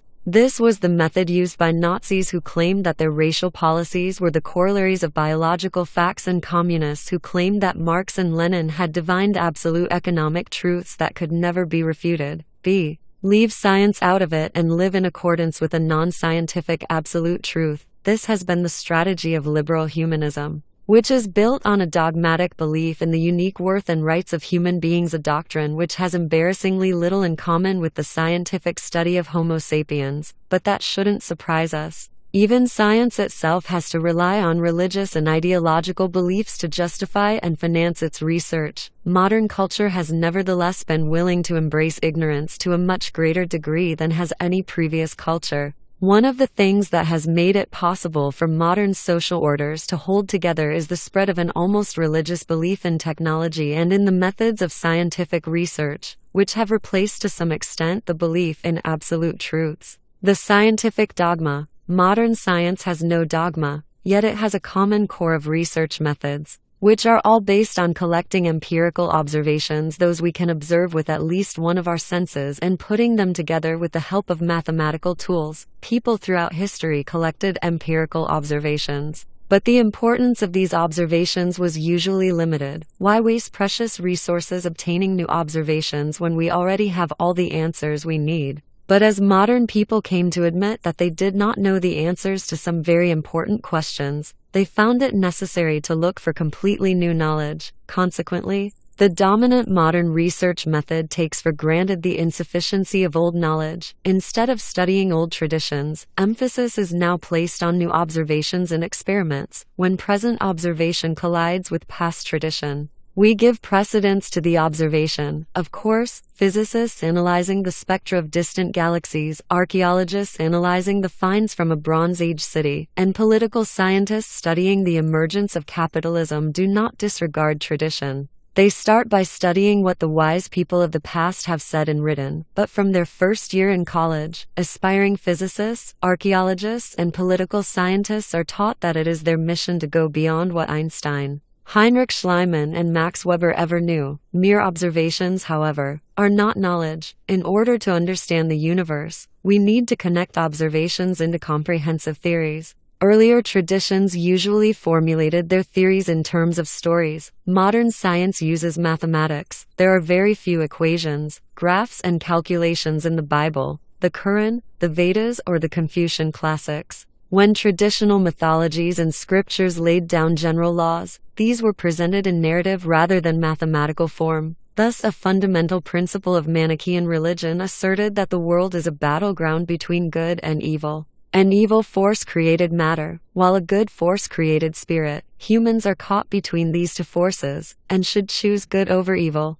Yet the prophet Mani made no attempt to offer a mathematical formula that could be used to predict human choices by quantifying the respective strength of these two forces. He never calculated that the force acting on a man is equal to the acceleration of his spirit divided by the mass of his body. This is exactly what scientists seek to accomplish. In 1687, Isaac Newton published The Mathematical Principles of Natural Philosophy, arguably the most important book in modern history. Newton presented a general theory of movement and change. The greatness of Newton's theory was its ability to explain and predict the movements of all bodies in the universe, from falling apples to shooting stars, using three very simple mathematical laws. Henceforth, anyone who wished to understand and predict the movement of a cannonball or a planet simply had to make measurements of the object's mass, direction and acceleration, and the forces acting on it, by inserting these numbers into Newton's equations. The future position of the object could be predicted. It worked like magic. Only around the end of the 19th century did scientists come across a few observations that did not fit well with Newton's laws.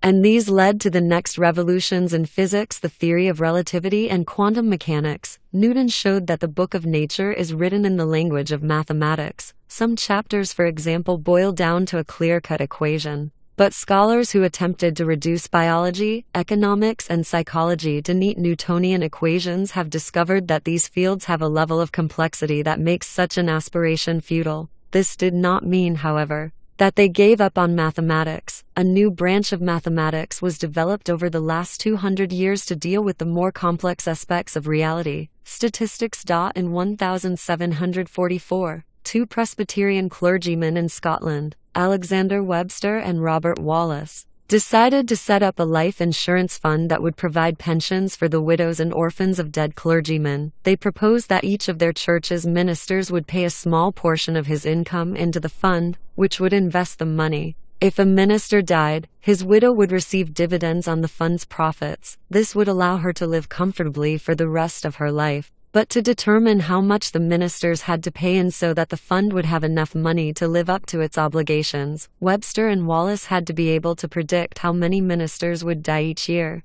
how many widows and orphans they would leave behind, and by how many years the widows would outlive their husbands. Take note of what the churchmen did not do. They did not pray to God to reveal the answer. Nor did they search for an answer in the Holy Scriptures or among the works of ancient theologians, nor did they enter into an abstract philosophical disputation. Being Scots, they were practical types. So they contacted a professor of mathematics from the University of Edinburgh, Colin Maclaurin. The three of them collected data on the ages at which people died and used these to calculate how many ministers were likely to pass away in any given year. Their work was founded on several recent breakthroughs in the fields of statistics and probability. One of these was Jacob Bernoulli's law of large numbers. Bernoulli had codified the principle that while it might be difficult to predict with certainty a single event, such as the death of a particular person, it was possible to predict with great accuracy the average outcome of many similar events. That is,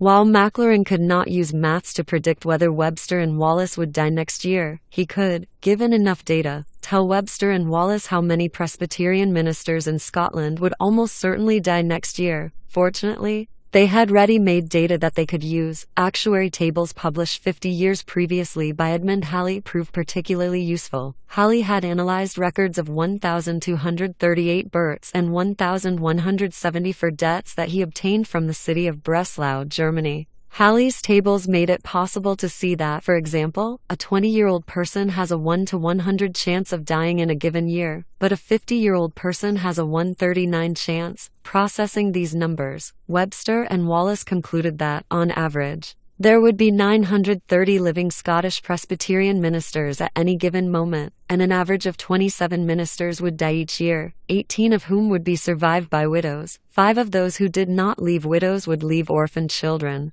And 2 of those survived by widows would also be outlived by children from previous marriages who had not yet reached the age of 16. They further computed how much time was likely to go by before the widow's death or remarriage. In both these eventualities, payment of the pension would cease. These figures enabled Webster and Wallace to determine how much money the ministers who joined their fund had to pay in order to provide for their loved ones, by contributing to 12 seconds to D a year. A minister could guarantee that his widowed wife would receive at least 10 a year, a hefty sum in those days. If he thought that was not enough, he could choose to pay in more, up to a level of 611 seconds, 3D, year, which would guarantee his widow the even more handsome sum of 25 a year. According to their calculations, by the year 1765 the fund for a provision for the widows and children of the ministers of the Church of Scotland would have capital totaling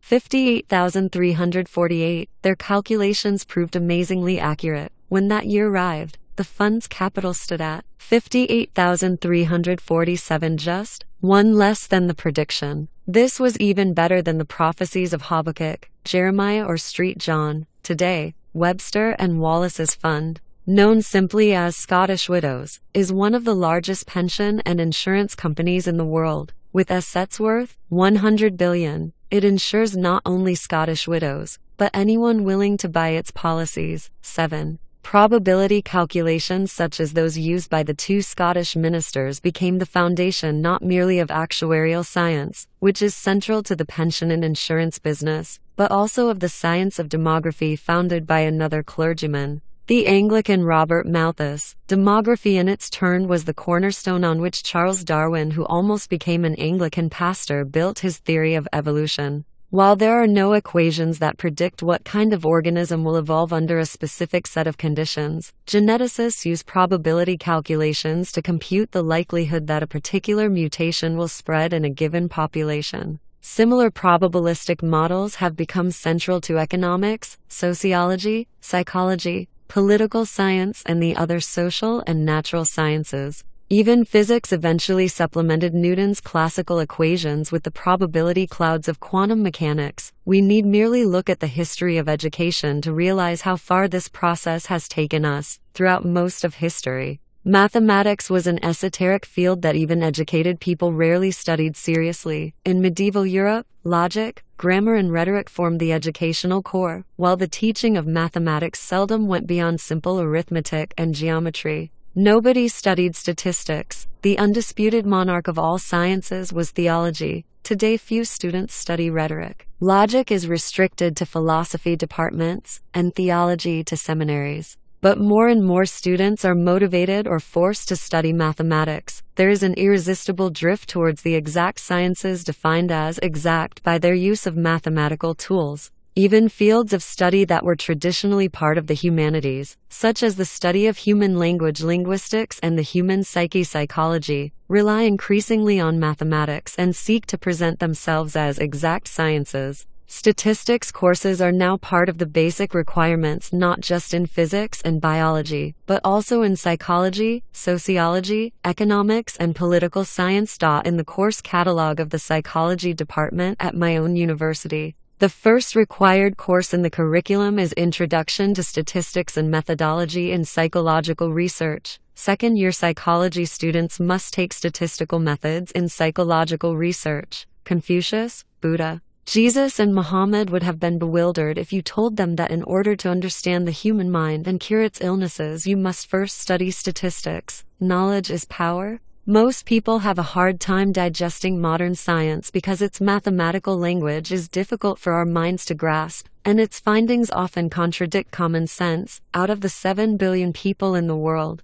how many really understand quantum mechanics, cell biology, or macroeconomics? Science nevertheless enjoys immense prestige because of the new powers it gives us. Presidents and generals may not understand nuclear physics, but they have a good grasp of what nuclear bombs can do. In 1620, Francis Bacon published a scientific manifesto titled The New Instrument. In it, he argued that knowledge is power. The real test of knowledge is not whether it is true, but whether it empowers us. Scientists usually assume that no theory is 100% correct. Consequently, truth is a poor test for knowledge. The real test is utility. A theory that enables us to do new things constitutes knowledge. Over the centuries, science has offered us many new tools. Some are mental tools, such as those used to predict death rates and economic growth. Even more important are technological tools. The connection forged between science and technology is so strong that today people tend to confuse the two. We often think that it is impossible to develop new technologies without scientific research,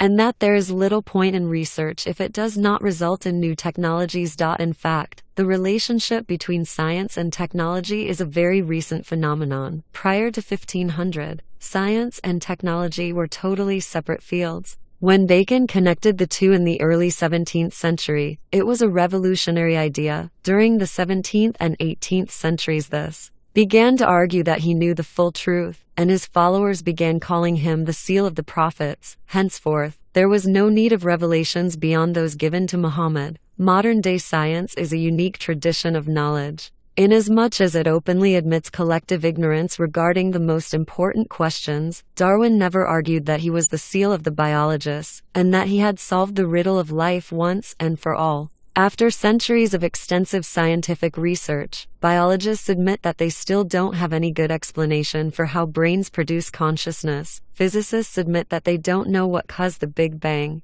or how to reconcile quantum mechanics with the theory of general relativity.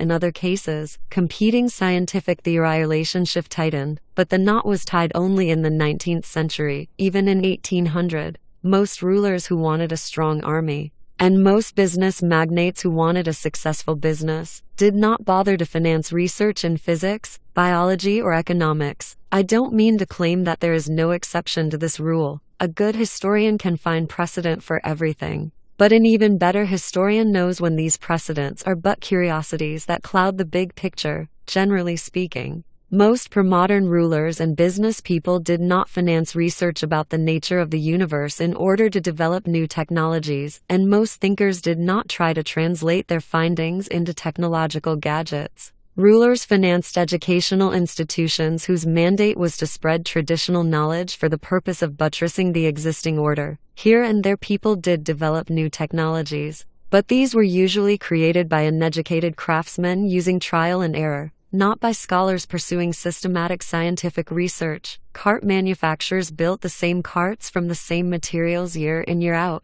They did not set aside a percentage of their annual profits in order to research and develop new cart models. Cart design occasionally improved, but it was usually thanks to the ingenuity of some local carpenter who never set foot in a university and did not even know how to read. This was true of the public as well as the private sector. Whereas modern states call in their scientists to provide solutions in almost every area of national policy, from energy to health to waste disposal, ancient kingdoms seldom did so. The contrast between then and now is most pronounced in weaponry. When outgoing President Dwight Eisenhower warned in 1961 of the growing power of the military-industrial complex, he left out a part of the equation. He should have alerted his country to the military-industrial scientific complex. Because today's wars are scientific productions, the world's military forces initiate, fund, and steer a large part of humanity's scientific research and technological development. When World War I bogged down into interminable trench warfare, both sides called in the scientists to break the deadlock and save the nation. The men in white answered the call, and out of the laboratories rolled a constant stream of new wonder weapons: combat aircraft, poison gas, tanks, submarines, and ever more efficient machine guns, artillery pieces, rifles, and bombs. 33. German V-2 rocket ready to launch. It didn't defeat the Allies, but it kept the Germans hoping for a technological miracle until the very last days of the war. Science played an even larger role in World War II. By late 1944, Germany was losing the war and defeat was imminent. A year earlier, the Germans' allies, the Italians, had toppled Mussolini and surrendered to the Allies, but Germany kept fighting on, even though the British, American, and Soviet armies were closing in. One reason German soldiers and civilians thought not all was lost was that they believed German scientists were about to turn the tide with so-called miracle weapons such as the V-2 rocket and jet-powered aircraft. While the Germans were working on rockets and jets, the American Manhattan Project successfully developed atomic bombs. By the time the bomb was ready, in early August 1945, Germany had already surrendered, but Japan was fighting on. American forces were poised to invade its home islands. The Japanese vowed to resist the invasion and fight to the death, and there was every reason to believe that it was no idle threat. American generals told President Harry S. Truman that an invasion of Japan would cost the lives of 1 million American soldiers and would extend the war well into 1946. Truman decided to use the new bomb. 2 weeks and 2 atom bombs later, Japan surrendered unconditionally and the war was over. But science is not just about offensive weapons, it plays a major role in our defenses as well. Today, many Americans believe that the solution to terrorism is technological rather than political. Just give millions more to the nanotechnology industry. They believe, and the United States could send bionic spy flies into every Afghan cave, Yemenite redoubt, and North African encampment. Once that's done, Osama bin Laden's heirs will not be able to make a cup of coffee without a CIA spy fly passing this vital information back to headquarters in Langley. Allocate millions more to brain research. And every airport could be equipped with ultra-sophisticated fMRI scanners that could immediately recognize angry and hateful thoughts in people's brains. Will it really work? Who knows? Is it wise to develop bionic flies and thought-reading scanners? Not necessarily. Be that as it may, as you read these lines, the U.S. Department of Defense is transferring millions of dollars to nanotechnology and brain laboratories for work on these and other such ideas. This obsession with military technology, from tanks to atom bombs to spy flies, is a surprisingly recent phenomenon. Up until the 19th century, the vast majority of military revolutions were the product of organizational rather than technological changes. When alien civilizations met for the first time, technological gaps sometimes played an important role. But even in such cases, few thought of deliberately creating or enlarging such gaps. Most empires did not rise thanks to technological wizardry, and their rulers did not give much thought to technological improvement. The Arabs did not defeat the Sassanid Empire thanks to superior bows or swords, the Seljuks had no technological advantage over the Byzantines, and the Mongols did not conquer China with the help of some ingenious new weapon. In fact, in all these cases, the vanquished enjoyed superior military and civilian technology. The Roman army is a particularly good example. It was the best army of its day, yet technologically speaking, Rome had no edge over Carthage, Macedonia, or the Seleucid Empire. Its advantage rested on efficient organization, iron discipline, and huge manpower reserves. The Roman army never set up a research and development department, and its weapons remained more or less the same for centuries on end. If the legions of Scipio Aemilianus, the general who leveled Carthage and defeated the Numantians in the 2nd century BC, had suddenly popped up 500 years later in the age of Constantine the Great,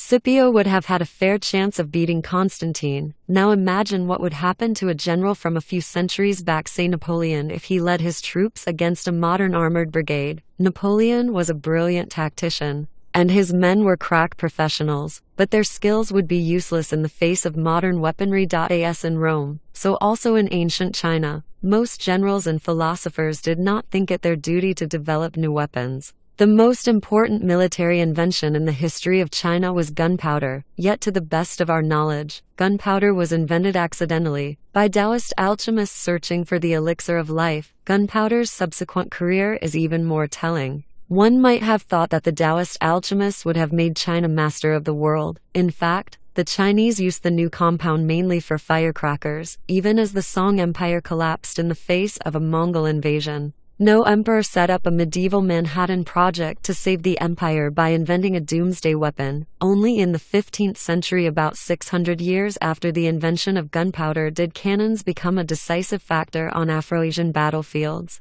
Why did it take so long for the deadly potential of this substance to be put to military use? Because it appeared at a time when neither kings, scholars, nor merchants thought that new military technology could save them or make them rich. The situation began to change in the 15th and 16th centuries, but another 200 years went by before most rulers evinced any interest in financing the research and development of new weapons. Logistics and strategy continued to have far greater impact on the outcome of wars than technology. The Napoleonic military machine that crushed the armies of the European powers at Austerlitz 1805 was armed with more or less the same weaponry that the army of Louis XV had used. Napoleon himself, despite being an artilleryman, had little interest in new weapons, even though scientists and inventors tried to persuade him to fund the development of flying machines, submarines, and rockets. Science, industry, and military technology intertwined only with the advent of the capitalist system and the Industrial Revolution. Once this relationship was established, however, it quickly transformed the world. The ideal of progress, Until the scientific revolution, most human cultures did not believe in progress. They thought the golden age was in the past, and that the world was stagnant, if not deteriorating. Strict adherence to the wisdom of the ages might perhaps bring back the good old times, and human ingenuity might conceivably improve this or that facet of daily life. However, it was considered impossible for human know-how to overcome the world's fundamental problems. If even Muhammad, Jesus, Buddha, and Confucius, who knew everything there is to know, were unable to abolish famine, disease, poverty, and war from the world, how could we expect to do so? Many faiths believe that someday a Messiah would appear and end all wars, famines, and even death itself. But the notion that humankind could do so by discovering new knowledge and inventing new tools was worse than ludicrous. It was hubris. The story of the Tower of Babel, the story of Icarus, the story of the Golem, and countless other myths taught people that any attempt to go beyond human limitations would inevitably lead to disappointment and disaster. When modern culture admitted that there were many important things that it still did not know, and when that admission of ignorance was married to the idea that scientific discoveries could give us new powers, people began suspecting that real progress might be possible after all. As science began to solve one unsolvable problem after another, many became convinced that humankind could overcome any and every problem by acquiring and applying new knowledge. Poverty, sickness, wars, famines, old age, and death itself were not the inevitable fate of humankind. They were simply the fruits of our ignorance. 34. Benjamin Franklin disarming the gods. A famous example is lightning. Many cultures believed that lightning was the hammer of an angry god, used to punish sinners. In the middle of the 18th century, in one of the most celebrated experiments in scientific history, Benjamin Franklin flew a kite during a lightning storm to test the hypothesis that lightning is simply an electric current. Franklin's empirical observations, coupled with his knowledge about the qualities of electrical energy, enabled him to invent the lightning rod and disarm the gods. Poverty is another case in point. Many cultures have viewed poverty as an inescapable part of this imperfect world.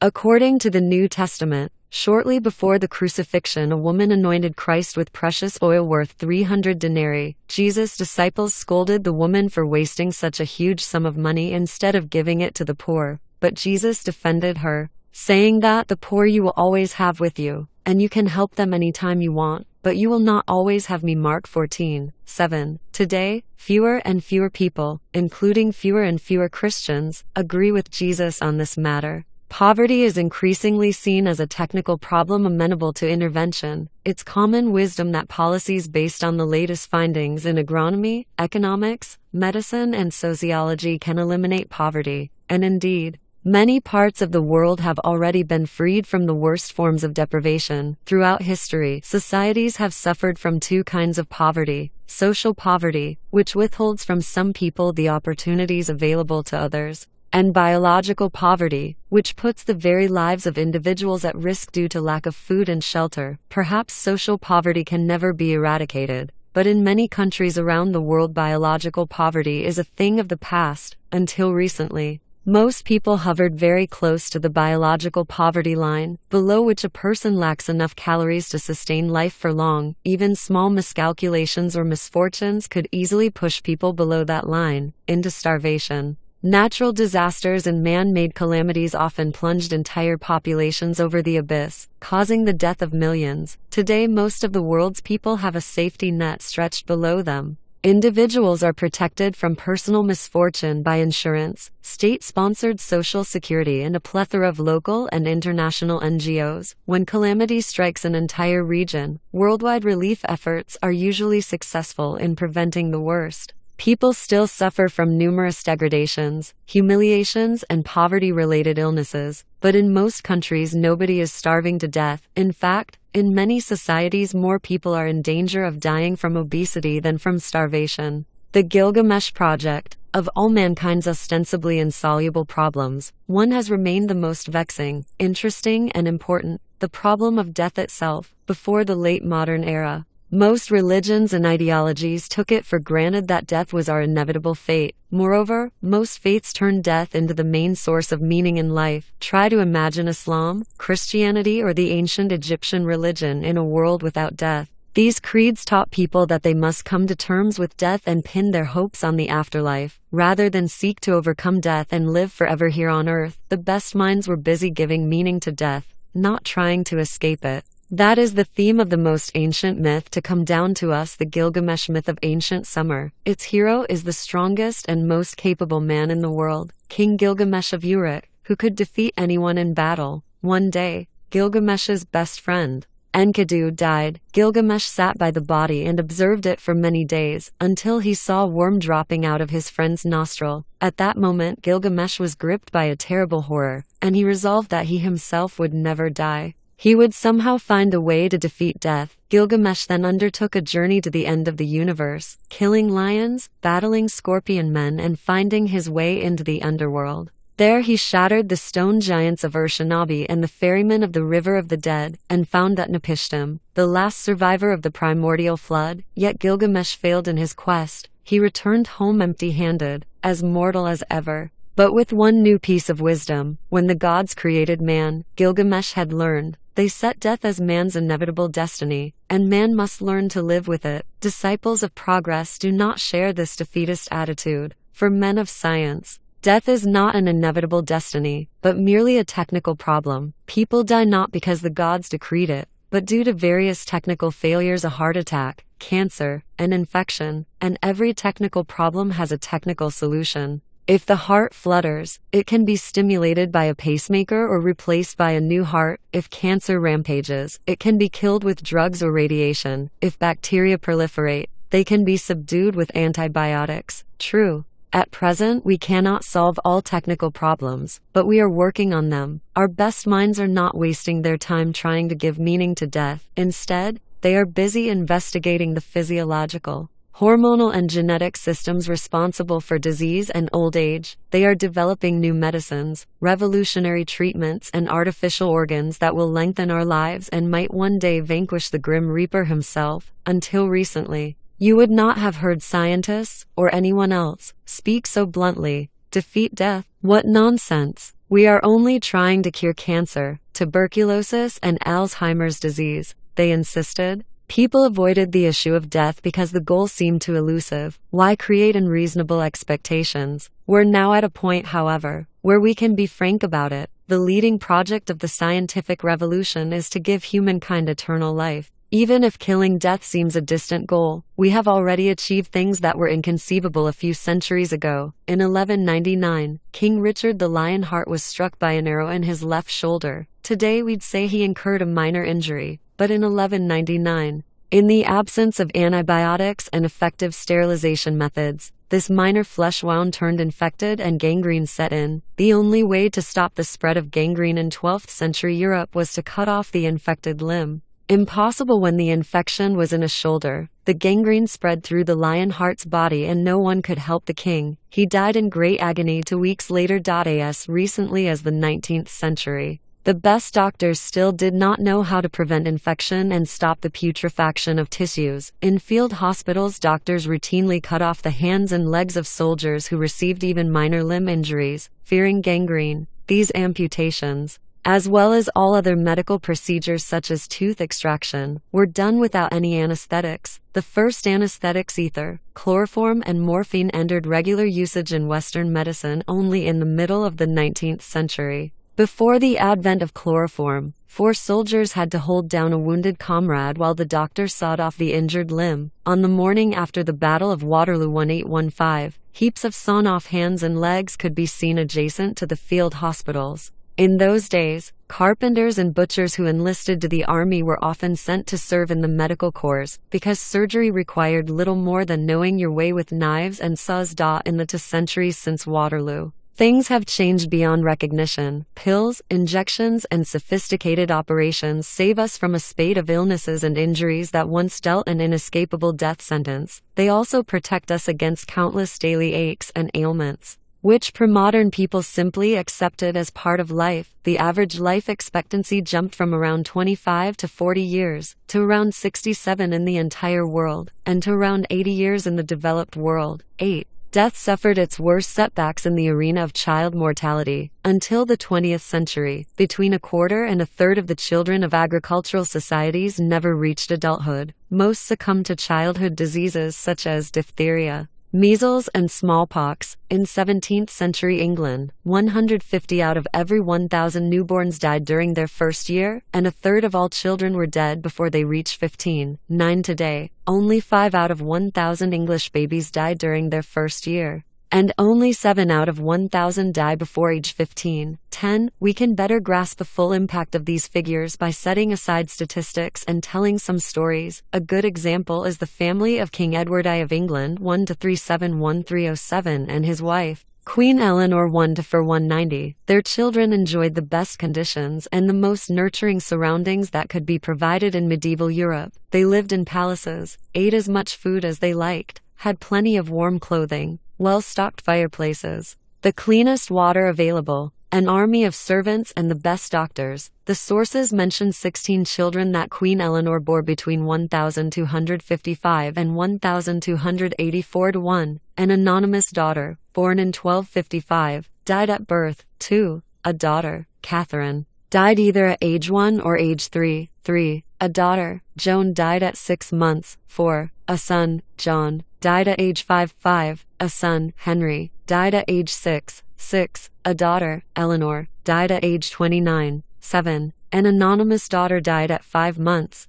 8. A daughter, Joan, died at age 35. 9. A son, Alfonso, died at age 10. 10. A daughter, Margaret, died at age 58. 11. A daughter, Berengaria, died at age 2. 12. An anonymous daughter died shortly after birth. 13. A daughter, Mary, died at age 53. 14. An anonymous son died shortly after birth. 15. A daughter, Elizabeth, died at age 34. 16. A son, Edward, the youngest Edward, was the first of the boys to survive the dangerous years of childhood, and at his father's death he ascended the English throne as King Edward II. In other words, it took Eleanor 16 tries to carry out the most fundamental mission of an English queen to provide her husband with a male heir. Edward I's mother must have been a woman of exceptional patience and fortitude. Not so the woman Edward chose for his wife, Isabella of France. She had him murdered when he was 43. 11. To the best of our knowledge, Eleanor and Edward I were a healthy couple and passed no fatal hereditary illnesses on to their children. Nevertheless, 10 out of the 16, 62% died during childhood. Only 6 managed to live beyond the age of 11. And only 3, just 18%, lived beyond the age of 40. In addition to these births, Eleanor most likely had a number of pregnancies that ended in miscarriage. On average, Edward and Eleanor lost a child every 3 years. 10 children one after another. It's nearly impossible for a parent today to imagine such loss. How long will the Gilgamesh Project, the quest for immortality, take to complete? 100 years? 500 years? 1,000 years? When we recall how little we knew about the human body in 1900, and how much knowledge we have gained in a single century, there is cause for optimism. Genetic engineers have recently managed to double the average life expectancy of Caenorhabditis elegans worms. 12. Could they do the same for Homo sapiens? Nanotechnology experts are developing a bionic immune system composed of millions of nanorobots who would inhabit our bodies, open blocked blood vessels, fight viruses and bacteria, eliminate cancerous cells, and even reverse aging processes. 13. A few serious scholars suggest that by 2050, some humans will become immortal, not immortal, because they could still die of some accident, but immortal, meaning that in the absence of fatal trauma their lives could be extended indefinitely, whether or not Project Gilgamesh succeeds. From a historical perspective, it is fascinating to see that most late modern religions and ideologies have already taken death and the afterlife out of the equation. Until the 18th century, religions considered death and its aftermath central to the meaning of life. Beginning in the 18th century, religions and ideologies such as liberalism, socialism, and feminism lost all interest in the afterlife. What, exactly, happens to a communist after he or she dies? What happens to a capitalist? What happens to a feminist? It is pointless to look for the answer in the writings of Marx, Adam Smith, or Simone de Beauvoir. The only modern ideology that still awards death a central role is nationalism. In its more poetic and desperate moments, nationalism promises that whoever dies for the nation will forever live in its collective memory. Yet this promise is so fuzzy that even most nationalists do not really know what to make of it. The sugar daddy of science. We are living in a technical age. Many are convinced that science and technology hold the answers to all our problems. We should just let the scientists and technicians go on with their work, and they will create heaven here on earth. But science is not an enterprise that takes place on some superior moral or spiritual plane above the rest of human activity. Like all other parts of our culture, it is shaped by economic, political, and religious interests. Science is a very expensive affair. A biologist seeking to understand the human immune system requires laboratories, test tubes, chemicals, and electron microscopes, not to mention lab assistants, electricians, plumbers, and cleaners. An economist seeking to model credit markets must buy computers, set up giant databanks, and develop complicated data processing programs.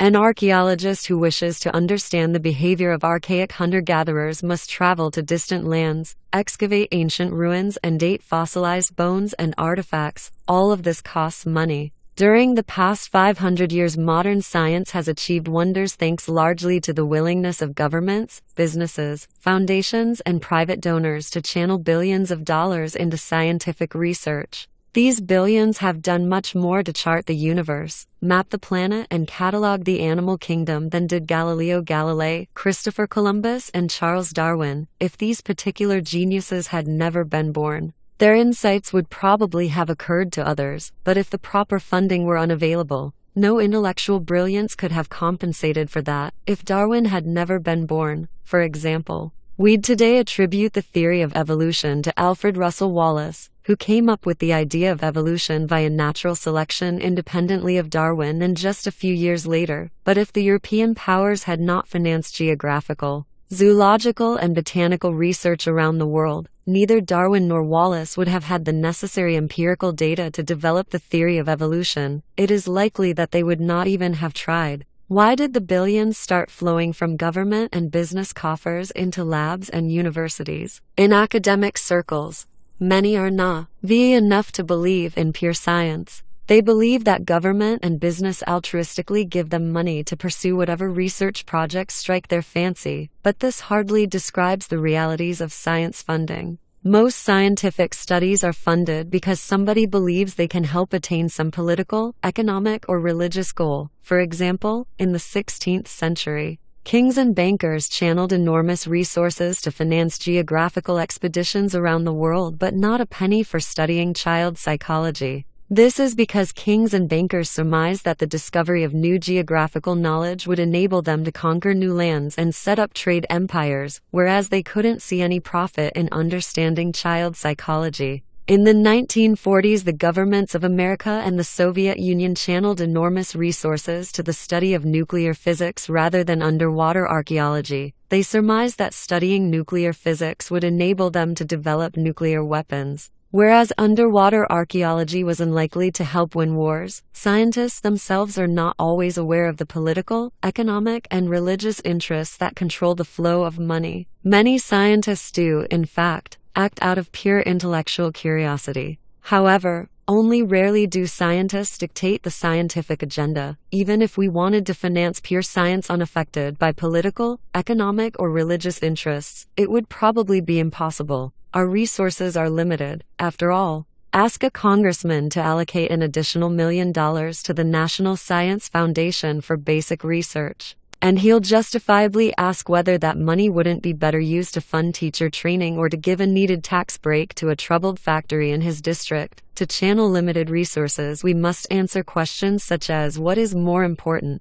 and what is good. And these are not scientific questions. Science can explain what exists in the world, how things work, and what might be in the future. By definition, it has no pretensions to knowing what should be in the future. Only religions and ideologies seek to answer such questions. Consider the following quandary. Two biologists from the same department, possessing the same professional skills, have both applied for a $1 million grant to finance their current research projects. Professor Slughorn wants to study a disease that infects the udders of cows, causing a 10% decrease in their milk production. Professor Sprout wants to study whether cows suffer mentally when they are separated from their calves, assuming that the amount of money is limited, and that it is impossible to finance both research projects. Which one should be funded? There is no scientific answer to this question. There are only political, economic, and religious answers. In today's world, it is obvious that Slughorn has a better chance of getting the money.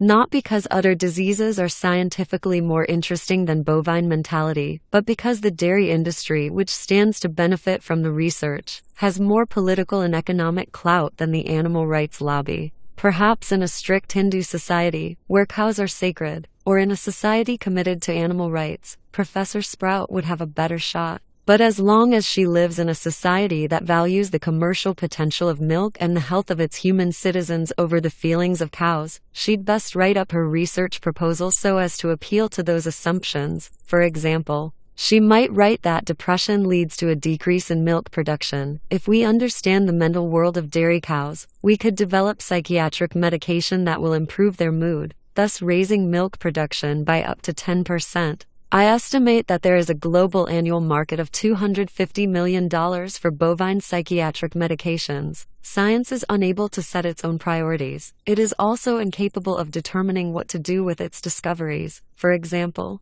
from a purely scientific viewpoint, it is unclear what we should do with our increasing understanding of genetics. Should we use this knowledge to cure cancer, to create a race of genetically engineered supermen, or to engineer dairy cows with super-sized udders? It is obvious that a liberal government, a communist government, a Nazi government, and a capitalist business corporation would use the very same scientific discovery for completely different purposes. And there is no scientific reason to prefer one usage over others. In short, scientific research can flourish only in alliance with some religion or ideology. The ideology justifies the costs of the research. In exchange, the ideology influences the scientific agenda and determines what to do with the discoveries. Hence, in order to comprehend how humankind has reached Alamogordo and the moon rather than any number of alternative destinations, it is not enough to survey the achievements of physicists, biologists, and sociologists. We have to take into account the ideological, political, and economic forces that shape physics, biology, and sociology, pushing them in certain directions while neglecting others. Two forces in particular deserve our attention: imperialism and capitalism.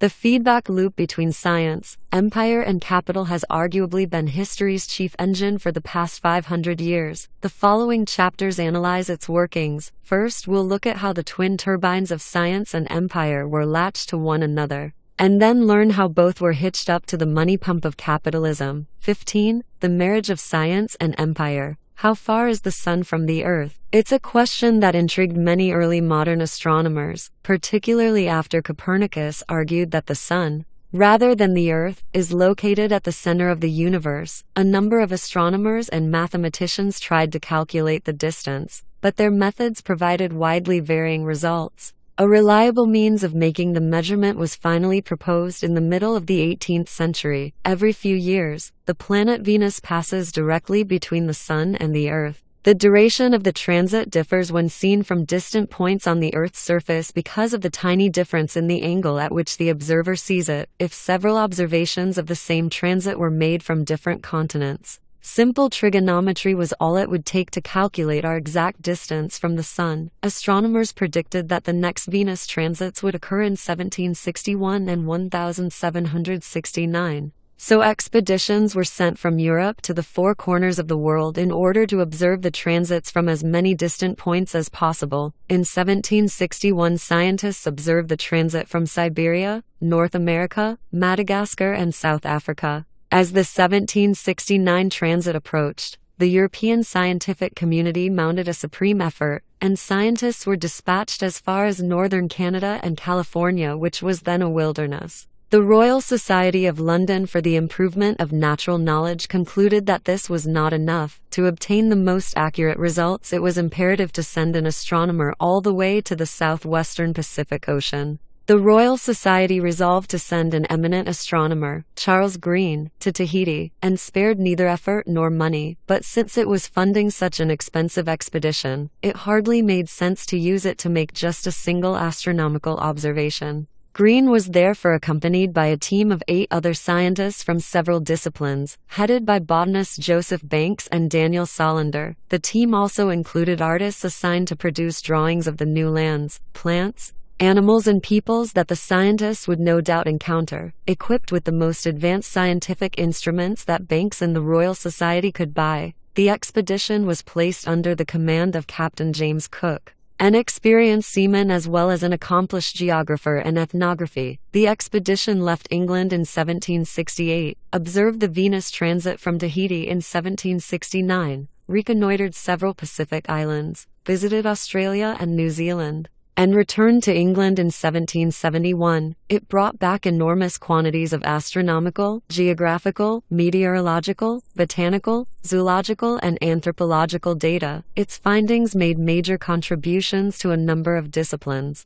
sparked the imagination of Europeans with astonishing tales of the South Pacific, and inspired future generations of naturalists and astronomers. One of the fields that benefited from the Cook expedition was medicine. At the time, ships that set sail to distant shores knew that more than half their crew members would die on the journey. The nemesis was not angry natives, enemy warships, or homesickness. It was a mysterious ailment called scurvy. Men who came down with the disease grew lethargic and depressed, and their gums and other soft tissues bled. As the disease progressed, their teeth fell out, open sores appeared, and they grew feverish, jaundiced, and lost control of their limbs. Between the 16th and 18th centuries, scurvy is estimated to have claimed the lives of about 2 million sailors. No one knew what caused it, and no matter what remedy was tried, sailors continued to die in droves. The turning point came in 1747, when a British physician, James Lind, conducted a controlled experiment on sailors who suffered from the disease. He separated them into several groups and gave each group a different treatment. One of the test groups was instructed to eat citrus fruits,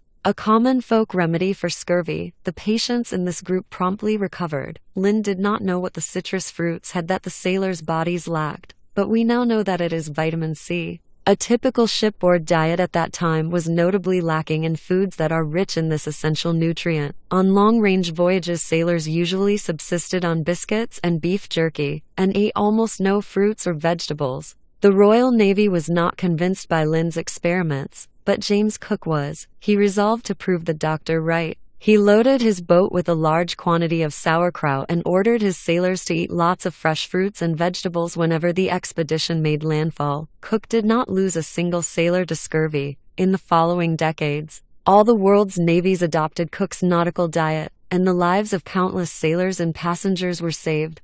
However, the Cook expedition had another, far less benign result. Cook was not only an experienced seaman and geographer, but also a naval officer. The Royal Society financed a large part of the expedition's expenses, but the ship itself was provided by the Royal Navy. The Navy also seconded 85 well-armed sailors and marines, and equipped the ship with artillery, muskets, gunpowder, and other weaponry. Much of the information collected by the expedition, particularly the astronomical, geographical, meteorological, and anthropological data, was of obvious political and military value. The discovery of an effective treatment for scurvy greatly contributed to British control of the world's oceans and its ability to send armies to the other side of the world. Cook claimed for Britain many of the islands and lands he discovered, most notably Australia. The Cook expedition laid the foundation for the British occupation of the southwestern Pacific Ocean, for the conquest of Australia, Tasmania, and New Zealand, for the settlement of millions of Europeans in the new colonies, and for the extermination of their native cultures and most of their native populations. 2. In the century following the Cook expedition, the most fertile lands of Australia and New Zealand were taken from their previous inhabitants by European settlers. The native population dropped by up to 90%, and the survivors were subjected to a harsh regime of racial oppression. For the Aborigines of Australia and the Maoris of New Zealand, the Cook expedition was the beginning of a catastrophe from which they have never recovered. An even worse fate befell the natives of Tasmania. Having survived for 10,000 years in splendid isolation, they were completely wiped out. to the last man, woman, and child. Within a century of Cook's arrival, European settlers first drove them off the richest parts of the island, and then, coveting even the remaining wilderness, hunted them down and killed them systematically. The few survivors were hounded into an evangelical concentration camp, where well-meaning but not particularly open-minded missionaries tried to indoctrinate them in the ways of the modern world. The Tasmanians were instructed in reading and writing, Christianity, and various productive skills such as sewing clothes and farming, but they refused to learn. They became ever more melancholic, stopped having children, lost all interest in life, and finally chose the only escape route from the modern world of science and progress: death. Alas, science and progress pursued them even to the afterlife. The corpses of the last Tasmanians were seized in the name of science by anthropologists and curators. They were dissected, weighed and measured, and analyzed in learned articles. The skulls and skeletons were then put on display in museums and anthropological collections. Only in 1976 did the Tasmanian Museum give up for burial the skeleton of Truganini, the last native Tasmanian, who had died 100 years earlier. The English Royal College of Surgeons held onto samples of her skin and hair until 2002. Was Cook's ship a scientific expedition protected by a military force, or a military expedition with a few scientists tagging along? That's like asking whether your petrol tank is half empty or half full. It was both. The scientific revolution and modern imperialism were inseparable. People such as Captain James Cook and the botanist Joseph Banks could hardly distinguish science from empire, nor could luckless Truganini. Why Europe? The fact that people from a large island in the northern Atlantic conquered a large island south of Australia is one of history's more bizarre occurrences. Not long before Cook's expedition, the British Isles and Western Europe in general were but distant backwaters of the Mediterranean world. Little of importance ever happened there. Even the Roman Empire, the only important pre-modern European empire, derived most of its wealth from its North African, Balkan, and Middle Eastern provinces. Rome's Western European provinces were a poor Wild West, which contributed little aside from minerals and slaves. Northern Europe was so desolate and barbarous that it wasn't even worth conquering. 35. Truganini, the last native Tasmanian. Only at the end of the 15th century did Europe become a hothouse of important military, political, economic, and cultural developments. Between 1500 and 1750, Western Europe gained momentum and became master of the outer world, meaning the two American continents and the oceans. Yet even then Europe was no match for the great powers of Asia. Europeans managed to conquer America and gain supremacy at sea mainly because the Asiatic powers showed little interest in them. The early modern era was a golden age for the Ottoman Empire in the Mediterranean, the Safavid Empire in Persia, the Mughal Empire in India, and the Chinese Ming and Qing dynasties. They expanded their territories significantly and enjoyed unprecedented demographic and economic growth. In 1775, Asia accounted for 80% of the world economy. The combined economies of India and China alone represented 2/3 of global production. In comparison, Europe was an economic dwarf. 3. The global center of power shifted to Europe only between 1750 and 1850, when Europeans humiliated the Asian powers in a series of wars and conquered large parts of Asia. By 1900, Europeans firmly controlled the world's economy and most of its territory. In 1950, Western Europe and the United States together accounted for more than half of global production, whereas China's portion had been reduced to 5%. 4. Under the European aegis, a new global order and global culture emerged. Today all humans are, to a much greater extent than they usually want to admit, European in dress, thought, and taste. They may be fiercely anti-European in their rhetoric, but almost everyone on the planet views politics, medicine, war, and economics through European eyes, and listens to music written in European modes with words in European languages. Even today's burgeoning Chinese economy, which may soon regain its global primacy, is built on a European model of production and finance. How did the people of this frigid finger of Eurasia manage to break out of their remote corner of the globe and conquer the entire world? Europe's scientists are often given much of the credit. It's unquestionable that from 1850 onward, European domination rested to a large extent on the military-industrial scientific complex and technological wizardry. All successful late modern empires cultivated scientific research in the hope of harvesting technological innovations, and many scientists spent most of their time working on arms, medicines, and machines for their imperial masters. A common saying among European soldiers facing African enemies was, "Come what may, we have machine guns, and they don't." Civilian technologies were no less important. Canned food fed soldiers. Railroads and steamships transported soldiers and their provisions, while a new arsenal of medicines cured soldiers, sailors, and locomotive engineers. These logistical advances played a more significant role in the European conquest of Africa than did the machine gun, but that wasn't the case before 1850. The military-industrial scientific complex was still in its infancy. The technological fruits of the scientific revolution were unripe, and the technological gap between European, Asiatic, and African powers was small. In 1770, James Cook certainly had far better technology than the Australian Aborigines. But so did the Chinese and the Ottomans. Why then was Australia explored and colonized by Captain James Cook and not by Captain Juan Zhengs or Captain Hussein Pasha? More importantly, if in 1770 Europeans had no significant technological advantage over Muslims, Indians, and Chinese, how did they manage in the following century to open such a gap between themselves and the rest of the world? Why did the military-industrial scientific complex blossom in Europe rather than India? When Britain leaped forward, why were France, Germany, and the United States quick to follow, whereas China lagged behind? When the gap between industrial and non-industrial nations became an obvious economic and political factor, why did Russia, Italy, and Austria succeed in closing it, whereas Persia, Egypt, and the Ottoman Empire failed? After all, the technology of the first industrial wave was relatively simple. Was it so hard for Chinese or Ottomans to engineer steam engines, manufacture machine guns, and lay down railroads? The world's first commercial railroad opened for business in 1830, in Britain. By 1850, Western nations were crisscrossed by almost 40,000 kilometers of railroads, but in the whole of Asia, Africa, and Latin America there were only 4,000 kilometers of tracks. In 1880, the West boasted more than 350,000 kilometers of railroads, whereas in the rest of the world there were but 35,000 kilometers of train lines, and most of these were laid by the British in India.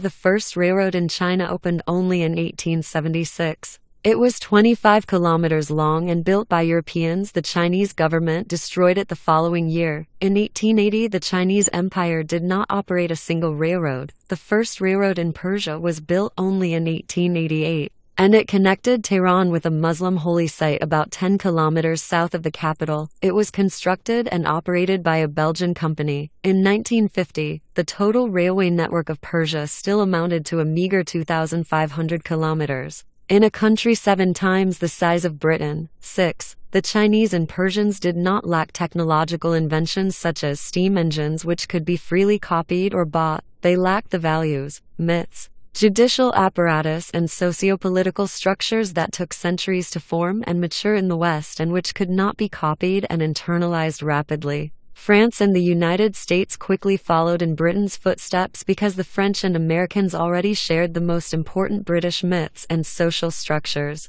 The Chinese and Persians could not catch up as quickly because they thought and organized their societies differently. This explanation sheds new light on the period from 1500 to 1850. During this era, Europe did not enjoy any obvious technological, political, military, or economic advantage over the Asian powers, yet the continent built up a unique potential, whose importance suddenly became obvious around 1850. The apparent equality between Europe, China, and the Muslim world in 1750 was a mirage. Imagine two builders, each busy constructing very tall towers. One builder uses wood and mud bricks, whereas the other uses steel and concrete. At first, it seems that there is not much of a difference between the two methods, since both towers grow at a similar pace and reach a similar height. However, once a critical threshold is crossed, the wood and mud tower cannot stand the strain and collapses, whereas the steel and concrete tower grows story by story. As far as the eye can see, what potential did Europe develop in the early modern period that enabled it to dominate the late modern world? There are two complementary answers to this question: modern science and capitalism.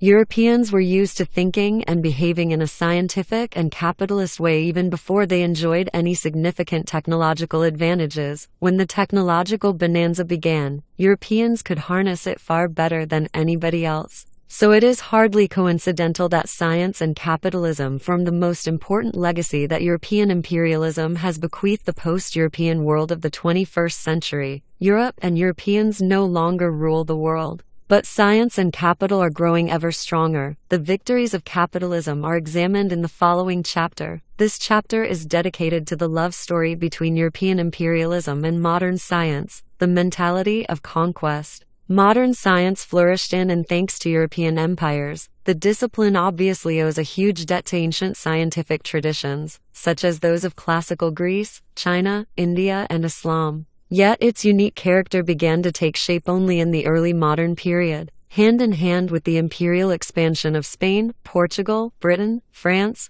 Russia, and the Netherlands. During the early modern period, Chinese, Indians, Muslims, Native Americans, and Polynesians continued to make important contributions to the scientific revolution. The insights of Muslim economists were studied by Adam Smith and Karl Marx. Treatments pioneered by Native American doctors found their way into English medical texts, and data extracted from Polynesian informants revolutionized Western anthropology. But until the mid-20th century, the people who collated these myriad scientific discoveries, creating scientific disciplines in the process, were the ruling and intellectual elites of the global European empires. The Far East and the Islamic world produced minds as intelligent and curious as those of Europe. However, between 1500 and 1950 they did not produce anything that comes even close to Newtonian physics or Darwinian biology. This does not mean that Europeans have a unique gene for science, or that they will forever dominate the study of physics and biology, just as Islam began as an Arab monopoly but was subsequently taken over by Turks and Persians.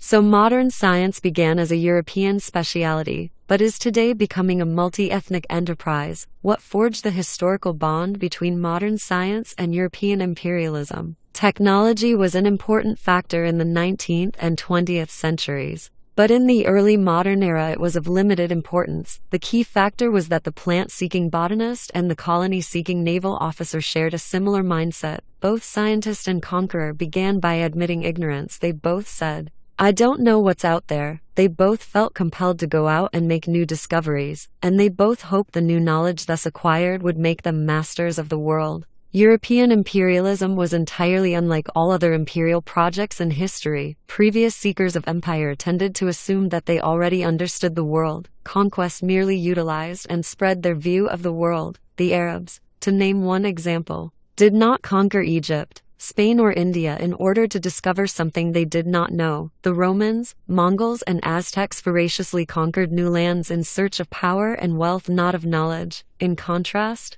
European imperialists set out to distant shores in the hope of obtaining new knowledge along with new territories. James Cook was not the first explorer to think this way. The Portuguese and Spanish voyagers of the 15th and 16th centuries already did. Prince Henry the Navigator and Vasco da Gama explored the coasts of Africa and, while doing so, seized control of islands and harbors. Christopher Columbus discovered America and immediately claimed sovereignty over the new lands for the kings of Spain. Ferdinand Magellan found a way around the world and simultaneously laid the foundation for the Spanish conquest of the Philippines. As time went by, the conquest of knowledge and the conquest of territory became ever more tightly intertwined. In the 18th and 19th centuries, almost every important military expedition that left Europe for distant lands had on board scientists who set out not to fight but to make scientific discoveries. When Napoleon invaded Egypt in 1798, he took 165 scholars with him. Among other things,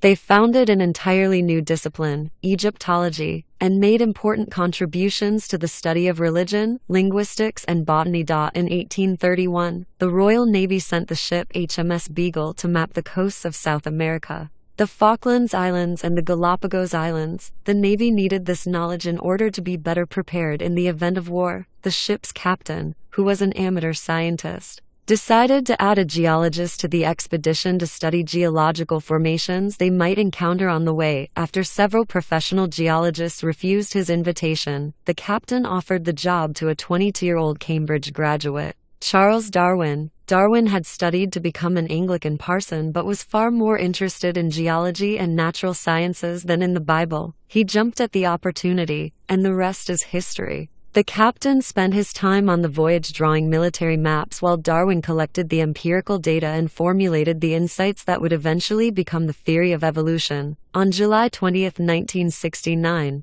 Neil Armstrong and Buzz Aldrin landed on the surface of the Moon. In the months leading up to their expedition, the Apollo 11 astronauts trained in a remote moon-like desert in the western United States. The area is home to several Native American communities, and there is a story or legend describing an encounter between the astronauts and one of the locals. One day as they were training, the astronauts came across an old Native American. The man asked them what they were doing there. They replied that they were part of a research expedition that would shortly travel to explore the moon. When the old man heard that, he fell silent for a few moments, and then asked the astronauts if they could do him a favor. "What do you want?" they asked. "Well," said the old man, "the people of my tribe believe that holy spirits live on the moon. I was wondering if you could pass an important message to them from my people." "What's the message?" asked the astronauts. The man uttered something in his tribal language, and then asked the astronauts to repeat it again and again until they had memorized it correctly. "What does it mean?" asked the astronauts. "Oh, I cannot tell you. It's a secret that only our tribe and the moon spirits are allowed to know."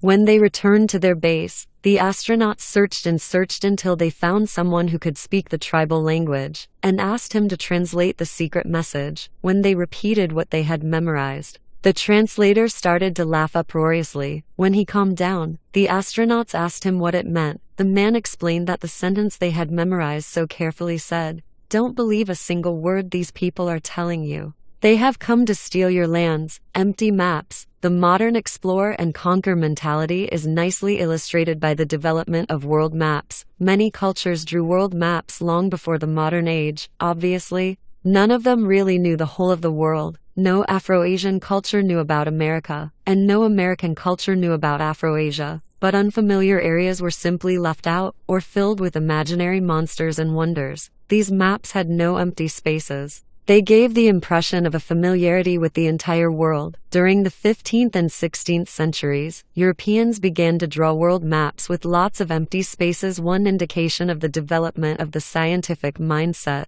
as well as of the European imperial drive. The empty maps were a psychological and ideological breakthrough, a clear admission that Europeans were ignorant of large parts of the world. The crucial turning point came in 1492. When Christopher Columbus sailed westward from Spain, seeking a new route to East Asia. Columbus still believed in the old complete world maps. Using them, Columbus calculated that Japan should have been located about 7,000 kilometers west of Spain. In fact, more than 20,000 kilometers and an entire unknown continent separate East Asia from Spain. On October 12, 1492, at about 2 o'clock a.m., Columbus' expedition collided with the unknown continent. Juan Rodriguez Bermejo, watching from the mast of the ship Pinta, spotted an island in what we now call the Bahamas, and shouted, "Land! Land!" Columbus believed he had reached a small island off the East Asian coast. He called the people he found there Indians because he thought he had landed in the Indies, what we now call the East Indies or the Indonesian archipelago. Columbus stuck to this error for the rest of his life. The idea that he had discovered a completely unknown continent was inconceivable for him and for many of his generation. For thousands of years, not only the greatest thinkers and scholars but also the infallible scriptures had known only Europe, Africa and Asia. Could they all have been wrong? Could the Bible have missed half the world? It would be as if in 1969, on its way to the moon, Apollo 11 had crashed into a hitherto unknown moon circling the Earth, which all previous observations had somehow failed to spot. In his refusal to admit ignorance, Columbus was still a medieval man. He was convinced he knew the whole world, and even his momentous discovery failed to convince him otherwise. 36. A European world map from 1459. Europe is in the top left corner. The map is filled with details, even when depicting areas that were completely unfamiliar to Europeans, such as southern Africa. The The first modern man was Amerigo Vespucci, an Italian sailor who took part in several expeditions to America in the years 1499 to 1504. Between 1502 and 1504, two texts describing these expeditions were published in Europe. They were attributed to Vespucci. These texts argued that the new lands discovered by Columbus were not islands off the East Asian coast, but rather an entire continent unknown to the scriptures, classical geographers, and contemporary Europeans. In 1507, convinced by these arguments, a respected map-maker named Martin Waldseemler published an updated world map, the first to show the place where Europe's westward sailing fleets had landed as a separate continent. Having drawn it, Waldseemler had to give it a name, erroneously believing that Amerigo Vespucci had been the person who discovered it. Waldseemler named the continent in his honor America. The Waldseemler map became very popular and was copied by many other cartographers, spreading the name he had given the new land. There is poetic justice in the fact that a quarter of the world, and 2 of its 7 continents, are named after a little-known Italian whose sole claim to fame is that he had the courage to say, "We don't know." The discovery of America was the foundational event of the scientific revolution. It not only taught Europeans to favor present observations over past traditions, but the desire to conquer America also obliged Europeans to search for new knowledge at breakneck speed. If they really wanted to control the vast new territories, they had to gather enormous amounts of new data about the geography, climate, flora, fauna, languages, cultures, and history of the new continent. Christian scriptures, old geography books, and ancient oral traditions were of little help. Henceforth, not only European geographers, but European scholars in almost all other fields of knowledge began to draw maps with spaces left to fill in. They began to admit that their theories were not perfect and that there were important things that they did not know. The Europeans were drawn to the blank spots on the map as if they were magnets, and promptly started filling them in. During the 15th and 16th centuries, European expeditions circumnavigated Africa, explored America, crossed the Pacific and Indian Oceans, and created a network of bases and colonies all over the world. They established the first truly global empires and knitted together the first global trade network. The European imperial expeditions transformed the history of the world. From being a series of histories of isolated peoples and cultures, it became the history of a single integrated human society. 37. The Salviati World Map, 1525. While the 1459 world map is full of continents, islands, and detailed explanations, the Salviati map is mostly empty. The eye wanders south along the American coastline, until it peters into emptiness. Anyone looking at the map and possessing even minimal curiosity is tempted to ask,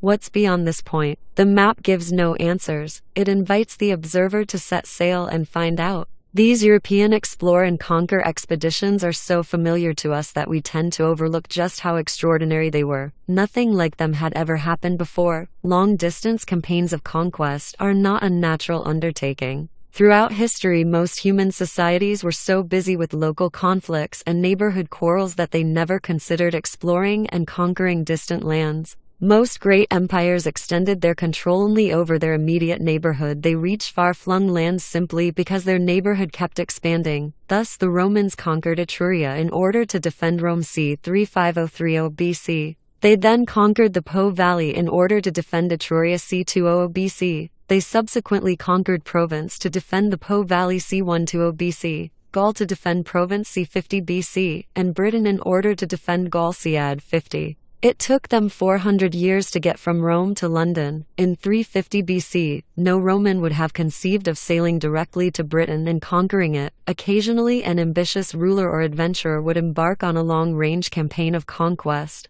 But such campaigns usually followed well-beaten imperial or commercial paths. The campaigns of Alexander the Great, for example, did not result in the establishment of a new empire, but rather in the usurpation of an existing empire, that of the Persians. The closest precedents to the modern European empires were the ancient naval empires of Athens and Carthage, and the medieval naval empire of Majapahit, which held sway over much of Indonesia in the 14th century. Yet even these empires rarely ventured into unknown seas. Their naval exploits were local undertakings when compared to the global ventures of the modern Europeans. Many scholars argue that the voyages of Admiral Zheng He of the Chinese Ming dynasty heralded and eclipsed the European voyages of discovery. Between 1405 and 1433, Zheng led 7 huge armadas from China to the far reaches of the Indian Ocean. The largest of these comprised almost 300 ships and carried close to 30,000 people. 7. They visited Indonesia, Sri Lanka, India, the Persian Gulf, the Red Sea, and East Africa. Chinese ships anchored in Jeddah, the main harbor of the Hejaz, and in Malindi. On the Kenyan coast, Columbus' fleet of 1,492, which consisted of 3 small ships manned by 120 sailors, was like a trio of mosquitoes compared to Zheng He's drove of dragons. 8. Yet there was a crucial difference. Zheng He explored the oceans and assisted pro-Chinese rulers, but he did not try to conquer or colonize the countries he visited. Moreover, the expeditions of Zheng He were not deeply rooted in Chinese politics and culture. When the ruling faction in Beijing changed during the 1430s, the new overlords abruptly terminated the operation. The Great Fleet was dismantled, crucial technical and geographical knowledge was lost, and no explorer of such stature and means ever set out again from a Chinese port. Chinese rulers in the coming centuries, like most Chinese rulers in previous centuries, restricted their interests and ambitions to the Middle Kingdom's immediate environs. The Zheng He expeditions proved that Europe did not enjoy an outstanding technological edge. What made Europeans exceptional was their unparalleled and insatiable ambition to explore and conquer, although they might have had the ability. The Romans never attempted to conquer India or Scandinavia. The Persians never attempted to conquer Madagascar or Spain, and the Chinese never attempted to conquer Indonesia or Africa. Most Chinese rulers left even nearby Japan to its own devices. There was nothing peculiar about that. The oddity is that early modern Europeans caught a fever that drove them to sail to distant and completely unknown lands full of alien cultures, take one step onto their beaches, and immediately declare, "I claim all these territories for my king." 38. Zheng He's flagship next to that of Columbus, Invasion from Outer Space, around 1517. Spanish colonists in the Caribbean islands began to hear vague rumors about a powerful empire somewhere in the center of the Mexican mainland. A mere 4 years later, the Aztec capital was a smoldering ruin. The Aztec Empire was a thing of the past, and Hernán Cortés lorded over a vast new Spanish empire in Mexico. The Spaniards did not stop to congratulate themselves or even to catch their breath. They immediately commenced explore and conquer operations in all directions. The previous rulers of Central America, the Aztecs, the Toltecs, the Maya, barely knew South America existed, and never made any attempt to subjugate it. Over the course of 2,000 years, yet within little more than 10 years of the Spanish conquest of Mexico, Francisco Pizarro had discovered the Inca Empire in South America, vanquishing it in 1532. Had the Aztecs and Incas shown a bit more interest in the world surrounding them, and had they known what the Spaniards had done to their neighbors, they might have resisted the Spanish conquest more keenly and successfully. In the years separating Columbus' first journey to America 1492 from the landing of Cortés in Mexico 1519, the Spaniards conquered most of the Caribbean islands, setting up a chain of new colonies for the subjugated natives. These colonies were hell on earth. They were ruled with an iron fist by greedy and unscrupulous colonists who enslaved them and set them to work in mines and plantations, killing anyone who offered the slightest resistance.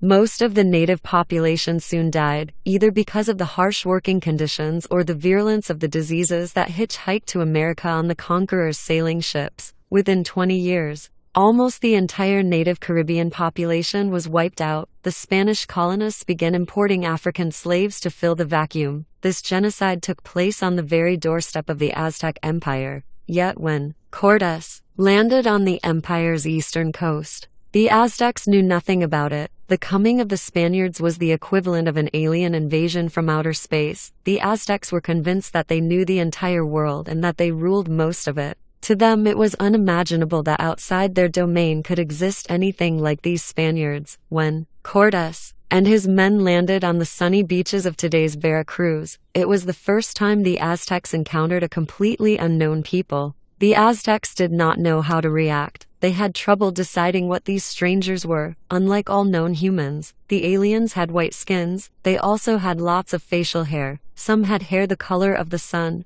they stank horribly. Native hygiene was far better than Spanish hygiene. When the Spaniards first arrived in Mexico, natives bearing incense burners were assigned to accompany them wherever they went. The Spaniards thought it was a mark of divine honor. We know from native sources that they found the newcomers' smell unbearable. Map 7. The Aztec and Inca empires at the time of the Spanish conquest. The aliens' material culture was even more bewildering. They came in giant ships, the like of which the Aztecs had never imagined, let alone seen. They rode on the back of huge and terrifying animals, swift as the wind. They could produce lightning and thunder out of shiny metal sticks. They had flashing long swords and impenetrable armor, against which the natives' wooden swords and flint spears were useless. Some Aztecs thought these must be gods, others argued that they were demons, or the ghosts of the dead, or powerful sorcerers. Instead of concentrating all available forces and wiping out the Spaniards, the Aztecs deliberated, dawdled, and negotiated. They saw no reason to rush. After all, Cortés had no more than 550 Spaniards with him. What could 550 men do to an empire of millions? Cortés was equally ignorant about the Aztecs, but he and his men held significant advantages over their adversaries, while the Aztecs had no experience to prepare them for the arrival of these strange-looking and foul-smelling aliens. The Spaniards knew that the earth was full of unknown human realms, and no one had greater expertise in invading alien lands and dealing with situations about which they were utterly ignorant. For the modern European conqueror, like the modern European scientist, plunging into the unknown was exhilarating. So when Cortés anchored off that sunny beach in July 1519, he did not hesitate to act, like a science fiction alien emerging from his spaceship. He declared to the awestruck locals, "We come in peace, take us to your leader." Cortés explained that he was a peaceful emissary from the great king of Spain and asked for a diplomatic interview with the Aztec ruler, Montezuma II. This was a shameless lie. Cortés led an independent expedition of greedy adventurers the king of Spain had never heard of Cortés, nor of the Aztecs. Cortés was given guides, food, and some military assistance by local enemies of the Aztecs. He then marched towards the Aztec capital, the great metropolis of Tenochtitlan. The Aztecs allowed the aliens to march all the way to the capital, then respectfully led the aliens' leader to meet Emperor Montezuma. In the middle of the interview, Cortés gave a signal, and steel-armed Spaniards butchered Montezuma's bodyguards, who were armed only with wooden clubs and stone blades. The honored guest took his host prisoner. Cortés was now in a very delicate situation. He had captured the emperor,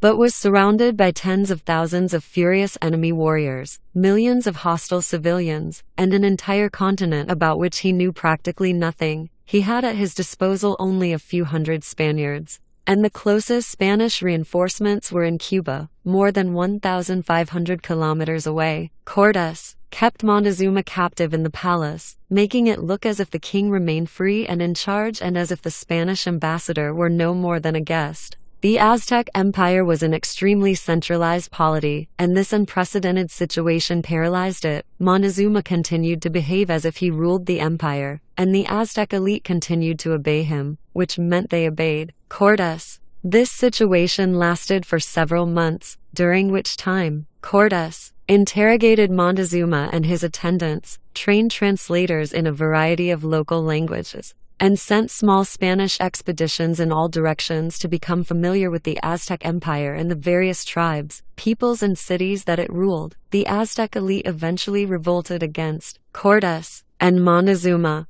elected a new emperor and drove the Spaniards from Tenochtitlan. However, by now numerous cracks had appeared in the imperial edifice. Cortés used the knowledge he had gained to prise the cracks open wider and split the empire from within. He convinced many of the empire's subject peoples to join him against the ruling Aztec elite. The subject peoples miscalculated badly. They hated the Aztecs, but knew nothing of Spain or the Caribbean genocide. They assumed that with Spanish help they could shake off the Aztec yoke. The idea that the Spanish would take over never occurred to them. They were sure that if Cortés and his few hundred henchmen caused any trouble, they could easily be overwhelmed. The rebellious peoples provided Cortés with an army of tens of thousands of local troops, and with its help, Cortés besieged Tenochtitlan and conquered the city. At this stage, more and more Spanish soldiers and settlers began arriving in Mexico. Some from Cuba, others all the way from Spain. When the local peoples realized what was happening, it was too late. Within a century of the landing at Veracruz, the native population of the Americas had shrunk by about 90%.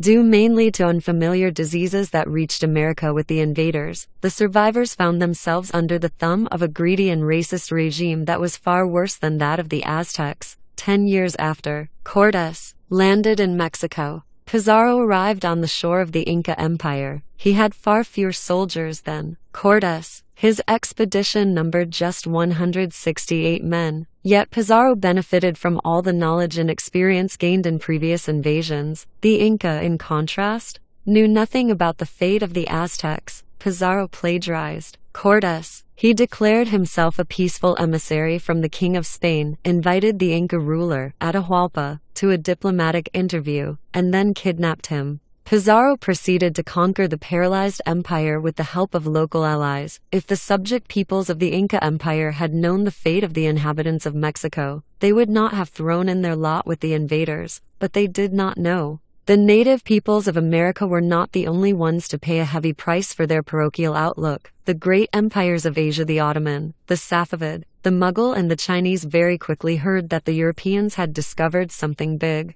Yet they displayed little interest in these discoveries. They continued to believe that the world revolved around Asia, and made no attempt to compete with the Europeans for control of America or of the new ocean lanes in the Atlantic and the Pacific. Even puny European kingdoms such as Scotland and Denmark sent a few explore and conquer expeditions to America, but not one expedition of either exploration or conquest was ever sent to America from the Islamic world, India, or China. The first non-European power that tried to send a military expedition to America was Japan. That happened in June 1942, when a Japanese expedition conquered Kiska and Attu, two small islands off the Alaskan coast, capturing in the process 10 U.S. soldiers and a dog. The Japanese never got any closer to the mainland. It is hard to argue that the Ottomans or Chinese were too far away, or that they lacked the technological, economic, or military wherewithal. The resources that sent Zheng He from China to East Africa in the 1420s should have been enough to reach America. The Chinese just weren't interested. The first Chinese world map to show America was not issued until 1602, and then by a European missionary. For 300 years, Europeans enjoyed undisputed mastery in America and Oceania. In the Atlantic and the Pacific, the only significant struggles in those regions were between different European powers.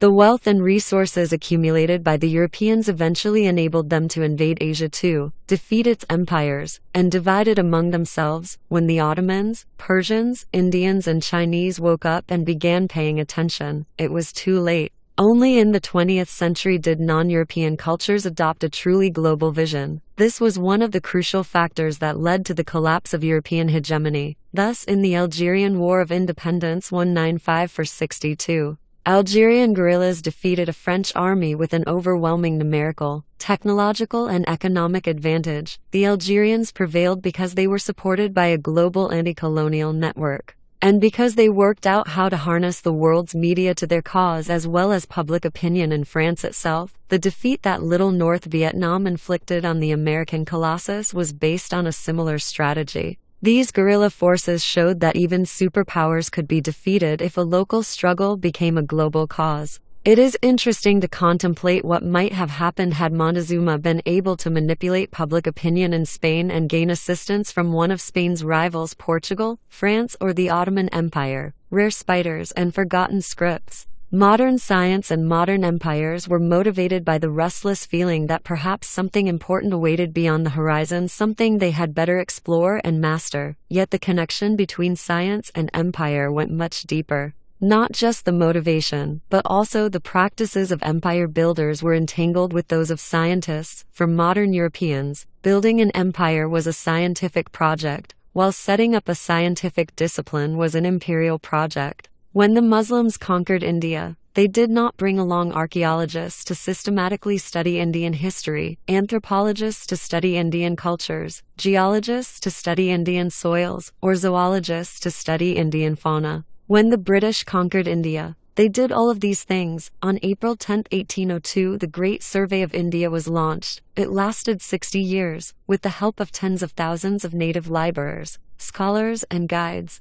The British carefully mapped the whole of India, marking borders, measuring distances, and even calculating for the first time the exact height of Mount Everest and the other Himalayan peaks. The British explored the military resources of Indian provinces and the location of their gold mines, but they also took the trouble to collect information about rare Indian spiders, to catalogue colorful butterflies, to trace the ancient origins of extinct Indian languages, and to dig up forgotten ruins. Mohenjo-Daro was one of the chief cities of the Indus Valley Civilization, which flourished in the 3rd millennium BC and was destroyed around 1900 BC. None of India's pre-British rulers, neither the Mauryas, nor the Guptas, nor the Delhi Sultans, nor the great Mughals had given the ruins a second glance, but a British archaeological survey took notice of the site in 1922. A British team then excavated it, and discovered the first great civilization of India, which no Indian had been aware of. Another telling example of British scientific curiosity was the deciphering of cuneiform script. This was the main script used throughout the Middle East for close to 3,000 years, but the last person able to read it probably died sometime in the early 1st millennium AD. Since then, inhabitants of the region frequently encountered cuneiform inscriptions on monuments, steles, ancient ruins, and broken pots, but they had no idea how to read the weird, angular scratches and, as far as we know, they never tried. Cuneiform came to the attention of Europeans in 1618, when the Spanish ambassador in Persia went sightseeing in the ruins of ancient Persepolis, where he saw inscriptions that nobody could explain to him. News of the unknown script spread among European savants and piqued their curiosity. In 1657, European scholars published the first transcription of a cuneiform text from Persepolis. More and more transcriptions followed, and for close to 2 centuries scholars in the West tried to decipher them. None succeeded. In the 1830s, a British officer named Henry Rawlinson was sent to Persia to help the Shah train his army in the European style.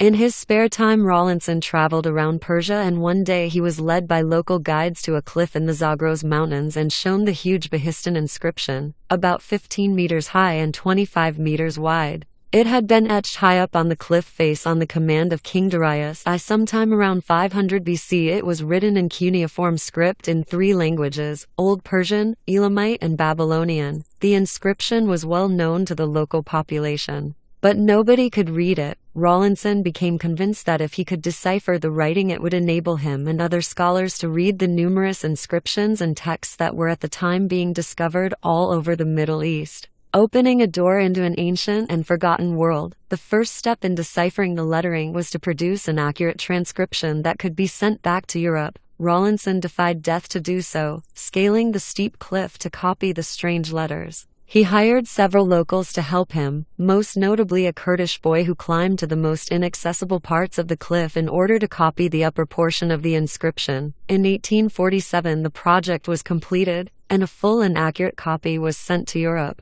Rawlinson did not rest on his laurels. As an army officer, he had military and political missions to carry out, but whenever he had a spare moment, he puzzled over the secret script. He tried one method after another and finally managed to decipher the Old Persian part of the inscription. This was easiest, since Old Persian was not that different from modern Persian, which Rawlinson knew well. An understanding of the Old Persian section gave him the key he needed to unlock the secrets of the Elamite and Babylonian sections. The great door swung open, and out came a rush of ancient but lively voices, the bustle of Sumerian bazaars, the proclamations of Assyrian kings, the arguments of Babylonian bureaucrats. Without the efforts of modern European imperialists such as Rawlinson, we would not have known much about the fate of the ancient Middle Eastern empires. Another notable imperialist scholar was William Jones. Jones arrived in India in September 1783 to serve as a judge in the Supreme Court of Bengal. He was so captivated by the wonders of India that within less than 6 months of his arrival he had founded the Asiatic Society. This academic organization was devoted to studying the cultures, histories, and societies of Asia, and in particular those of India. Within 2 years, Jones published his observations on the Sanskrit language, which pioneered the science of comparative linguistics. In his publications, Jones pointed out surprising similarities between Sanskrit, an ancient Indian language that became the sacred tongue of Hindu ritual, and the Greek and Latin languages, as well as similarities between all these languages and Gothic, Celtic, Old Persian, German, French, and English. Thus in Sanskrit, mother is matar, in Latin it is mater, and in Old Celtic it is mathier. Jones surmised that all these languages must share a common origin, developing from a now forgotten ancient ancestor. He was thus the first to identify what later came to be called the Indo-European family of languages. Jones' study was an important milestone not merely due to his bold and accurate hypotheses, but also because of the orderly methodology that he developed to compare languages. It was adopted by other scholars, enabling them systematically to study the development of all the world's languages. Linguistics received enthusiastic imperial support. The European empires believed that in order to govern effectively they must know the languages and cultures of their subjects. British officers arriving in India were supposed to spend up to 3 years in a Calcutta college, where they studied Hindu and Muslim law alongside English law, Sanskrit, Urdu and Persian alongside Greek and Latin, and Tamil, Bengali and Hindustani culture alongside mathematics, economics and geography. The study of linguistics provided invaluable help in understanding the structure and grammar of local languages. Thanks to the work of people like William Jones and Henry Rawlinson, the European conquerors knew their empires very well, far better, indeed, than any previous conquerors or even than the native population itself. Their superior knowledge had obvious practical advantages. Without such knowledge, it is unlikely that a ridiculously small number of Britons could have succeeded in governing, oppressing and exploiting so many hundreds of millions of Indians for centuries. Throughout the 19th and early 20th centuries, fewer than 5,000 British officials, about 40,000–70,000 British soldiers, and perhaps another 100,000 British business people, hangers-on, wives and children were sufficient to conquer and rule up to 300 million Indians. 9. Yet these practical advantages were not the only reason why empires financed the study of linguistics, botany, geography, and history. No less important was the fact that science gave the empires ideological justification. Modern Europeans came to believe that acquiring new knowledge was always good.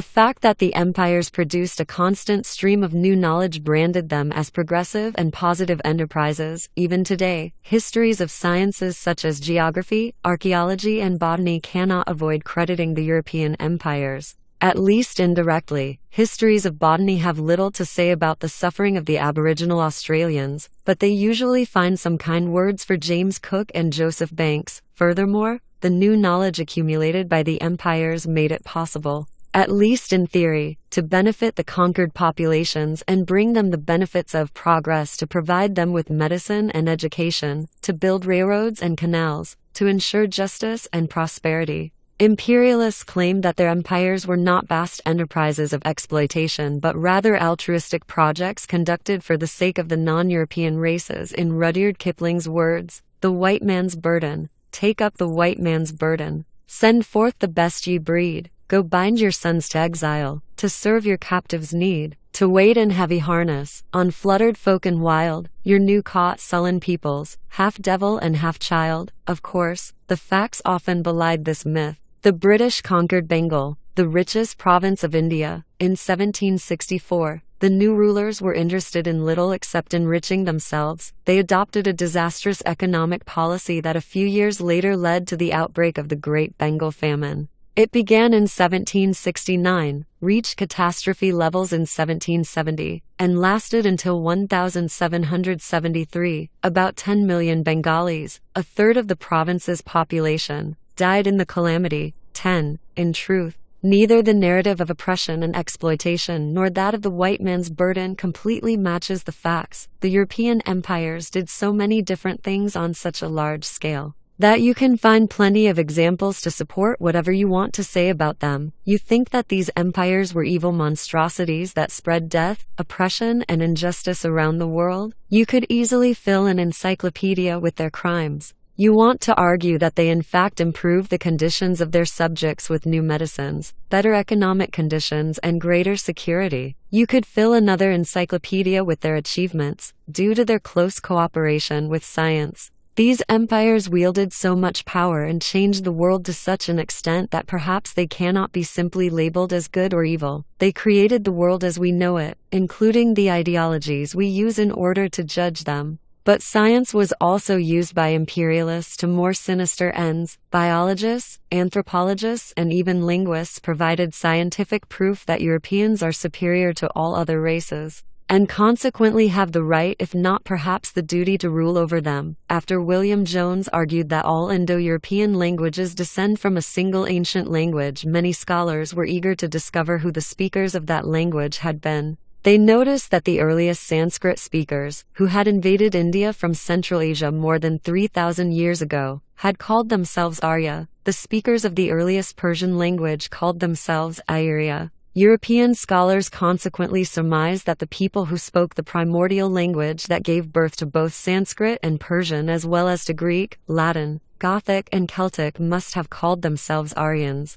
Could it be a coincidence that those who founded the magnificent Indian, Persian, Greek, and Roman civilizations were all Aryans? Next, British, French, and German scholars wedded the linguistic theory about the industrious Aryans to Darwin's theory of natural selection and posited that the Aryans were not just a linguistic group but a biological entity, a race, and not just any race, but a master race of tall, light-haired, blue-eyed, hard-working, and super-rational humans who emerged from the mists of the north to lay the foundations of culture throughout the world. Regrettably, the Aryans who invaded India and Persia intermarried with the local natives they found in these lands, losing their light complexions and blonde hair, and with them their rationality and diligence. The civilizations of India and Persia consequently declined. In Europe, on the other hand, the Aryans preserved their racial purity. This is why Europeans had managed to conquer the world, and why they were fit to rule it, provided they took precautions not to mix with inferior races. Such racist theories,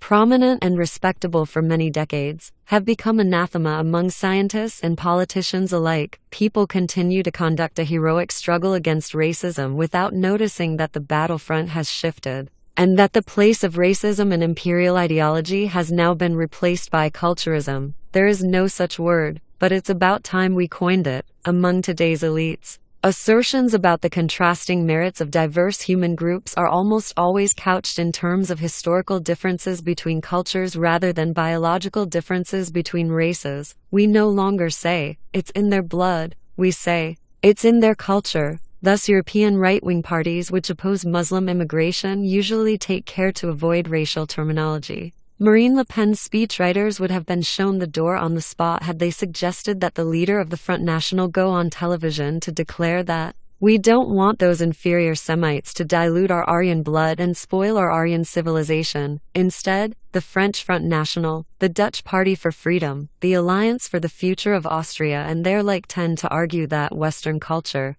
as it has evolved in Europe, is characterized by democratic values, tolerance, and gender equality, whereas Muslim culture, which evolved in the Middle East, is characterized by hierarchical politics, fanaticism, and misogyny. Since the two cultures are so different, and since many Muslim immigrants are unwilling and perhaps unable to adopt Western values, they should not be allowed to enter, lest they foment internal conflicts and corrode European democracy and liberalism. Such culturist arguments are fed by scientific studies in the humanities and social sciences that highlight the so-called clash of civilizations and the fundamental differences between different cultures. Not all historians and anthropologists accept these theories or support their political usages, but whereas biologists today have an easy time disavowing racism, simply explaining that the biological differences between present-day human populations are trivial, it is harder for historians and anthropologists to disavow culturism. After all, if the differences between human cultures are trivial,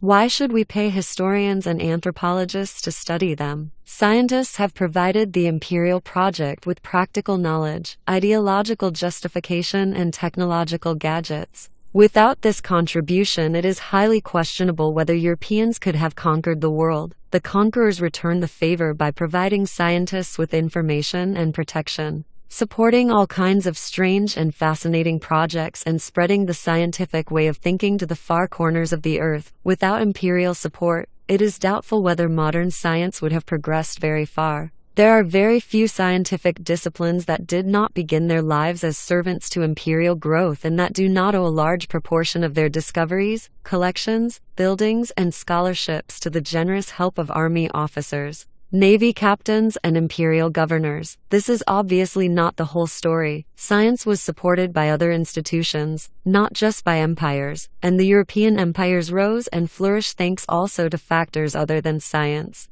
Behind the meteoric rise of both science and empire lurks one particularly important force: capitalism. Were it not for businessmen seeking to make money, Columbus would not have reached America, James Cook would not have reached Australia, and Neil Armstrong would never have taken that small step on the surface of the moon. 16. The Capitalist Creed. Money has been essential both for building empires and for promoting science, but is money the ultimate goal of these undertakings? Or perhaps just a dangerous necessity? It is not easy to grasp the true role of economics in modern history. Whole volumes have been written about how money founded states and ruined them, opened new horizons and enslaved millions, moved the wheels of industry and drove hundreds of species into extinction. Yet to understand modern economic history, you really need to understand just a single word. The word is growth, for better or worse, in sickness and in health. The modern economy has been growing like a hormone-soothed teenager. It eats up everything it can find and puts on inches faster than you can count. For most of history, the economy stayed much the same size. Yes, global production increased, but this was due mostly to demographic expansion and the settlement of new lands. Per capita production remained static, but all that changed in the modern age. In 1500, global production of goods and services was equal to about $250 billion. Today it hovers around $60 trillion. More importantly, in 1500 annual per capita production averaged $550, while today every man, woman, and child produces, on the average, $8,800 a year. What accounts for this stupendous growth? Economics is a notoriously complicated subject. To make things easier, let's imagine a simple example. Samuel Greedy, a shrewd financier, founds a bank in El Dorado, California. A. Stone, an up-and-coming contractor in El Dorado, finishes his first big job, receiving payment in cash to the tune of $1 million. He deposits this sum in Mr. Greedy's bank. The bank now has $1 million in capital.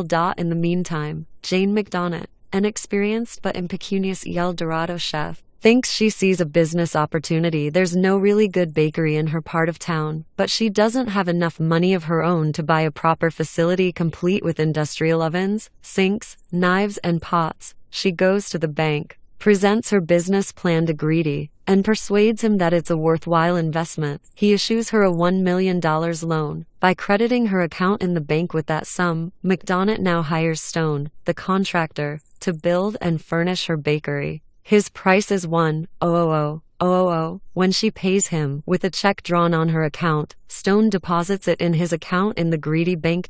So how much money does Stone have in his bank account? Right, $2 million. How much money, cash, is actually located in the bank's safe? Yes, $1 million. It doesn't stop there, as contractors are wont to do. 2 months into the job, Stone informs McDonough that, due to unforeseen problems and expenses, the bill for constructing the bakery will actually be $2 million. Mrs. McDonough is not pleased, but she can hardly stop the job in the middle, so she pays another visit to the bank, convinces Mr. Greedy to give her an additional loan, and he puts another $1 million in her account. She transfers the money to the contractor's account. How much money does Stone have in his account now? He's got $3 million. But how much money is actually sitting in the bank? Still just $1 million. In fact, the same $1 million that's been in the bank all along. Current U.S. banking law permits the bank to repeat this exercise 7 more times. The contractor would eventually have $10 million in his account. Even though the bank still has but $1 million in its vaults, banks are allowed to loan $10 for every dollar they actually possess, which means that 90% of all the money in our bank accounts is not covered by actual coins and notes. 2. If all of the account holders at Barclays Bank suddenly demand their money, Barclays will promptly collapse unless the government steps in to save it. The same is true of Lloyds, Deutsche Bank, Citibank, and all other banks in the world. It sounds like a giant Ponzi scheme, doesn't it? But if it's a fraud, then the entire modern economy is a fraud. The fact is, it's not a deception, but rather a tribute to the amazing abilities of the human imagination. What enables banks and the entire economy to survive and flourish is our trust in the future. This trust is the sole backing for most of the money in the world.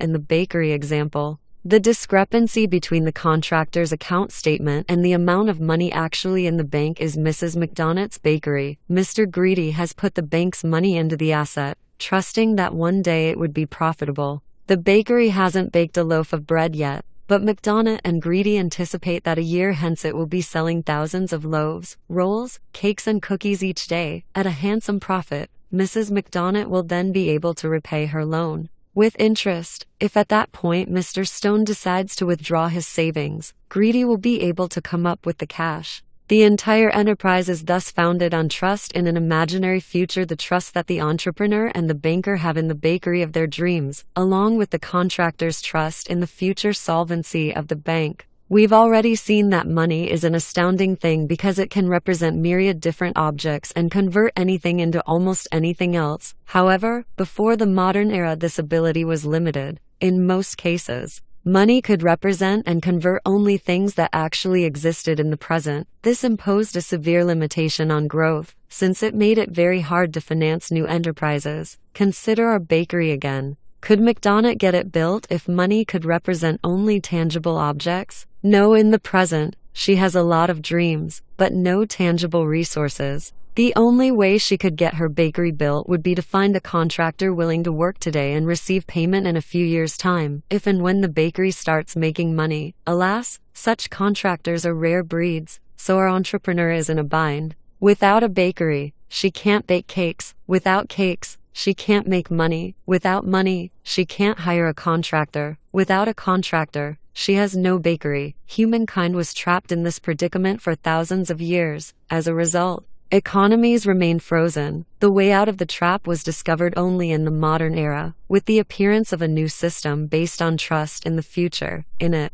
people agreed to represent imaginary goods that do not exist in the present with a special kind of money they called credit. Credit enables us to build the present at the expense of the future. It's founded on the assumption that our future resources are sure to be far more abundant than our present resources. A host of new and wonderful opportunities open up if we can build things in the present using future income. If credit is such a wonderful thing, why did nobody think of it earlier? Of course they did. Credit arrangements of one kind or another have existed in all known human cultures, going back at least to ancient Sumer. The problem in previous eras was not that no one had the idea or knew how to use it. It was that people seldom wanted to extend much credit because they didn't trust that the future would be better than the present. They generally believed that times past had been better than their own times and that the future would be worse, or at best much the same. To put that in economic terms, they believed that the total amount of wealth was limited, if not dwindling. People therefore considered it a bad bet to assume that they personally, or their kingdom, or the entire world, would be producing more wealth 10 years down the line. Business looked like a zero-sum game. Of course, the profits of one particular bakery might rise, but only at the expense of the bakery next door. Venice might flourish, but only by impoverishing Genoa. The King of England might enrich himself, but only by robbing the King of France. You could cut the pie in many different ways, but it never got any bigger. That's why many cultures concluded that making bundles of money was sinful. As Jesus said, "It is easier for a camel to pass through the eye of a needle than for a rich man to enter into the kingdom of God." Matthew 19:24. If the pie is static, and I have a big part of it, then I must have taken somebody else's slice. The rich were obliged to do penance for their evil deeds by giving some of their surplus wealth to charity. The entrepreneur's dilemma: if the global pie stayed the same size, there was no margin for credit.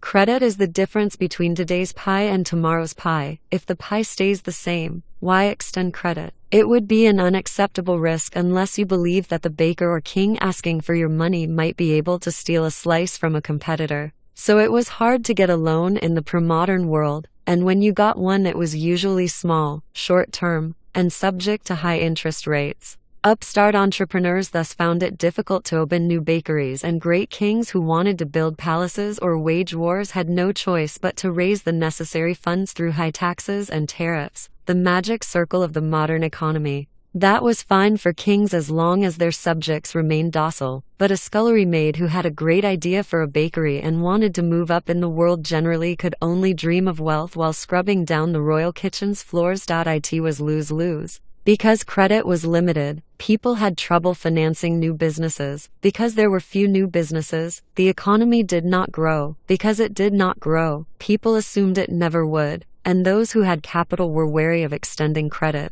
The expectation of stagnation fulfilled itself, a growing pie. Then came the scientific revolution and the idea of progress. The idea of progress is built on the notion that if we admit our ignorance and invest resources in research, things can improve. This idea was soon translated into economic terms. Whoever believes in progress believes that geographical discoveries, technological inventions, and organizational developments can increase the sum total of human production, trade, and wealth. New trade routes in the Atlantic could flourish without ruining old routes in the Indian Ocean. New goods could be produced without reducing the production of old ones. For instance, one could open a new bakery specializing in chocolate cakes and croissants without causing bakeries specializing in bread to go bust. Everybody would simply develop new tastes and eat more. I can be wealthy without your becoming poor. I can be obese without your dying of hunger. The entire global pie can grow. Over the last 500 years, the idea of progress convinced people to put more and more trust in the future. This trust created credit. Credit brought real economic growth.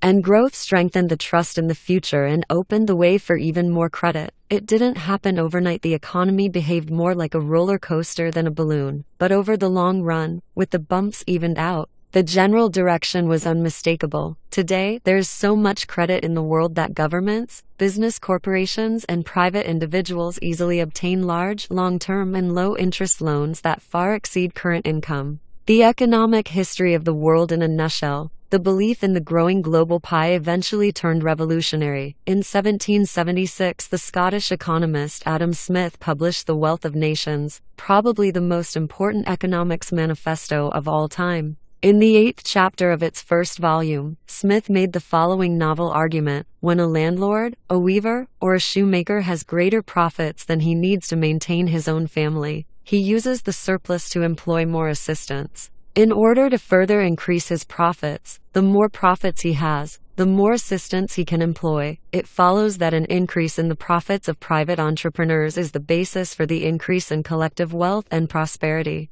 This may not strike you as very original, because we all live in a capitalist world that takes Smith's argument for granted. We hear variations on this theme every day in the news. Yet Smith's claim that the selfish human urge to increase private profits is the basis for collective wealth is one of the most revolutionary ideas in human history. Revolutionary not just from an economic perspective, but even more so from a moral and political perspective. What Smith says is, in fact, that greed is good, and that by becoming richer I benefit everybody, not just myself. Egoism is altruism. Smith taught people to think about the economy as a win-win situation, in which my profits are also your profits. Not only can we both enjoy a bigger slice of pie at the same time, but the increase in your slice depends upon the increase in my slice. If I am poor, you too will be poor since I cannot buy your products or services. If I am rich, you too will be enriched since you can now sell me something. Smith denied the traditional contradiction between wealth and morality, and threw open the gates of heaven for the rich. Being rich meant being moral. In Smith's story, people become rich not by despoiling their neighbors, but by increasing the overall size of the pie, and when the pie grows, everyone benefits. The rich are accordingly the most useful and benevolent people in society, because they turn the wheels of growth for everyone's advantage. All this depends, however, on the rich using their profits to open new factories and hire new employees, rather than wasting them on non-productive activities. Smith therefore repeated like a mantra the maxim that when profits increase, the landlord or weaver will employ more assistants, and not when profits increase, Scrooge will hoard his money in a chest and take it out only to count his coins. A crucial part of the modern capitalist economy was the emergence of a new ethic. according to which profits ought to be reinvested in production. This brings about more profits, which are again reinvested in production, which brings more profits, etc. ad infinitum. Investments can be made in many ways: enlarging the factory, conducting scientific research, developing new products, yet all these investments must somehow increase production and translate into larger profits. In the new capitalist creed, the first and most sacred commandment is, the profits of production must be reinvested in increasing production. That's why capitalism is called capitalism. Capitalism distinguishes capital from mere wealth. Capital consists of money, goods, and resources that are invested in production. Wealth, on the other hand, is buried in the ground or wasted on unproductive activities. A pharaoh who pours resources into a non-productive pyramid is not a capitalist. A pirate who loots a Spanish treasure fleet and buries a chest full of glittering coins on the beach of some Caribbean island is not a capitalist, but a hard-working factory hand who reinvests part of his income in the stock market is. The idea that the profits of production must be reinvested in increasing production sounds trivial, yet it was alien to most people throughout history. In pre-modern times, people believed that production was more or less constant. So why reinvest your profits if production won't increase by much, no matter what you do? Thus, medieval noblemen espoused an ethic of generosity and conspicuous consumption. They spent their revenues on tournaments, banquets, palaces, and wars, and on charity and monumental cathedrals. Few tried to reinvest profits in increasing their manners output, developing better kinds of wheat, or looking for new markets. In the modern era, the nobility has been overtaken by a new elite whose members are true believers in the capitalist creed. The new capitalist elite is made up not of dukes and marquises, but of board chairmen, stock traders, and industrialists. These magnates are far richer than the medieval nobility, but they are far less interested in extravagant consumption, and they spend a much smaller part of their profits on non-productive activities. Medieval noblemen wore colorful robes of gold and silk, and devoted much of their time to attending banquets, carnivals, and glamorous tournaments. In comparison, modern CEOs don dreary uniforms called suits that afford them all the panache of a flock of crows, and they have little time for festivities. The typical venture capitalist rushes from one business meeting to another, trying to figure out where to invest his capital and following the ups and downs of the stocks and bonds he owns. True, his suits might be Versace and he might get to travel in a private jet, but these expenses are nothing compared to what he invests in increasing human production.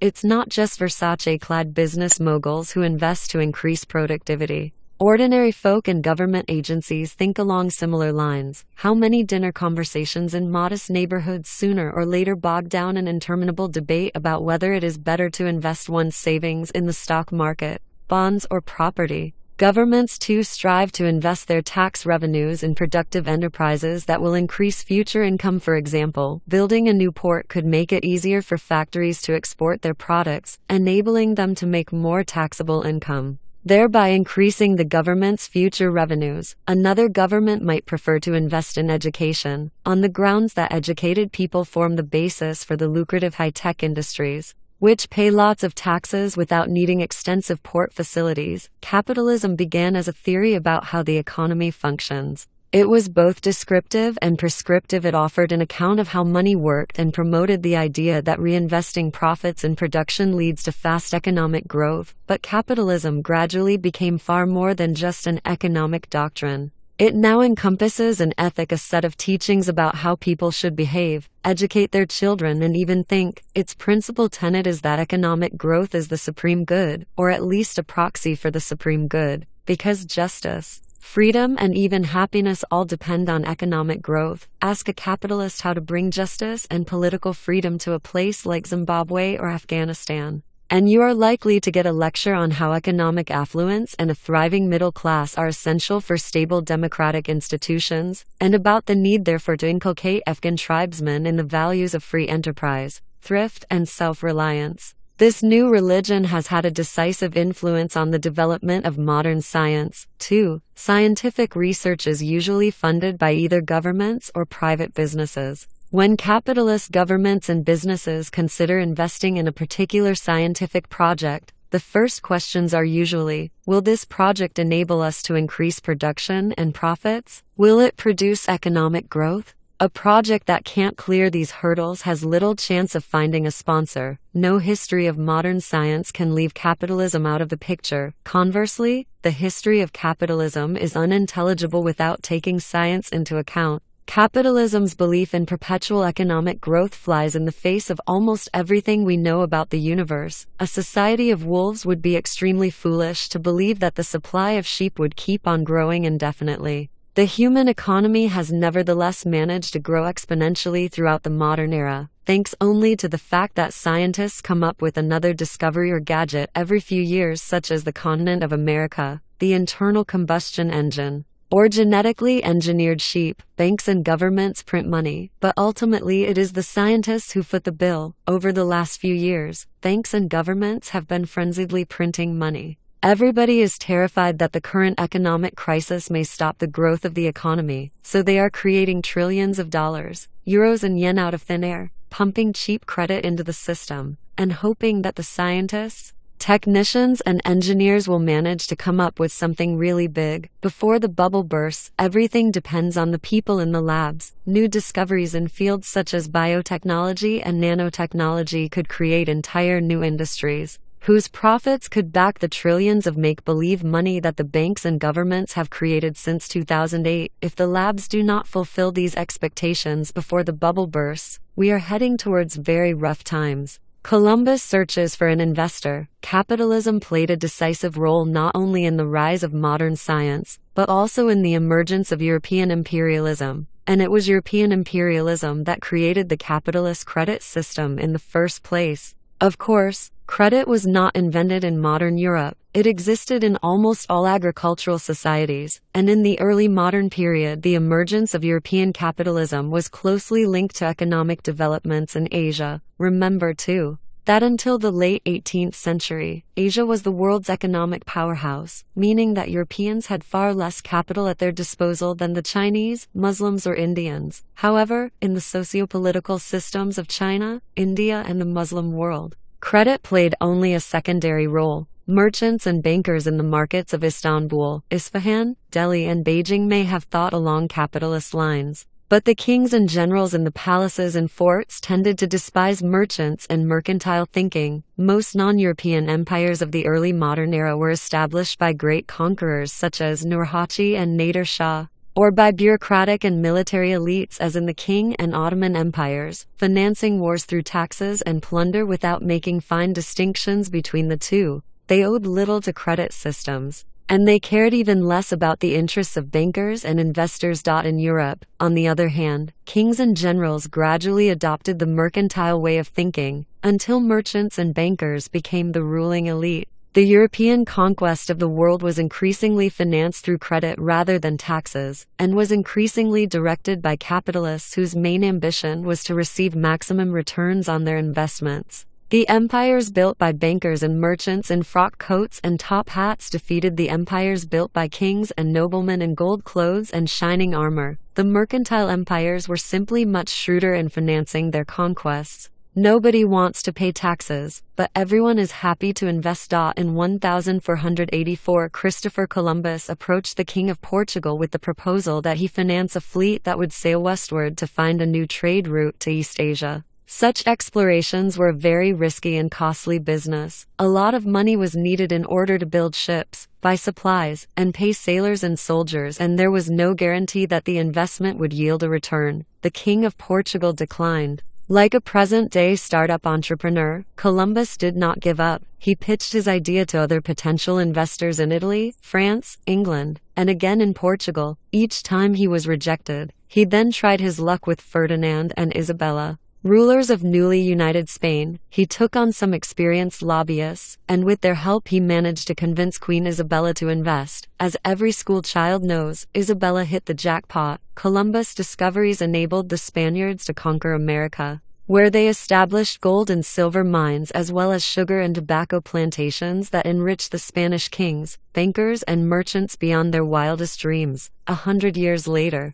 princes and bankers were willing to extend far more credit to Columbus' successors, and they had more capital at their disposal, thanks to the treasures reaped from America. Equally important, Princes and bankers had far more trust in the potential of exploration, and were more willing to part with their money. This was the magic circle of imperial capitalism. Credit financed new discoveries. Discoveries led to colonies. Colonies provided profits. Profits built trust. And trust translated into more credit. Nurhaci and Nader Shah ran out of fuel after a few thousand kilometers. Capitalist entrepreneurs only increased their financial momentum from conquest to conquest. But these expeditions remained chancy affairs, so credit markets nevertheless remain quite cautious. Many expeditions returned to Europe empty-handed, having discovered nothing of value. The English, for instance, wasted a lot of capital in fruitless attempts to discover a northwestern passage to Asia through the Arctic. Many other expeditions didn't return at all. Ships hit icebergs, foundered in tropical storms, or fell victim to pirates.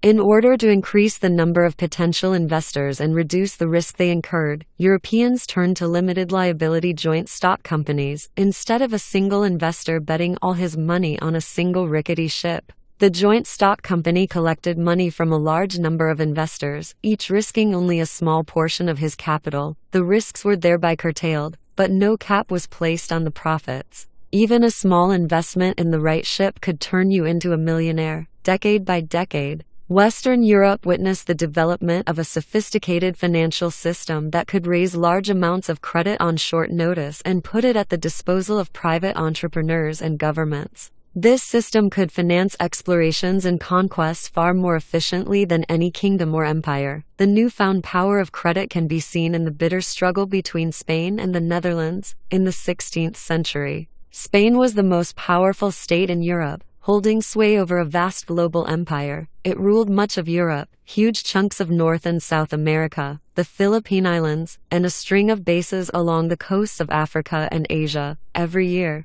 fleets heavy with American and Asian treasures returned to the ports of Seville and Cadiz. The Netherlands was a small and windy swamp, devoid of natural resources, a small corner of the King of Spain's dominions. In 1568, the Dutch, who were mainly Protestant, revolted against their Catholic Spanish overlord. At first, the rebels seemed to play the role of Don Quixote, courageously tilting at invincible windmills. Yet within 80 years the Dutch had not only secured their independence from Spain, but had managed to replace the Spaniards and their Portuguese allies as masters of the ocean highways, build a global Dutch empire, and become the richest state in Europe. The secret of Dutch success was credit. The Dutch burghers, who had little taste for combat on land, hired mercenary armies to fight the Spanish for them. The Dutch themselves meanwhile took to the sea in ever larger fleets. Mercenary armies and cannon-brandishing fleets cost a fortune. But the Dutch were able to finance their military expeditions more easily than the mighty Spanish Empire because they secured the trust of the burgeoning European financial system at a time when the Spanish king was carelessly eroding its trust in him. Financiers extended the Dutch enough credit to set up armies and fleets, and these armies and fleets gave the Dutch control of world trade routes, which in turn yielded handsome profits. The profits allowed the Dutch to repay the loans, which strengthened the trust of the financiers. Amsterdam was fast becoming not only one of the most important ports of Europe, but also the continent's financial mecca. How exactly did the Dutch win the trust of the financial system? Firstly, they were sticklers about repaying their loans on time and in full, making the extension of credit less risky for lenders. Secondly, their country's judicial system enjoyed independence and protected private rights, in particular private property rights. Capital trickles away from dictatorial states that fail to defend private individuals and their property. Instead, it flows into states upholding the rule of law and private property. Imagine that you are the son of a solid family of German financiers. Your father sees an opportunity to expand the business by opening branches in major European cities. He sends you to Amsterdam and your younger brother to Madrid, giving you each 10,000 gold coins to invest. Your brother lends his startup capital at interest to the King of Spain, who needs it to raise an army to fight the King of France. You decide to lend yours to a Dutch merchant, who wants to invest in scrubland on the southern end of a desolate island called Manhattan, certain that property values there will skyrocket as the Hudson River turns into a major trade artery. Both loans are to be repaid within a year. The year passes. The Dutch merchant sells the land he's bought at a handsome markup and repays your money with the interest he promised. Your father is pleased, but your little brother in Madrid is getting nervous. The war with France ended well for the King of Spain, but he has now embroiled himself in a conflict with the Turks. He needs every penny to finance the new war, and thinks this is far more important than repaying old debts. Your brother sends letters to the palace and asks friends with connections at court to intercede, but to no avail. Not only has your brother not earned the promised interest, he's lost the principal. Your father is not pleased. Now, to make matters worse, the king sends a treasury official to your brother to tell him, in no uncertain terms, that he expects to receive another loan of the same size forthwith. Your brother has no money to lend. He writes home to Dad,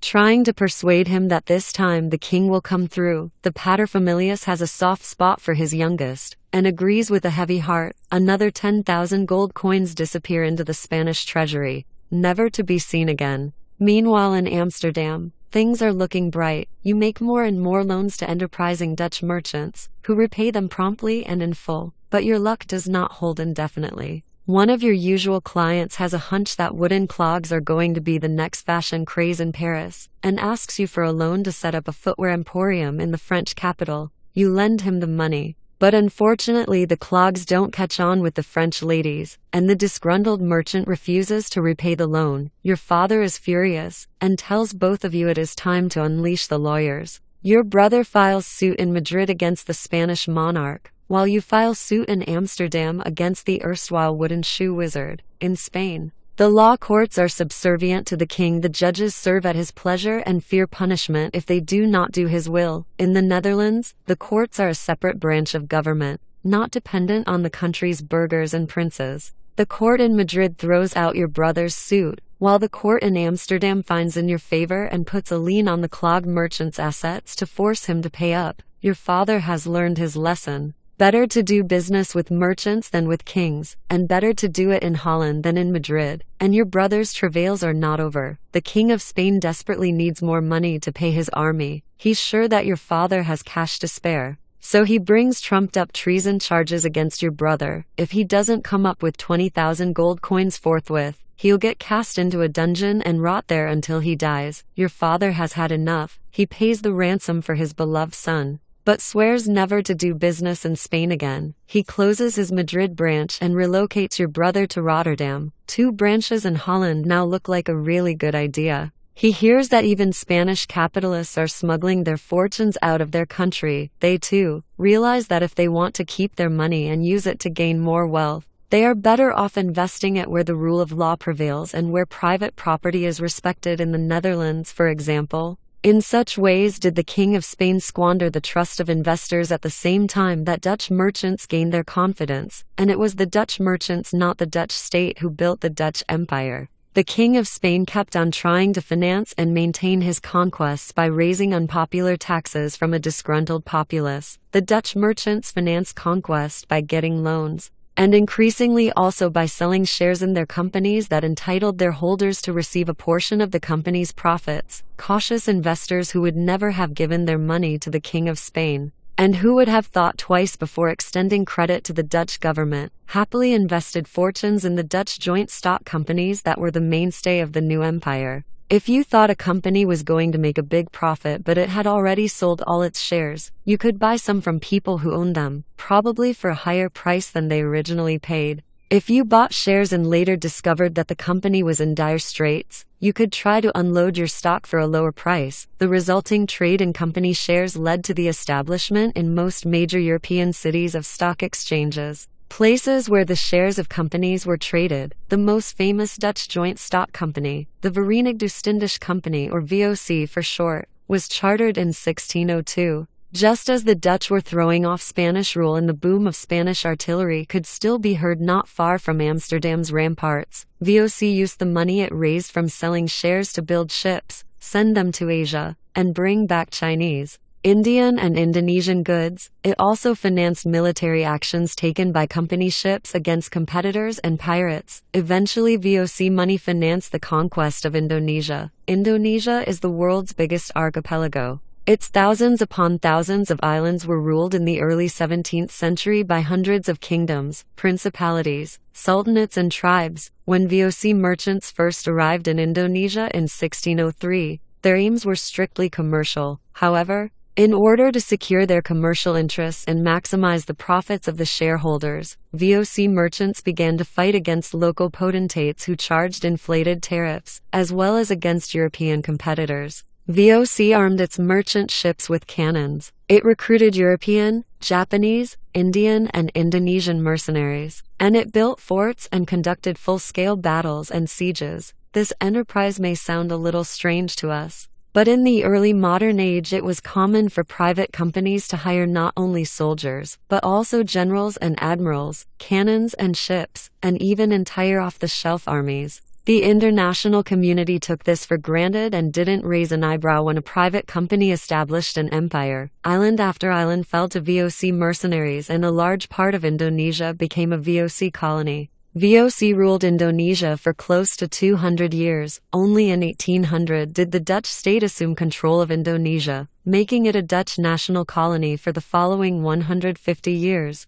Today, some people warn that 21st century corporations are accumulating too much power. Early modern history shows just how far that can go if businesses are allowed to pursue their self-interest unchecked. While VOC operated in the Indian Ocean, the Dutch West Indies Company, or WIC, plied the Atlantic. In order to control trade on the important Hudson River, WIC built a settlement called New Amsterdam on an island at the river's mouth. The colony was threatened by Indians and repeatedly attacked by the British, who eventually captured it in 1664. The British changed its name to New York. The remains of the wall built by WIC to defend its colony against Indians and British are today paved over by the world's most famous street, Wall Street. As the 17th century mound to an end, complacency and costly continental wars caused the Dutch to lose not only New York, but also their place as Europe's financial and imperial engine. The vacancy was hotly contested by France and Britain. At first, France seemed to be in a far stronger position. It was bigger than Britain, richer, more populous, and it possessed a larger and more experienced army.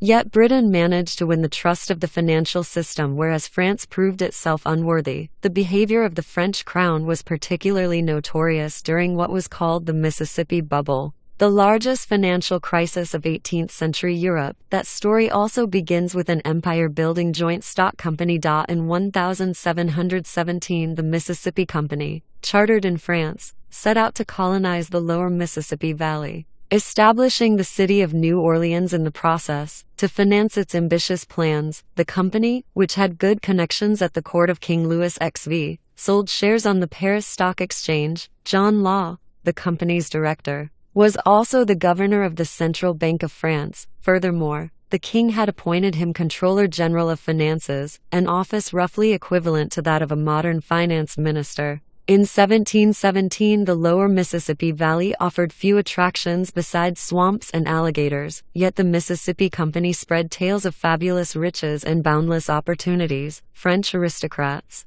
businessmen, and the stolid members of the urban bourgeoisie fell for these fantasies, and Mississippi share prices skyrocketed. Initially, shares were offered at 500 livres apiece. On August 1, 1719, shares traded at 2,750 livres. By 30 August, they were worth 4,100 livres, and on 4 September, they reached 5,000 livres. On 2 December, the price of a Mississippi share crossed the threshold of 10,000 livres. Euphoria swept the streets of Paris. People sold all their possessions and took huge loans in order to buy Mississippi shares. Everybody believed they'd discovered the easy way to riches. 39. New Amsterdam in 1660, at the tip of Manhattan Island. The settlement's protective wall is today paved over by Wall Street. A few days later, the panic began. Some speculators realized that the share prices were totally unrealistic and unsustainable. They figured that they had better sell while stock prices were at their peak. As the supply of shares available rose, their price declined. When other investors saw the price going down, they also wanted to get out quick. The stock price plummeted further,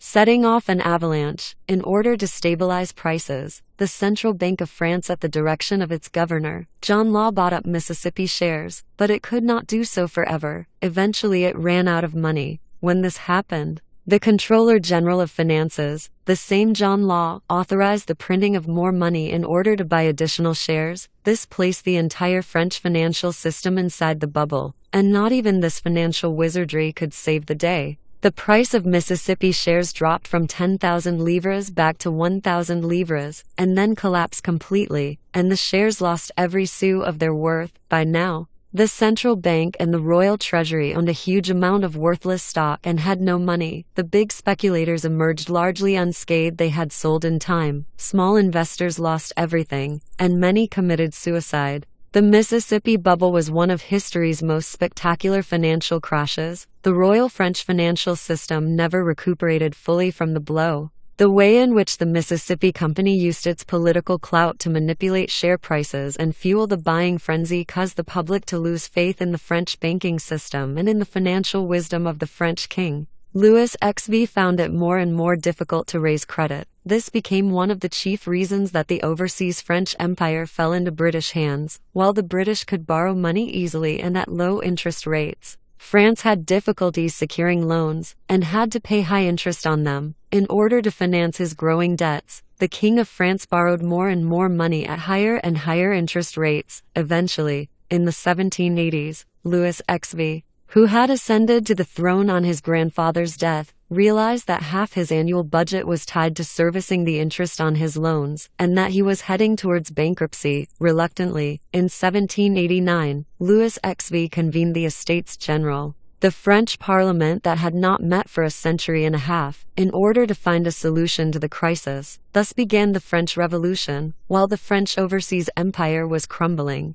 the British Empire was expanding rapidly. Like the Dutch Empire before it, the British Empire was established and run largely by private joint stock companies based in the London Stock Exchange. The first English settlements in North America were established in the early 17th century by joint stock companies such as the London Company, the Plymouth Company, the Dorchester Company, and the Massachusetts Company. The Indian subcontinent too was conquered not by the British state, but by the mercenary army of the British East India Company. This company outperformed even the VOC, from its headquarters in Leadenhall Street, London. It ruled a mighty Indian empire for about a century, maintaining a huge military force of up to 350,000 soldiers, considerably outnumbering the armed forces of the British monarchy. Only in 1858 did the British Crown nationalize India along with the company's private army. Napoleon made fun of the British, calling them a nation of shopkeepers, yet these shopkeepers defeated Napoleon himself,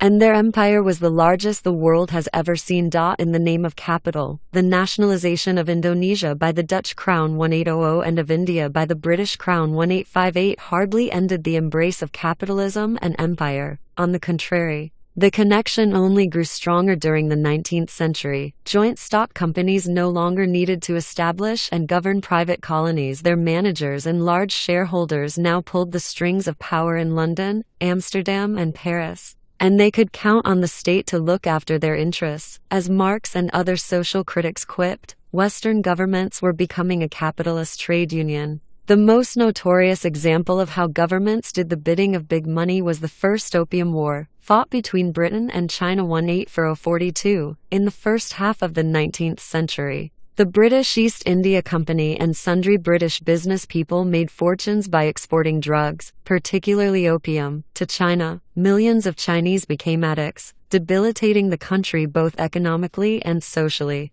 In the late 1830s, the Chinese government issued a ban on drug trafficking, but British drug merchants simply ignored the law. Chinese authorities began to confiscate and destroy drug cargoes. The drug cartels had close connections in Westminster and Downing Street. Many MPs and cabinet ministers in fact held stock in the drug companies, so they pressured the government to take action. In 1840, Britain duly declared war on China in the name of free trade. It was a walkover. The overconfident Chinese were no match for Britain's new wonder weapons: steamboats, heavy artillery, rockets, and rapid-fire rifles. Under the subsequent peace treaty, China agreed not to constrain the activities of British drug merchants and to compensate them for damages inflicted by the Chinese police. Furthermore, the British demanded and received control of Hong Kong. which they proceeded to use as a secure base for drug trafficking. Hong Kong remained in British hands until 1997. In the late 19th century, about 40 million Chinese, a tenth of the country's population, were opium addicts. 3. Egypt. 2.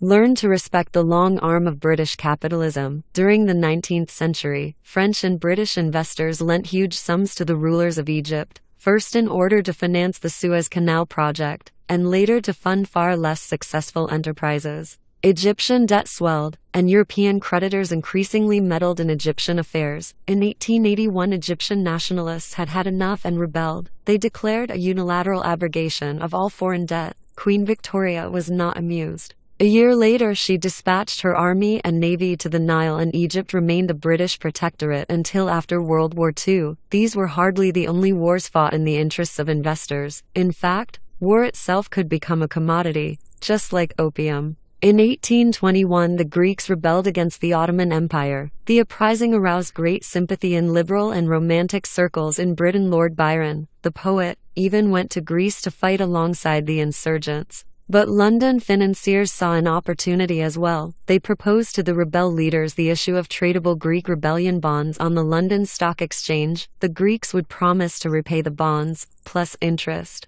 if and when they won their independence. Private investors bought bonds to make a profit, or out of sympathy for the Greek cause, or both. The value of Greek rebellion bonds rose and fell on the London Stock Exchange in tempo with military successes and failures on the battlefields of Hellas. The Turks gradually gained the upper hand, with a rebel defeat imminent. The bondholders faced the prospect of losing their trousers. The bondholders' interest was the national interest, so the British organized an international fleet that, in 1827, sank the main Ottoman flotilla in the Battle of Navarino. After centuries of subjugation, Greece was finally free, but freedom came with a huge debt that the new country had no way of repaying. The Greek economy was mortgaged to British creditors for decades to come. The bear hug between capital and politics has had far-reaching implications for the credit market. The amount of credit in an economy is determined not only by purely economic factors such as the discovery of a new oil field or the invention of a new machine,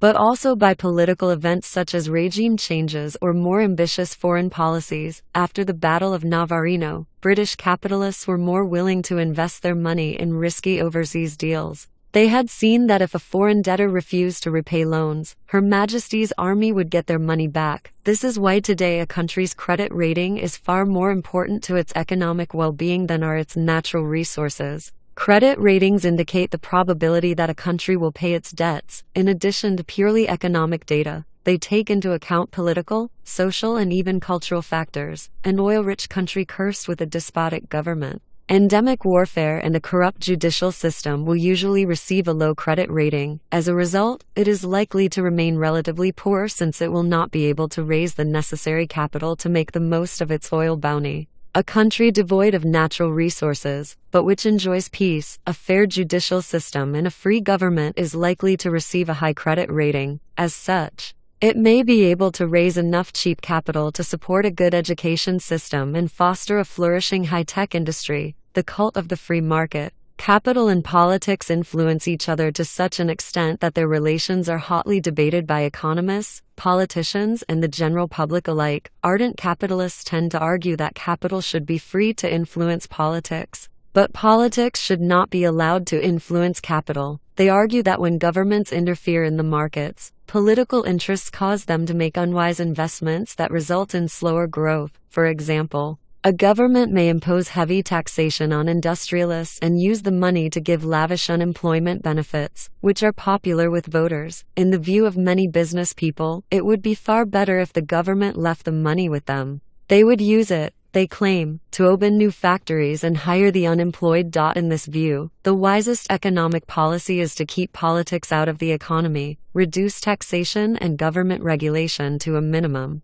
and allow market forces free rein to take their course. Private investors, unencumbered by political considerations, will invest their money where they can get the most profit. So the way to ensure the most economic growth which will benefit everyone, industrialists and workers, is for the government to do as little as possible. This free market doctrine is today the most common and influential variant of the capitalist creed. The most enthusiastic advocates of the free market criticize military adventures abroad with as much zeal as welfare programs at home. They offer governments the same advice that Zen masters offer initiates: just do nothing, but in its extreme form. Belief in the free market is as naive as belief in Santa Claus. There simply is no such thing as a market free of all political bias. The most important economic resource is trust in the future. And this resource is constantly threatened by thieves and charlatans. Markets by themselves offer no protection against fraud, theft, and violence. It is the job of political systems to ensure trust by legislating sanctions against cheats and to establish and support police forces, courts, and jails which will enforce the law. When kings fail to do their jobs and regulate the markets properly, it leads to loss of trust, dwindling credit, and economic depression. That was the lesson taught by the Mississippi Bubble of 1719, and anyone who forgot it was reminded by the U.S. housing bubble of 2007, and the ensuing credit crunch and recession. The capitalist hell. There is an even more fundamental reason why it's dangerous to give markets a completely free rein. Adam Smith taught that the shoemaker would use his surplus to employ more assistants. This implies that egoistic greed is beneficial for all, since profits are utilized to expand production and hire more employees. Yet what happens if the greedy shoemaker increases his profits by paying employees less and increasing their work hours? The standard answer is that the free market would protect the employees. If our shoemaker pays too little and demands too much, the best employees would naturally abandon him and go to work for his competitors. The tyrant shoemaker would find himself left with the worst laborers, or with no laborers at all. He would have to mend his ways or go out of business. His own greed would compel him to treat his employees well. This sounds bulletproof in theory, but in practice the bullets get through all too easily. In a completely free market, unsupervised by kings and priests, avaricious capitalists can establish monopolies or collude against their workforces. If there is a single corporation controlling all shoe factories in a country, or if all factory owners conspire to reduce wages simultaneously, then the laborers are no longer able to protect themselves by switching jobs. Even worse, greedy bosses might curtail the workers' freedom of movement through debt, peonage, or slavery. At the end of the Middle Ages, slavery was almost unknown in Christian Europe. During the early modern period, the rise of European capitalism went hand in hand with the rise of the Atlantic slave trade. Unrestrained market forces, rather than tyrannical kings or racist ideologues, were responsible for this calamity. When the Europeans conquered America, they opened gold and silver mines and established sugar, tobacco, and cotton plantations. These mines and plantations became the mainstay of American production and export. The sugar plantations were particularly important in the Middle Ages. Sugar was a rare luxury in Europe. It was imported from the Middle East at prohibitive prices and used sparingly as a secret ingredient in delicacies and snake oil medicines. After large sugar plantations were established in America, ever-increasing amounts of sugar began to reach Europe. The price of sugar dropped and Europe developed an insatiable sweet tooth. Entrepreneurs met this need by producing huge quantities of sweets, cakes, cookies, chocolate, candy, and sweetened beverages such as cocoa, coffee, and tea. The annual sugar intake of the average Englishman rose from near zero in the early 17th century to around 8 kilograms in the early 19th century. However, growing cane and extracting its sugar was a labor-intensive business. Few people wanted to work long hours in malaria-infested sugar fields under a tropical sun. Contract laborers would have produced a commodity too expensive for mass consumption. Sensitive to market forces, and greedy for profits and economic growth, European plantation owners switched to slaves. From the 16th to the 19th centuries, about 10 million African slaves were imported to America. About 70% of them worked on the sugar plantations. Labor conditions were abominable. Most slaves lived a short and miserable life, and millions more died during wars waged to capture slaves or during the long voyage from inner Africa to the shores of America. All this so that Europeans could enjoy their sweet tea and candy and sugar barons could enjoy huge profits. The slave trade was not controlled by any state or government. It was a purely economic enterprise, organized and financed by the free market according to the laws of supply and demand. Private slave trading companies sold shares on the Amsterdam London and Paris stock exchanges, middle-class Europeans looking for a good investment bought these shares. Relying on this money, the companies bought ships, hired sailors and soldiers, purchased slaves in Africa, and transported them to America. There they sold the slaves to the plantation owners, using the proceeds to purchase plantation products such as sugar, cocoa, coffee, tobacco, cotton and rum. They returned to Europe, sold the sugar and cotton for a good price, and then sailed to Africa to begin another round. The shareholders were very pleased with this arrangement. Throughout the 18th century, the yield on slave trade investments was about 6% a year. They were extremely profitable. As any modern consultant would be quick to admit, this is the fly in the ointment of free market capitalism. It cannot ensure that profits are gained in a fair way, or distributed in a fair manner. On the contrary, the craving to increase profits and production blinds people to anything that might stand in the way. When growth becomes a supreme good, unrestricted by any other ethical considerations, it can easily lead to catastrophe. Some religions, such as Christianity and Nazism, have killed millions out of burning hatred. Capitalism has killed millions out of cold indifference coupled with greed. The Atlantic slave trade did not stem from racist hatred towards Africans. The individuals who bought the shares, the brokers who sold them, and the managers of the slave trade companies rarely thought about the Africans, nor did the owners of the sugar plantations. Many owners lived far from their plantations, and the only information they demanded were neat ledgers of profits and losses. It is important to remember that the Atlantic slave trade was not a single aberration in an otherwise spotless record. The Great Bengal Famine, discussed in the previous chapter, was caused by a similar dynamic. The British East India Company cared more about its profits than about the lives of 10 million Bengalis. VOC's military campaigns in Indonesia were financed by upstanding Dutch burghers who loved their children, gave to charity, and enjoyed good music and fine art, but had no regard for the suffering of the inhabitants of Java, Sumatra and Malacca. Countless other crimes and misdemeanors accompanied the growth of the modern economy in other parts of the planet. The 19th century brought no improvement in the ethics of capitalism. The Industrial Revolution that swept through Europe enriched the bankers and capital owners, but condemned millions of workers to a life of abject poverty.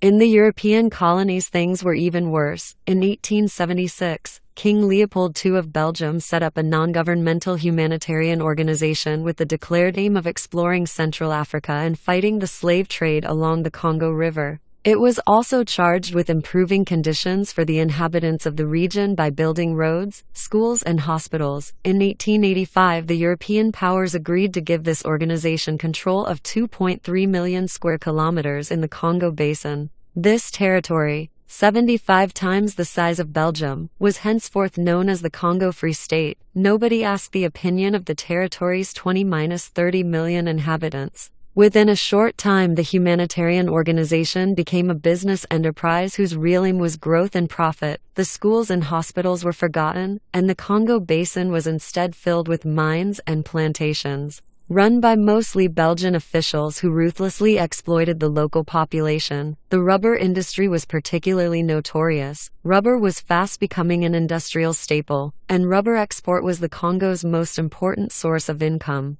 The African villagers who collected the rubber were required to provide higher and higher quotas. Those who failed to deliver their quota were punished brutally for their laziness. Their arms were chopped off and occasionally entire villages were massacred, according to the most moderate estimates. Between 1885 and 1908, the pursuit of growth and profits cost the lives of 6 million individuals, at least 20% of the Congo's population. Some estimates reach up to 10 million deaths. After 1908, and especially after 1945, capitalist greed was somewhat reined in, not least due to the fear of communism. Yet inequities are still rampant. The economic pie of 2014 is far larger than the pie of 1500. But it is distributed so unevenly that many African peasants and Indonesian laborers return home after a hard day's work with less food than did their ancestors 500 years ago. Much like the agricultural revolution, so too the growth of the modern economy might turn out to be a colossal fraud. The human species and the global economy may well keep growing, but many more individuals may live in hunger and want. Capitalism has two answers to this criticism. First, Capitalism has created a world that nobody but a capitalist is capable of running. The only serious attempt to manage the world differently, communism, was so much worse in almost every conceivable way that nobody has the stomach to try again. In 8500 BC, one could cry bitter tears over the agricultural revolution, but it was too late to give up agriculture. Similarly, we may not like capitalism, but we cannot live without it. The second answer is that we just need more patience. Paradise.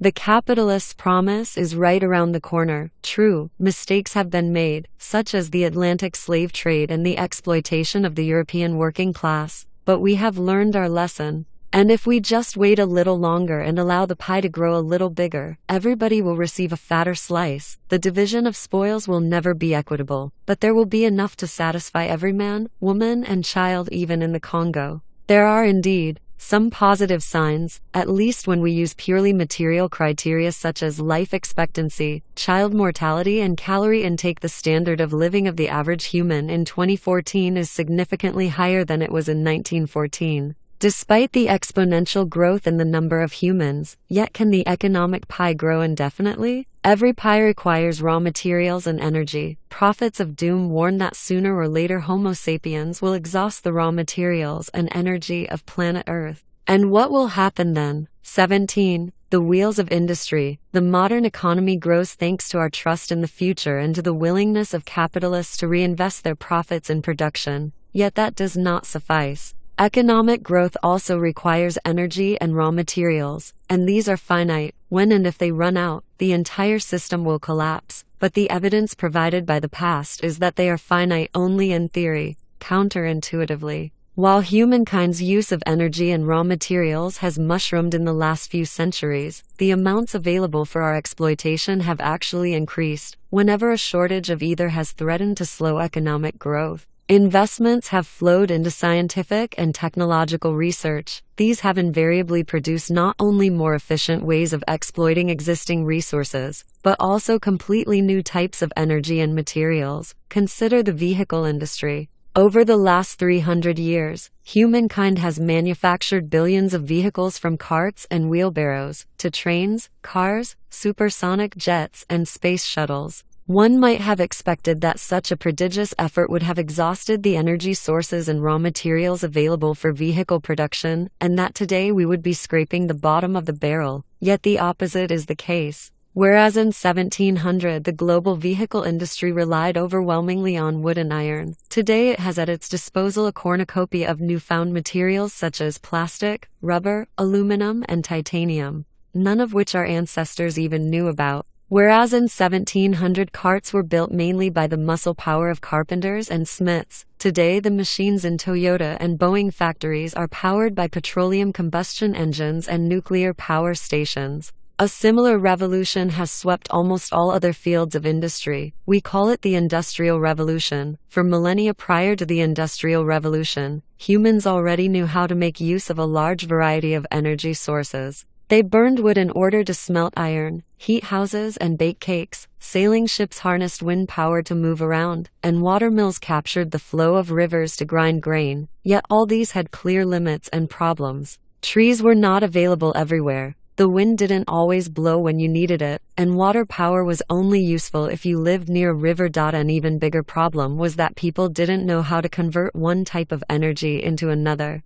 They could harness the movement of wind and water to sail ships and push millstones, but not to heat water or smelt iron. Conversely, they could not use the heat energy produced by burning wood to make a millstone move. Humans had only one machine capable of performing such energy conversion tricks: the body, in the natural process of metabolism. The bodies of humans and other animals burn organic fuels known as food and convert the released energy into the movement of muscles. Men, women, and beasts could consume grain and meat, burn up their carbohydrates and fats, and use the energy to haul a rickshaw or pull a plow. Since human and animal bodies were the only energy conversion device available, muscle power was the key to almost all human activities. Human muscles built carts and houses, ox muscles plowed fields, and horse muscles transported goods. The energy that fueled these organic muscle machines came ultimately from a single source: plants. Plants in their turn obtained their energy from the sun, by the process of photosynthesis. They captured solar energy and packed it into organic compounds. Almost everything people did throughout history was fueled by solar energy that was captured by plants and converted into muscle power. Human history was consequently dominated by two main cycles: the growth cycles of plants and the changing cycles of solar energy, day and night, summer and winter. When sunlight was scarce and when wheat fields were still green, humans had little energy. Granaries were empty, tax collectors were idle, soldiers found it difficult to move and fight, and kings tended to keep the peace. When the sun shone brightly and the wheat ripened, peasants harvested the crops and filled the granaries. Tax collectors hurried to take their share, soldiers flexed their muscles and sharpened their swords, kings convened councils and planned their next campaigns. Everyone was fueled by solar energy captured and packaged in wheat, rice, and potatoes. The secret in the kitchen: throughout these long millennia, day in and day out, people stood face to face with the most important invention in the history of energy production and failed to notice it. It stared them in the eye every time a housewife or servant put up a kettle to boil water for tea or put a pot full of potatoes on the stove. The minute the water boiled, the lid of the kettle or the pot jumped. Heat was being converted to movement. But jumping pot lids were an annoyance, especially if you forgot the pot on the stove and the water boiled over. Nobody saw their real potential. A partial breakthrough in converting heat into movement followed the invention of gunpowder in 9th century China. At first, the idea of using gunpowder to propel projectiles was so counterintuitive that for centuries gunpowder was used primarily to produce fire bombs. But eventually, perhaps after some bomb expert ground gunpowder in a mortar only to have the pestle shoot out with force, guns made their appearance. About 600 years passed between the invention of gunpowder and the development of effective artillery. Even then, the idea of converting heat into motion remained so counterintuitive that another 3 centuries went by before people invented the next machine that used heat to move things around. The new technology was born in British coal mines. As the British population swelled, forests were cut down to fuel the growing economy and make way for houses and fields. Britain suffered from an increasing shortage of firewood. It began burning coal as a substitute. Many coal seams were located in waterlogged areas, and flooding prevented miners from accessing the lower strata of the mines. It was a problem looking for a solution. Around 1700, a strange noise began reverberating around British mineshafts. That noise, harbinger of the Industrial Revolution, was subtle at first, but it grew louder and louder with each passing decade until it enveloped the entire world in a deafening cacophony. It emanated from a steam engine. There are many types of steam engines, but they all share one common principle. You burn some kind of fuel, such as coal, and use the resulting heat to boil water, producing steam. As the steam expands, it pushes a piston. The piston moves, and anything that is connected to the piston moves with it. You have converted heat into movement. In 18th century British coal mines, the piston was connected to a pump that extracted water from the bottom of the mine shafts. The earliest engines were incredibly inefficient. You needed to burn a huge load of coal in order to pump out even a tiny amount of water. But in the mines, coal was plentiful and close at hand, so nobody cared. In the decades that followed, British entrepreneurs improved the efficiency of the steam engine, brought it out of the mine shafts, and connected it to looms and gins. This revolutionized textile production, making it possible to produce ever larger quantities of cheap textiles. In the blink of an eye, Britain became the workshop of the world. But even more importantly, getting the steam engine out of the mines broke an important psychological barrier. If you could burn coal in order to move textile looms, why not use the same method to move other things, such as vehicles? In 1825, a British engineer connected a steam engine to a train of mine wagons full of coal. The engine drew the wagons along an iron rail some 20 kilometers long from the mine to the nearest harbor. This was the first steam-powered locomotive in history. Clearly, if steam could be used to transport coal, why not other goods? And why not even people? On September 15, 1830, the first commercial railway line was opened, connecting Liverpool with Manchester. The trains moved under the same steam power that had previously pumped water and moved textile looms. A mere 20 years later, Britain had tens of thousands of kilometers of railway tracks. Henceforth, people became obsessed with the idea that machines and engines could be used to convert one type of energy into another, any type of energy. anywhere in the world, might be harnessed to whatever need we had if we could just invent the right machine. For example, when physicists realized that an immense amount of energy is stored within atoms, they immediately started thinking about how this energy could be released and used to make electricity, power submarines, and annihilate cities. 600 years passed between the moment Chinese alchemists discovered gunpowder and the moment Turkish cannon pulverized the walls of Constantinople. Only 40 years passed between the moment Einstein determined that any kind of mass could be converted into energy. That's what E equals mc2 means, and the moment atom bombs obliterated Hiroshima and Nagasaki and nuclear power stations mushroomed all over the globe. Another crucial discovery was the internal combustion engine, which took little more than a generation to revolutionize human transportation and turn petroleum into liquid political power. Petroleum had been known for thousands of years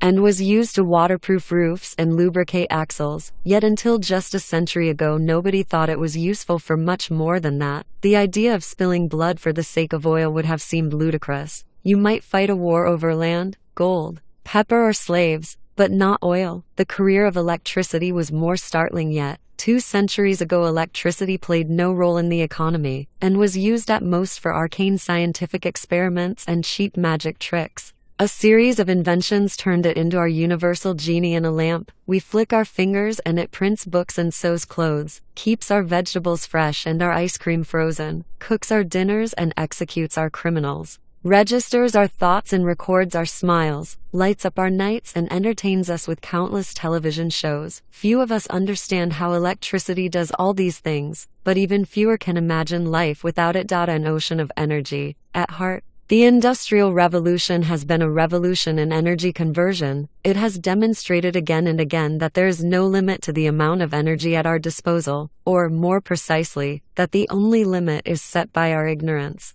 Every few decades we discover a new energy source, so that the sum total of energy at our disposal just keeps growing. Why are so many people afraid that we are running out of energy? Why do they warn of disaster if we exhaust all available fossil fuels? Clearly, the world does not lack energy. All we lack is the knowledge necessary to harness and convert it to our needs. The amount of energy stored in all the fossil fuel on Earth is negligible compared to the amount that the sun dispenses every day. Free of charge, only a tiny proportion of the sun's energy reaches us, yet it amounts to 3,766,800 exajoules of energy each year. A joule is a unit of energy in the metric system, about the amount you expend to lift a small apple 1 yard straight up.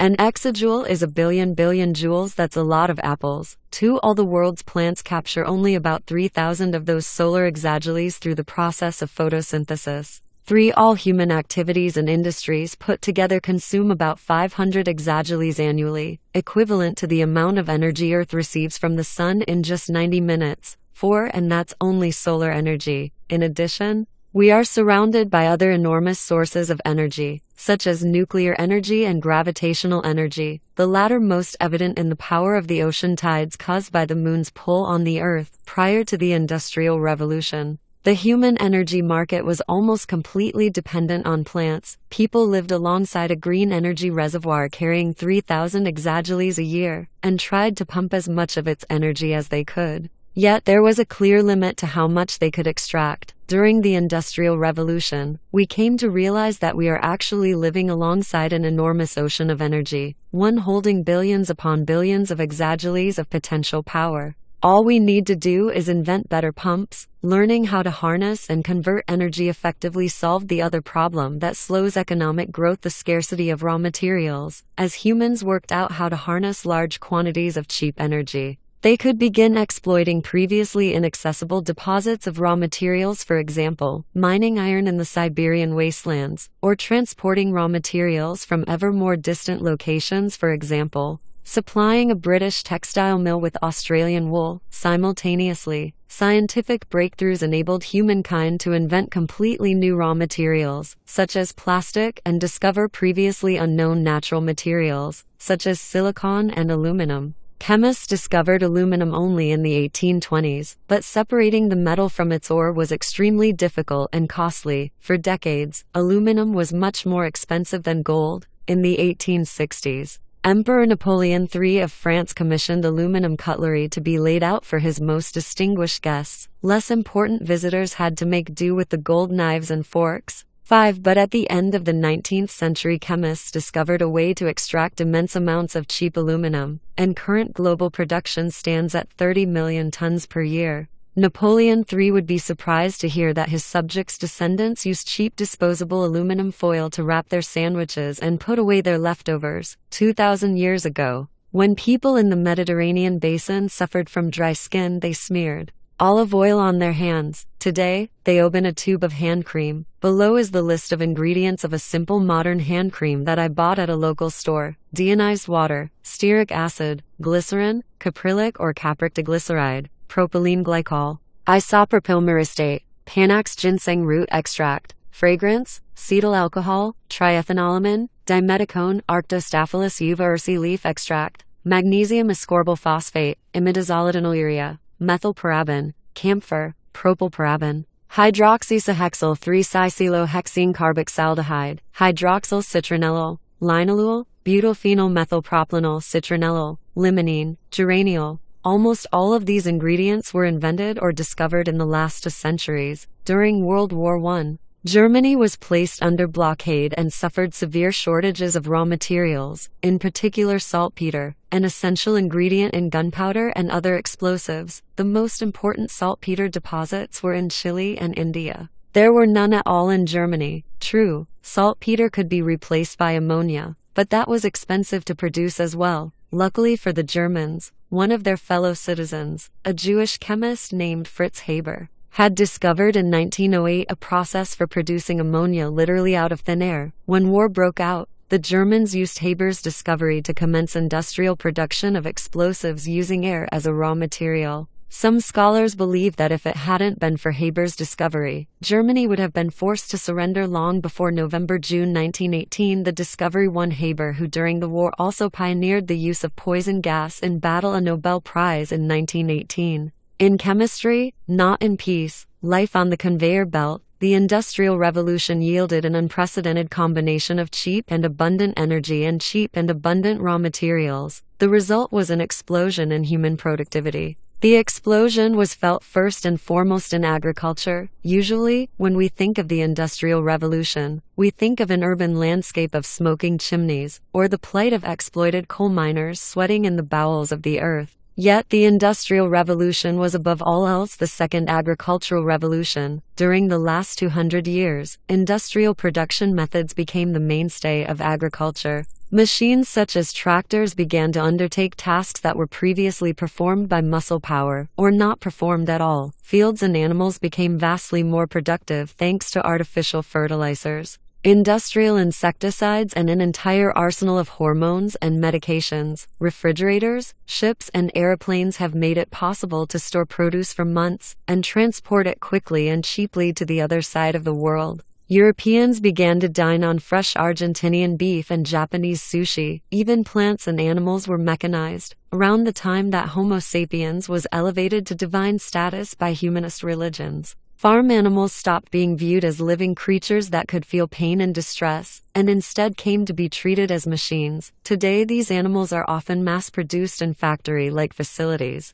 Their bodies shaped in accordance with industrial needs, they pass their entire lives as cogs in a giant production line, and the length and quality of their existence is determined by the profits and losses of business corporations. Even when the industry takes care to keep them alive, reasonably healthy and well-fed, it has no intrinsic interest in the animal's social and psychological needs except when these have a direct impact on production. Egg-laying hens, for example, have a complex world of behavioral needs and drives. They feel strong urges to scout their environment, forage and peck around, determine social hierarchies, build nests and groom themselves. But the egg industry often locks the hens inside tiny coops, and it is not uncommon for it to squeeze 4 hens to a cage, each given a floor space of about 25 by 20 centimeters. The hens receive sufficient food, but they are unable to claim a territory, build a nest, or engage in other natural activities. Indeed, the cage is so small that hens are often unable even to flap their wings or stand fully erect. Pigs are among the most intelligent and inquisitive of mammals, second perhaps only to the great apes.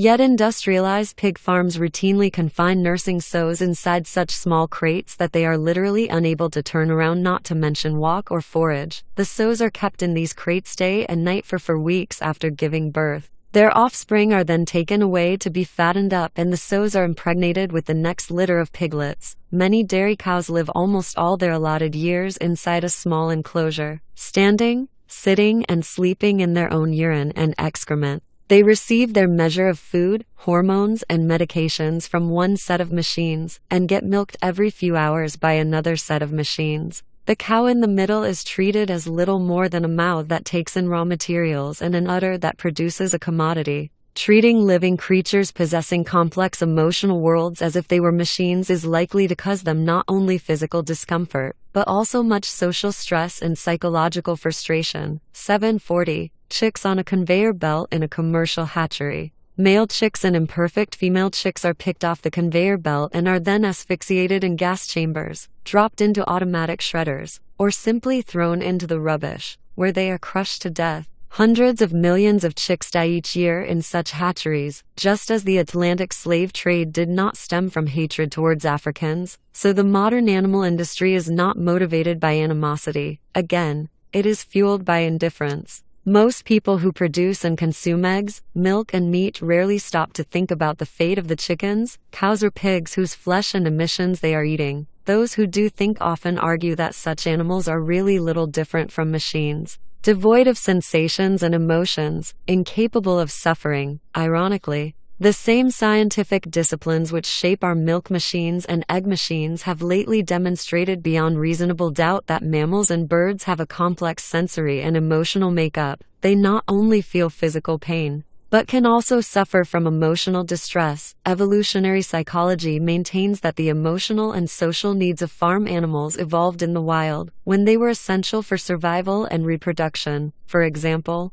a wild cow had to know how to form close relations with other cows and bulls, or else she could not survive and reproduce. In order to learn the necessary skills, evolution implanted in calves, as in the young of all other social mammals, a strong desire to play. Playing is the mammalian way of learning social behavior, and it implanted in them an even stronger desire to bond with their mothers, whose milk and care were essential for survival. What happens if farmers now take a young calf, separate her from her mother, put her in a closed cage, give her food, water, and inoculations against diseases, and then, when she is old enough, inseminate her with bull sperm? From an objective perspective, this calf no longer needs either maternal bonding or playmates in order to survive and reproduce. But from a subjective perspective, the calf still feels a very strong urge to bond with her mother and to play with other calves. If these urges are not fulfilled, the calf suffers greatly. This is the basic lesson of evolutionary psychology.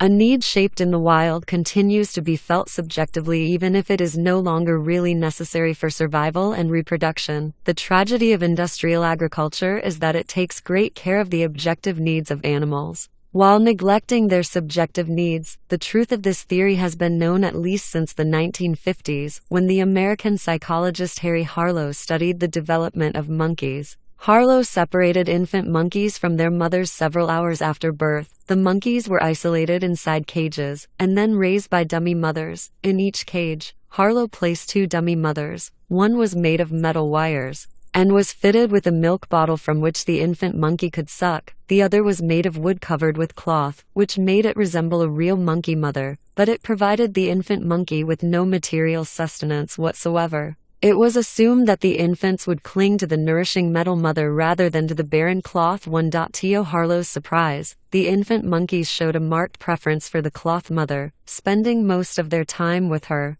When the 2 mothers were placed in close proximity, the infants held on to the cloth mother even while they reached over to suck milk from the metal mother. Harlow suspected that perhaps the infants did so because they were cold. So he fitted an electric bulb inside the wire mother, which now radiated heat. Most of the monkeys, except for the very young ones, continued to prefer the cloth mother. 41. One of Harlow's orphan monkeys clings to the cloth mother even while sucking milk from the metal mother. Follow-up research showed that Harlow's orphan monkeys grew up to be emotionally disturbed even though they had received all the nourishment they required. They never fitted into monkey society, had difficulties communicating with other monkeys, and suffered from high levels of anxiety and aggression. The conclusion was inescapable. Monkeys must have psychological needs and desires that go beyond their material requirements, and if these are not fulfilled, they will suffer greatly. Harlow's infant monkeys preferred to spend their time in the hands of the barren cloth mother because they were looking for an emotional bond and not only for milk. In the following decades,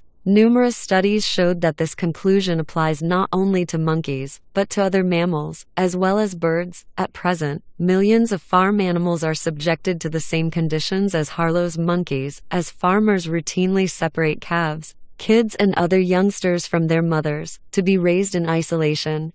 Altogether, tens of billions of farm animals live today as part of a mechanized assembly line, and about 50 billion of them are slaughtered annually. These industrial livestock methods have led to a sharp increase in agricultural production and in human food reserves. Together with the mechanization of plant cultivation, industrial animal husbandry is the basis for the entire modern socio-economic order. Before the industrialization of agriculture, most of the food produced in fields and farms was wasted feeding peasants and farmyard animals. Only a small percentage was available to feed artisans, teachers, priests, and bureaucrats. Consequently, in almost all societies, peasants comprised more than 90% of the population. Following the industrialization of agriculture, a shrinking number of farmers was enough to feed a growing number of clerks and factory hands. Today in the United States, only 2% of the population makes a living from agriculture, yet this 2% produces enough not only to feed the entire U.S. population, but also to export surpluses to the rest of the world.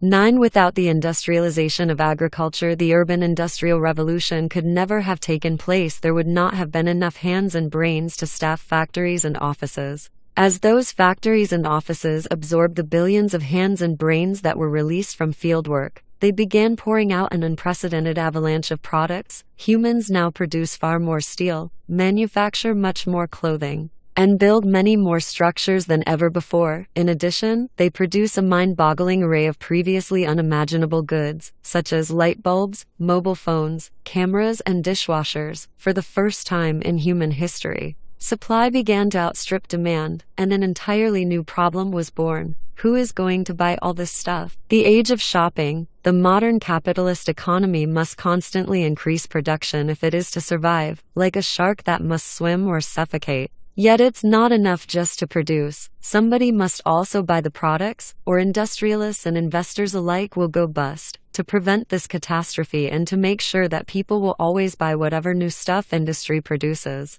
a new kind of ethic appeared: consumerism. Most people throughout history lived under conditions of scarcity. Frugality was thus their watchword. The austere ethics of the Puritans and Spartans are but two famous examples. A good person avoided luxuries, never threw food away, and patched up torn trousers instead of buying a new pair. Only kings and nobles allowed themselves to renounce such values publicly and conspicuously flaunt their riches. Consumerism sees the consumption of ever more products and services as a positive thing. It encourages people to treat themselves, spoil themselves, and even kill themselves slowly by overconsumption. Frugality is a disease to be cured. You don't have to look far to see the consumer ethic in action. Just read the back of a cereal box. Here's a quote from a box of one of my favorite breakfast cereals, produced by an Israeli firm, Telma. Sometimes you need a treat. Sometimes you need a little extra energy. There are times to watch your weight and times when you've just got to have something. Right now, Telma offers a variety of tasty cereals just for you, treats without remorse. The same package sports an ad for another brand of cereal called Health Treats. Health Treats offers lots of grains, fruits and nuts for an experience that combines taste, pleasure, and health, for an enjoyable treat in the middle of the day. Suitable for a healthy lifestyle, a real treat with the wonderful taste of more emphasis in the original. Throughout most of history, people were likely to have been repelled rather than attracted by such a text. They would have branded it as selfish, decadent, and morally corrupt. Consumerism has worked very hard, with the help of popular psychology, just do it, to convince people that indulgence is good for you, whereas frugality is self-oppression. It has succeeded. We are all good consumers. We buy countless products that we don't really need, and that until yesterday we didn't know existed. Manufacturers deliberately design short-term goods and invent new and unnecessary models of perfectly satisfactory products that we must purchase in order to stay in. Shopping has become a favorite pastime,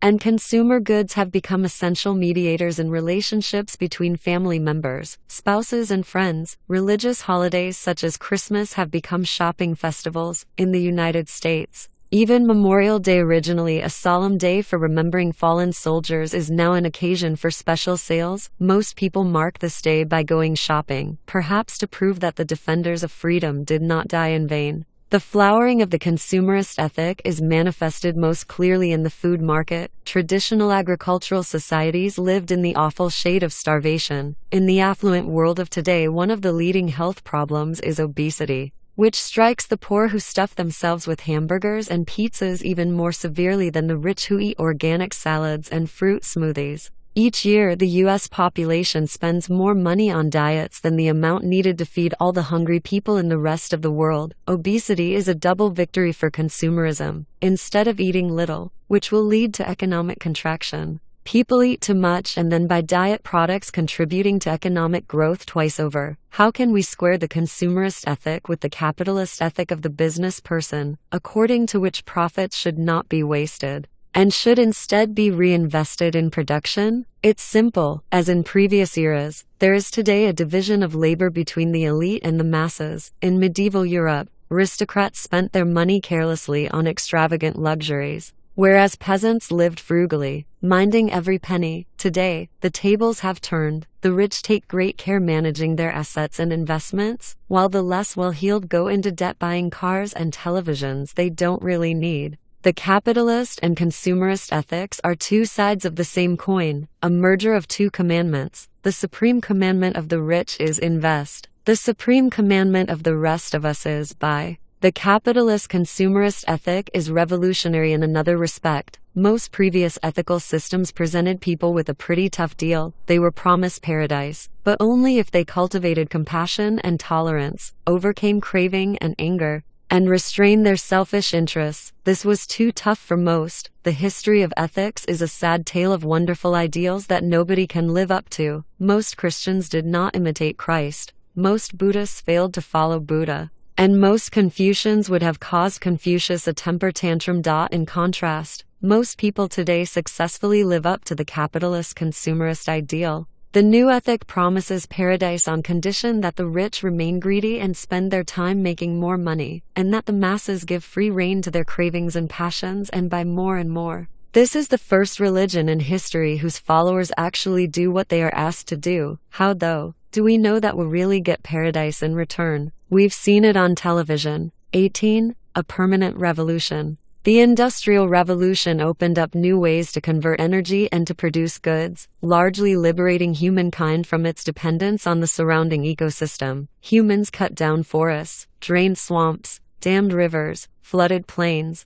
laid down tens of thousands of kilometers of railroad tracks, and built skyscraping metropolises. As the world was molded to fit the needs of Homo sapiens, habitats were destroyed and species went extinct. Our once green and blue planet is becoming a concrete and plastic shopping center. Today, the Earth's continents are home to almost 7 billion sapiens. If you took all these people and put them on a large set of scales, their combined mass would be about 300 million tons. If you then took all our domesticated farmyard animals, cows, pigs, sheep and chickens, and placed them on an even larger set of scales, their mass would amount to about 700 million tons. In contrast, the combined mass of all surviving large wild animals from porcupines and penguins to elephants and whales is less than 100 million tons. Our children's books, our iconography, and our TV screens are still full of giraffes, wolves, and chimpanzees. But the real world has very few of them left. There are about 80,000 giraffes in the world, compared to 1.5 billion cattle. Only 200,000 wolves, compared to 400 million domesticated dogs. Only 250,000 chimpanzees in contrast to billions of humans.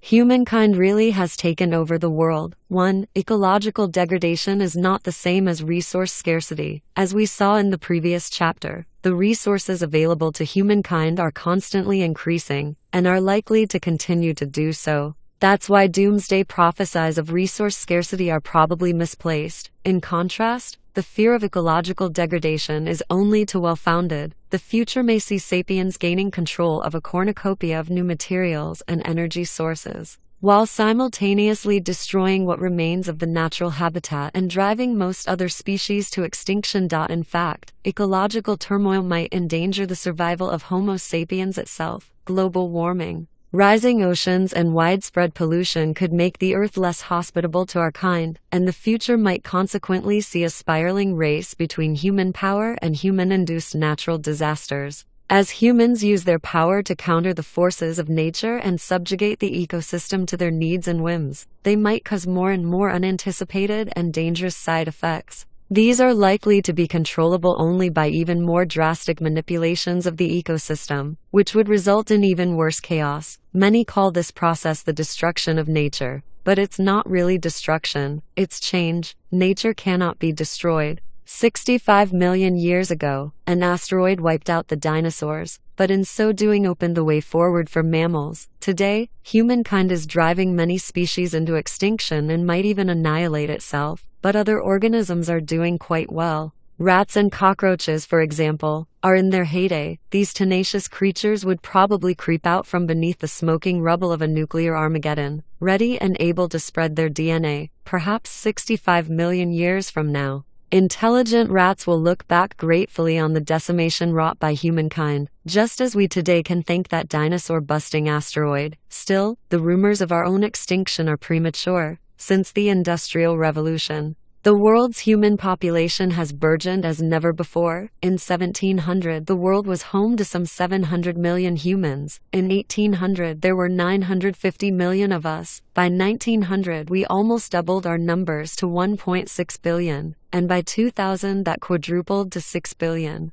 Today there are just shy of 7 billion sapiens, modern time. While all these sapiens have grown increasingly impervious to the whims of nature, they have become ever more subject to the dictates of modern industry and government. The Industrial Revolution opened the way to a long line of experiments in social engineering and an even longer series of unpremeditated changes in daily life and human mentality. One example among many is the replacement of the rhythms of traditional agriculture with the uniform and precise schedule of industry. Traditional agriculture depended on cycles of natural time and organic growth. Most societies were unable to make precise time measurements, nor were they terribly interested in doing so. The world went about its business without clocks and timetables, subject only to the movements of the sun and the growth cycles of plants. There was no uniform working day, and all routines changed drastically from season to season. People knew where the sun was, and watched anxiously for portents of the rainy season and harvest time.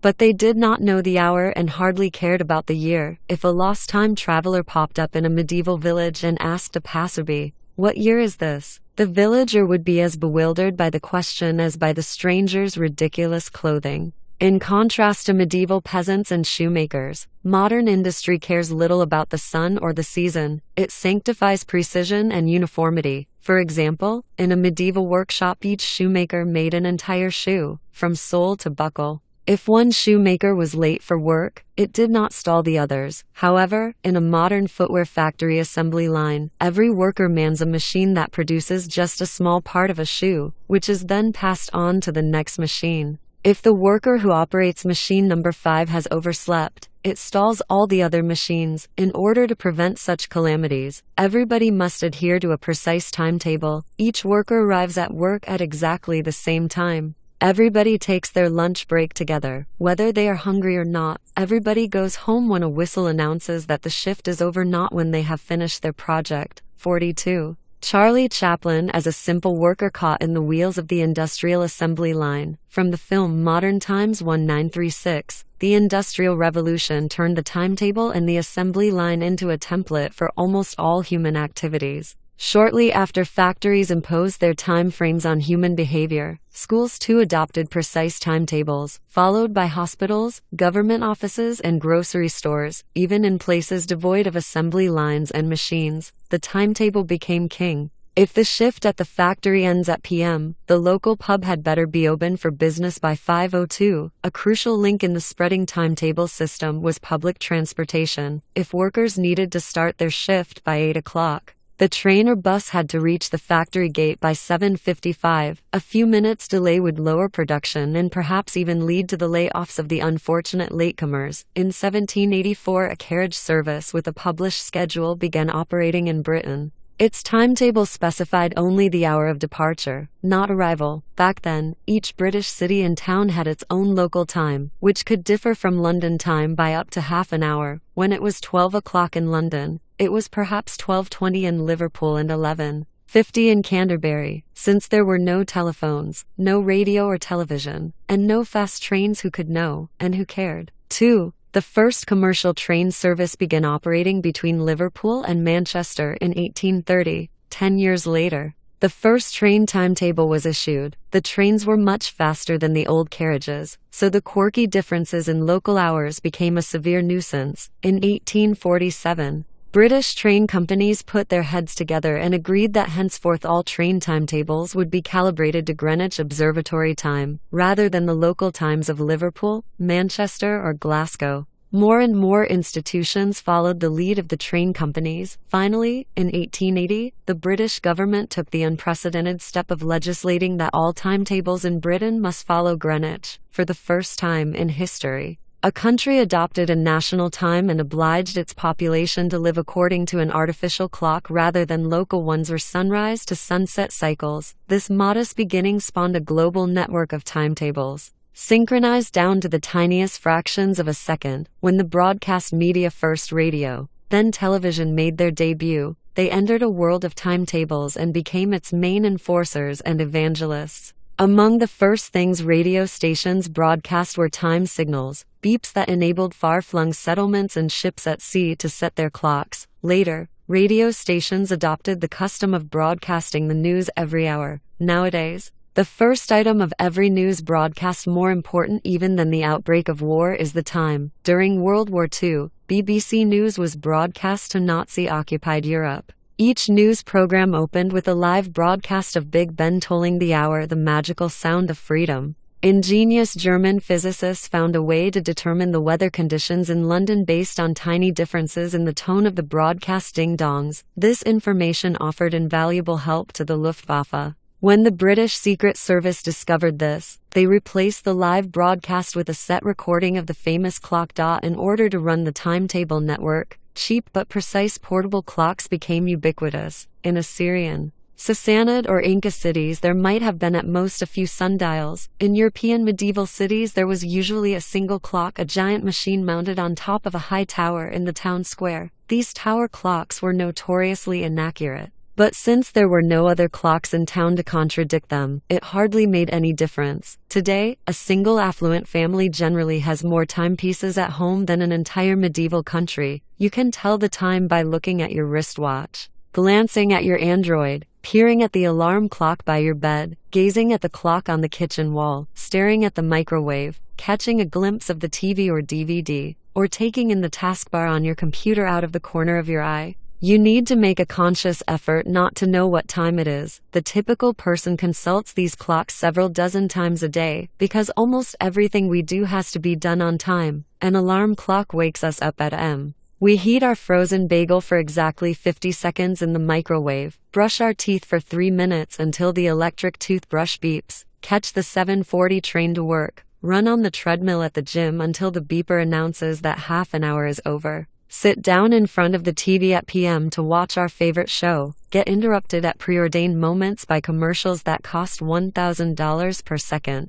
and eventually unload all our angst on a therapist who restricts our prattle to the now standard 50-minute therapy hour. The Industrial Revolution brought about dozens of major upheavals in human society. Adapting to industrial time is just one of them. Other notable examples include urbanization, the disappearance of the peasantry, the rise of the industrial proletariat, the empowerment of the common person, democratization, youth culture, and the disintegration of patriarchy. Yet all of these upheavals are dwarfed by the most momentous social revolution that ever befell humankind, the collapse of the family and the local community and their replacement by the state and the market. as best we can tell, from the earliest times. More than 1 million years ago, humans lived in small, intimate communities, most of whose members were kin. The cognitive revolution and the agricultural revolution did not change that. They glued together families and communities to create tribes, cities, kingdoms, and empires. But families and communities remain the basic building blocks of all human societies. The Industrial Revolution, on the other hand, managed within little more than 2 centuries to break these building blocks into atoms.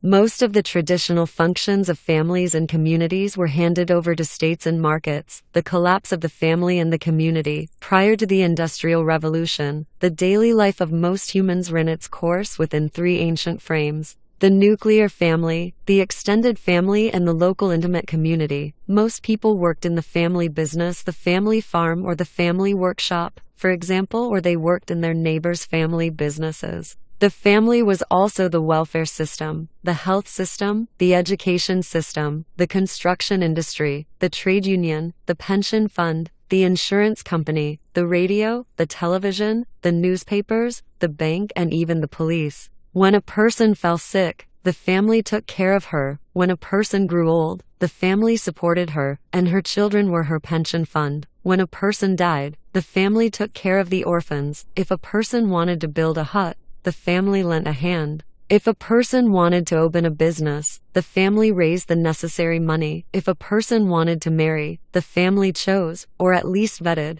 the prospective spouse. If conflict arose with a neighbor, the family muscled in. But if a person's illness was too grave for the family to manage, or a new business demanded too large an investment, or the neighborhood quarrel escalated to the point of violence, the local community came to the rescue. The community offered help on the basis of local traditions and an economy of favors, which often differed greatly from the supply and demand laws of the free market. In an old-fashioned medieval community, when my neighbor was in need, I helped build his hut and guard his sheep, without expecting any payment in return. When I was in need, my neighbor returned the favor. At the same time, the local potentate might have drafted all of us villagers to construct his castle without paying us a penny. In exchange, we counted on him to defend us against brigands and barbarians. Village life involved many transactions but few payments. There were some markets, of course, but their roles were limited. You could buy rare spices, cloth, and tools, and hire the services of lawyers and doctors, yet less than 10% of commonly used products and services were bought in the market.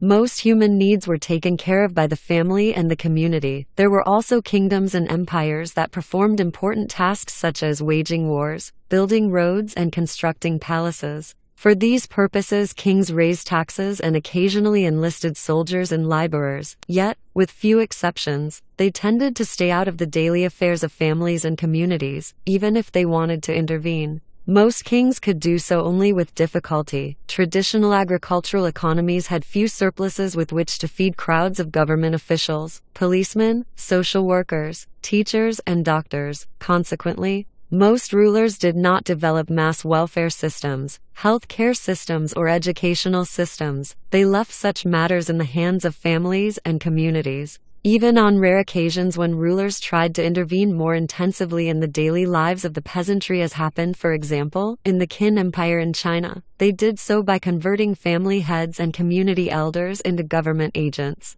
Often enough, transportation and communication difficulties made it so difficult to intervene in the affairs of remote communities that many kingdoms preferred to cede even the most basic royal prerogatives such as taxation and violence to communities. The Ottoman Empire, for instance, allowed family vendettas to mete out justice, rather than supporting a large imperial police force. If my cousin killed somebody, the victim's brother might kill me and sanction revenge. The Sultan in Istanbul or even the provincial pasha did not intervene in such clashes, as long as violence remained within acceptable limits. In the Chinese Ming Empire 1368-1644, the population was organized into the Baoya system. 10 families were grouped to form a jia, and 10 jia constituted a bao. When a member of a bao committed a crime, other bao members could be punished for it, in particular the bao elders. Taxes too were levied on the bao, and it was the responsibility of the bao elders rather than of the state officials to assess the situation of each family and determine the amount of tax it should pay. From the empire's perspective,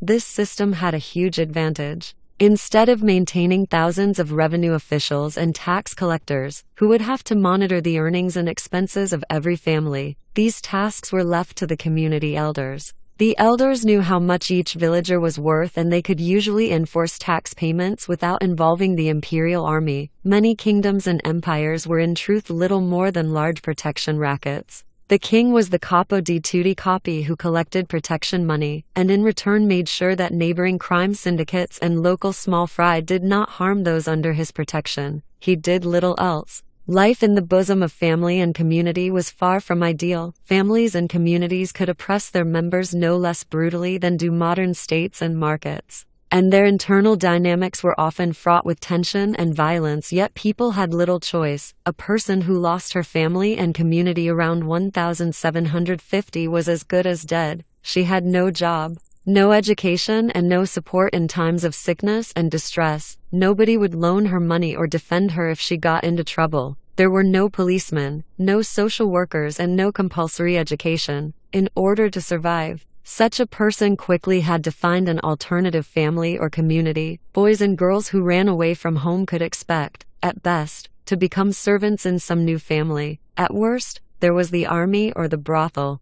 All this changed dramatically over the last 2 centuries. The Industrial Revolution gave the market immense new powers, provided the state with new means of communication and transportation, and placed at the government's disposal an army of clerks, teachers, policemen, and social workers. At first, the market and the state discovered their path blocked by traditional families and communities who had little love for outside intervention. Parents and community elders were reluctant to let the younger generation be indoctrinated by nationalist education systems, conscripted into armies, or turned into a rootless urban proletariat. Over time, states and markets used their growing power to weaken the traditional bonds of family and community. The state sent its policemen to stop family vendettas and replace them with court decisions. The market sent its hawkers to wipe out long-standing local traditions and replace them with ever-changing commercial fashions. Yet this was not enough. In order really to break the power of family and community, they needed the help of a fifth column. The state and the market approached people with an offer that could not be refused. Become individuals, they said. Marry whomever you desire, without asking permission from your parents. Take up whatever job suits you, even if community elders frown. Live wherever you wish, even if you cannot make it every week to the family dinner. You are no longer dependent on your family or your community. We, the state and the market, will take care of you instead. We will provide food, shelter, education, health, welfare, and employment. We will provide pensions, insurance, and protection. Romantic literature often presents the individual as somebody caught in a struggle against the state and the market. Nothing could be further from the truth. The state and the market are the mother and father of the individual, and the individual can survive only thanks to them. The market provides us with work, insurance, and a pension, if we want to study a profession. The government schools are there to teach us, if we want to open a business. The bank loans us money, if we want to build a house. A construction company builds it and the bank gives us a mortgage, in some cases subsidized or insured by the state. If violence flares up, the police protect us. If we are sick for a few days, our health insurance takes care of us. If we are debilitated for months, Social Security steps in. If we need around-the-clock assistance, we can go to the market and hire a nurse, usually some stranger from the other side of the world, who takes care of us with the kind of devotion that we no longer expect from our own children. If we have the means, we can spend our golden years at a senior citizen's home. The tax authorities treat us as individuals, and do not expect us to pay the neighbor's taxes. The courts, too, see us as individuals, and never punish us for the crimes of our cousins. Not only adult men, but also women and children, are recognized as individuals. Throughout most of history, women were often seen as the property of family or community. Modern states, on the other hand, see women as individuals, enjoying economic and legal rights independently of their family and community. They may hold their own bank accounts, decide whom to marry, and even choose to divorce or live on their own. But the liberation of the individual comes at a cost.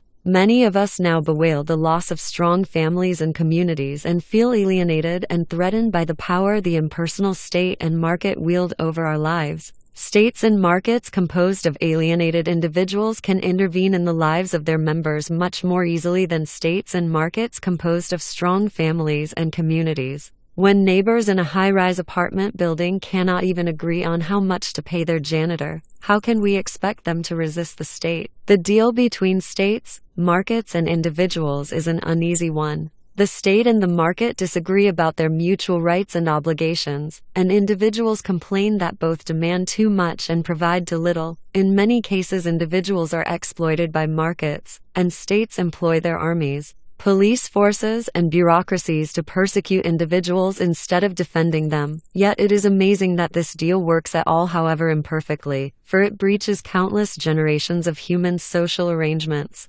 Millions of years of evolution have designed us to live and think as community members. Within a mere 2 centuries, we have become alienated individuals. Nothing testifies better to the awesome power of culture. The nuclear family did not disappear completely from the modern landscape. When states and markets took from the family most of its economic and political roles, they left it some important emotional functions. The modern family is still supposed to provide for intimate needs, which state and market are so far incapable of providing. Yet even here the family is subject to increasing interventions. The market shapes to an ever greater degree the way people conduct their romantic and sexual lives, whereas traditionally the family was the main matchmaker. Today it's the market that tailors our romantic and sexual preferences, and then lends a hand in providing for them for a fat fee. Previously, bride and groom met in the family living room, and money passed from the hands of one father to another. Today, courting is done at bars and cafes, and money passes from the hands of lovers to waitresses. Even more money is transferred to the bank accounts of fashion designers, gym managers, dietitians, cosmeticians, and plastic surgeons, who help us arrive at the calf, looking as similar as possible to the market's ideal of beauty. Family and community vs. state and market. The state, too, keeps a sharper eye on family relations, especially between parents and children. Parents are obliged to send their children to be educated by the state. Parents who are especially abusive or violent with their children may be restrained by the state, if need be. The state may even imprison the parents or transfer their children to foster families. Until not long ago, the suggestion that the state ought to prevent parents from beating or humiliating their children would have been rejected out of hand as ludicrous and unworkable. In most societies, parental authority was sacred. Respect of and obedience to one's parents were among the most hallowed values, and parents could do almost anything they wanted, including killing newborn babies, selling children into slavery, and marrying off daughters to men more than twice their age. Today, parental authority is in full retreat. Youngsters are increasingly excused from obeying their elders, whereas parents are blamed for anything that goes wrong in the life of their child. Mom and dad are about as likely to get off in the Freudia courtroom as were defendants in a Stalinist show trial. Imagine communities, like the nuclear family. The community could not completely disappear from our world without any emotional replacement. Markets and states today provide most of the material needs once provided by communities, but they must also supply tribal bonds. Markets and states do so by fostering imagined communities that contain millions of strangers, and which are tailored to national and commercial needs. An imagined community is a community of people who don't really know each other, but imagine that they do. Such communities are not a novel invention. Kingdoms, empires, and churches functioned for millennia as imagined communities. In ancient China, tens of millions of people saw themselves as members of a single family, with the emperor as its father. In the Middle Ages, millions of devout Muslims imagined that they were all brothers and sisters in the great community of Islam. Yet throughout history, such imagined communities played second fiddle to intimate communities of several dozen people who knew each other well. The intimate communities fulfilled the emotional needs of their members and were essential for everyone's survival and welfare. In the last 2 centuries, the intimate communities have withered, leaving imagined communities to fill in the emotional vacuum. The 2 most important examples for the rise of such imagined communities are the nation and the consumer tribe. The nation is the imagined community of the state. The consumer tribe is the imagined community of the market. Both are imagined communities because it is impossible for all customers in a market or for all members of a nation really to know one another the way villagers knew one another in the past. No German can intimately know the other 80 million members of the German nation, or the other 500 million customers inhabiting the European Common Market, which evolved first into the European Community and finally became the European Union. Consumerism and nationalism work extra hours to make us imagine that millions of strangers belong to the same community as ourselves, that we all have a common past, common interests, and a common future. This isn't a lie, it's imagination. Like money, limited liability companies, and human rights, nations and consumer tribes are intersubjective realities. They exist only in our collective imagination, yet their power is immense, as long as millions of Germans believe in the existence of a German nation. Get excited at the sight of German national symbols, retell German national myths, and are willing to sacrifice money, time, and limbs for the German nation. Germany will remain one of the strongest powers in the world. The nation does its best to hide its imagined character. Most nations argue that they are a natural and eternal entity, created in some primordial epoch by mixing the soil of the motherland with the blood of the people. Yet such claims are usually exaggerated. Nations existed in the distant past, but their importance was much smaller than today because the importance of the state was much smaller.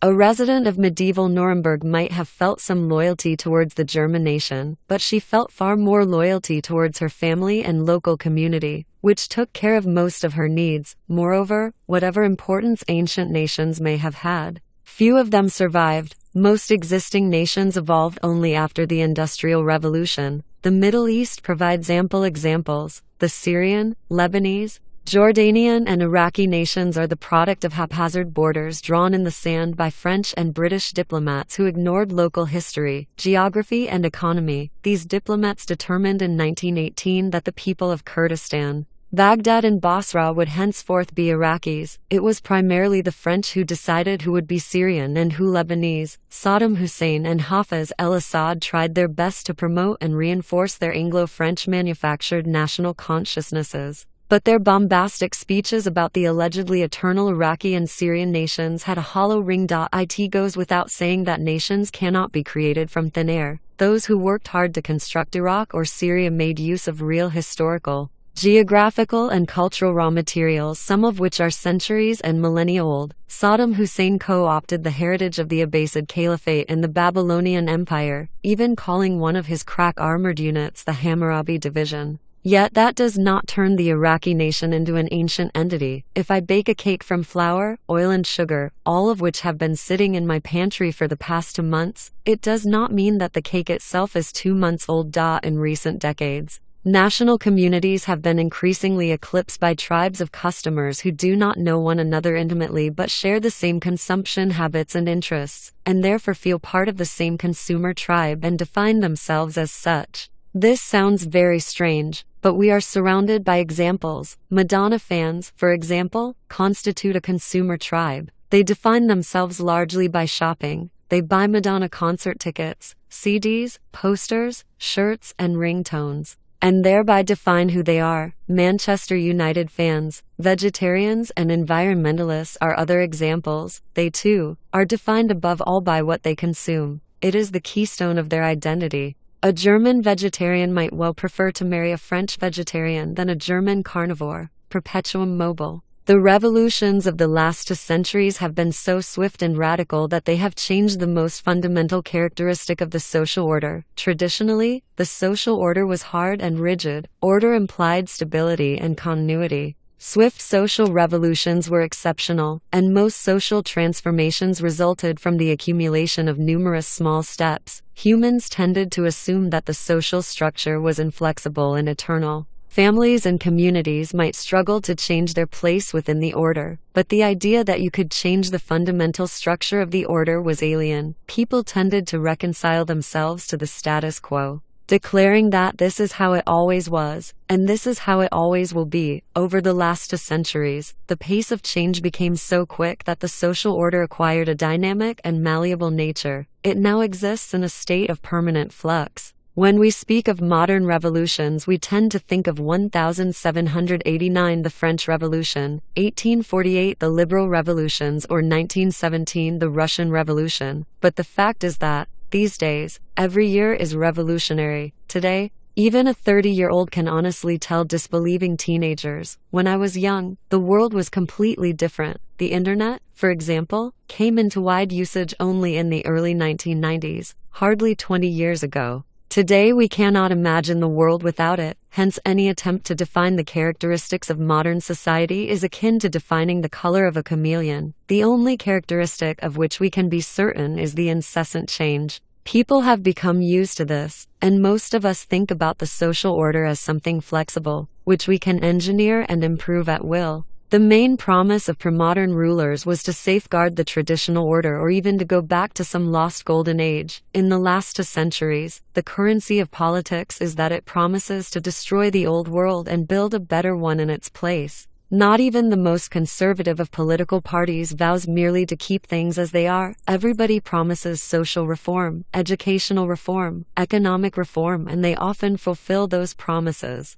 Just as geologists expect that tectonic movements will result in earthquakes and volcanic eruptions, so might we expect that drastic social movements will result in bloody outbursts of violence. The political history of the 19th and 20th centuries is often told as a series of deadly wars, holocausts, and revolutions, like a child in new boots leaping from puddle to puddle. This view sees history as leapfrogging from one bloodbath to the next, from World War I to World War II to the Cold War, from the Armenian genocide to the Jewish genocide to the Rwandan genocide, from Robespierre to Lenin to Hitler. There is truth here. But this all-too-familiar list of calamities is somewhat misleading. We focus too much on the puddles and forget about the dry land separating them. The late modern era has seen unprecedented levels not only of violence and horror, but also of peace and tranquility. Charles Dickens wrote of the French Revolution that it was the best of times, it was the worst of times. This may be true not only of the French Revolution,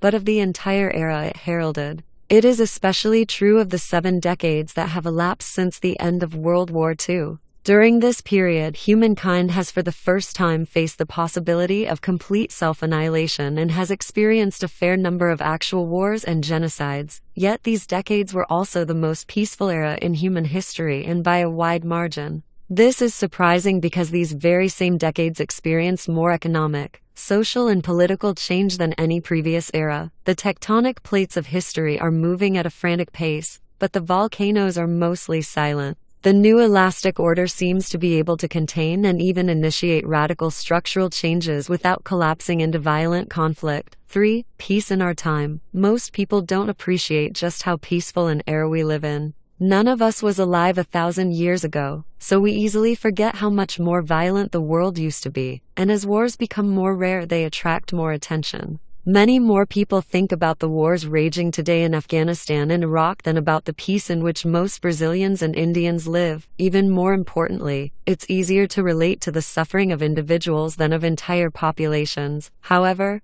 in order to understand macro-historical processes, we need to examine mass statistics rather than individual stories. In the year 2000, wars caused the deaths of 310,000 individuals, and violent crime killed another 520,000. Each and every victim is a world destroyed, a family ruined, friends and relatives scarred for life. Yet from a macro perspective, these 830,000 victims comprised only 1.5% of the 56 million people who died in 2000. That year 26 million people died in car accidents. 25% of total mortality, and 815,000 people committed suicide. 45%. 4. The figures for 2002 are even more surprising. Out of 57 million dead, only 172,000 people died in war and 569,000 died of violent crime, a total of 741,000 victims of human violence. In contrast, 873,000 people committed suicide. 5. It turns out that in the year following the 9/11 attacks, despite all the talk of terrorism and war, the average person was more likely to kill himself than to be killed by a terrorist, a soldier, or a drug dealer. In most parts of the world, people go to sleep without fearing that in the middle of the night, a neighboring tribe might surround their village and slaughter everyone. Well-off British subjects travel daily from Nottingham to London through Sherwood Forest without fear that a gang of merry green-clad brigands will ambush them and take their money to give to the poor, or more likely, murder them and take the money for themselves. Students brook no canings from their teachers. Children need not fear that they will be sold into slavery when their parents can't pay their bills. And women know that the law forbids their husbands from beating them and forcing them to stay at home. Increasingly, around the world, these expectations are fulfilled. The decline of violence is due largely to the rise of the state. Throughout history, most violence resulted from local feuds between families and communities. Even today, as the above figures indicate, local crime is a far deadlier threat than international wars. As we have seen, early farmers, who knew no political organizations larger than the local community, suffered rampant violence. 6. As kingdoms and empires became stronger, they reigned in communities and the level of violence decreased. In the decentralized kingdoms of medieval Europe, about 20 to 40 people were murdered each year for every 100,000 inhabitants. In recent decades, when states and markets have become all-powerful and communities have vanished, violence rates have dropped even further. Today the global average is only 9 murders a year per 100,000 people, and most of these murders take place in weak states such as Somalia and Colombia. In the centralized states of Europe, the average is 1 murder a year per 100,000 people. 7. There are certainly cases where states use their power to kill their own citizens, and these often loom large in our memories and fears. During the 20th century, tens of millions, if not hundreds of millions of people were killed by the security forces of their own states. Still, from a macro perspective, state-run courts and police forces have probably increased the level of security worldwide. Even in oppressive dictatorships, the average modern person is far less likely to die at the hands of another person than in pre-modern societies. In 1964, a military dictatorship was established in Brazil. It ruled the country until 1985. During these 20 years, several thousand Brazilians were murdered by the regime. Thousands more were imprisoned and tortured. Yet even in the worst years, the average Brazilian in Rio de Janeiro was far less likely to die at human hands than the average Guarani, Oruí, or Yanomamo. The Guarani, Oruí, and Yanomamo are indigenous people who live in the depths of the Amazon forest. Without army, police, or prisons, anthropological studies have indicated that between 1/4 of their menfolk die sooner or later in violent conflicts over property, women, or prestige. 8. Imperial retirement. It is perhaps debatable whether violence within states has decreased or increased since 1945. What nobody can deny is that international violence has dropped to an all-time low. Perhaps the most obvious example is the collapse of the European empires. Throughout history, empires have crushed rebellions with an iron fist, and when its day came, a sinking empire used all its might to save itself, usually collapsing into a bloodbath. Its final demise generally led to anarchy and wars of succession. Since 1945, most empires have opted for peaceful early retirement. Their process of collapse became relatively swift, calm, and orderly. In 1945, Britain ruled 1/4 of the globe. 30 years later, it ruled just a few small islands. In the intervening decades, it retreated from most of its colonies in a peaceful and orderly manner, though in some places such as Malaya and Kenya the British tried to hang on by force of arms. In most places they accepted the end of empire with a sigh rather than with a temper tantrum. They focused their efforts not on retaining power, but on transferring it as smoothly as possible. At least some of the praise usually heaped on Mahatma Gandhi for his non-violent creed is actually owed to the British Empire. Despite many years of bitter and often violent struggle, when the end of the Raj came, the Indians did not have to fight the British in the streets of Delhi and Calcutta. The empire's place was taken by a slew of independent states, most of which have since enjoyed stable borders and have for the most part lived peacefully alongside their neighbors. True, tens of thousands of people perished at the hands of the threatened British Empire,